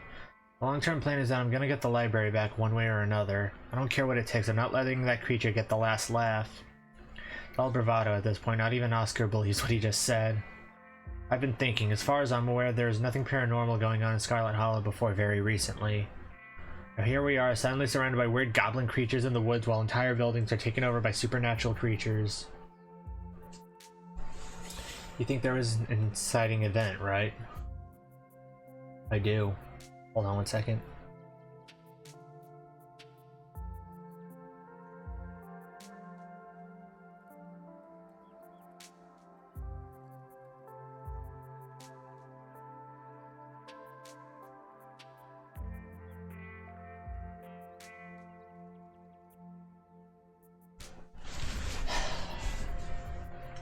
That's my thought too. It was never like this in the holler before. Something must have happened that kicked off all this magic stuff.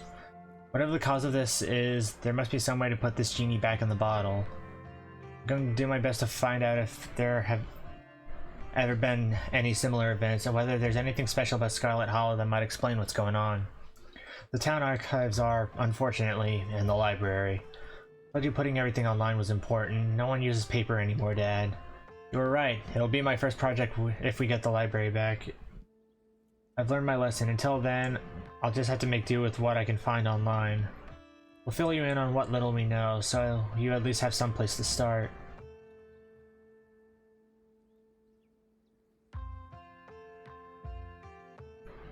Make sure Pixel stays inside or we might get grabbed by ditchlings. Ditchlings are those things from the woods, right? With those faces. They snatch animals to do some kind of parasitic egg-laying thing, so unless you want one of those things to pop out of Pixel, you better keep him where he's safe. Not Pixel, he's the best cat I've ever met. He's like a little dude. He's a handsome little dude. How do we know he didn't get infected already? He was out all night. Is he gonna be okay? I think some dogs kept him safe, like a gang of dogs. I know it sounds ridiculous, but we saw it with our own eyes. A gang of dogs? I suppose stranger things have happened. He's very weak, in fact. But we'll make sure he stays safe, right, Rosalina? Not letting him out of my sight ever again. I think Sybil knows more than she's letting on. She wants me to come talk to her today. My mom, but she's always been such a crystals and herbs kind of lady, not like someone who actually knows about supernatural stuff. She's always had a strange air about her, hasn't she? I'd be interested to know what exactly she intends to discuss with you, Loki. I have a feeling she has more than tea to offer.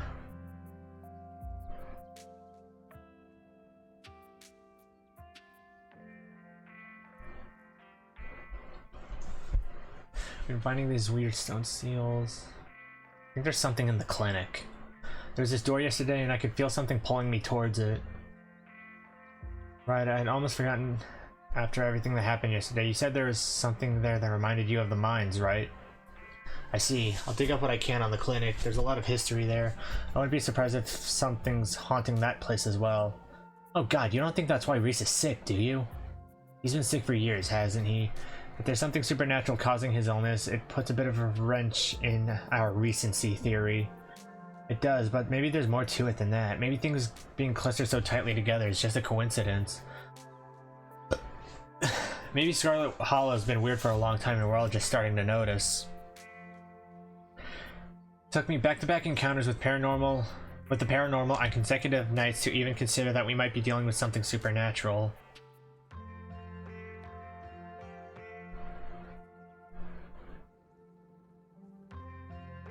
Reese mentioned a movie night, right? It's the perfect cover for an investigation. Who knows if that would fly with Dr. Kelly, though. After last night, I'm pretty sure she's not going to let any of us near her home. If we're going to investigate the clinic, I think we're going to have to break in. No, absolutely not. It's what Stella would do, and she's been... It's what Stella would do, and she's been 3 for 3 this week when it comes to finding spooky stuff. She's also been 3 for 3 when it comes to finding her way into mortal peril. This is why we have to find her as soon as possible. It shouldn't fall on me to suggest we do something dangerous. I'm terrible at selling it. It's not that I don't think we should figure out what's going on in there. We just need to be cautious about what we do next. We don't want anyone to get attacked or possessed by any more ghosts, even if it is to help a friend. I don't know if we have time to play it safe. Just give me a day or two to do some research before you do anything rash, okay? We've been finding these weird stone seals.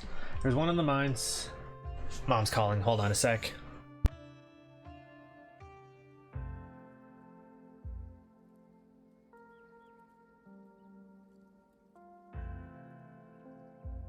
Just calling to tell me that she's working late.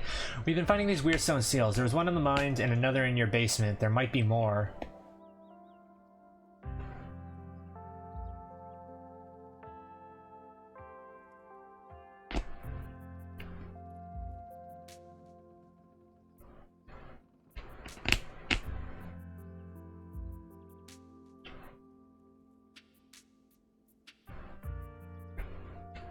Oh, yeah, because it gave us the vision of Charlie being bonked and then pushed down the stairs.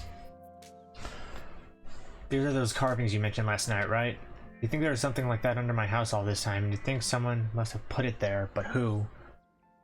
I'm still here if you were wondering. Yeah, you're fine, lurking.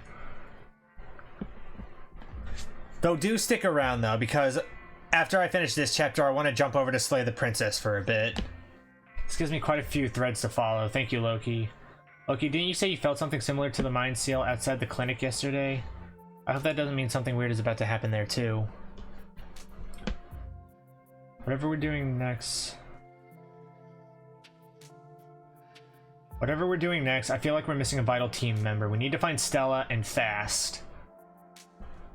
I can help out if you were looking for a particular... Now, I know the ins and outs of Slay the Princess, but there's one chapter in particular that I want to bring attention to. One chapter in particular that I have a personal stake in. And you will see what I mean when we get to that.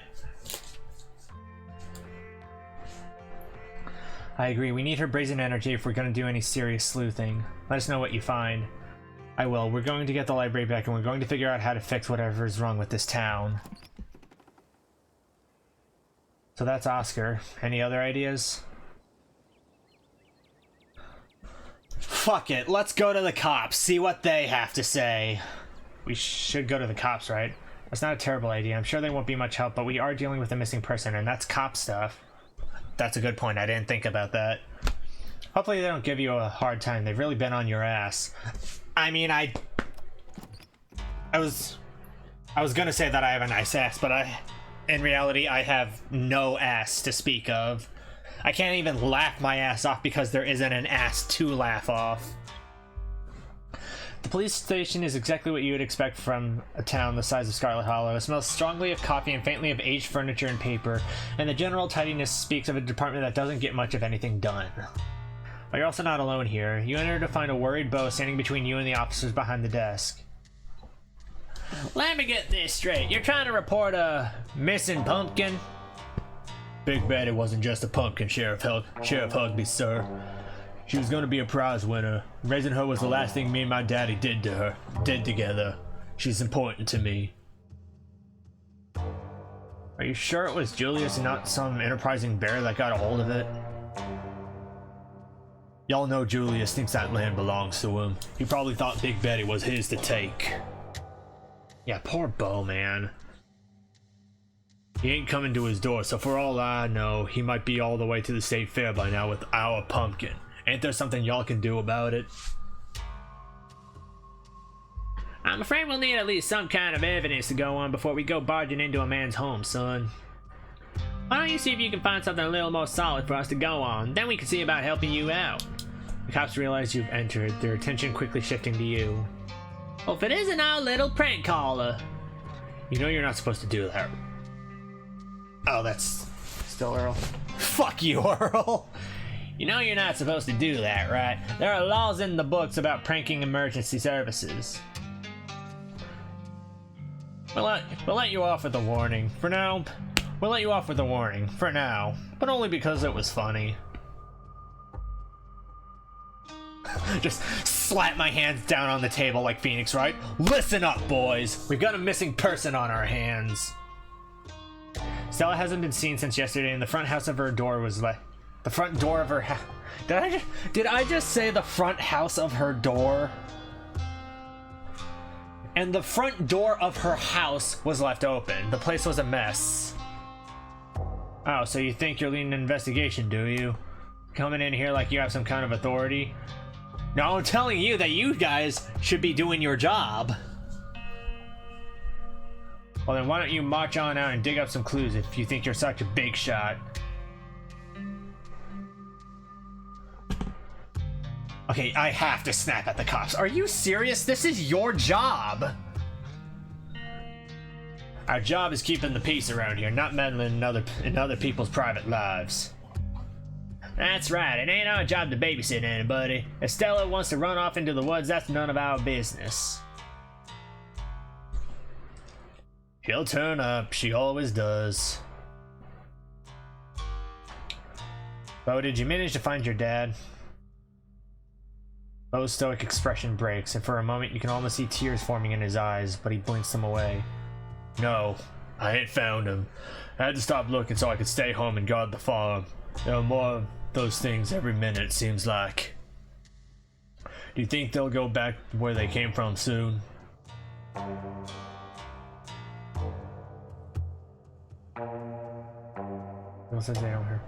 of like I'm Halloween. No. I'm personally doing everything I can to send them packing. I'll do my part to help. I'll kick in as many of their nasty little faces as I can, but I don't know how many I can send scampering off. Seems like there's no end to these critters.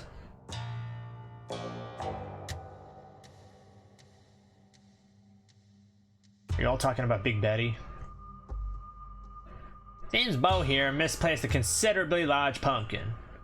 Have y'all heard or what I said? I didn't misplace Big Betty. She was stolen. And I know who done it, so I'd appreciate it if y'all would give Mr. Tremaine a visit and set things straight. And I'm telling you, we can't barge into your neighbor's house just because you want us to. What makes you think Mr. Tremaine stole it? You're poking a wasp's nest, Loki. There's 100 years of history here. He's been claiming Big Betty was his since day one, on account of he thinks it was planted on his side of the property. The Callaways and the Tremaines have been at this a long time. They can't ever agree on whose land is whose. This ain't the first time we've heard something like this, and we get our fair share of calls from Julius Tremaine, too. Just how valuable is Big Betty? I mean,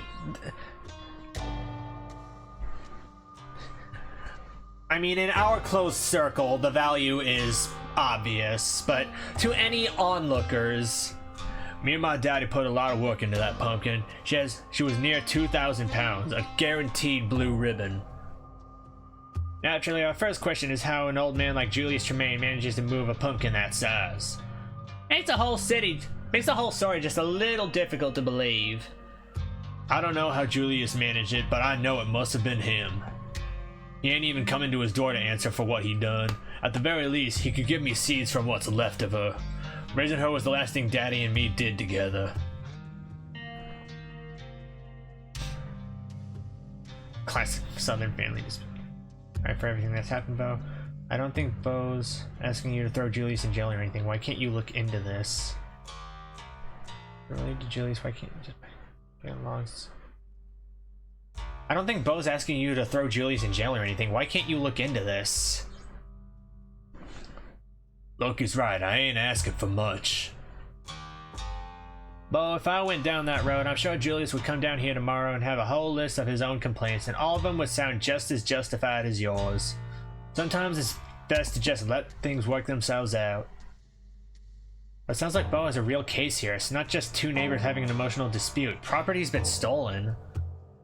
Couldn't you get involved on his behalf just this once, after everything he's been through this week? You say that like this is the first time one of these Futon farm folks have come in about missing vegetables. We've heard it all. And what we've learned is that it's best to keep our noses out of it. I'm sure Bo here will be unsatisfied with whatever the legal system feels is just punishment for stealing Big Betty. Doesn't matter. It doesn't matter what happens. If we do anything, Julius will be storming in here the next day with a complaint of his own. Heck, he'll probably come down here regardless.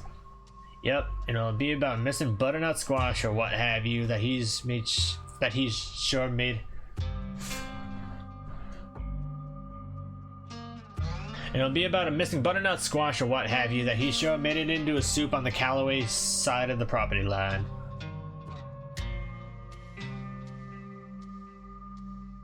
Weird question, but are you folks part of a cult, and is that why you're not doing your jobs? The police officers stare at you, perplexed. A cult? I don't think we have that sort of thing up here. Up here, despite the fact that you guys are in the South. We are doing our jobs. Just look at Franklin back there. He's following all kinds of paperwork pertaining to what happened up in the mines. You know, I can't say I appreciate your tone. Sounds like you're accusing us of some kind of indecency. What do you think, we go up into the hills and do seances and rituals and all that sort of thing? Get your head out of the clouds. No cop would be this accusatory if they weren't under actual scrutiny. No cop would be this accusatory if they weren't feeling the heat from these accusations. Let's just get going. Well, no one can say we didn't try. We'll keep looking. Why don't they just do their jobs, visit the police in episode 4? Well, that was a total waste of time. I hope Bo finds his pumpkin. Where to next? Yeah, sure, maybe God has our answers. The church? What, do you think Stella decided to get religious all of a sudden? You seem really shaken up. It's not unlikely. Okay. I just want to be thorough. Fair enough. We shouldn't rule it out just because I don't want to have to see the pastor. Let's make it quick, though. I don't want him trying to rope us into some church event. Oh.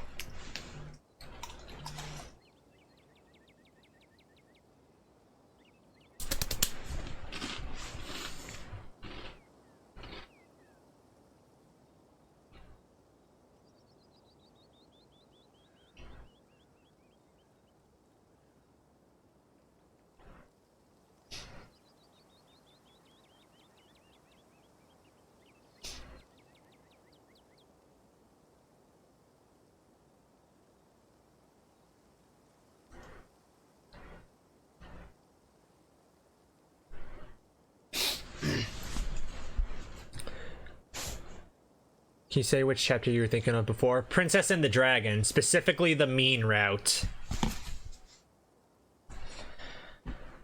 Kanika leads the way, taking you up the gradual slope towards the church. Alright, where is that weirdo? Oh, there he is, right on cue! My, 3 visitors at once on a Thursday? This is unprecedented. Kanika, you are right. I immediately regret this decision. Let's get the fuck out of here. I think I know exactly what your issue is. Why don't you tell me what you think the issue is? Let me guess, you want to leave with that one? No. Yes, but no. My, 3 visitors at once on a Thursday? This is unprecedented. But there are only 2 of us. Oh no, were we followed by a ditchling? Were we followed by Wayne? Sup, old people? Oh, it's just Zane. What are you doing here? All the glimpses of death I've had in the past few days have forced me into the midst of an existential crisis, my dudes. I want to see if faith held any answers for me.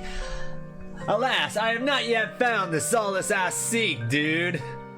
Give it time, Zane. It sometimes takes a while for the Lord to work his way into your heart, but when he does, you won't regret letting him in.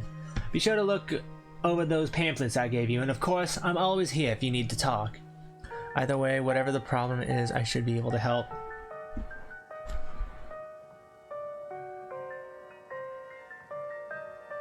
I'm not going to say anything else on the matter until we get to that. Sure thing, Pastor D. Peace, y'all! Anyway, we're looking for Stella. She wandered off last night and no one has seen her since. We're starting to get pretty worried. We hope that maybe you and Janie had seen her. I can't speak for Janie, but I'm afraid I've seen neither hide nor hair of Stella. If you'd like to talk to my wife, she's just over by the alpacas. But Loki, I was hoping we might be able to talk in private. What do you have to say to him that you can't say in front of me?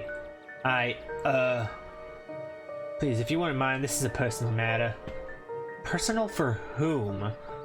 I'd rather folks not pry on this. You know how rumors get started.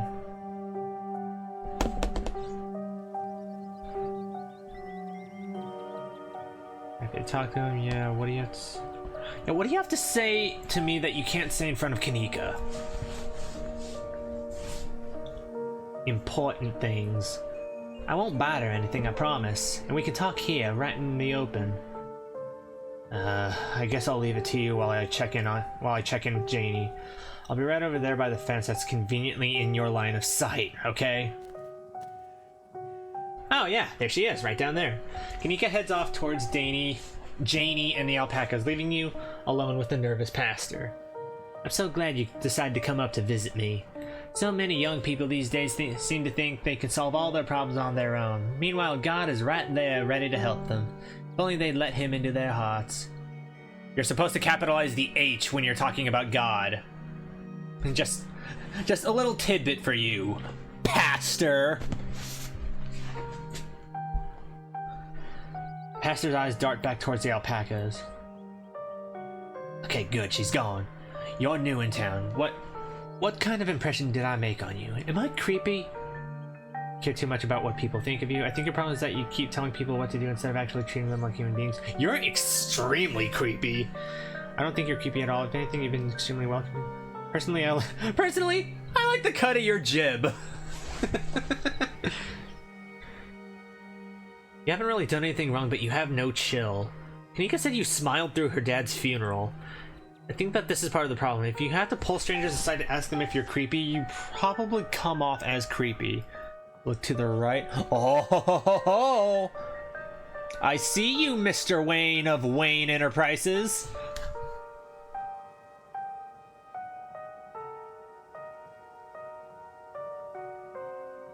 You care too much about what people think of you. If you want people to like you, you have to not care about whether they like you. That's a harsh truth you're slinging at me. Wasn't always like this, you know. Believe it or not, before I moved to Scarlet Hollow, I used to be pretty popular. I was one of the cool kids at Harvard Divinity School. He's interrupted by the sound of a snapping twig and a high-pitched giggle, partly muffled by the underbrush on the edge of the property. Tulip, come out of there. You know you're not supposed to play in the woods. Tulip glances back into the woods, quiet as she hesitates. She has a ditchling behind her back, doesn't she? Tulip, are you gonna be good, or are we going to skip story time tonight? I'll be good. You don't have to skip story time. I won't go into the woods, I promise. I know you won't, Tulip, because you know it's dangerous for little girls in there. Why don't you help Mama with the alpacas? It's just about time they got fed. Yeah. It's just about time they got fed. You can give them hay. Okay, she doesn't have a ditchling. Daddy, I found this creature in the woods. Can I keep it? Tulip smiles broadly, seemingly excited by the prospect, and hurries off. Sorry, I had to have a fun parenting moment just then. She's been trying to run off into the woods a lot lately. It's really dangerous, even for adults. The big plot twist of this scene, Wayne just has a side job as a scarecrow. There's this massive trash dump not too far past the trees, but it must be at least 50 years old, so it's all grown over and looks like it's part of the landscape. But if you accidentally walk on it, you might find yourself falling into a hip-deep mound of rusty cans and broken glass. Tulip made up some imaginary friends and keeps telling us that they wanted to go out there. Like, the word of some fictional creature she made up is going to convince us it's a good idea for her to play in somebody's old garbage. But she's 7, of course. She would get some funny little idea like that. She actually went down there to join them. I'd love to get the community to rally around a big cleanup. It's about time somebody got rid of all that junk. How big a trash dump are we talking? Would a weekend of hard work clear it out? Maybe if you had construction equipment and a team of professionals. It's a big area, and I have no idea how deep it goes. In the meantime, I'm just making sure Tulip knows not to go near it. No. What's that you were saying about imaginary friends? Oh, she's just been talking about these friends of hers lately. Little stories about creatures that live in the church. I'm sure she saw some animal in there and decided it was her friend. Nothing to be overly concerned about, except the trash heap situation. This man is lying to you. In fact, he's been lying since the moment he mentioned these imaginary friends. Whatever his daughter has been talking... I should be treating the street smart voice like the voice of the skeptic. This man is lying to you. In fact, he's been lying since the moment he mentioned these imaginary friends. Whatever his daughter has been talking to is real, and he knows it. Sounds to me like you know exactly what she's been talking to. Daniel's eyes go wide just for a second. I don't... He does. He obviously does. He hunches his shoulders, his voice suddenly quiet. There are rats in the church. There, I said it. It's embarrassing. But she saw one at one point and she can hear them scurrying around in the walls, and she's decided they're her little friends. Please, keep this between us. Don't tell Janie. I don't want her knowing the church is in such rough shape. What about you, voice of the street smart? What do you say? Out of the corner of your eye, you see Kanika walking back to the two of you. She must have finished talking to Janie. Janie says she hasn't seen Stella either, so we'd better get going. Hope your talk with the pastor went well. Yes, we had a great conversation. I appreciate you all stopping by, even if it wasn't under the best circumstances. I'll let y'all be on your way. And I hope Stella turns up soon. I'll put in some good prayers with the big man for her. What, have you been keeping your good prayers under lock and key, Pastor? Alright, thanks. See ya. Kanika starts back down the path to town and you follow. Visit the church. Okay, we're actually back in town. I was worried when the music cut out.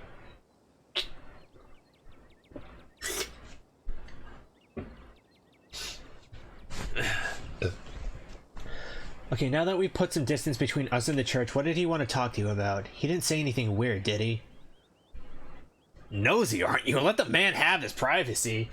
Wanna know why everyone in town thinks he's creepy? Everyone in town is so mean to him. He's a nice guy. Two of us apparently made some weird imaginary friends. We might want to check it out later this week. I want to know why everyone in town thinks he's creepy.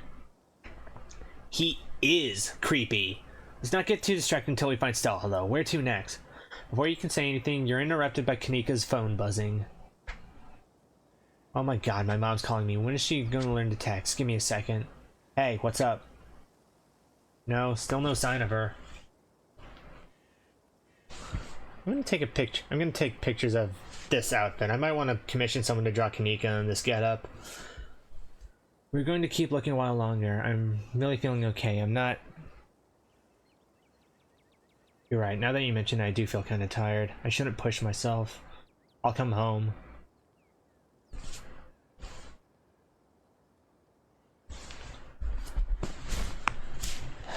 Here's the point. I'm not feeling well right now. I've got to get back to the general store. Maybe some tea could help. Quite a 180 you just pulled.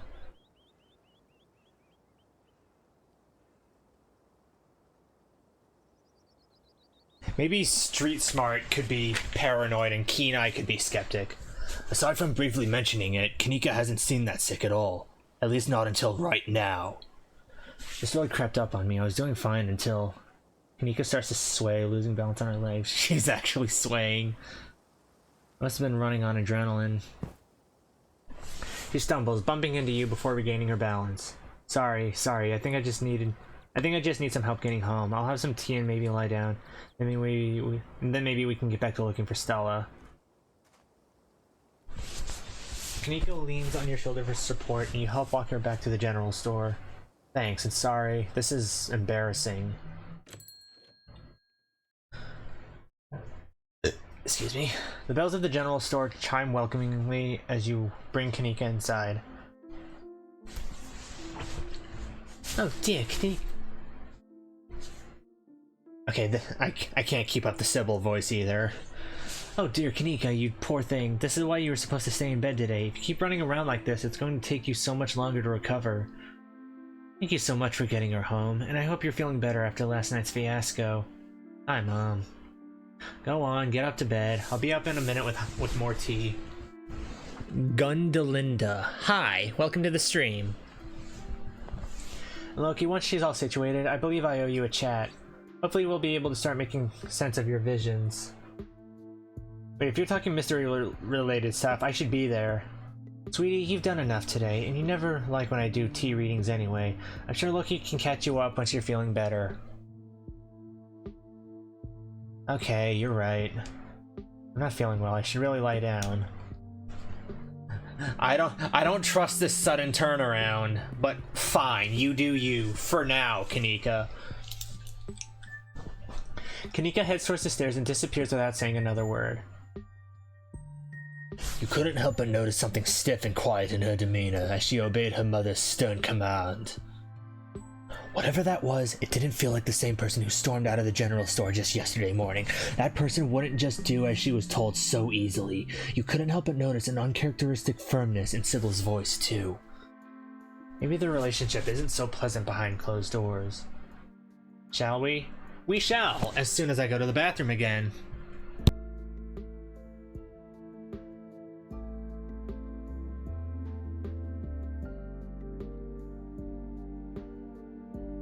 I can't talk right now. I'm making piss.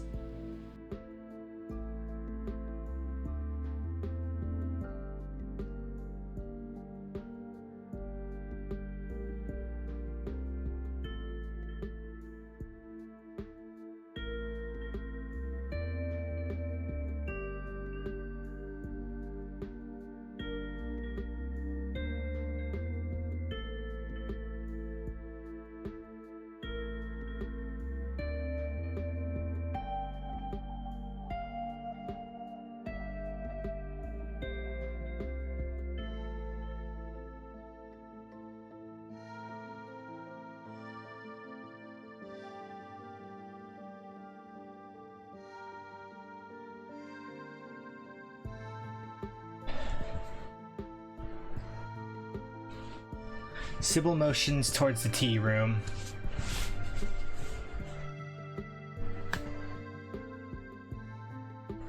Kanika didn't seem like herself just then. You're right, she hasn't been feeling exactly herself the past few days. All the stress she's been under, plus that cold of hers. But I'm sure it'll clear up soon. She just needs to take it easy, drink some tea, and not go running all over town until she feels better. I'm allergic to tea! Run away. Now, we're gonna go check on our girl. You push past the old woman, heading up the staircase to Kanika's room. Sybil calls after you, but you ignore her. Something isn't right here. As you do so, your thoughts flash back to that door yesterday, the one that seemed to draw you in, urging you deeper into the clinic. Even the memory of the door tugs at you, compelling you to return and open it to see what's on the other side. You can find Stella later. Maybe you can even find her there. What's important now is finally seeing what's hidden in the clinic. Knock. You knock on Kanika's door. Mom, I really don't need any more tea. I think I'm just going to lie down for a while. Fuck the notepad! I'm not your mom. Oh, Loki, what's up? Can I come in? Yeah, just let me just straighten up.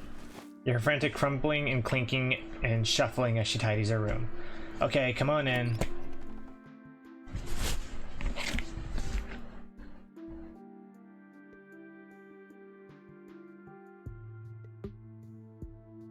More Sailor Moon stuff.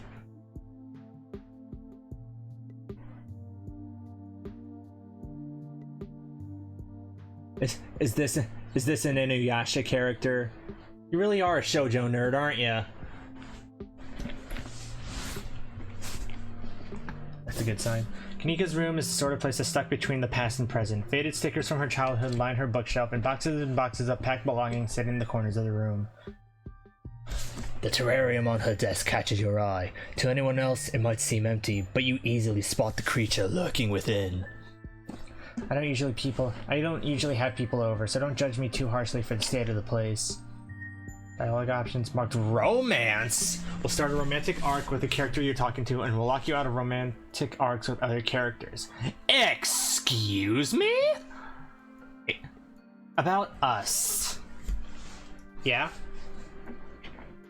Never mind, forget I said anything. Now, I know we've only known each other for a couple of days, but I really care about you. I guess I just wanted to let you... Oh, so that's how you get stick bugged? What, looking in the terrarium?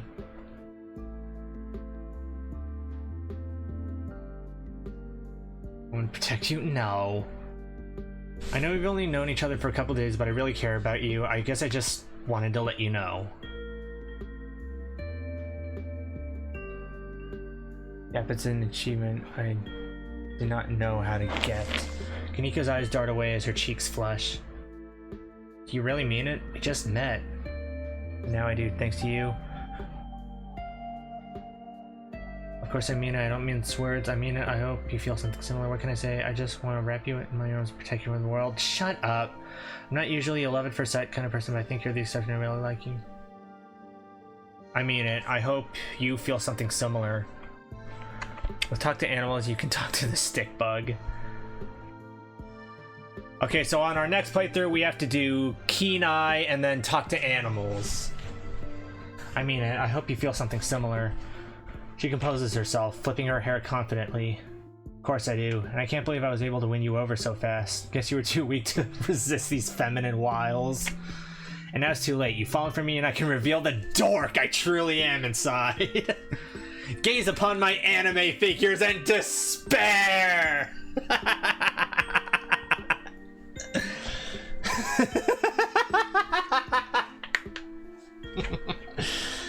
Sorry, was that too confident? I'm just like super nervous because I like you back. And I hope I don't mess this up because I want to get to know you better before you leave town. Give her a hug! You reach forward and hold her in your arms. Her body is soft against yours and you can feel her heart beating quickly in her chest. You runs her hand across your back and smiles, her eyes filled with a warm joy you haven't seen before in your short stay. And she smells incredible. Her sleek braids exude a perfume of warm coconut. She's saying that with my shifting mound figure right beside me. Glad to know that somebody else has one of those. I mean, I'm not going to show you my room, but I have the collector's edition of this. I have the collector's edition sitting up on the shelf behind the TV in my room. And obviously the figurines inside the box. I'll take a picture. I also have the book. I also have the art book. I'll show you both of them after the stream, but I'm not gonna break them out right now. I'll drop them in the Discord. Gundalinda, if you want to see that too, then you can join the Discord as well. And she smells incredible. Her sleek braids exude a perfume of warm coconut and an aroma of flowery cucumber wafts from her skin, the scents melding to create a sweet tropical bouquet. After a long moment, you pull away, your hands slowly letting go of each other as the two of you stare into each other's eyes. Oh my god, I'm so nervous. I don't do this like ever. I've never even made it past second base or first base. See, I don't even know what the bases are. I'm messing this up already. This is why, because I get all flustered and weird and ghost people because I'm scared they're going to figure out how unlikable I am. I'm doing it right now. Wow, I really can't stop myself. Is that a Parasite? Yeah, that's a Parasite poster back there too. Okay, no, I'm cool. I'm totally cool. We like each other and that's cool. Screw hang... You can't start a fire. Start Kanika's romance. This is a dating sim, right? Screw hanging out in my room for the rest of the day. Wherever you're headed, I want to come with you. Gotta maximize the amount of time we spend together before you go back to Helheim. I keep forgetting I set that as this character's hometown.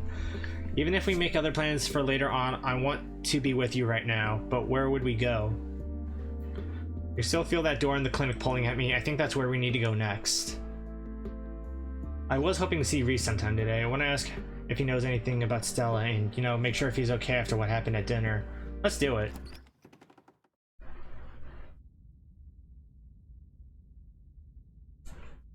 Hello. Oh, it's Sybil and Miles. I was like, I was thinking, because for a second I thought Reese made his way here. Two of you make your way back out into the hallway hand in hand. But before you make it to the stairs, the light turns on, startling both of you. I thought you were going to get some rest, Kanika. You should really get back to bed, or this cold of yours will only get worse. I still have a lot of energy. I don't feel like sitting around. I don't think I need to. Of course you do. I know you best, and you haven't been yourself these past few days. All this running around has been a detriment to your health. Miles and I want to see you healthy. You hold this family together. I mean, you did fine without her for a couple of years. I'm sure you can do fine without her for a couple of hours. You manipulative hag! Lady, you are being really creepy. Sybil, you can't expect to control your adult daughter like this. I don't even think Kanika is sick. I think you're making it up to control her. Let's just go, Kanika. Yeah. Kanika sighs. No, my mom is right. I've been neglecting the general store and I let Miles run off the other day. That's so irresponsible of me. Okay, but who better to teach him responsibility than his own mother? That's alright, Kanika. He could have gotten hurt, but he didn't, and it seems like you learned a valuable lesson from the experience. Let's get you to bed. You just need another day to recover, then you can get back to all this town mystery business. Loki, you'll be fine without her until tomorrow. Bye, Loki. Whoa! Illusion of free choice be upon ye! Before you can utter another word, Kanika returns to her room. Sybil's eyes carefully watch you as you leave and make your way back to Main Street alone. Make your way up the familiar hill, past the rows of ragged houses that make up Scarlet Hollow's residential area. I see those ditchlings creeping up behind here. I see you, Wayne! It isn't long before you find yourself outside of Dr. Kelly's clinic, its secrets enticing you to find a way in. Even at the bottom of the hill, you can already feel the presence of raccoons. It's like a magnet has been fixed to your ribcage, gently tugging you forward, guiding you towards whatever emits this compulsive frequency. The side of the mountain looks really close to the terrace, maybe even close enough to jump. What are the odds that the terrace door is locked? Street smart, just going through the door. No, I trust that skeptical voice in my head. Make your way up the hill and onto the terrace. I'm pretty sure you can make the jump to the second floor, at least with a running start. You make your way up the hill and bend your knees in anticipation, and then you jump. You land and try the door. It's unlocked. The upstairs of the clinic feels like a decommissioned museum. Old furniture is covered in plain white sheets and a thick layer of dust coats the floor. This place hasn't seen any use in years. You're in the clinic, free to explore as you please, or rather, you're free to explore as you please. Feel that odd? Not that a locked door would have stopped you. Yeah, exactly. So, either way, even if the door had been locked, illusion of free choice be upon me, because either way, I would have gotten into the door. You've been caught by its gravity, an overwhelming curiosity guiding you around a corner and towards a dark doorway under the stairs. It's been left ajar, as if inviting you to enter. Oh god, he is a vampire. The lights click on. You're in the morgue. Loki? What are you doing in the morgue? Vampire! I'm not. Please don't stake me. I just sometimes find it easier to sleep down here. Don't ask me why. That's just how it is. His words seem distant to you. The tugging is strong down here. You can almost feel yourself slipping into a trance, and your eyes wander to the back wall of the morgue. You need to see what's back there. Follow the pull. Touch the wall. It feels disappointingly solid under your palms. Hey, are you okay? You feel Reese's hand gently shake your shoulder, and for a moment, the thing on the other side of the blank white wall loosens its pull on you. Kinda look possessed for a second there. You good? Make him understand.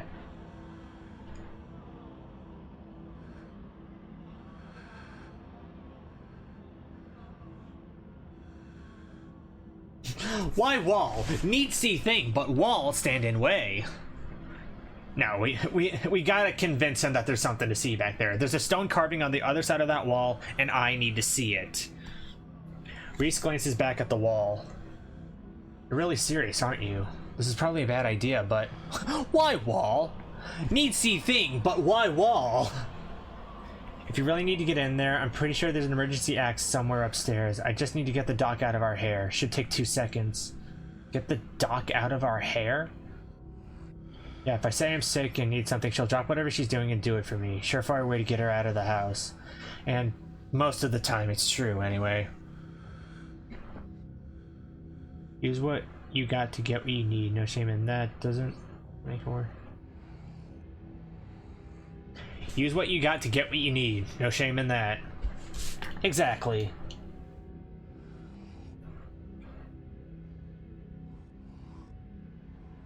Sounds great. Lead the way. Sweet. Be right back. Strides past you, his long legs moving swiftly. He seems excited, his usual dour demeanor replaced with an uncharacteristic pep when faced with the prospect of sneaking around and tearing down walls. Examine Reese every now and then. You hear his soft voice filtering in through the open doorway at the top of the stairs, a hoarse and sickly edge added for effect as he speaks to his mother. Hey, Mom. He coughs gently. Reese, I didn't know you were awake. I still feel like shit, but I think I can finally try to keep some juice down. It looks like we're all out, though. Really? I thought I'd just pick some up. We got an errand to run on Main Street anyway. I'll go pick up some orange juice and some ginger ale, too. That would be awesome. Sorry to ask. I know you're probably busy. It's no problem. It doesn't take long. Don't do anything too strenuous while I'm gone. Just lie in bed until I get back. Thanks, Mom. I'll take it easy. You hear her footsteps move down the hall, then the front door opening and closing. It worked! The theatric rasp has left his voice, excitement rising in its place. Come on up, we don't have long till she's back. As you step out of the morgue, you relax. The extra space between you and the carving has weakened. The extra space between you and the carving has weakened its hold on you, and with it, your desperation to claw your way through the wall and unveil it. One of those emergency fire axes, so it should be pretty obvious wherever it is, though I'm not sure where she would be keeping it. I'll show you around. Let's try the doc's office first.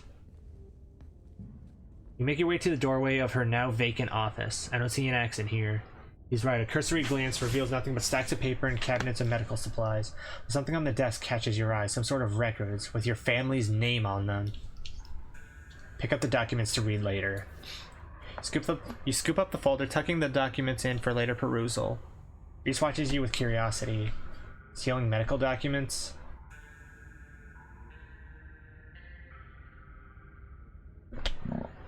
If my family's gonna keep secrets from me, I'd better learn what I can.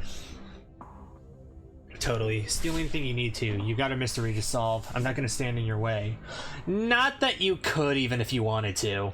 Let's check the medical supply room next. I can imagine a room full of chemicals being a place someone might want to keep an axe. Better be careful stealing stuff in there, though. That might really get you into trouble. Turn around and leave the office. It's time to move on. Come on, let's keep looking. There it is. Looks like it needs a key, though. You better not break the glass head. Rather explain why I had to steal the axe after we'd have had a chance to use it. There must be a key in here somewhere. Reese stops to listen to something. You can hear it too, but ever so faintly. The sound of footsteps just outside the clinic. Shit, she's back already. You hear the front door of the clinic open and close. The creak of its antique hinges echoing down the doorway. Footsteps start down the hall. She's headed this way. Quick, we gotta hide. I'm not supposed to be in here. He opens the closet door and hurriedly motions you inside. You slip past him, scrunching into the small space as best you can. He attempts to slide in after you. Let him in. You make space and he slips in next to you, closing the door just enough that you can both still monitor the entrance to the supply room. Dr. Kelly storms in, plastic bag in tow. She takes something out of the bag and places it on the counter. And then she hurries back out, bag rustling as she makes her way back down the hallway. Better wait a second, just in case. Quietly wait for the danger to pass. Two of you stand in tense silence, both crammed into the suffocating closet, taking shallow breaths as if she could hear you breathing from the other side of the building. But the footsteps soon return. Dr. Kelly makes her way back to your hiding place, creaking floorboards, broadcasting her location all the way to the hallway just outside your hiding spot. His head swivels suddenly. That was the door to the house. We're in the clear. Let's go. Two of you spill out of the closet. Reese quickly and quietly starts pulling out drawers, scanning them for keys. Help research the drawers. Follow his example, starting on the opposite end of the room. First drawer you try is part of the long steel table in the middle of the room, under the strange plant Dr. Kelly left on the table. It doesn't budge. A small strip of bright green tape stands out to you, placed inconspicuously under the handle. It would be barely noticeable to most people. The next drawer slides right out, and it only takes a few more until you stumble across a small ring of keys. One of the keys has a tiny square of green tape on its head. Oh sweet, that was fast. Toss them over, I'll get the axe. Unlock the green tape drawer. Dr. Kelly speed ran that store though, that was like 1 minute. No, this is time sensitive. We need to keep moving. You toss Reese the keys. Dude, look at that. They're color coded. Reese unlocks the cabinet and offers you the fire axe. Here's your axe. As you take the weapon from Reese, he pauses, staring at the plan on the table. That was what she took out of the bag, right? That's weird. Does she make her own medicine? She's not a pharmacist. I don't think she's supposed to do that. This is just supposed to be where she stores medicine she orders from a pharmacist over in Brevard. Picks up the plant. Weird little alien fruit. It's gotta be medicinal, right?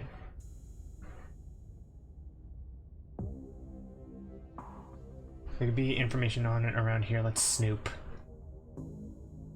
We have our keys. Let's do it. Starts unlocking drawers.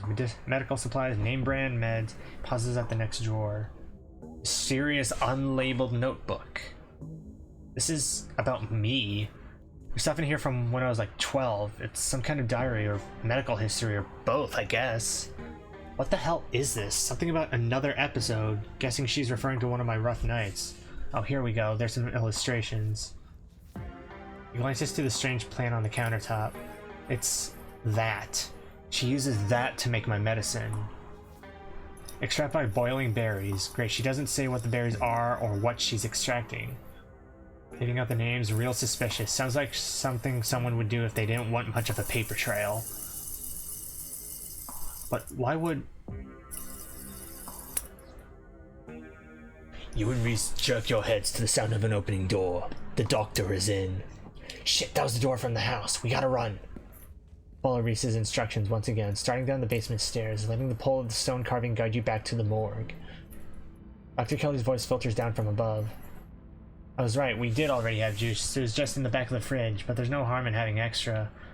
What are you doing in the clinic? I thought I told you to go rest. Oh, I'm just gonna chill in the morgue. I got my speaker, so if you hear some weird sounds, it's just my music. I'm sure to put in earplugs to drown out all that industrial clanging you listen to. I'll be sure to put in earbuds as you put on your favorite song. 5 hours of axe sounds hitting walls. You know, I'm not the biggest fan of you spending time down there. It can't be good for your mental health to hang out in a refrigerator for corpses. Do you at least have a blanket this time? Yeah, I'll be fine. It's just a change of scenery. My room feels too claustrophobic right now. Okay, I'll let you know when it's time for dinner. You hear the door close and the sound of Reese descending the stairs to join you in the fluorescent lit room below. Hey. Wall now, yes? Wall! Wall! Wall! You listen to music that sounds like a wall being broken down? Of course I do. I'm sad all the time. Glad my taste in music is finally coming in handy. It's exactly the cover we need. Stop asking questions. It's time to see what's on the other side of that wall. Wall! Wall! Wall! I'd like to do the honors if you don't mind. I've got some confused and angry feelings I'd like to express. And approaches the wall. He hits it so feebly that the axe bounces off. Reese manages to cut through the wall with very little effort, unexpected from someone with his frame and condition. But you know his stringy muscles are backed by a mounting fury at what's been done to him. That goes a long way. Staggers back from the massive hole in the wall and admires his work. Holy shit. The splintered edge frames a dark passage, seemingly cut into the side of the cliff, cold seeping from a forgotten place in the already frigid morgue. Reese coughs as he takes a better look at what lies beyond the wound in the wall. There's a whole hallway back there. Thick stare ale leaks from the hole, filling the morgue with an earthy mildew smell, like the room is slowly filling with dirt. And with the stink of the grave-like room beyond comes an even stronger compulsion. You step forward, and you climb into the hole. This is wild. I had no idea any of this was down here. An entire hospital wing rotting away for decades behind some flimsy drywall. Important question, Reese, but did you turn on your music before we climbed into this hole? His voice sounds distant. Your sole focus is finding it. Your feet move without prompting, and you stumble down the hallway towards the far wall, barely registering the antique cluster as you stagger past it. Whoa, are you okay? You don't respond, and you don't bother to retrieve the axe. The wall is rotten, water damage having eaten away at the wood over the course of unknowable years. The planks nearly reduced to sawdust. You tear into it. Well, hi. They said there's nothing they can do. I'll never use my legs again. Enoch, what am I going to do? Nonsense, Teddy. These doctors don't know what they're talking about. I've been doing my own research and I found an alternative. Someone who can fix everything in one fell swoop. We're taking you home today, and by this time next week, everything will be resolved. Everything goes black. Everything goes dark. And you die. Your vision swims back into focus, and it takes a solid second or two to reorient yourself. You're in an unfamiliar bed. Reese leans against a far wall, eyeing you with concern and curiosity. Hey, I was worried you'd slipped into a coma or something. You tore down a wall like a wild animal, found some weird carving, and collapsed. I think you might have had some kind of seizure. Are you okay? Wait, nothing spooky happened? The mountain didn't collapse on us? No ghosts? You didn't call an ambulance when I started seizing? No. I had a vision. Saw those documents. I swiped right. I should probably get going. Stella's still missing, and the stone here finally stopped yelling at me. What now? I think Dr. Kelly should look me over. These seizures can't be good for me. No. Does Dr. Kelly know I'm here? No. I snuck you back into the house while she was busy in the medical storage room. Figured you wouldn't want to come into the morgue. I figured you wouldn't want to come to in the morgue. I had another vision. Like a hallucination? I have those sometimes too. Used to have them a lot as a teen. Always just weird little things, like my hands would look wrong, or my neck would seem too long, or the room would feel smaller. Explore Street Smart. I still have those documents I swiped, right?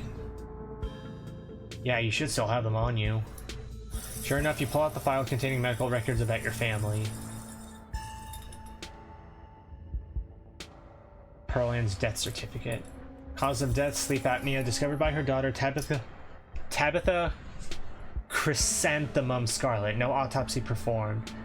Edwardine. Cause of death, heart failure, signed by her granddaughter Pearl Ann Scarlet. Pretty normal, almost made it to 90, died of a normal old person illness. Enoch's. Cause of death, fall from cliff. This one has a coroner's report attached. Organ sustained impact injuries, lacerations to the neck and body consistent with fall from great height. Other death certificates. Names aren't quite as familiar. Theodore Scarlet, crushed in mine collapse, body not recovered, signed by his mother, Enoch. Signed by his brother, Enoch Scarlet. Joseph Scarlet. Gundalinda, I don't know if you heard me talking to Zethus earlier, but stick around because there's a Slay the Princess Easter egg I want to show you guys after we're done with Chapter 4. I would say the same to you, Ryan, but you're going to stick around anyhow. Joseph Scarlet. Both killed at Normandy in the line of duty. These must have been Edwardine's brothers. Certificate of fetal death. Infant boy. Andrew Charles Scarlet. Delivered. Stillbirth. Mother Edwardine Scarlet. Complications during birth. No doctor present. Home burial. There's no doctor present at the birth and a home burial. There's some information missing here. Page 9. Missing. Presumed dead. Signed by mother Edwardine Scarlet. The owner of the doll. So she went missing. Mary Bell Scarlet. Cause of death. Complications during childbirth. Signed by her mother Edwardine Scarlet. Time to whip out the old string and corkboard. Read your family's medical records.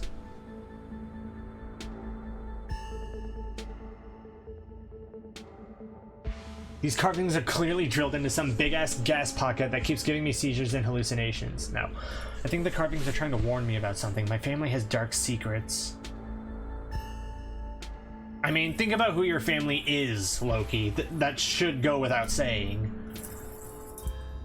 An old family like yours? I believe it. Hopefully that's all ancient history, though.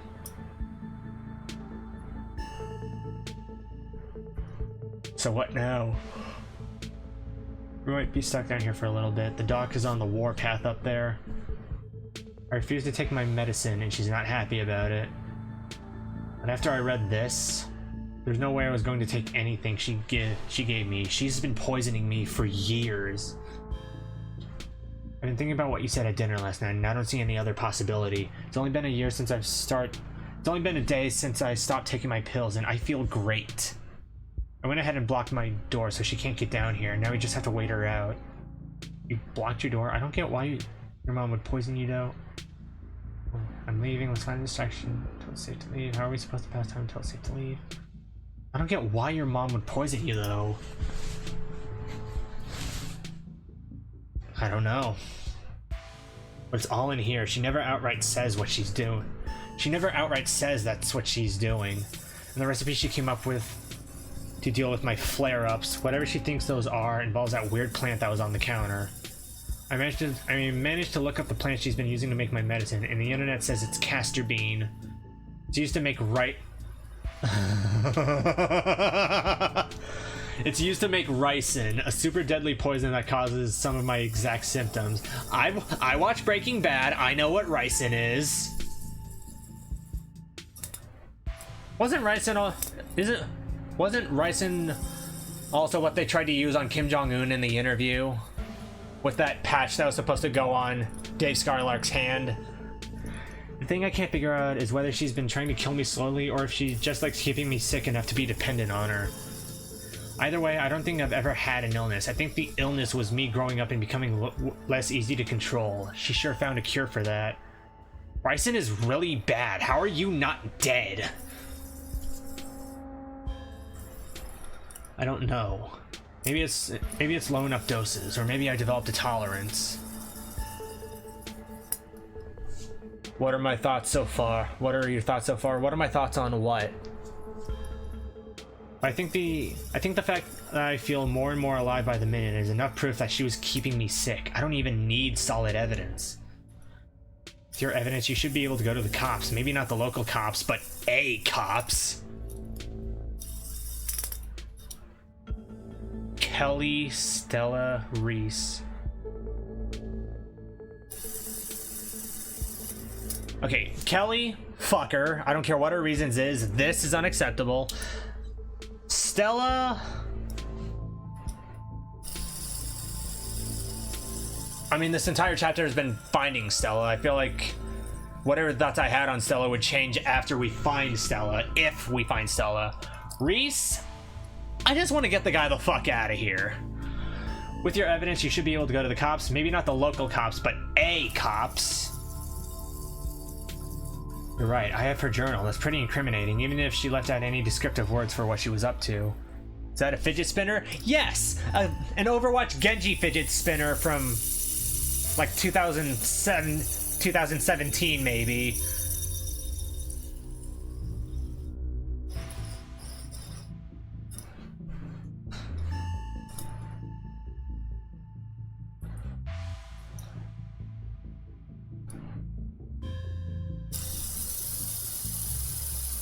And this bitch still sings after all these years.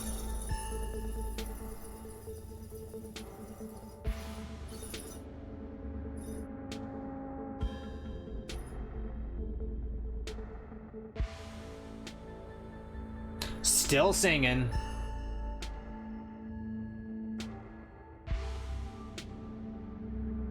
Fidget spinner go burr, exactly.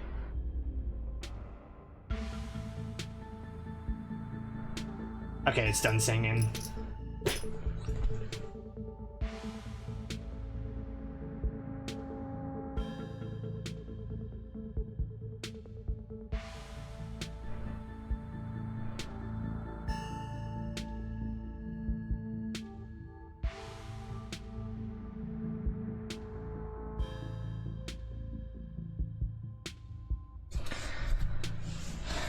Okay. Ideally, I'd never have to see or think about her ever again, but if it comes to it, this could be my guarantee that she would never be able to have power over me again.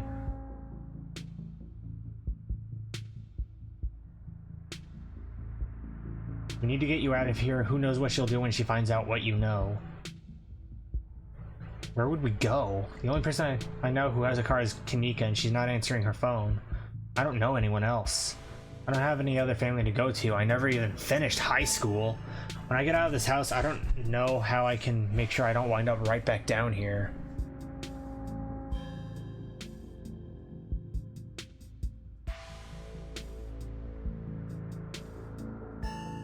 One step at a time. Let's just start by waiting out your mom and getting out of here. You shouldn't call her my mom. As far as I'm concerned, she's forfeited that title. I don't even think I should call her doctor. She's just some woman now. Can't wait for her to be in the rearview mirror for the rest of my life. We'll see if we can wait her out. If she doesn't fall asleep by 10, we can figure something else out. These windows are supposedly shatterproof, which she always said was for burglars. Now I assume it was yet another way to keep me boxed in. But we can try to break them anyway. Distraction seems like a good idea. As you can probably tell, I'm getting a little jittery. I think I double-clicked. No. Maybe it's a lack of poison in my system for the first time in years, or the fact that my whole perception of reality has been turned on its head. Probably a combo.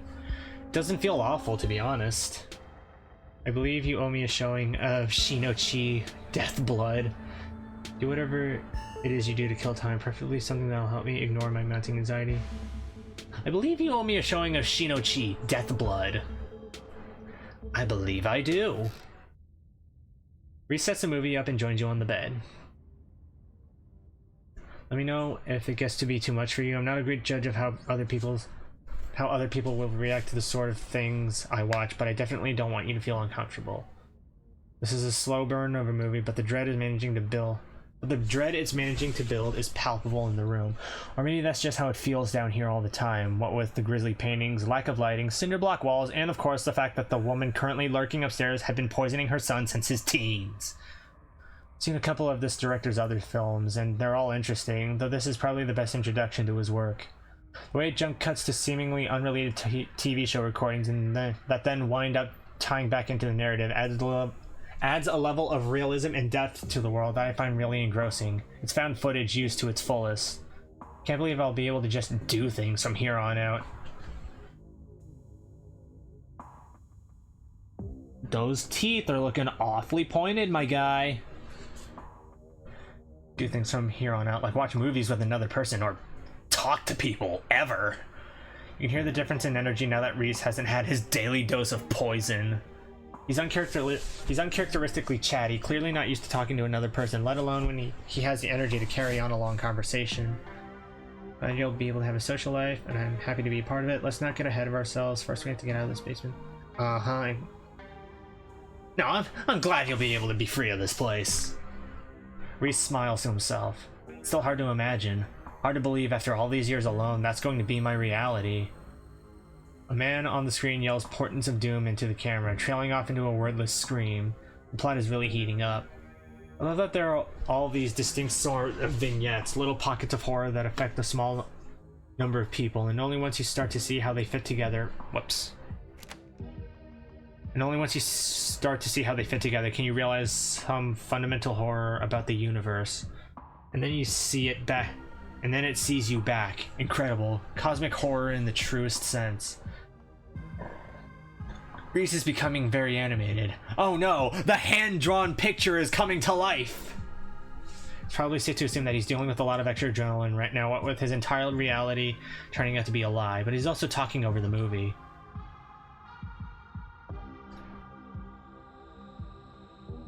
I think the movie is too chill for you right now. Maybe we should just figure out how to leave. Oh, I'm so sorry. Am I talking too much? I'm really not used to having anyone else around. I'm feeling a little overwhelmed what with, you know, everything. I think I'm hopped up on adrenaline or something. But we don't have to leave just yet. I can settle down. Reese is doing the opposite of settling down. His movements are becoming erratic, his voice rising in volume. But maybe you're right. Maybe we shouldn't just keep waiting. The longer we wait, the more likely it is that the woman upstairs will figure out that we're onto her, and it would be too easy for her to lock me up again and be thorough about it this time. There's a knock on the window. Oh no. Oh, okay. Okay, it's just Wayne. Loki, don't get any closer to that thing. It's time to go home. That voice. I know that voice.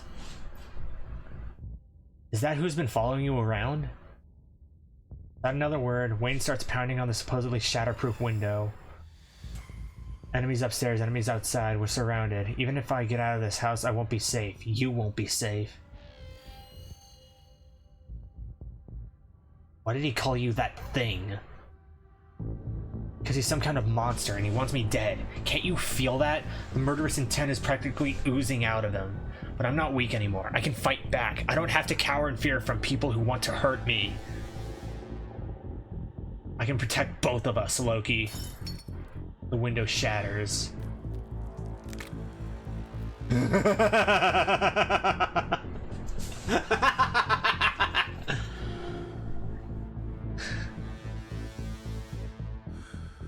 How are you so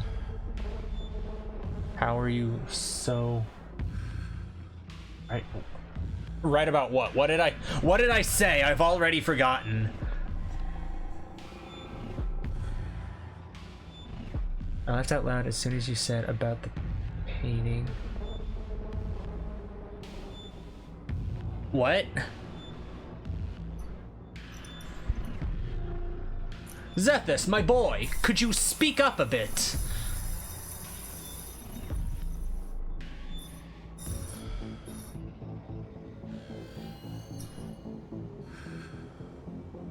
Okay, well. As Reese tears at his clothes, paint bubbles out from the canvases, his ghoulish figures peeling themselves out of their two-dimensional world, invading yours, crawling up the walls. Our Reese was becoming animated like the painting.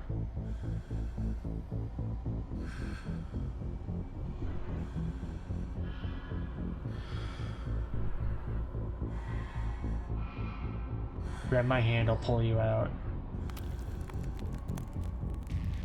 Oh god, he actually is a vampire, isn't he? Leave us alone! In a surge of violence, the change that's been brewing inside Reese finally comes. As it manifests, the broken basement window is sealed off, and Wayne along with it. He said something about the painting coming alive. The game said that Wayne's movement Now, the game said that Reese's movements were becoming more animated, and I said something like, "Oh no, the 2D drawing is coming to life." It was supposed to be a joke of him going from being a still image to an actual animation. I didn't know something like this was going to happen.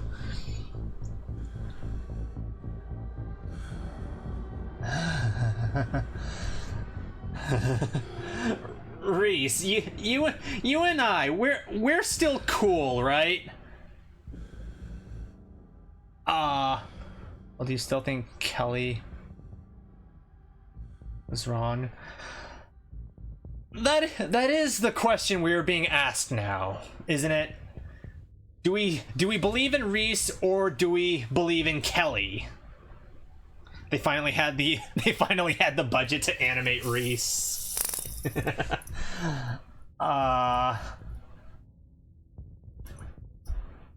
No, we're gonna have faith in our boy Reese. Stay right where you are. We aren't safe, but I feel strong now. I think I can save us. Stay here. I'll be right back. I just have to deal with the doc. Also, Kelly's not even his mother, is she? Reese storms up the stairs, leaving you with his creations. Reese in the animation.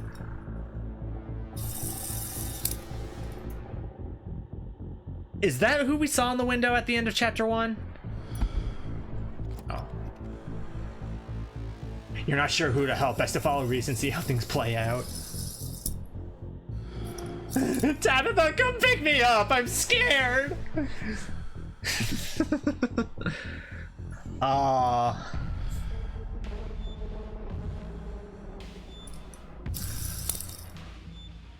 I'd rather wait down here. Reese says you should stay here, so you will. Gunshot. There are a few moments of silence. It's interrupted by some kind of percussive sound, like a quiet gunshot. You hear heavy, stumbling footsteps. Then Dr. Kelly screams. It cuts out, interrupted. You can only imagine why. The silence returns. That same thumping on the stairs. Then footsteps on the stairs down to the basement. It's done. She's not a problem anymore. Obedient. Do as you're told. What are you? I'm human. I mean, I'm pretty sure I'm human. I don't think humans can do what I just did, so maybe I'm something else. Do I look different? Don't think I've seen someone just not go upstairs. I mean, we're in his room. We're surrounded by his ditchlings. He goes upstairs to murder his mother. He tells us to stay down here. It's probably a good idea to listen to him. Do I look different? Look in a mirror. He shambles to the bathroom. Oh. As he comes back into view, you see his features shift, his bones audibly popping as they reset under his skin into a slightly more human, yet still monstrous form. I don't remember how it's supposed to fit together. I don't think I want to. You want to be filled in on what happens if you go up? Sure. This feels right. Did you know what you really were? No, but a lot of things make sense now. Weird little memories I always thought were just figments of my imagination. There's a creak on the stairs above you. Oh no. Come along, Loki. Don't waste another second talking to it. It's unstable. You're real. I am. Better get running. All this time, Wayne's just been Doom Guy, genuinely trying to save us from all the shit going on in this town. Pure terror in his eyes, Reese scrambles through the window and bounds off into the wilderness, his creations pouring out after him. But if you want to do more runs of this at some point, it's very cool to see it unspoiled.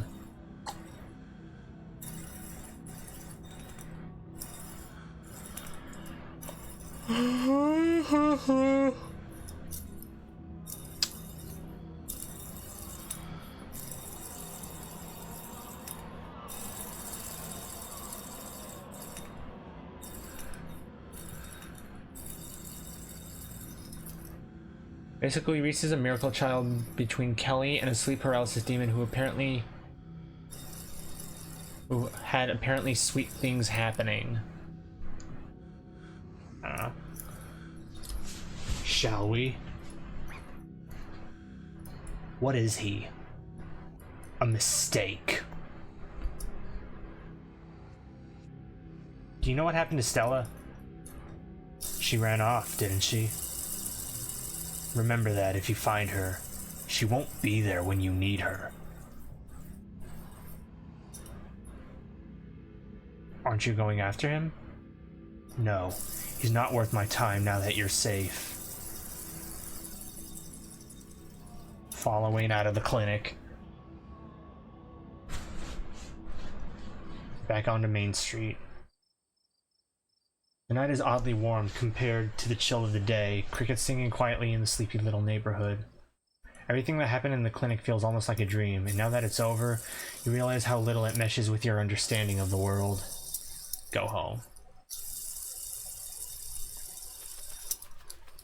Before you and Wayne cover much ground, you're interrupted by the jingling of dog tags. It's the mayor!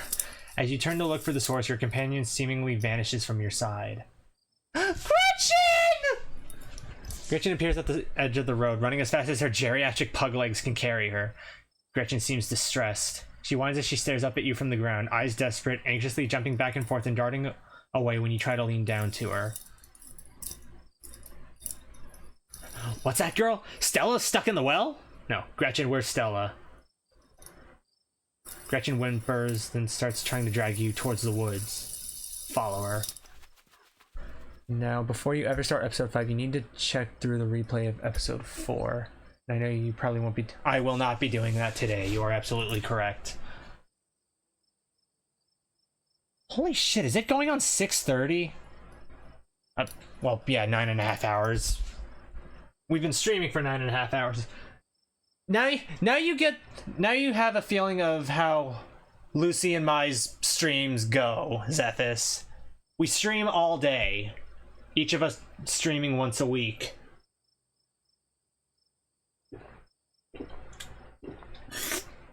But it is a must. I'll save the game on the screen that asks if I want to recap, just to leave that note in my head. You follow Gretchen. She nervously runs ahead of you the whole time, constantly looking back to make sure you're still there. She leads you into the dark woods. Before long, the trees thin, and you find yourself on a steep hill by a 2-lane road, lined on one side by sheer rock. And there, sitting on a log, staring mournfully out at the asphalt, is Stella.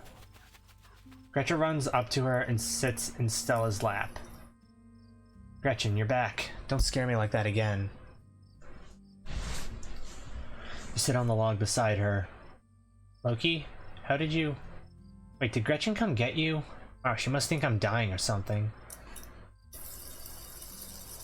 She could have been grabbed by ditchling. Stella, what were you thinking? Why haven't you been answering your phone? Gretchen found me. She's a good girl.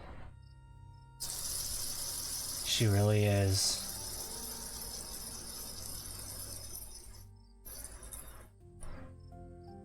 I mean, I feel like it's already obvious what this place is. Please just talk to me, I'm begging you. Doesn't matter. There's nothing to talk about. I think I just need to go home. Come on, let's just get back to town.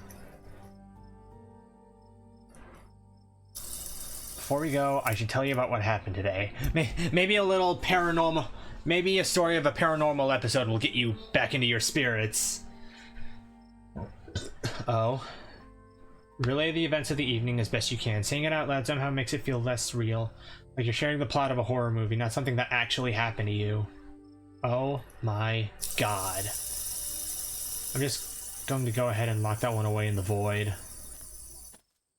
Stella scoops Gretchen up in her arms and the three of you walk back to town in silence. I guess I'll see you tomorrow. She gives you a tired wave before retreating into her house. Time for you to get home too. He appears as if out of nowhere, clothes streaked with what at first looks like blood and gore, What you quickly realize is paint. Damn, your affection with Stella is so low. I don't think I've seen it that low before. Well, I mean, I've been focusing on Kanika. I'll walk you.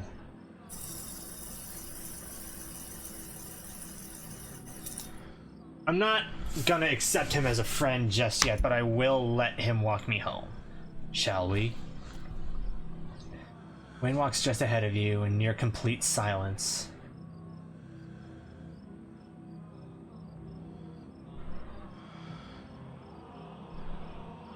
Did you know Reese was like that?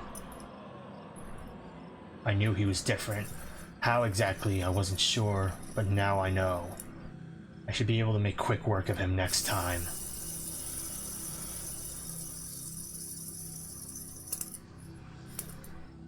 But I like him. You shouldn't have gotten attached. I don't suspect he's long for this world. Even if I don't put him out of his misery, someone else will eventually.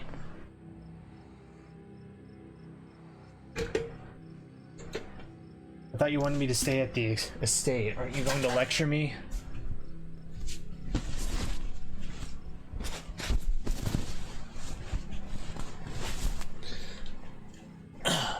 You were free to make your own decisions, and those decisions have been made.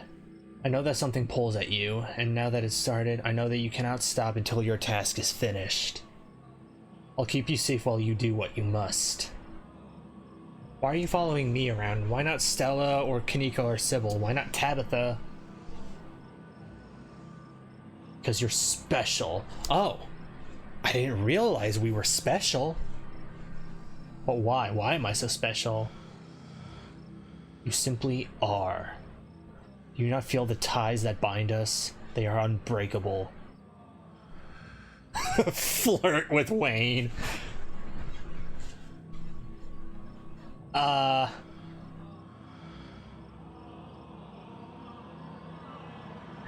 Just once, for shits and giggles. I'm interested in you, Wayne. I want you. Thank you for walking me home. I missed you today. Wish you dropped in sooner. Just can't stay away. Just can't stay away, can you? You must really like me. Monster lover. Express romantic feelings for a certain special someone. I do, and I'm concerned for you. What? I want to make sure someone is always looking out for you. Think of me as something of a... Sorry, I accidentally knocked my mic over. Flirt with Wayne, hell yeah. Think of me as something of a guardian angel, if you like. Well, now you're just reminding me of Joshua Graham from Fallout New Vegas. Okay, fine. I'll start to extend an olive branch to him. Poor Kanika. No, we're sticking with Kanika. I just wanted to see what would happen. Thanks for looking out for me tonight. Anytime you find yourself in danger, I'll be there for you. I will always be there for you. Continue on in silence.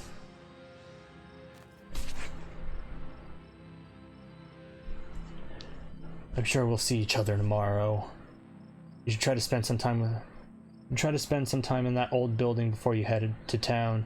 Tabitha won't be around, too busy at the mines. Forbidden places won't be forbidden without her there to stop you, and you might be surprised at what you find. Until then, sleep well. Disappears into the underbrush. The estate feels empty, wind howling through its abandoned halls, the very foundations creaking beneath you. Your cousin must have already gone to bed. Go to bed. Go to bed. Exhausted beyond belief, you stumble into your room and collapse on the bed. The damp smell of the mattress is starting to become almost welcoming, a sign that the now daily horrors of Scarlet Hollow are finally behind you, at least until the sun inevitably rises again.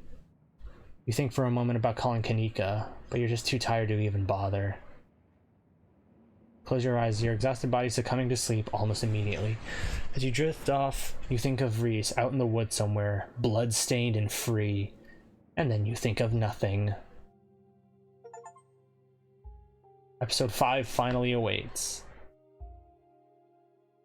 Please save your game now. Okay. So... that's gonna do it for Scarlet Hollow tonight.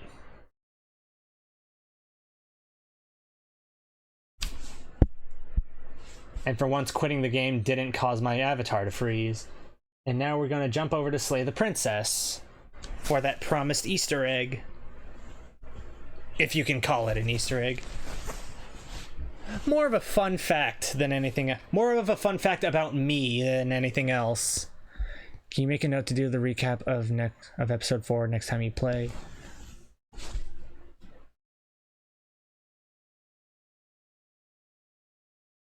Yeah, I'll put it in the notepad. Recap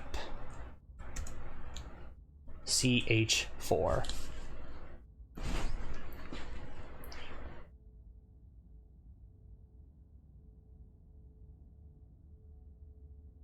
Okay, game capture. Slay the princess.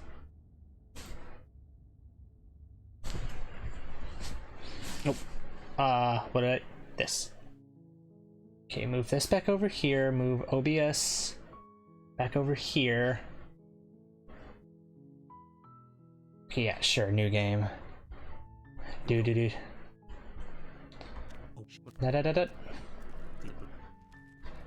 Take the blade. Good. She focused. And there you are. Are you here? You step. Oh, I'm so. Slay! Listen, It's not yet, but it. Why should I've told. You're right, she's dead. Let's just get out of here. I almost clicked the wrong button. This is. Really? Eventually, you pass. Oh, damn it. Okay, well, at least I got the achievement. I hadn't completed it. Set, right? No. Lucy. Have autosaves. Lucy and I went through all the chapters and all the endings. Got the stranger endings, we got the alone ending, we killed the mound, all that stuff.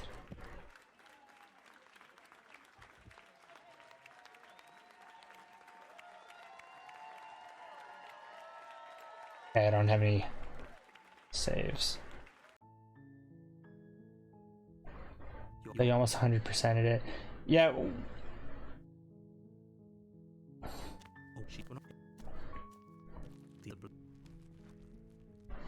There is still a lot of exploring to do, but we've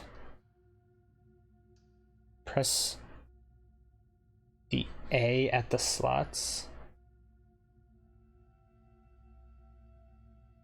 Ah. Good. She focused. and there you are. Okay, steal your nerves. Slay. Listen, It's like, yeah, but it. She's dead. But that. Leave. But what? This is. How do we get out? I think we get out of this hell. Your.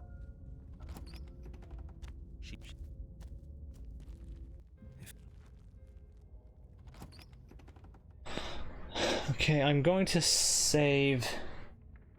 I'm gonna save here because we do need to take. Scarlet Hollow also has them. Because we do need to get to the mean route without Take the blade from the table. pushing into the Wraith. It's before you have a chance to. oh, The princess stripped her tongue. Oh, whoa! Hesitates. you're adorable. But I didn't. Why are you even here? Just making sure you finished the job, or what? So, that's where the hostility comes from. I don't know where you got that idea. Okay, we'll let the dialogue play out for now.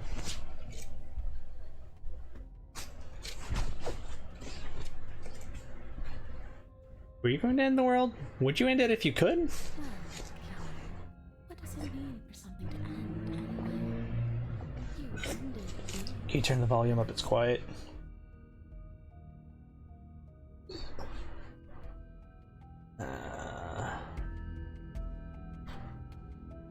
After seeing what you've seen, how can you be sure anything ends? I see her point. Everything here is. How's that? Better. Always shifting. The end of one thing just leads to the start of another. I already gave you my answer. All I want to do is leave. All I want to do is stop feeling trapped. I couldn't give a damn about the world. I can't even remember what it's like. I think that's all the answer we're gonna get out of her.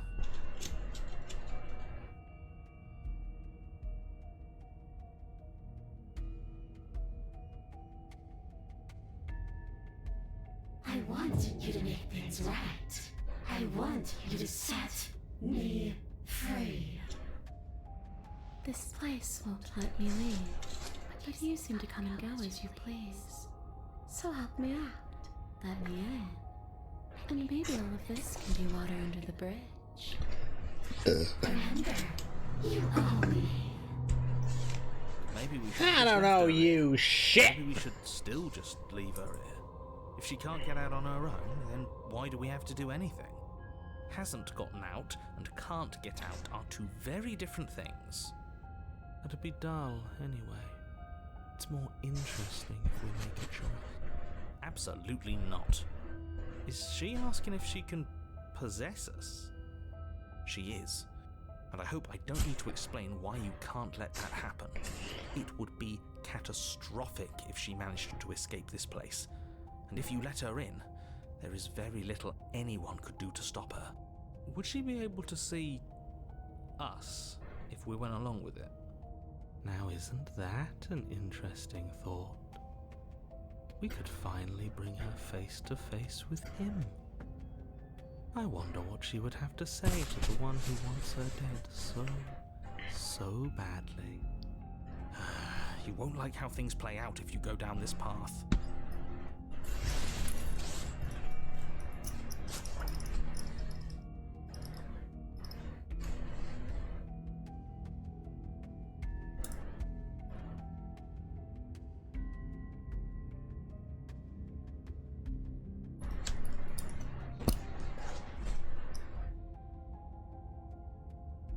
Yeah, okay. The princess swims through the air. Thanks for the body, killer. I'm still very confused as to what you're going to show us. You will How see. many times do I have to tell you? See you soon.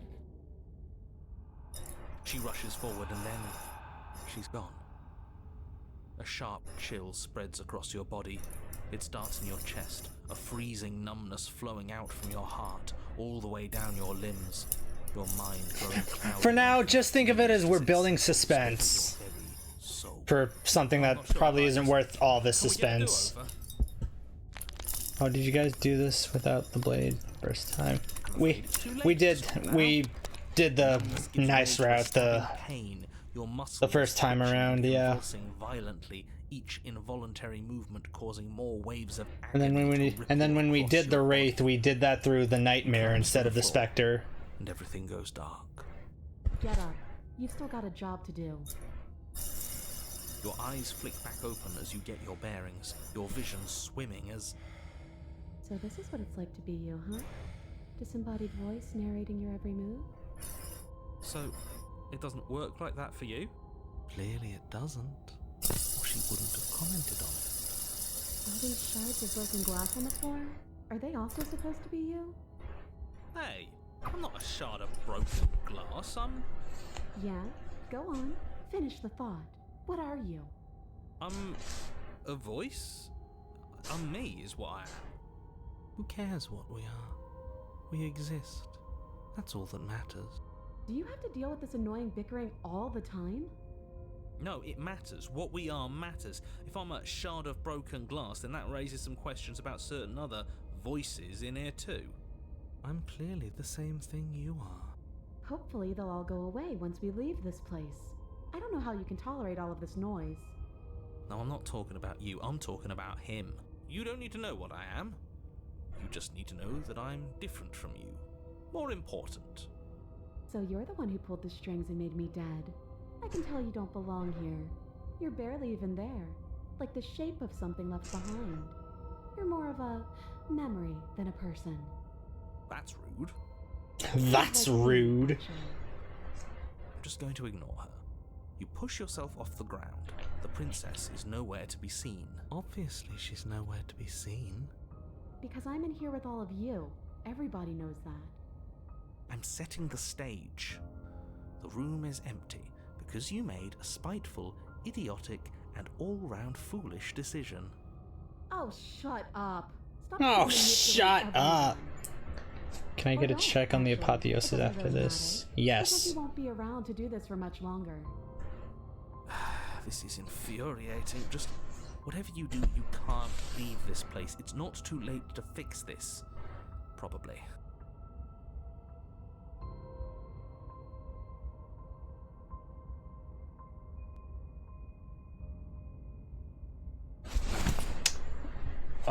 We are going to slay, bitch. Isn't that an interesting idea? I hadn't. Of course, all right. What do you think you're doing? Hear that? She's scared. She's scared. You lift the blade, then plunge it deep into your guts. Pain spreads quickly through your torso as you attempt to turn its edge up towards your heart. The princess, her spirit bound to your prison of flesh as she had once been bound to the basement's prison of stone, cries out in agony as you slice through organ and muscle. Organ and muscle.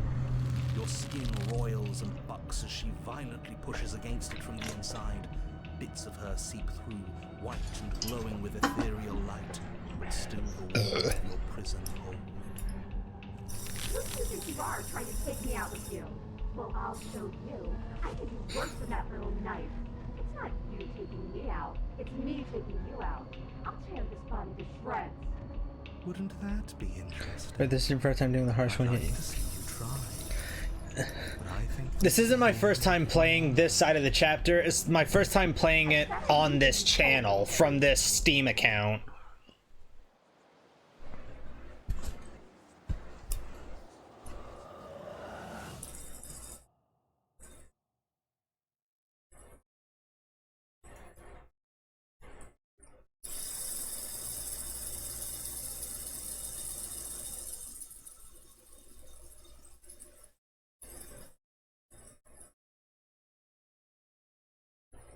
It always hurts to forget at first, but then you forget the pain. You self-destructive murderer.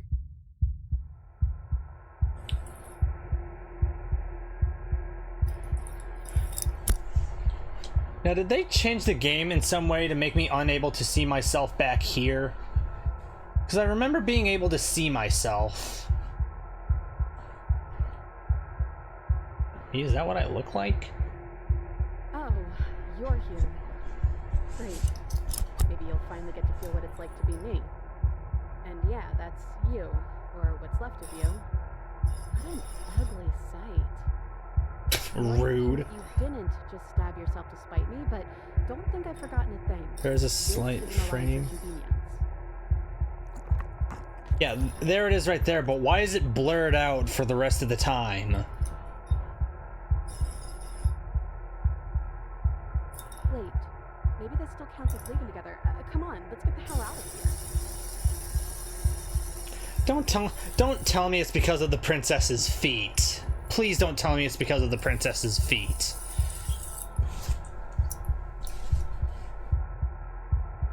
Sorry, I stabbed us. At least you're paying the price now, but how about we not waste time talking about what... Ah, damn it, we ran out of time.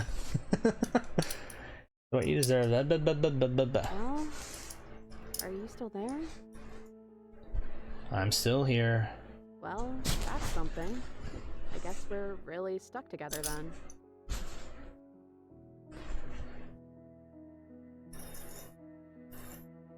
You're not mad at me, are you? Like I said, we have an alliance of convenience. Are you still there? Are you still you? You're different. Your whole mood's Poking different. at the edges when I specifically told you not to. We're both stuck here, and everything started over. How about we both just try and make the best of it, okay? Besides, there's something about you being in here with me that just feels right. It's hard to stay mad at you like this. Alright, let it go, just as she has. How are we supposed to get out of here? Are you seriously asking me that? I've been stuck here for as long as you've known me. I don't think the two of us would be here right now if I knew how to leave. If we're both here, then what happened to the others? There's 4 walls around us and a chain around my wrist. How am I supposed to know about anything that isn't right in front of me? Channel your inner nightmare and rip the chain out of the wall. And if nobody comes by, well, I guess we'll be waiting a long, long time. We're still a ghost?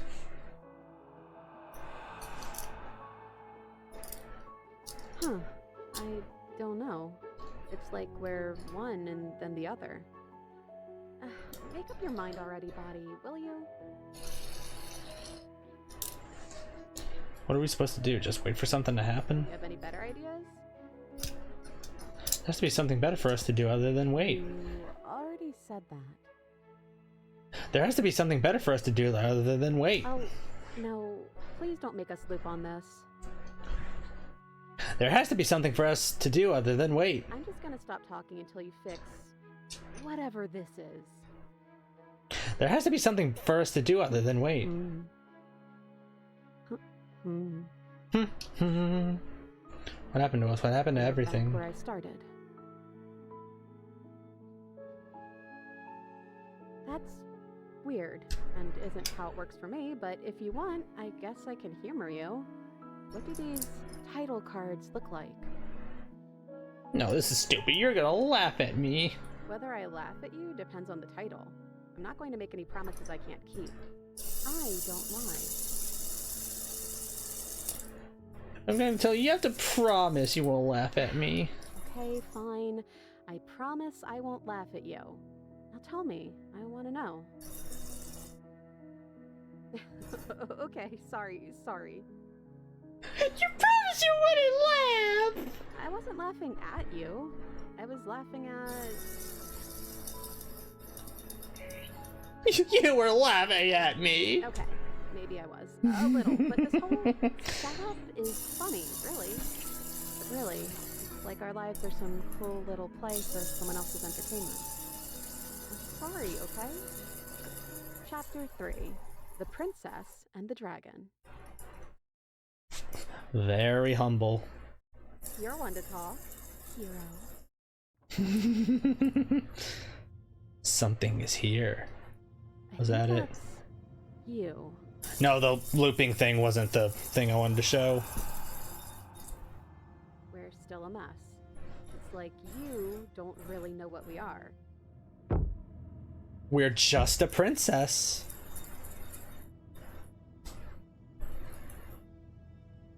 So, you took the knife. Of course you did.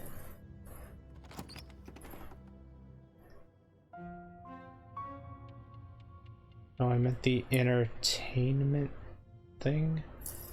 What entertainment thing?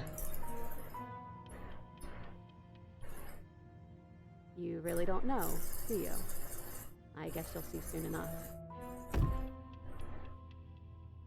You're always so loud on the way down.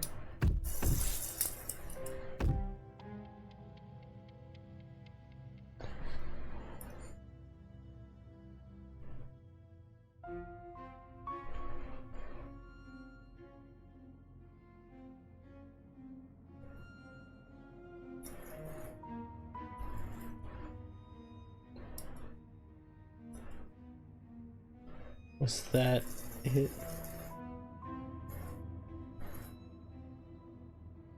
I still don't get what you're asking. The figure emerges shattered in a feathered darkness, the world trailing behind it, its shining blade gleaming against the wooden walls. It stares at you with wild, hollow eyes. The dragon, obviously. Read the fucking title, dumbass. The one that starts with "but really."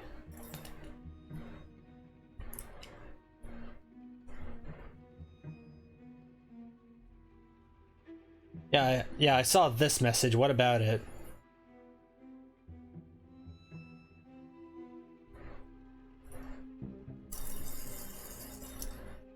Let's see. You're missing something important, aren't you?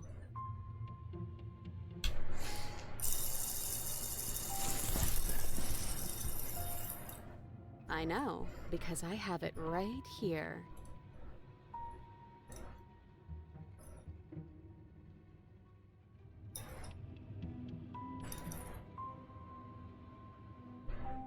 Oh, is it?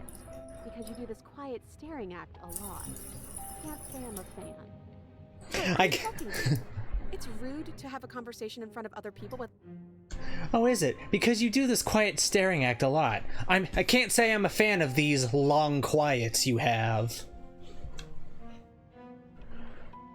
It's weird to have a conversation in front of other people without letting them in on it.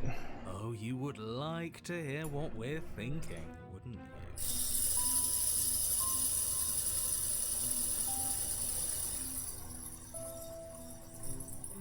But I think we hold the power right now. But she knows about the Decider being gone. That would be a weird bluff to come up with if it weren't true. Look, I love that you're trying to contribute, but I think we need to take a little sidebar. A little sidebar. But I don't want to do it. I'm so sorry. This will Just hit mute on the Zoom call.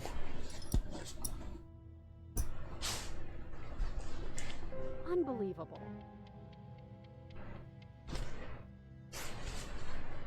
Right? How rude. Try being assertive. I can be assertive. Hey, I'm talking to you? My apologies. They're really being quite dull in here. I think they want to kill you. At least the new one does. He's very, very passionate about it. Well, he can try if he wants, but I'm not so sure you all have it in you. Not without your missing piece. Ah, but that just makes it two birds with one stone, doesn't it? How tempting. From what I remember, it's pretty easy to kill you the first time around. And this time you're back to being very... what's the word? Fleshy? Yes, exactly. That's precisely the word I was looking for. You're fleshy now. No more of that incorporeality. Trust me, I wouldn't be doing this if I didn't think it would be easy. Bring it then. But you caught me off guard the first time. It's not going to happen again. Well, what can I say? I'd back off if I wasn't already overcommitted, so I guess I'll just have to pretend that you're bluffing. Which you maybe, probably are. Having second thoughts? Shut up. Shut up. So, vacillating between small and large, weak and powerful, as the thing in front of you attacked, blade raised and wings spreading. Before anything happens, I just wanted to let you all know that we are not all on board with this. Now, we voted. We It voted. was not a majority decision. Majority. It did have a plurality. He shouldn't count. Says who? Says me. He's not one of us. He's been here since the beginning. The old chum really deserves to say. Besides, you'll all thank us when this is finally over and we are officially on top. But enough chatter. Oh, so you finally decided to do something, have you?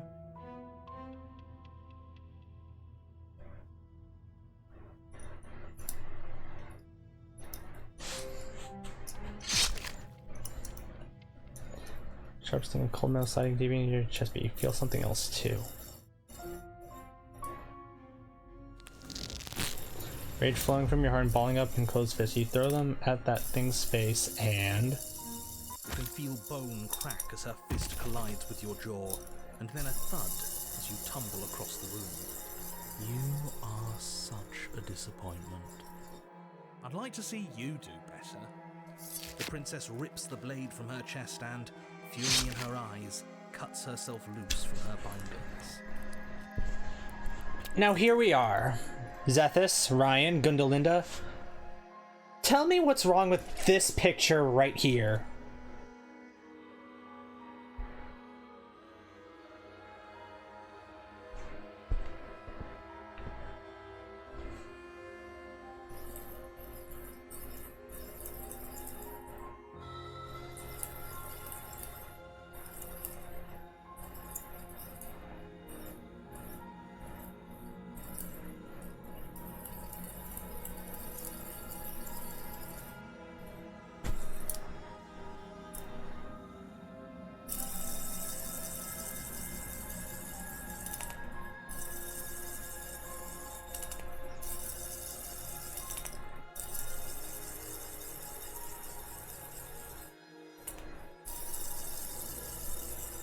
I don't know. Ryan, is Gundalinda even still here? I don't see Gundalinda, but Ryan, would you like to take a guess?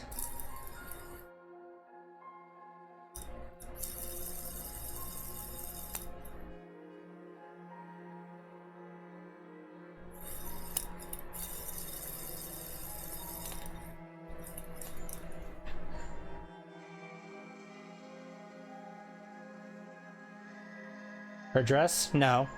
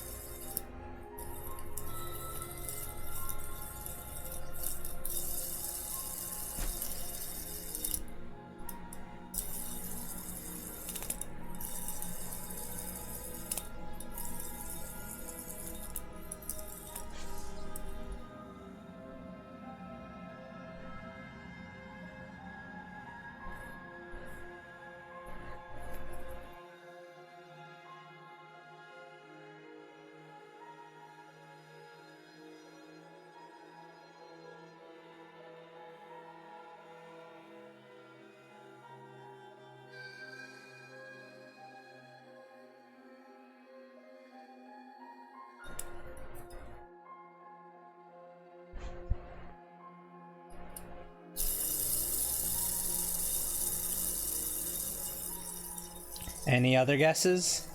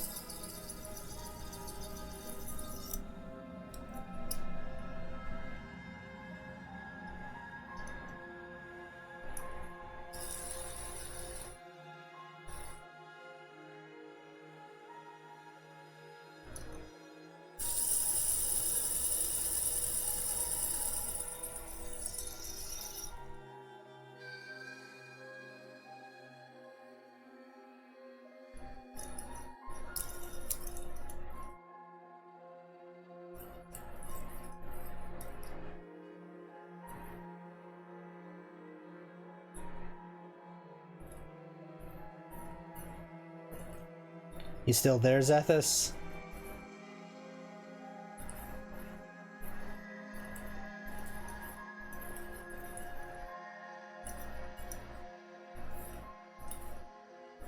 Yeah, I'm looking. Ah, okay.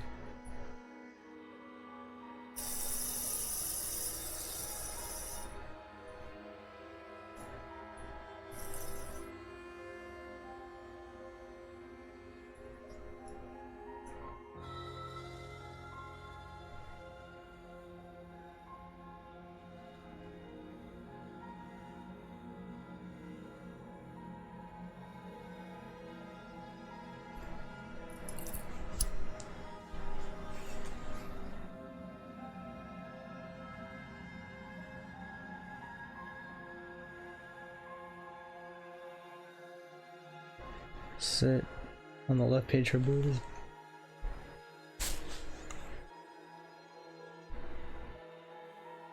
Oh.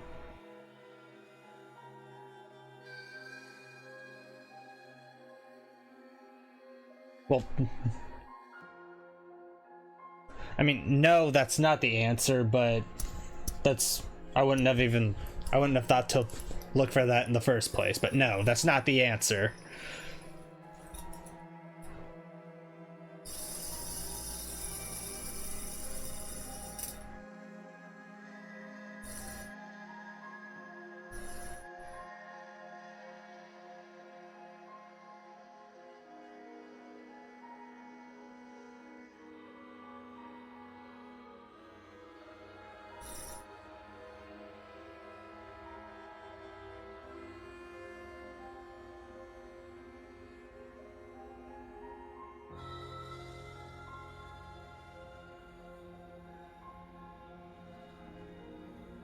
The ear? Nope, it's not the ear.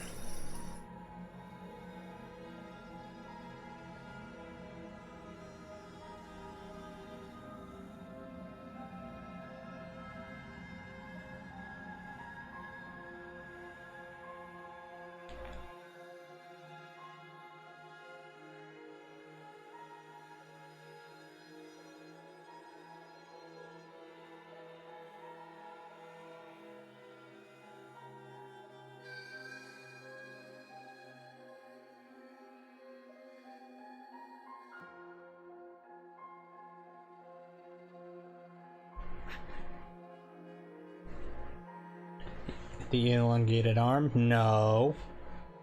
Not that either.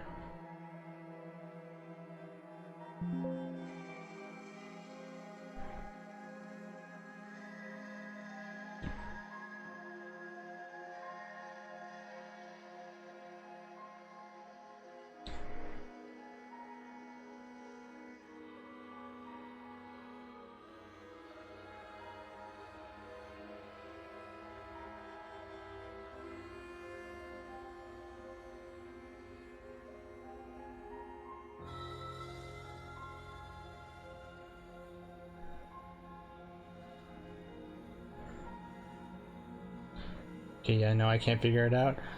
Well, you can't figure it out because I've tricked you. There is nothing wrong with the picture. And that's what I wanted to draw your attention to. Because if you had played this route prior to January 20th of last year of 2025, you would have seen this. Now tell me what's wrong with this picture.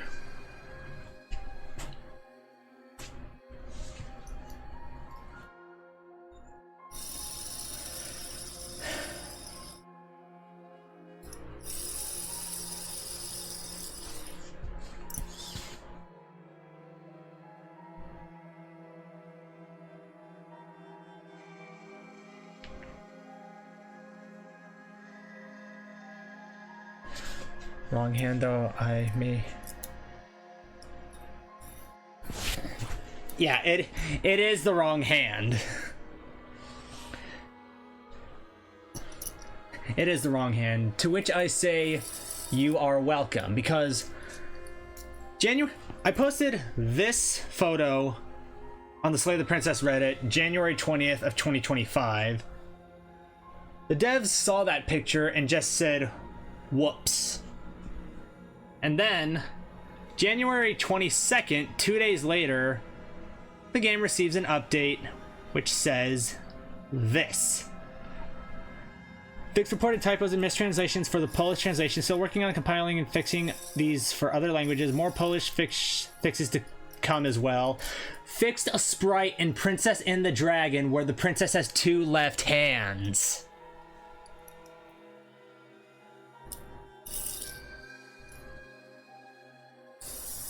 Well done. Thank you.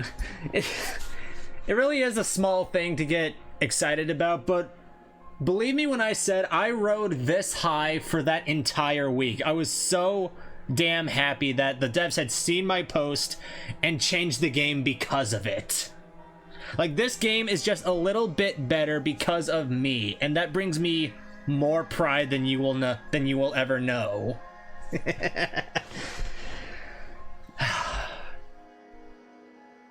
And then just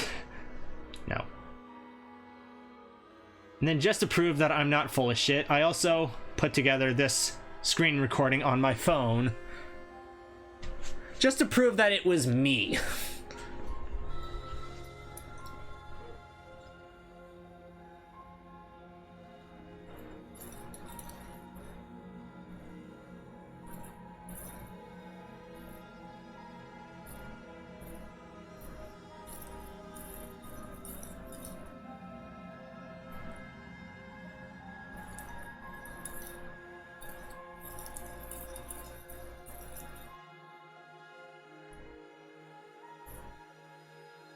And then you could even see the devs saying whoops on there before the Uma Musume ad popped up.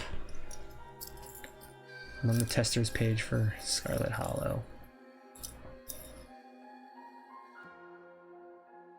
What kind of testing would a game like this have? Would it just be for this kind of stuff, just making sure that everything looks okay? But yeah, that's all I wanted to draw attention to.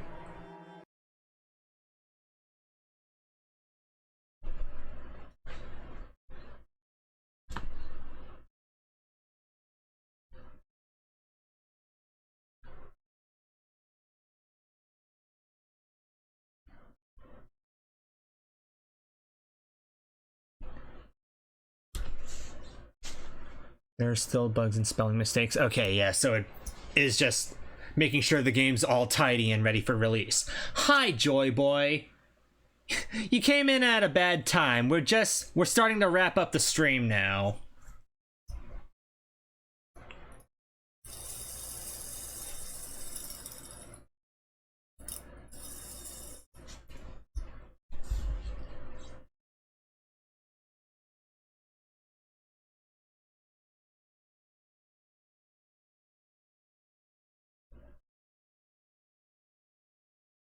I had fun, so did I. I did not expect this game to be as... It's not as fun as Slay the Princess, but it did still keep me immersed.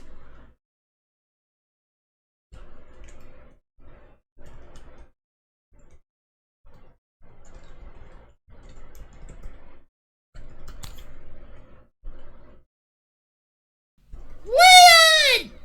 Leon!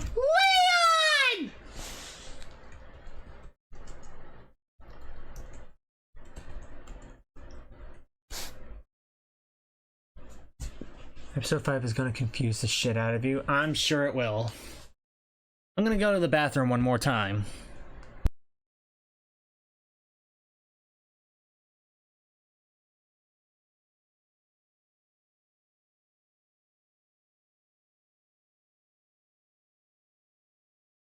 I can't talk right now. I'm making piss.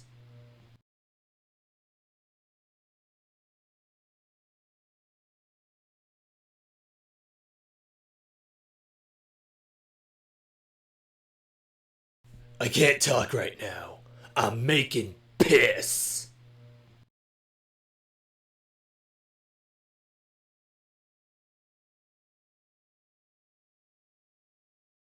I don't care how small the room is. I cast Fireball!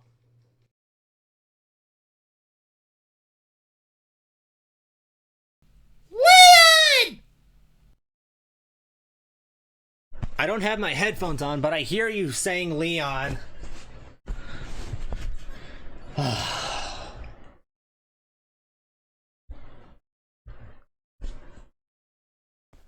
I want that twink obliterated, Lord Vader.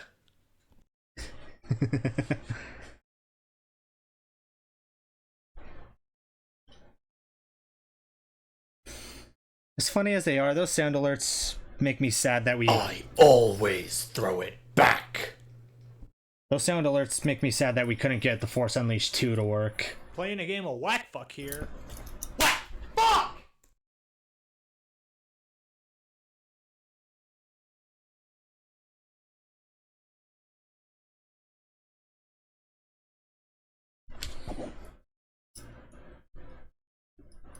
Sorry, Loki. It is what it is. Old game running on modern hardware. They can't, the software can't always keep up with the hardware.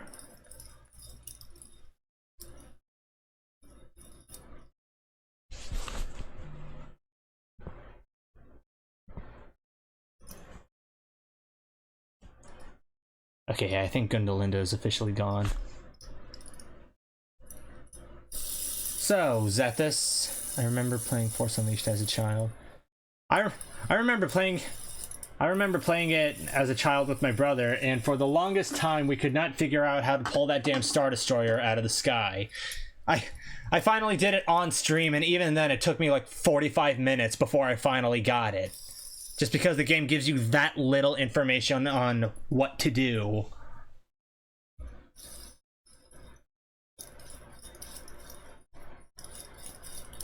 It was funny and frustrating. Don't forget frustrating.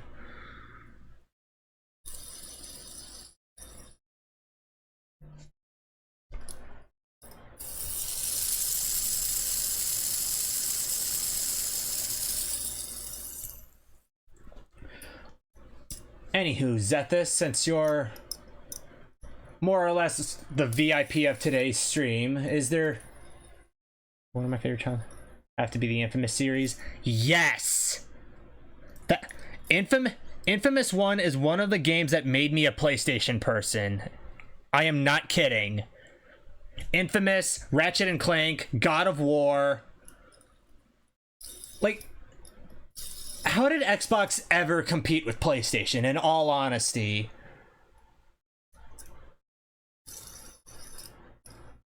Like, I guess Assassin's Creed isn't exclusive, but it always did lean more towards Xbox. Halo. And...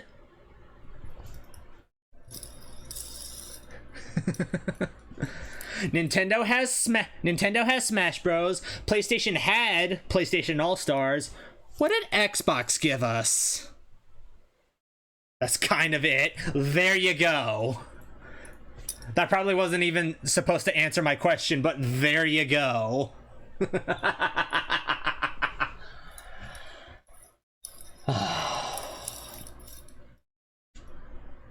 Okay, stupid bastard still moving on the screen.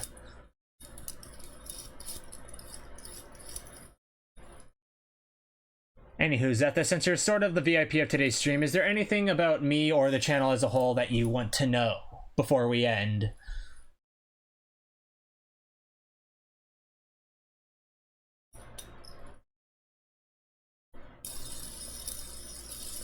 We had both Xbox and PlayStation, but we only have PlayStation now. Yeah, Xbox, it seems like, is just given up.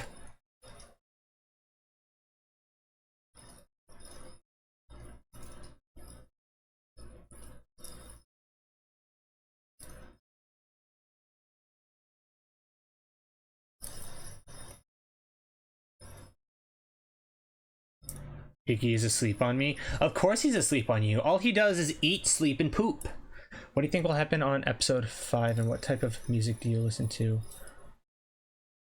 I have no idea what's going to listen to. I have no idea what's going to happen in episode 5.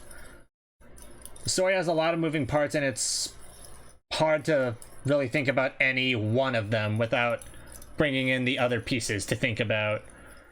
As for type of music I listen to, I've been really big on Epic the Musical lately, because it's just a masterpiece, but I also listen to like Shinedown, Five Finger Death Punch, Florence and the Machine,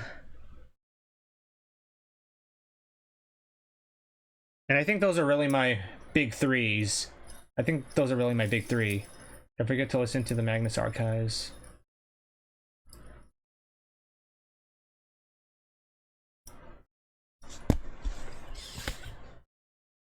Can I buy the Magnus Archives on iTunes?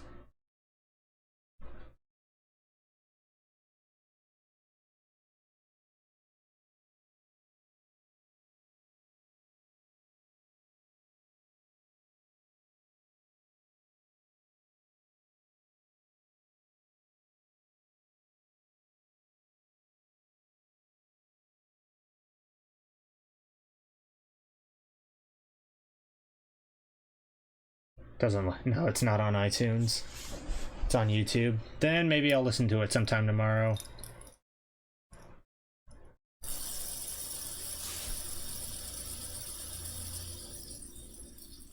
Do it. Anything? Do it.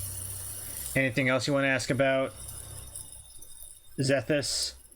Under the channel Rusty Quill. Yeah, leave it to... Well, no, never mind.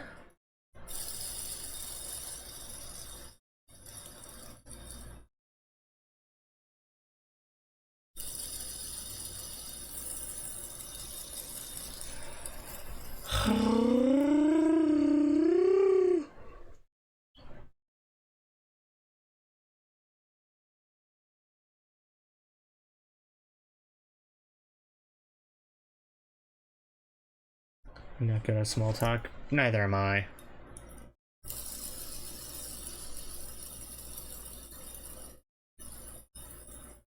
But it doesn't even have to be small talk. It could just be some question about me that you're curious about.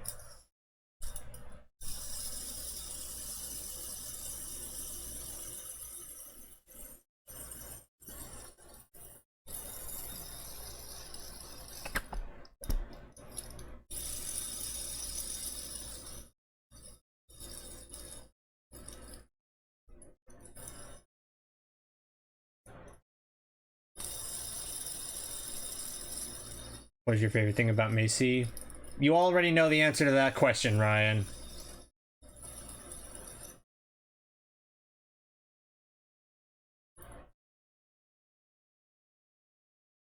How big is the probability of you replaying Scarlet Hollow? I did make plans to play Metal Gear Rising after Scarlet Hollow, so...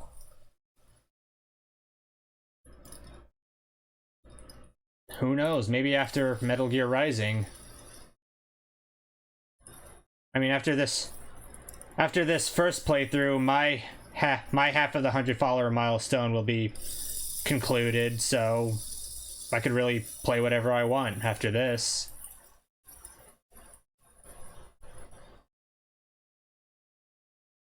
Actually, if we're just doing Chapter 5 next week, then we could probably play Chapter 5 and then start on Metal Gear Rising in the same stream.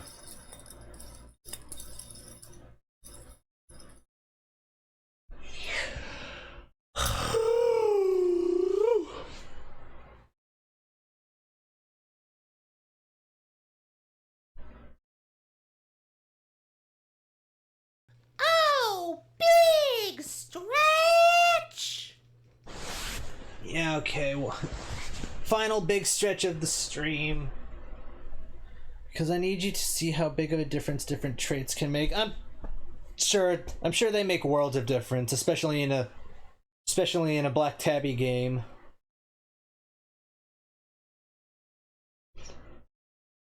I just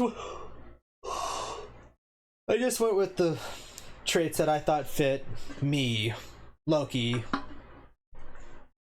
And I settled on street smarts and keen eye.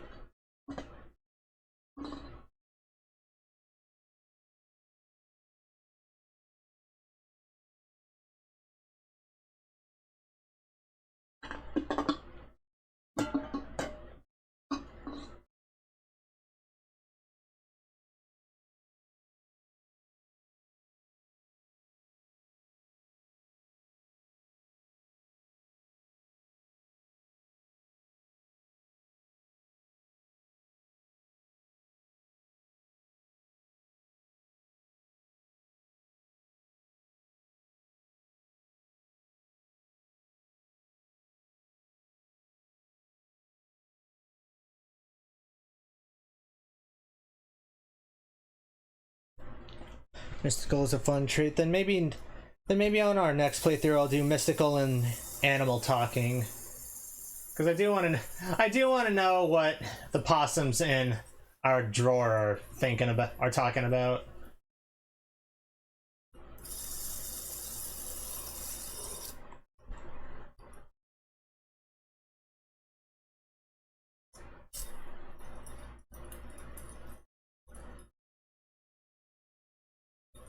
Hewitt. Okay, fine. We'll come back to Scarlet Hollow. We'll come back to Scarlet Hollow after Metal Gear Rising. Leon! And you will also get to know why Gretchen barked at the mayor. I'm sure Gretchen will have plenty to say.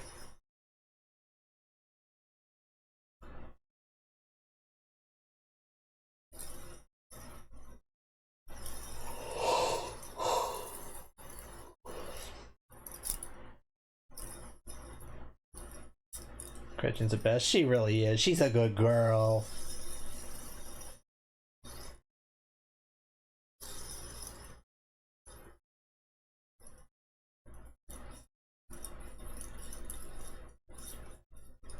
And then Zethus, if you're here for that stream, maybe you can choose what route we go in the story, whether we focus more on Tabitha or one of the other characters. It'll just be it'll be your call. Just tell us what route you want us to see, and we'll go along with that. Also, you can try and see what happens if you don't save Gretchen. We are not going to not save Gretchen. I'm putting my foot down on that. We are not going to not save Gretchen.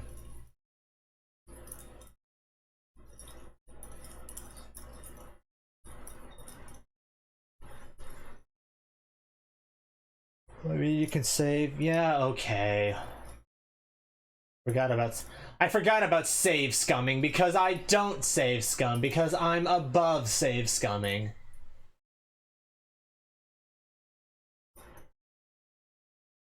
No, I'm joking. I'm absolutely not above save scumming.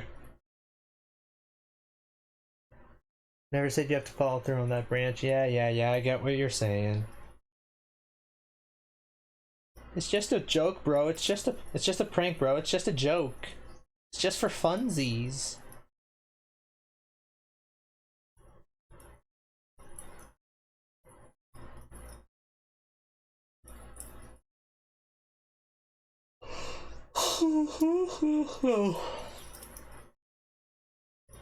Hey, you put that pristine blade away. Is that actually the pristine blade? Nicole knife. Yep, that's the pristine blade. Funsies. I said funsies, Ryan, not furries. Put the OO away. It's from her stream. I don't doubt it. I know she's a VTuber outside of voice acting.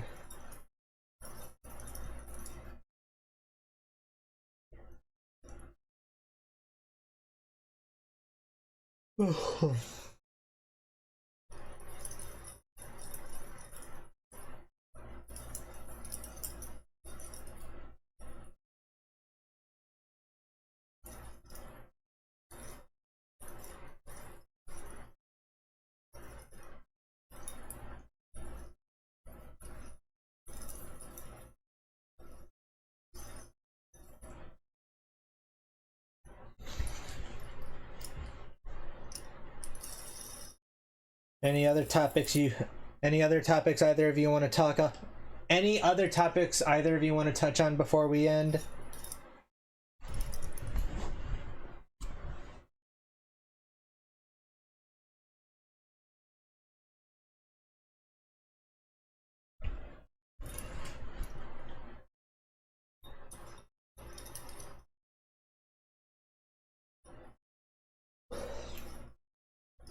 Honestly, nope.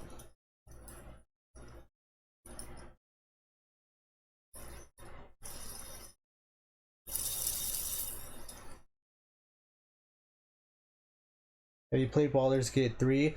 No, but we are planning on... Ryan and I have already set this in stone. We are playing Baldur's Gate 3 once we hit 150 followers. So if you're interested, you have the... If you're interested and you're planning on sticking around this channel, you have that to look forward to.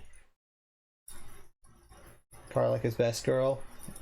I haven't played the game, but even I know that.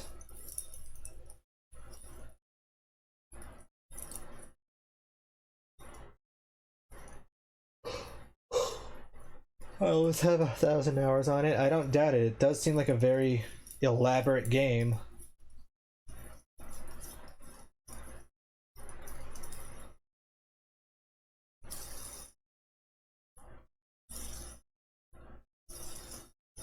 I'm on 966.7 hours.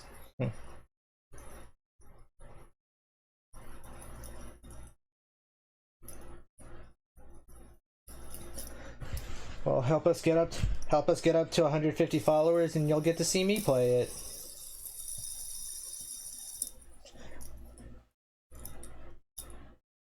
We both get something out of it. I get more of a following, and you get to watch someone play a game that you clearly enjoy a great deal.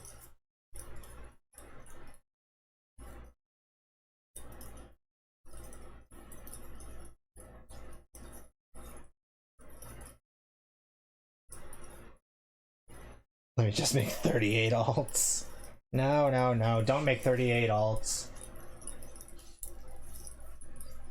We already have Ryan with his alt. It's been a while since I talked as much as I did today. My throat's dry. Me and Dertrisha, yeah, Dertrisha is his alt. Dertrisha was a account that he made as a joke, and it just dawned on me one day, hey, you could watch from both accounts to help boost our numbers up, but I know that's probably against Twitch TOS, which is why I'd rather only have Ryan watching from alts. Now she's my wife.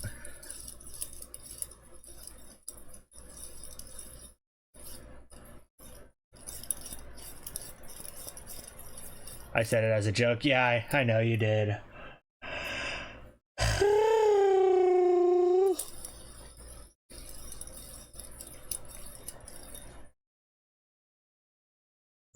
But yeah, we don't want bots and alts. We don't want bots and alts flooding the channel.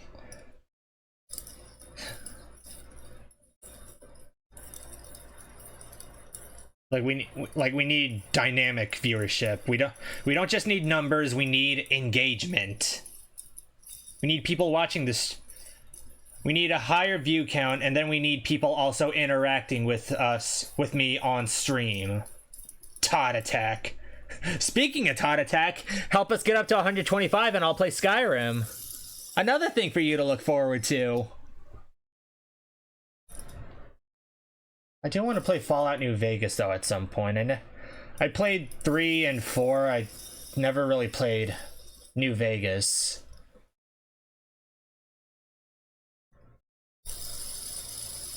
Oh, who knows? Who knows? Maybe I'll leave that one to Lucy. Ugh.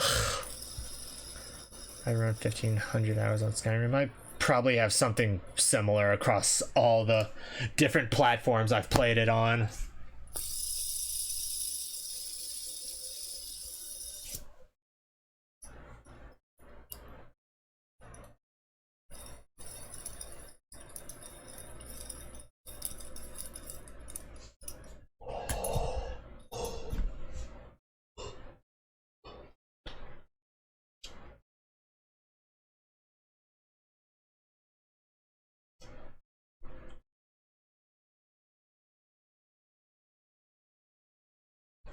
Yes, I love having 5 copies of Skyrim.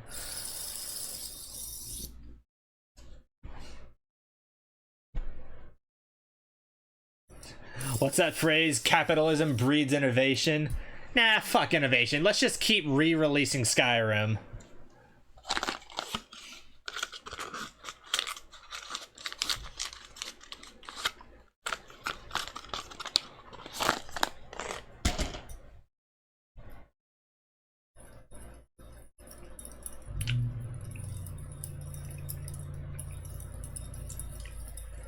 What about KCD 1 and or 2? I don't know what KCD is.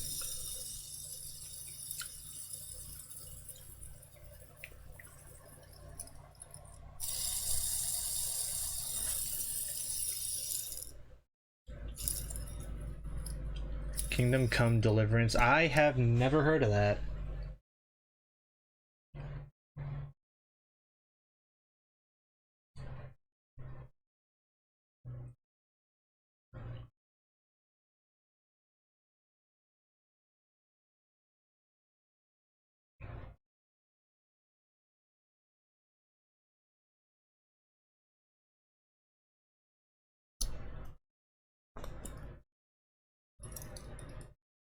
What about CD? No, Ryan, we're not talking about CD, we're talking about KCD.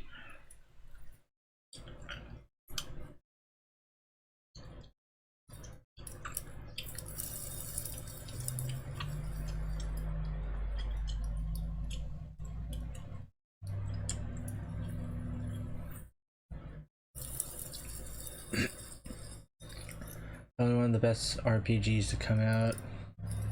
To the KCD 2.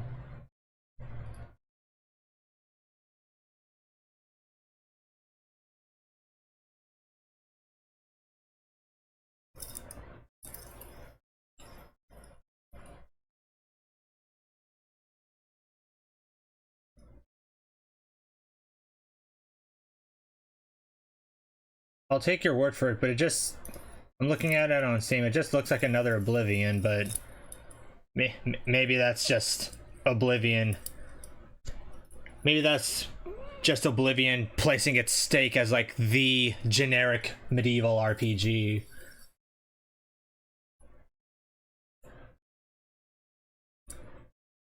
It is good. Well, maybe I'll look into it.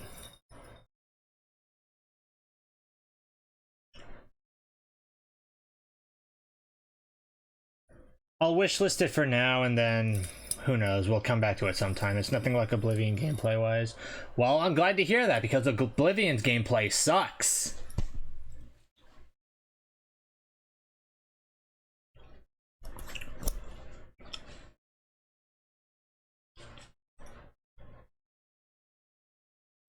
I still have my headphones on, like we're still gaming.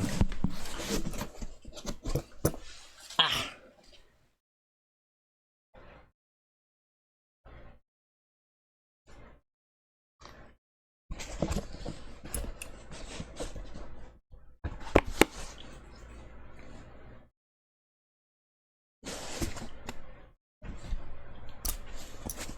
It's supposed to be a hyper-realistic RPG, and mundane tasks take time, but for some reason they don't feel boring.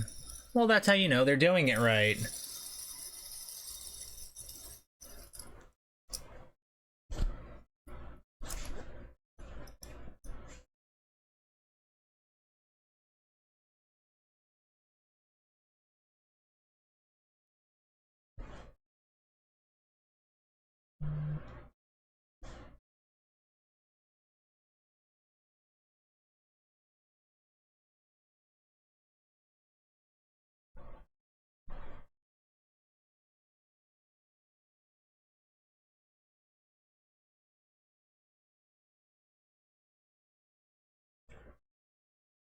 If you look at my Twitch background, it's the MC's face, Henry. Henry Stickmin of the Henry Stickmin collection? Of Henry Stickmin collection fame?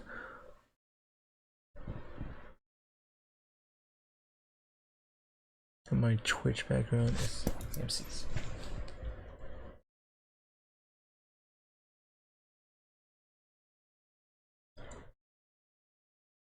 Yep, that sure is a Henry. Henry of Scarlet.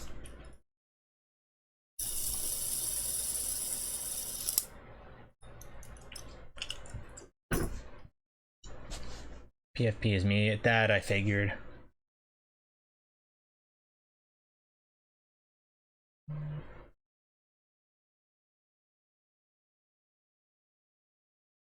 Any other topics of discussion?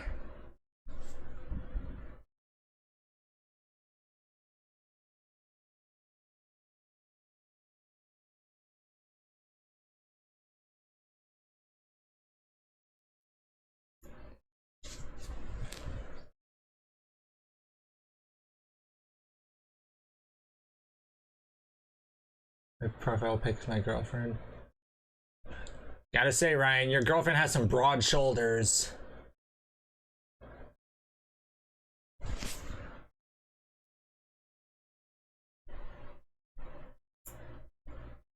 Why are you putting pressure on me? I'm not putting pressure on you. We're just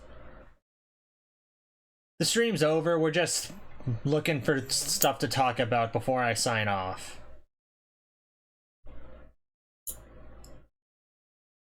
What about NTG? If you're talking about Magic the Gathering, I've never really been one for card games.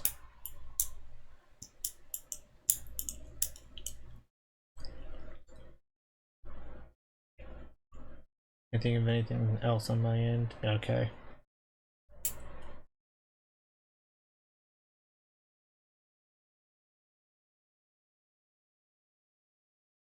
Magic is so fun though. One of my coworkers is really into it. It's just like even stuff like Pokemon and Yu-Gi-Oh! I could never get into card games. They just never interested me. I mean, I used to collect Pokemon cards, but I never figured out how to play.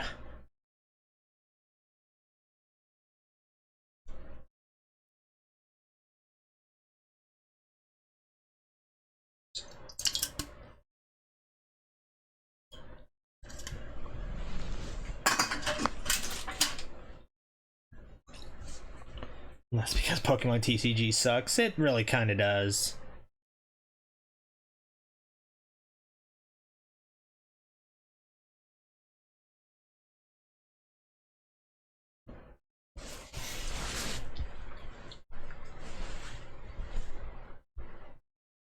I play Pokemon. Well, you're Canadian. You just suck as a whole.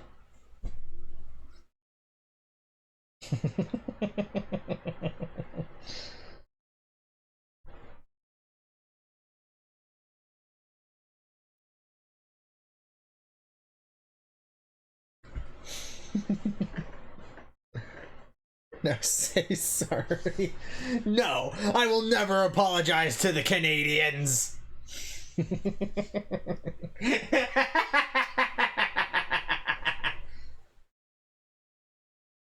Sorry about that, eh?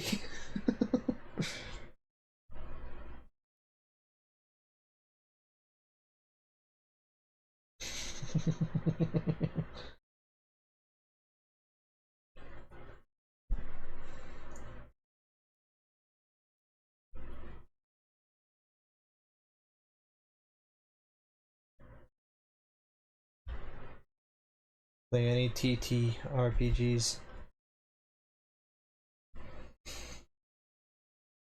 No, even if I was interested in them, I work full-time outside of streaming. I just don't have the time or the energy.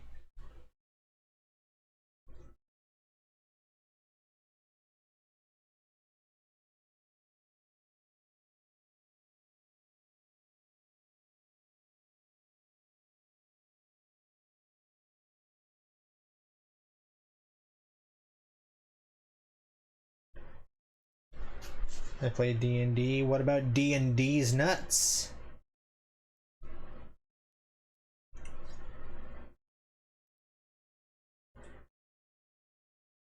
Like tomorrow I'm working at 5 o'clock. That's why Lucy is having her writing stream tomorrow instead of me.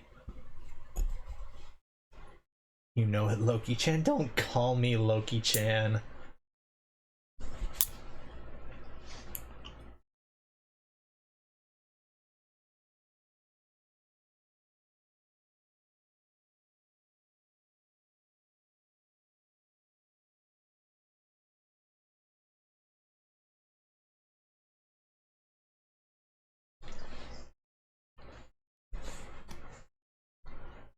What are your favorite vessels in Slay the Princess? The Cage, for one. The Cage is always going to be at the top of that list.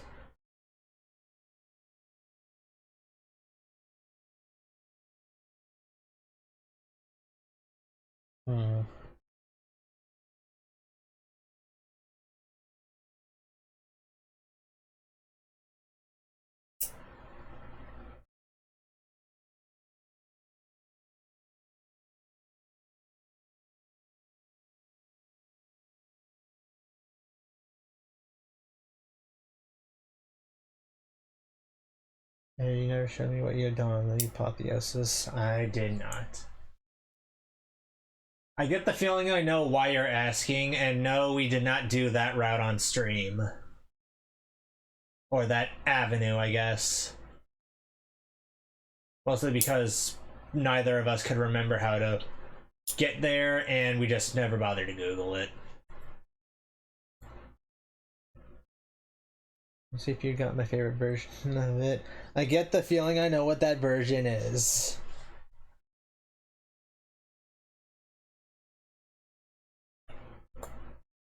Oh hell, maybe next week's stream can be Scarlet Hollow Chapter 5, and then we can hunt around and slay the princess for all these other routes.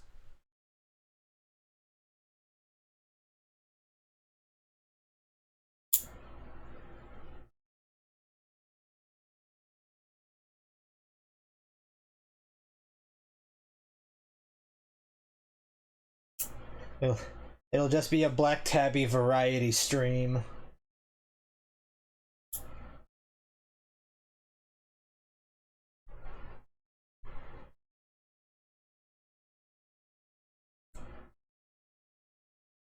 I'm an encyclopedia when it comes to how to get chapters in specific vessels inside the princess. I still am to a certain extent, but there are some routes that there's some routes that I can't remember how to get to anymore. And that specific apotheosis route is one of them. Actually, I think that's pretty much the only one I can't remember. I feel like my memory on Slay the Princess is still pretty fresh, especially since Lucy and I just recently played it again. I have over 1,000 hours of watch time and after 100% it, and I've helped 2 others complete it. I've actually bought it for maybe like 2 of my friends just because I wanted them to play it that badly. And do you want a rundown on how to get it? Yes, please, because if it's the route I'm thinking about, I remember it being convoluted to get to.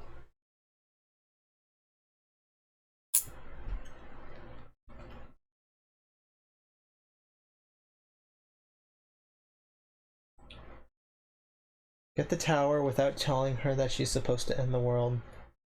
Don't take the blade and don't take the blade.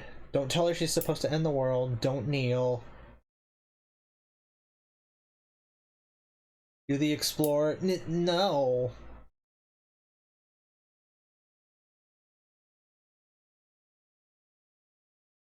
So basically, don't take the blade and then resist as much as you can, is what you're saying.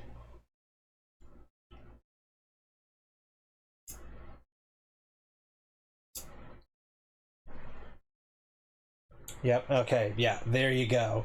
You have completed my encyclopedic knowledge of Slay the Princess. Thank you very much, Zethus.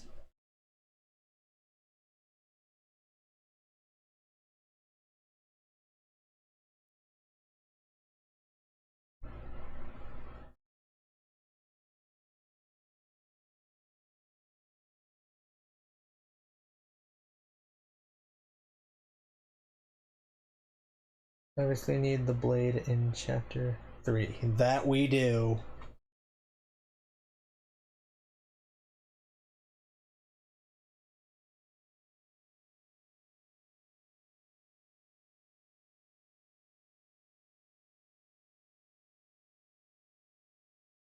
Otherwise, all that work for nothing. Yeah, we go through all the trouble and then we just don't take the blade. We spend chapter 2 spiting the princess, and then we spend chapter 3 spiting the narrator.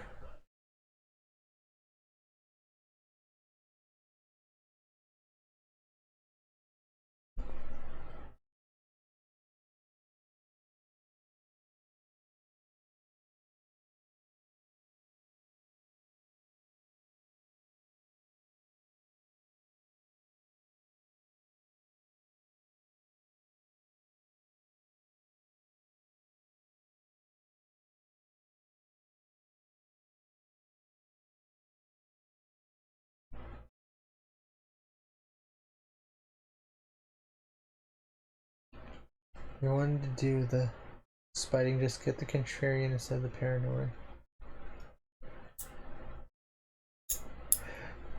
But wouldn't it be even more spiteful to spite the narrator while the contrarian isn't there?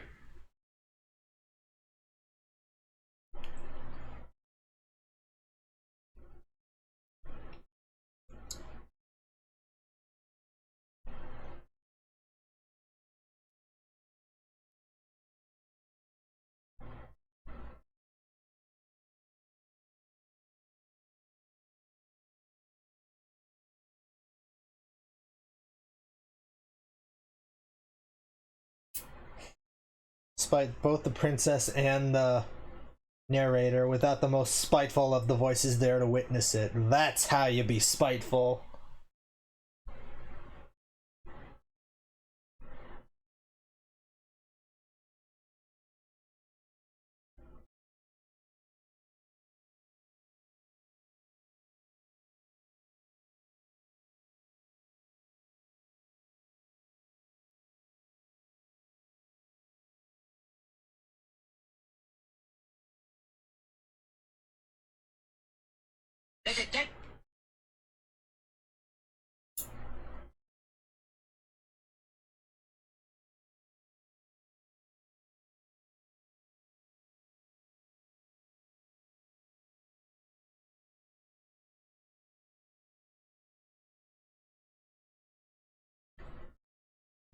Specifically says when you fail to run away, if you can't spite her, spite him in it. Yeah.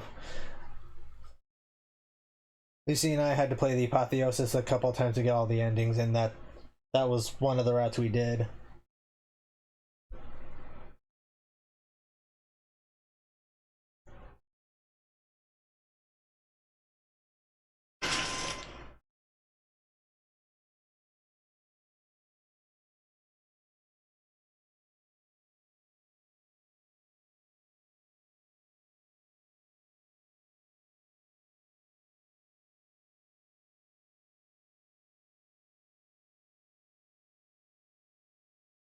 I don't know if that's exactly what he says, but something along that line. Yeah, I know what you're talking about. I think that was what I did the first time I got apotheosis.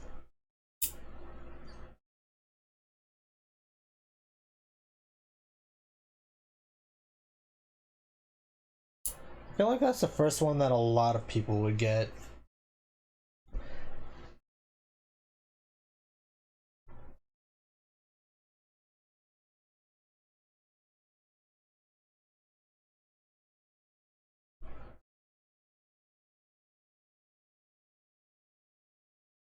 I mean, my first chapter was the stranger. Ah, a contrarian through and through. You were presented with a choice and you immediately rejected it.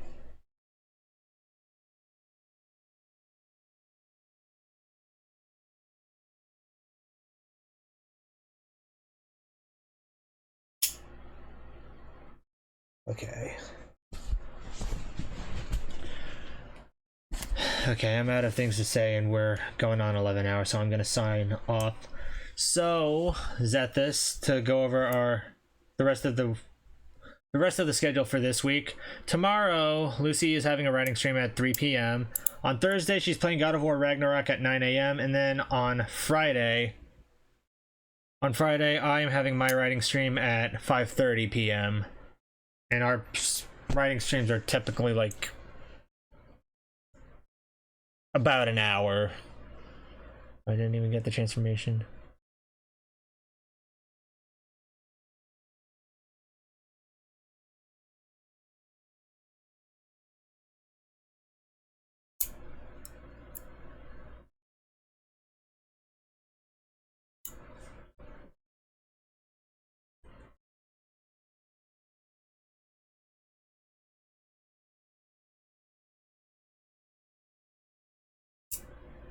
And we get to see the transformation fight at the end of the game.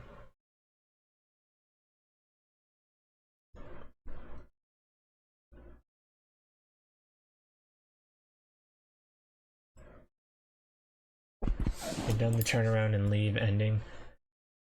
We didn't do that on stream, but I know which one you're talking about, the Oblivion ending.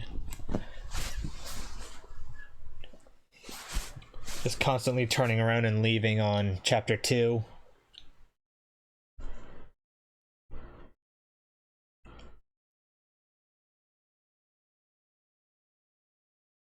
Probably the saddest one. It really is.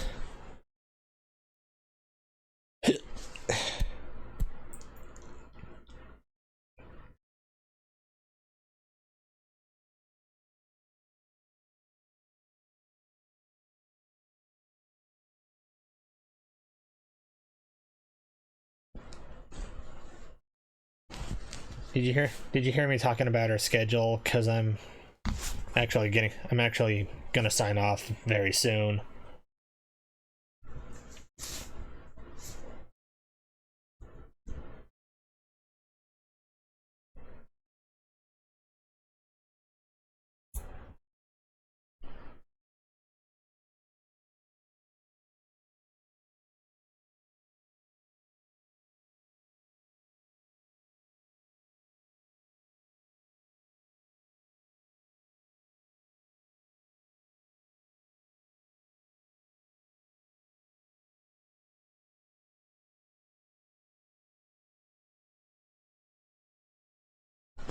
Did you know you got a unique voice line if you brought her one before and on the 6?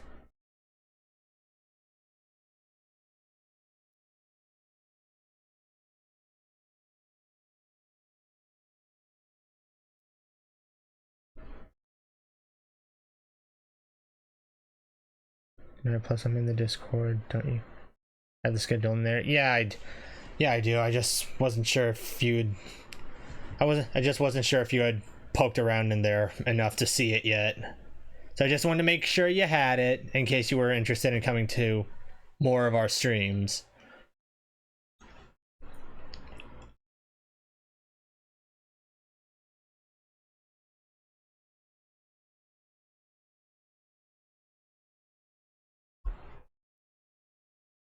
I poke every wasp nest in the attic. I mean, you 100%'d slay the princess. That checks out.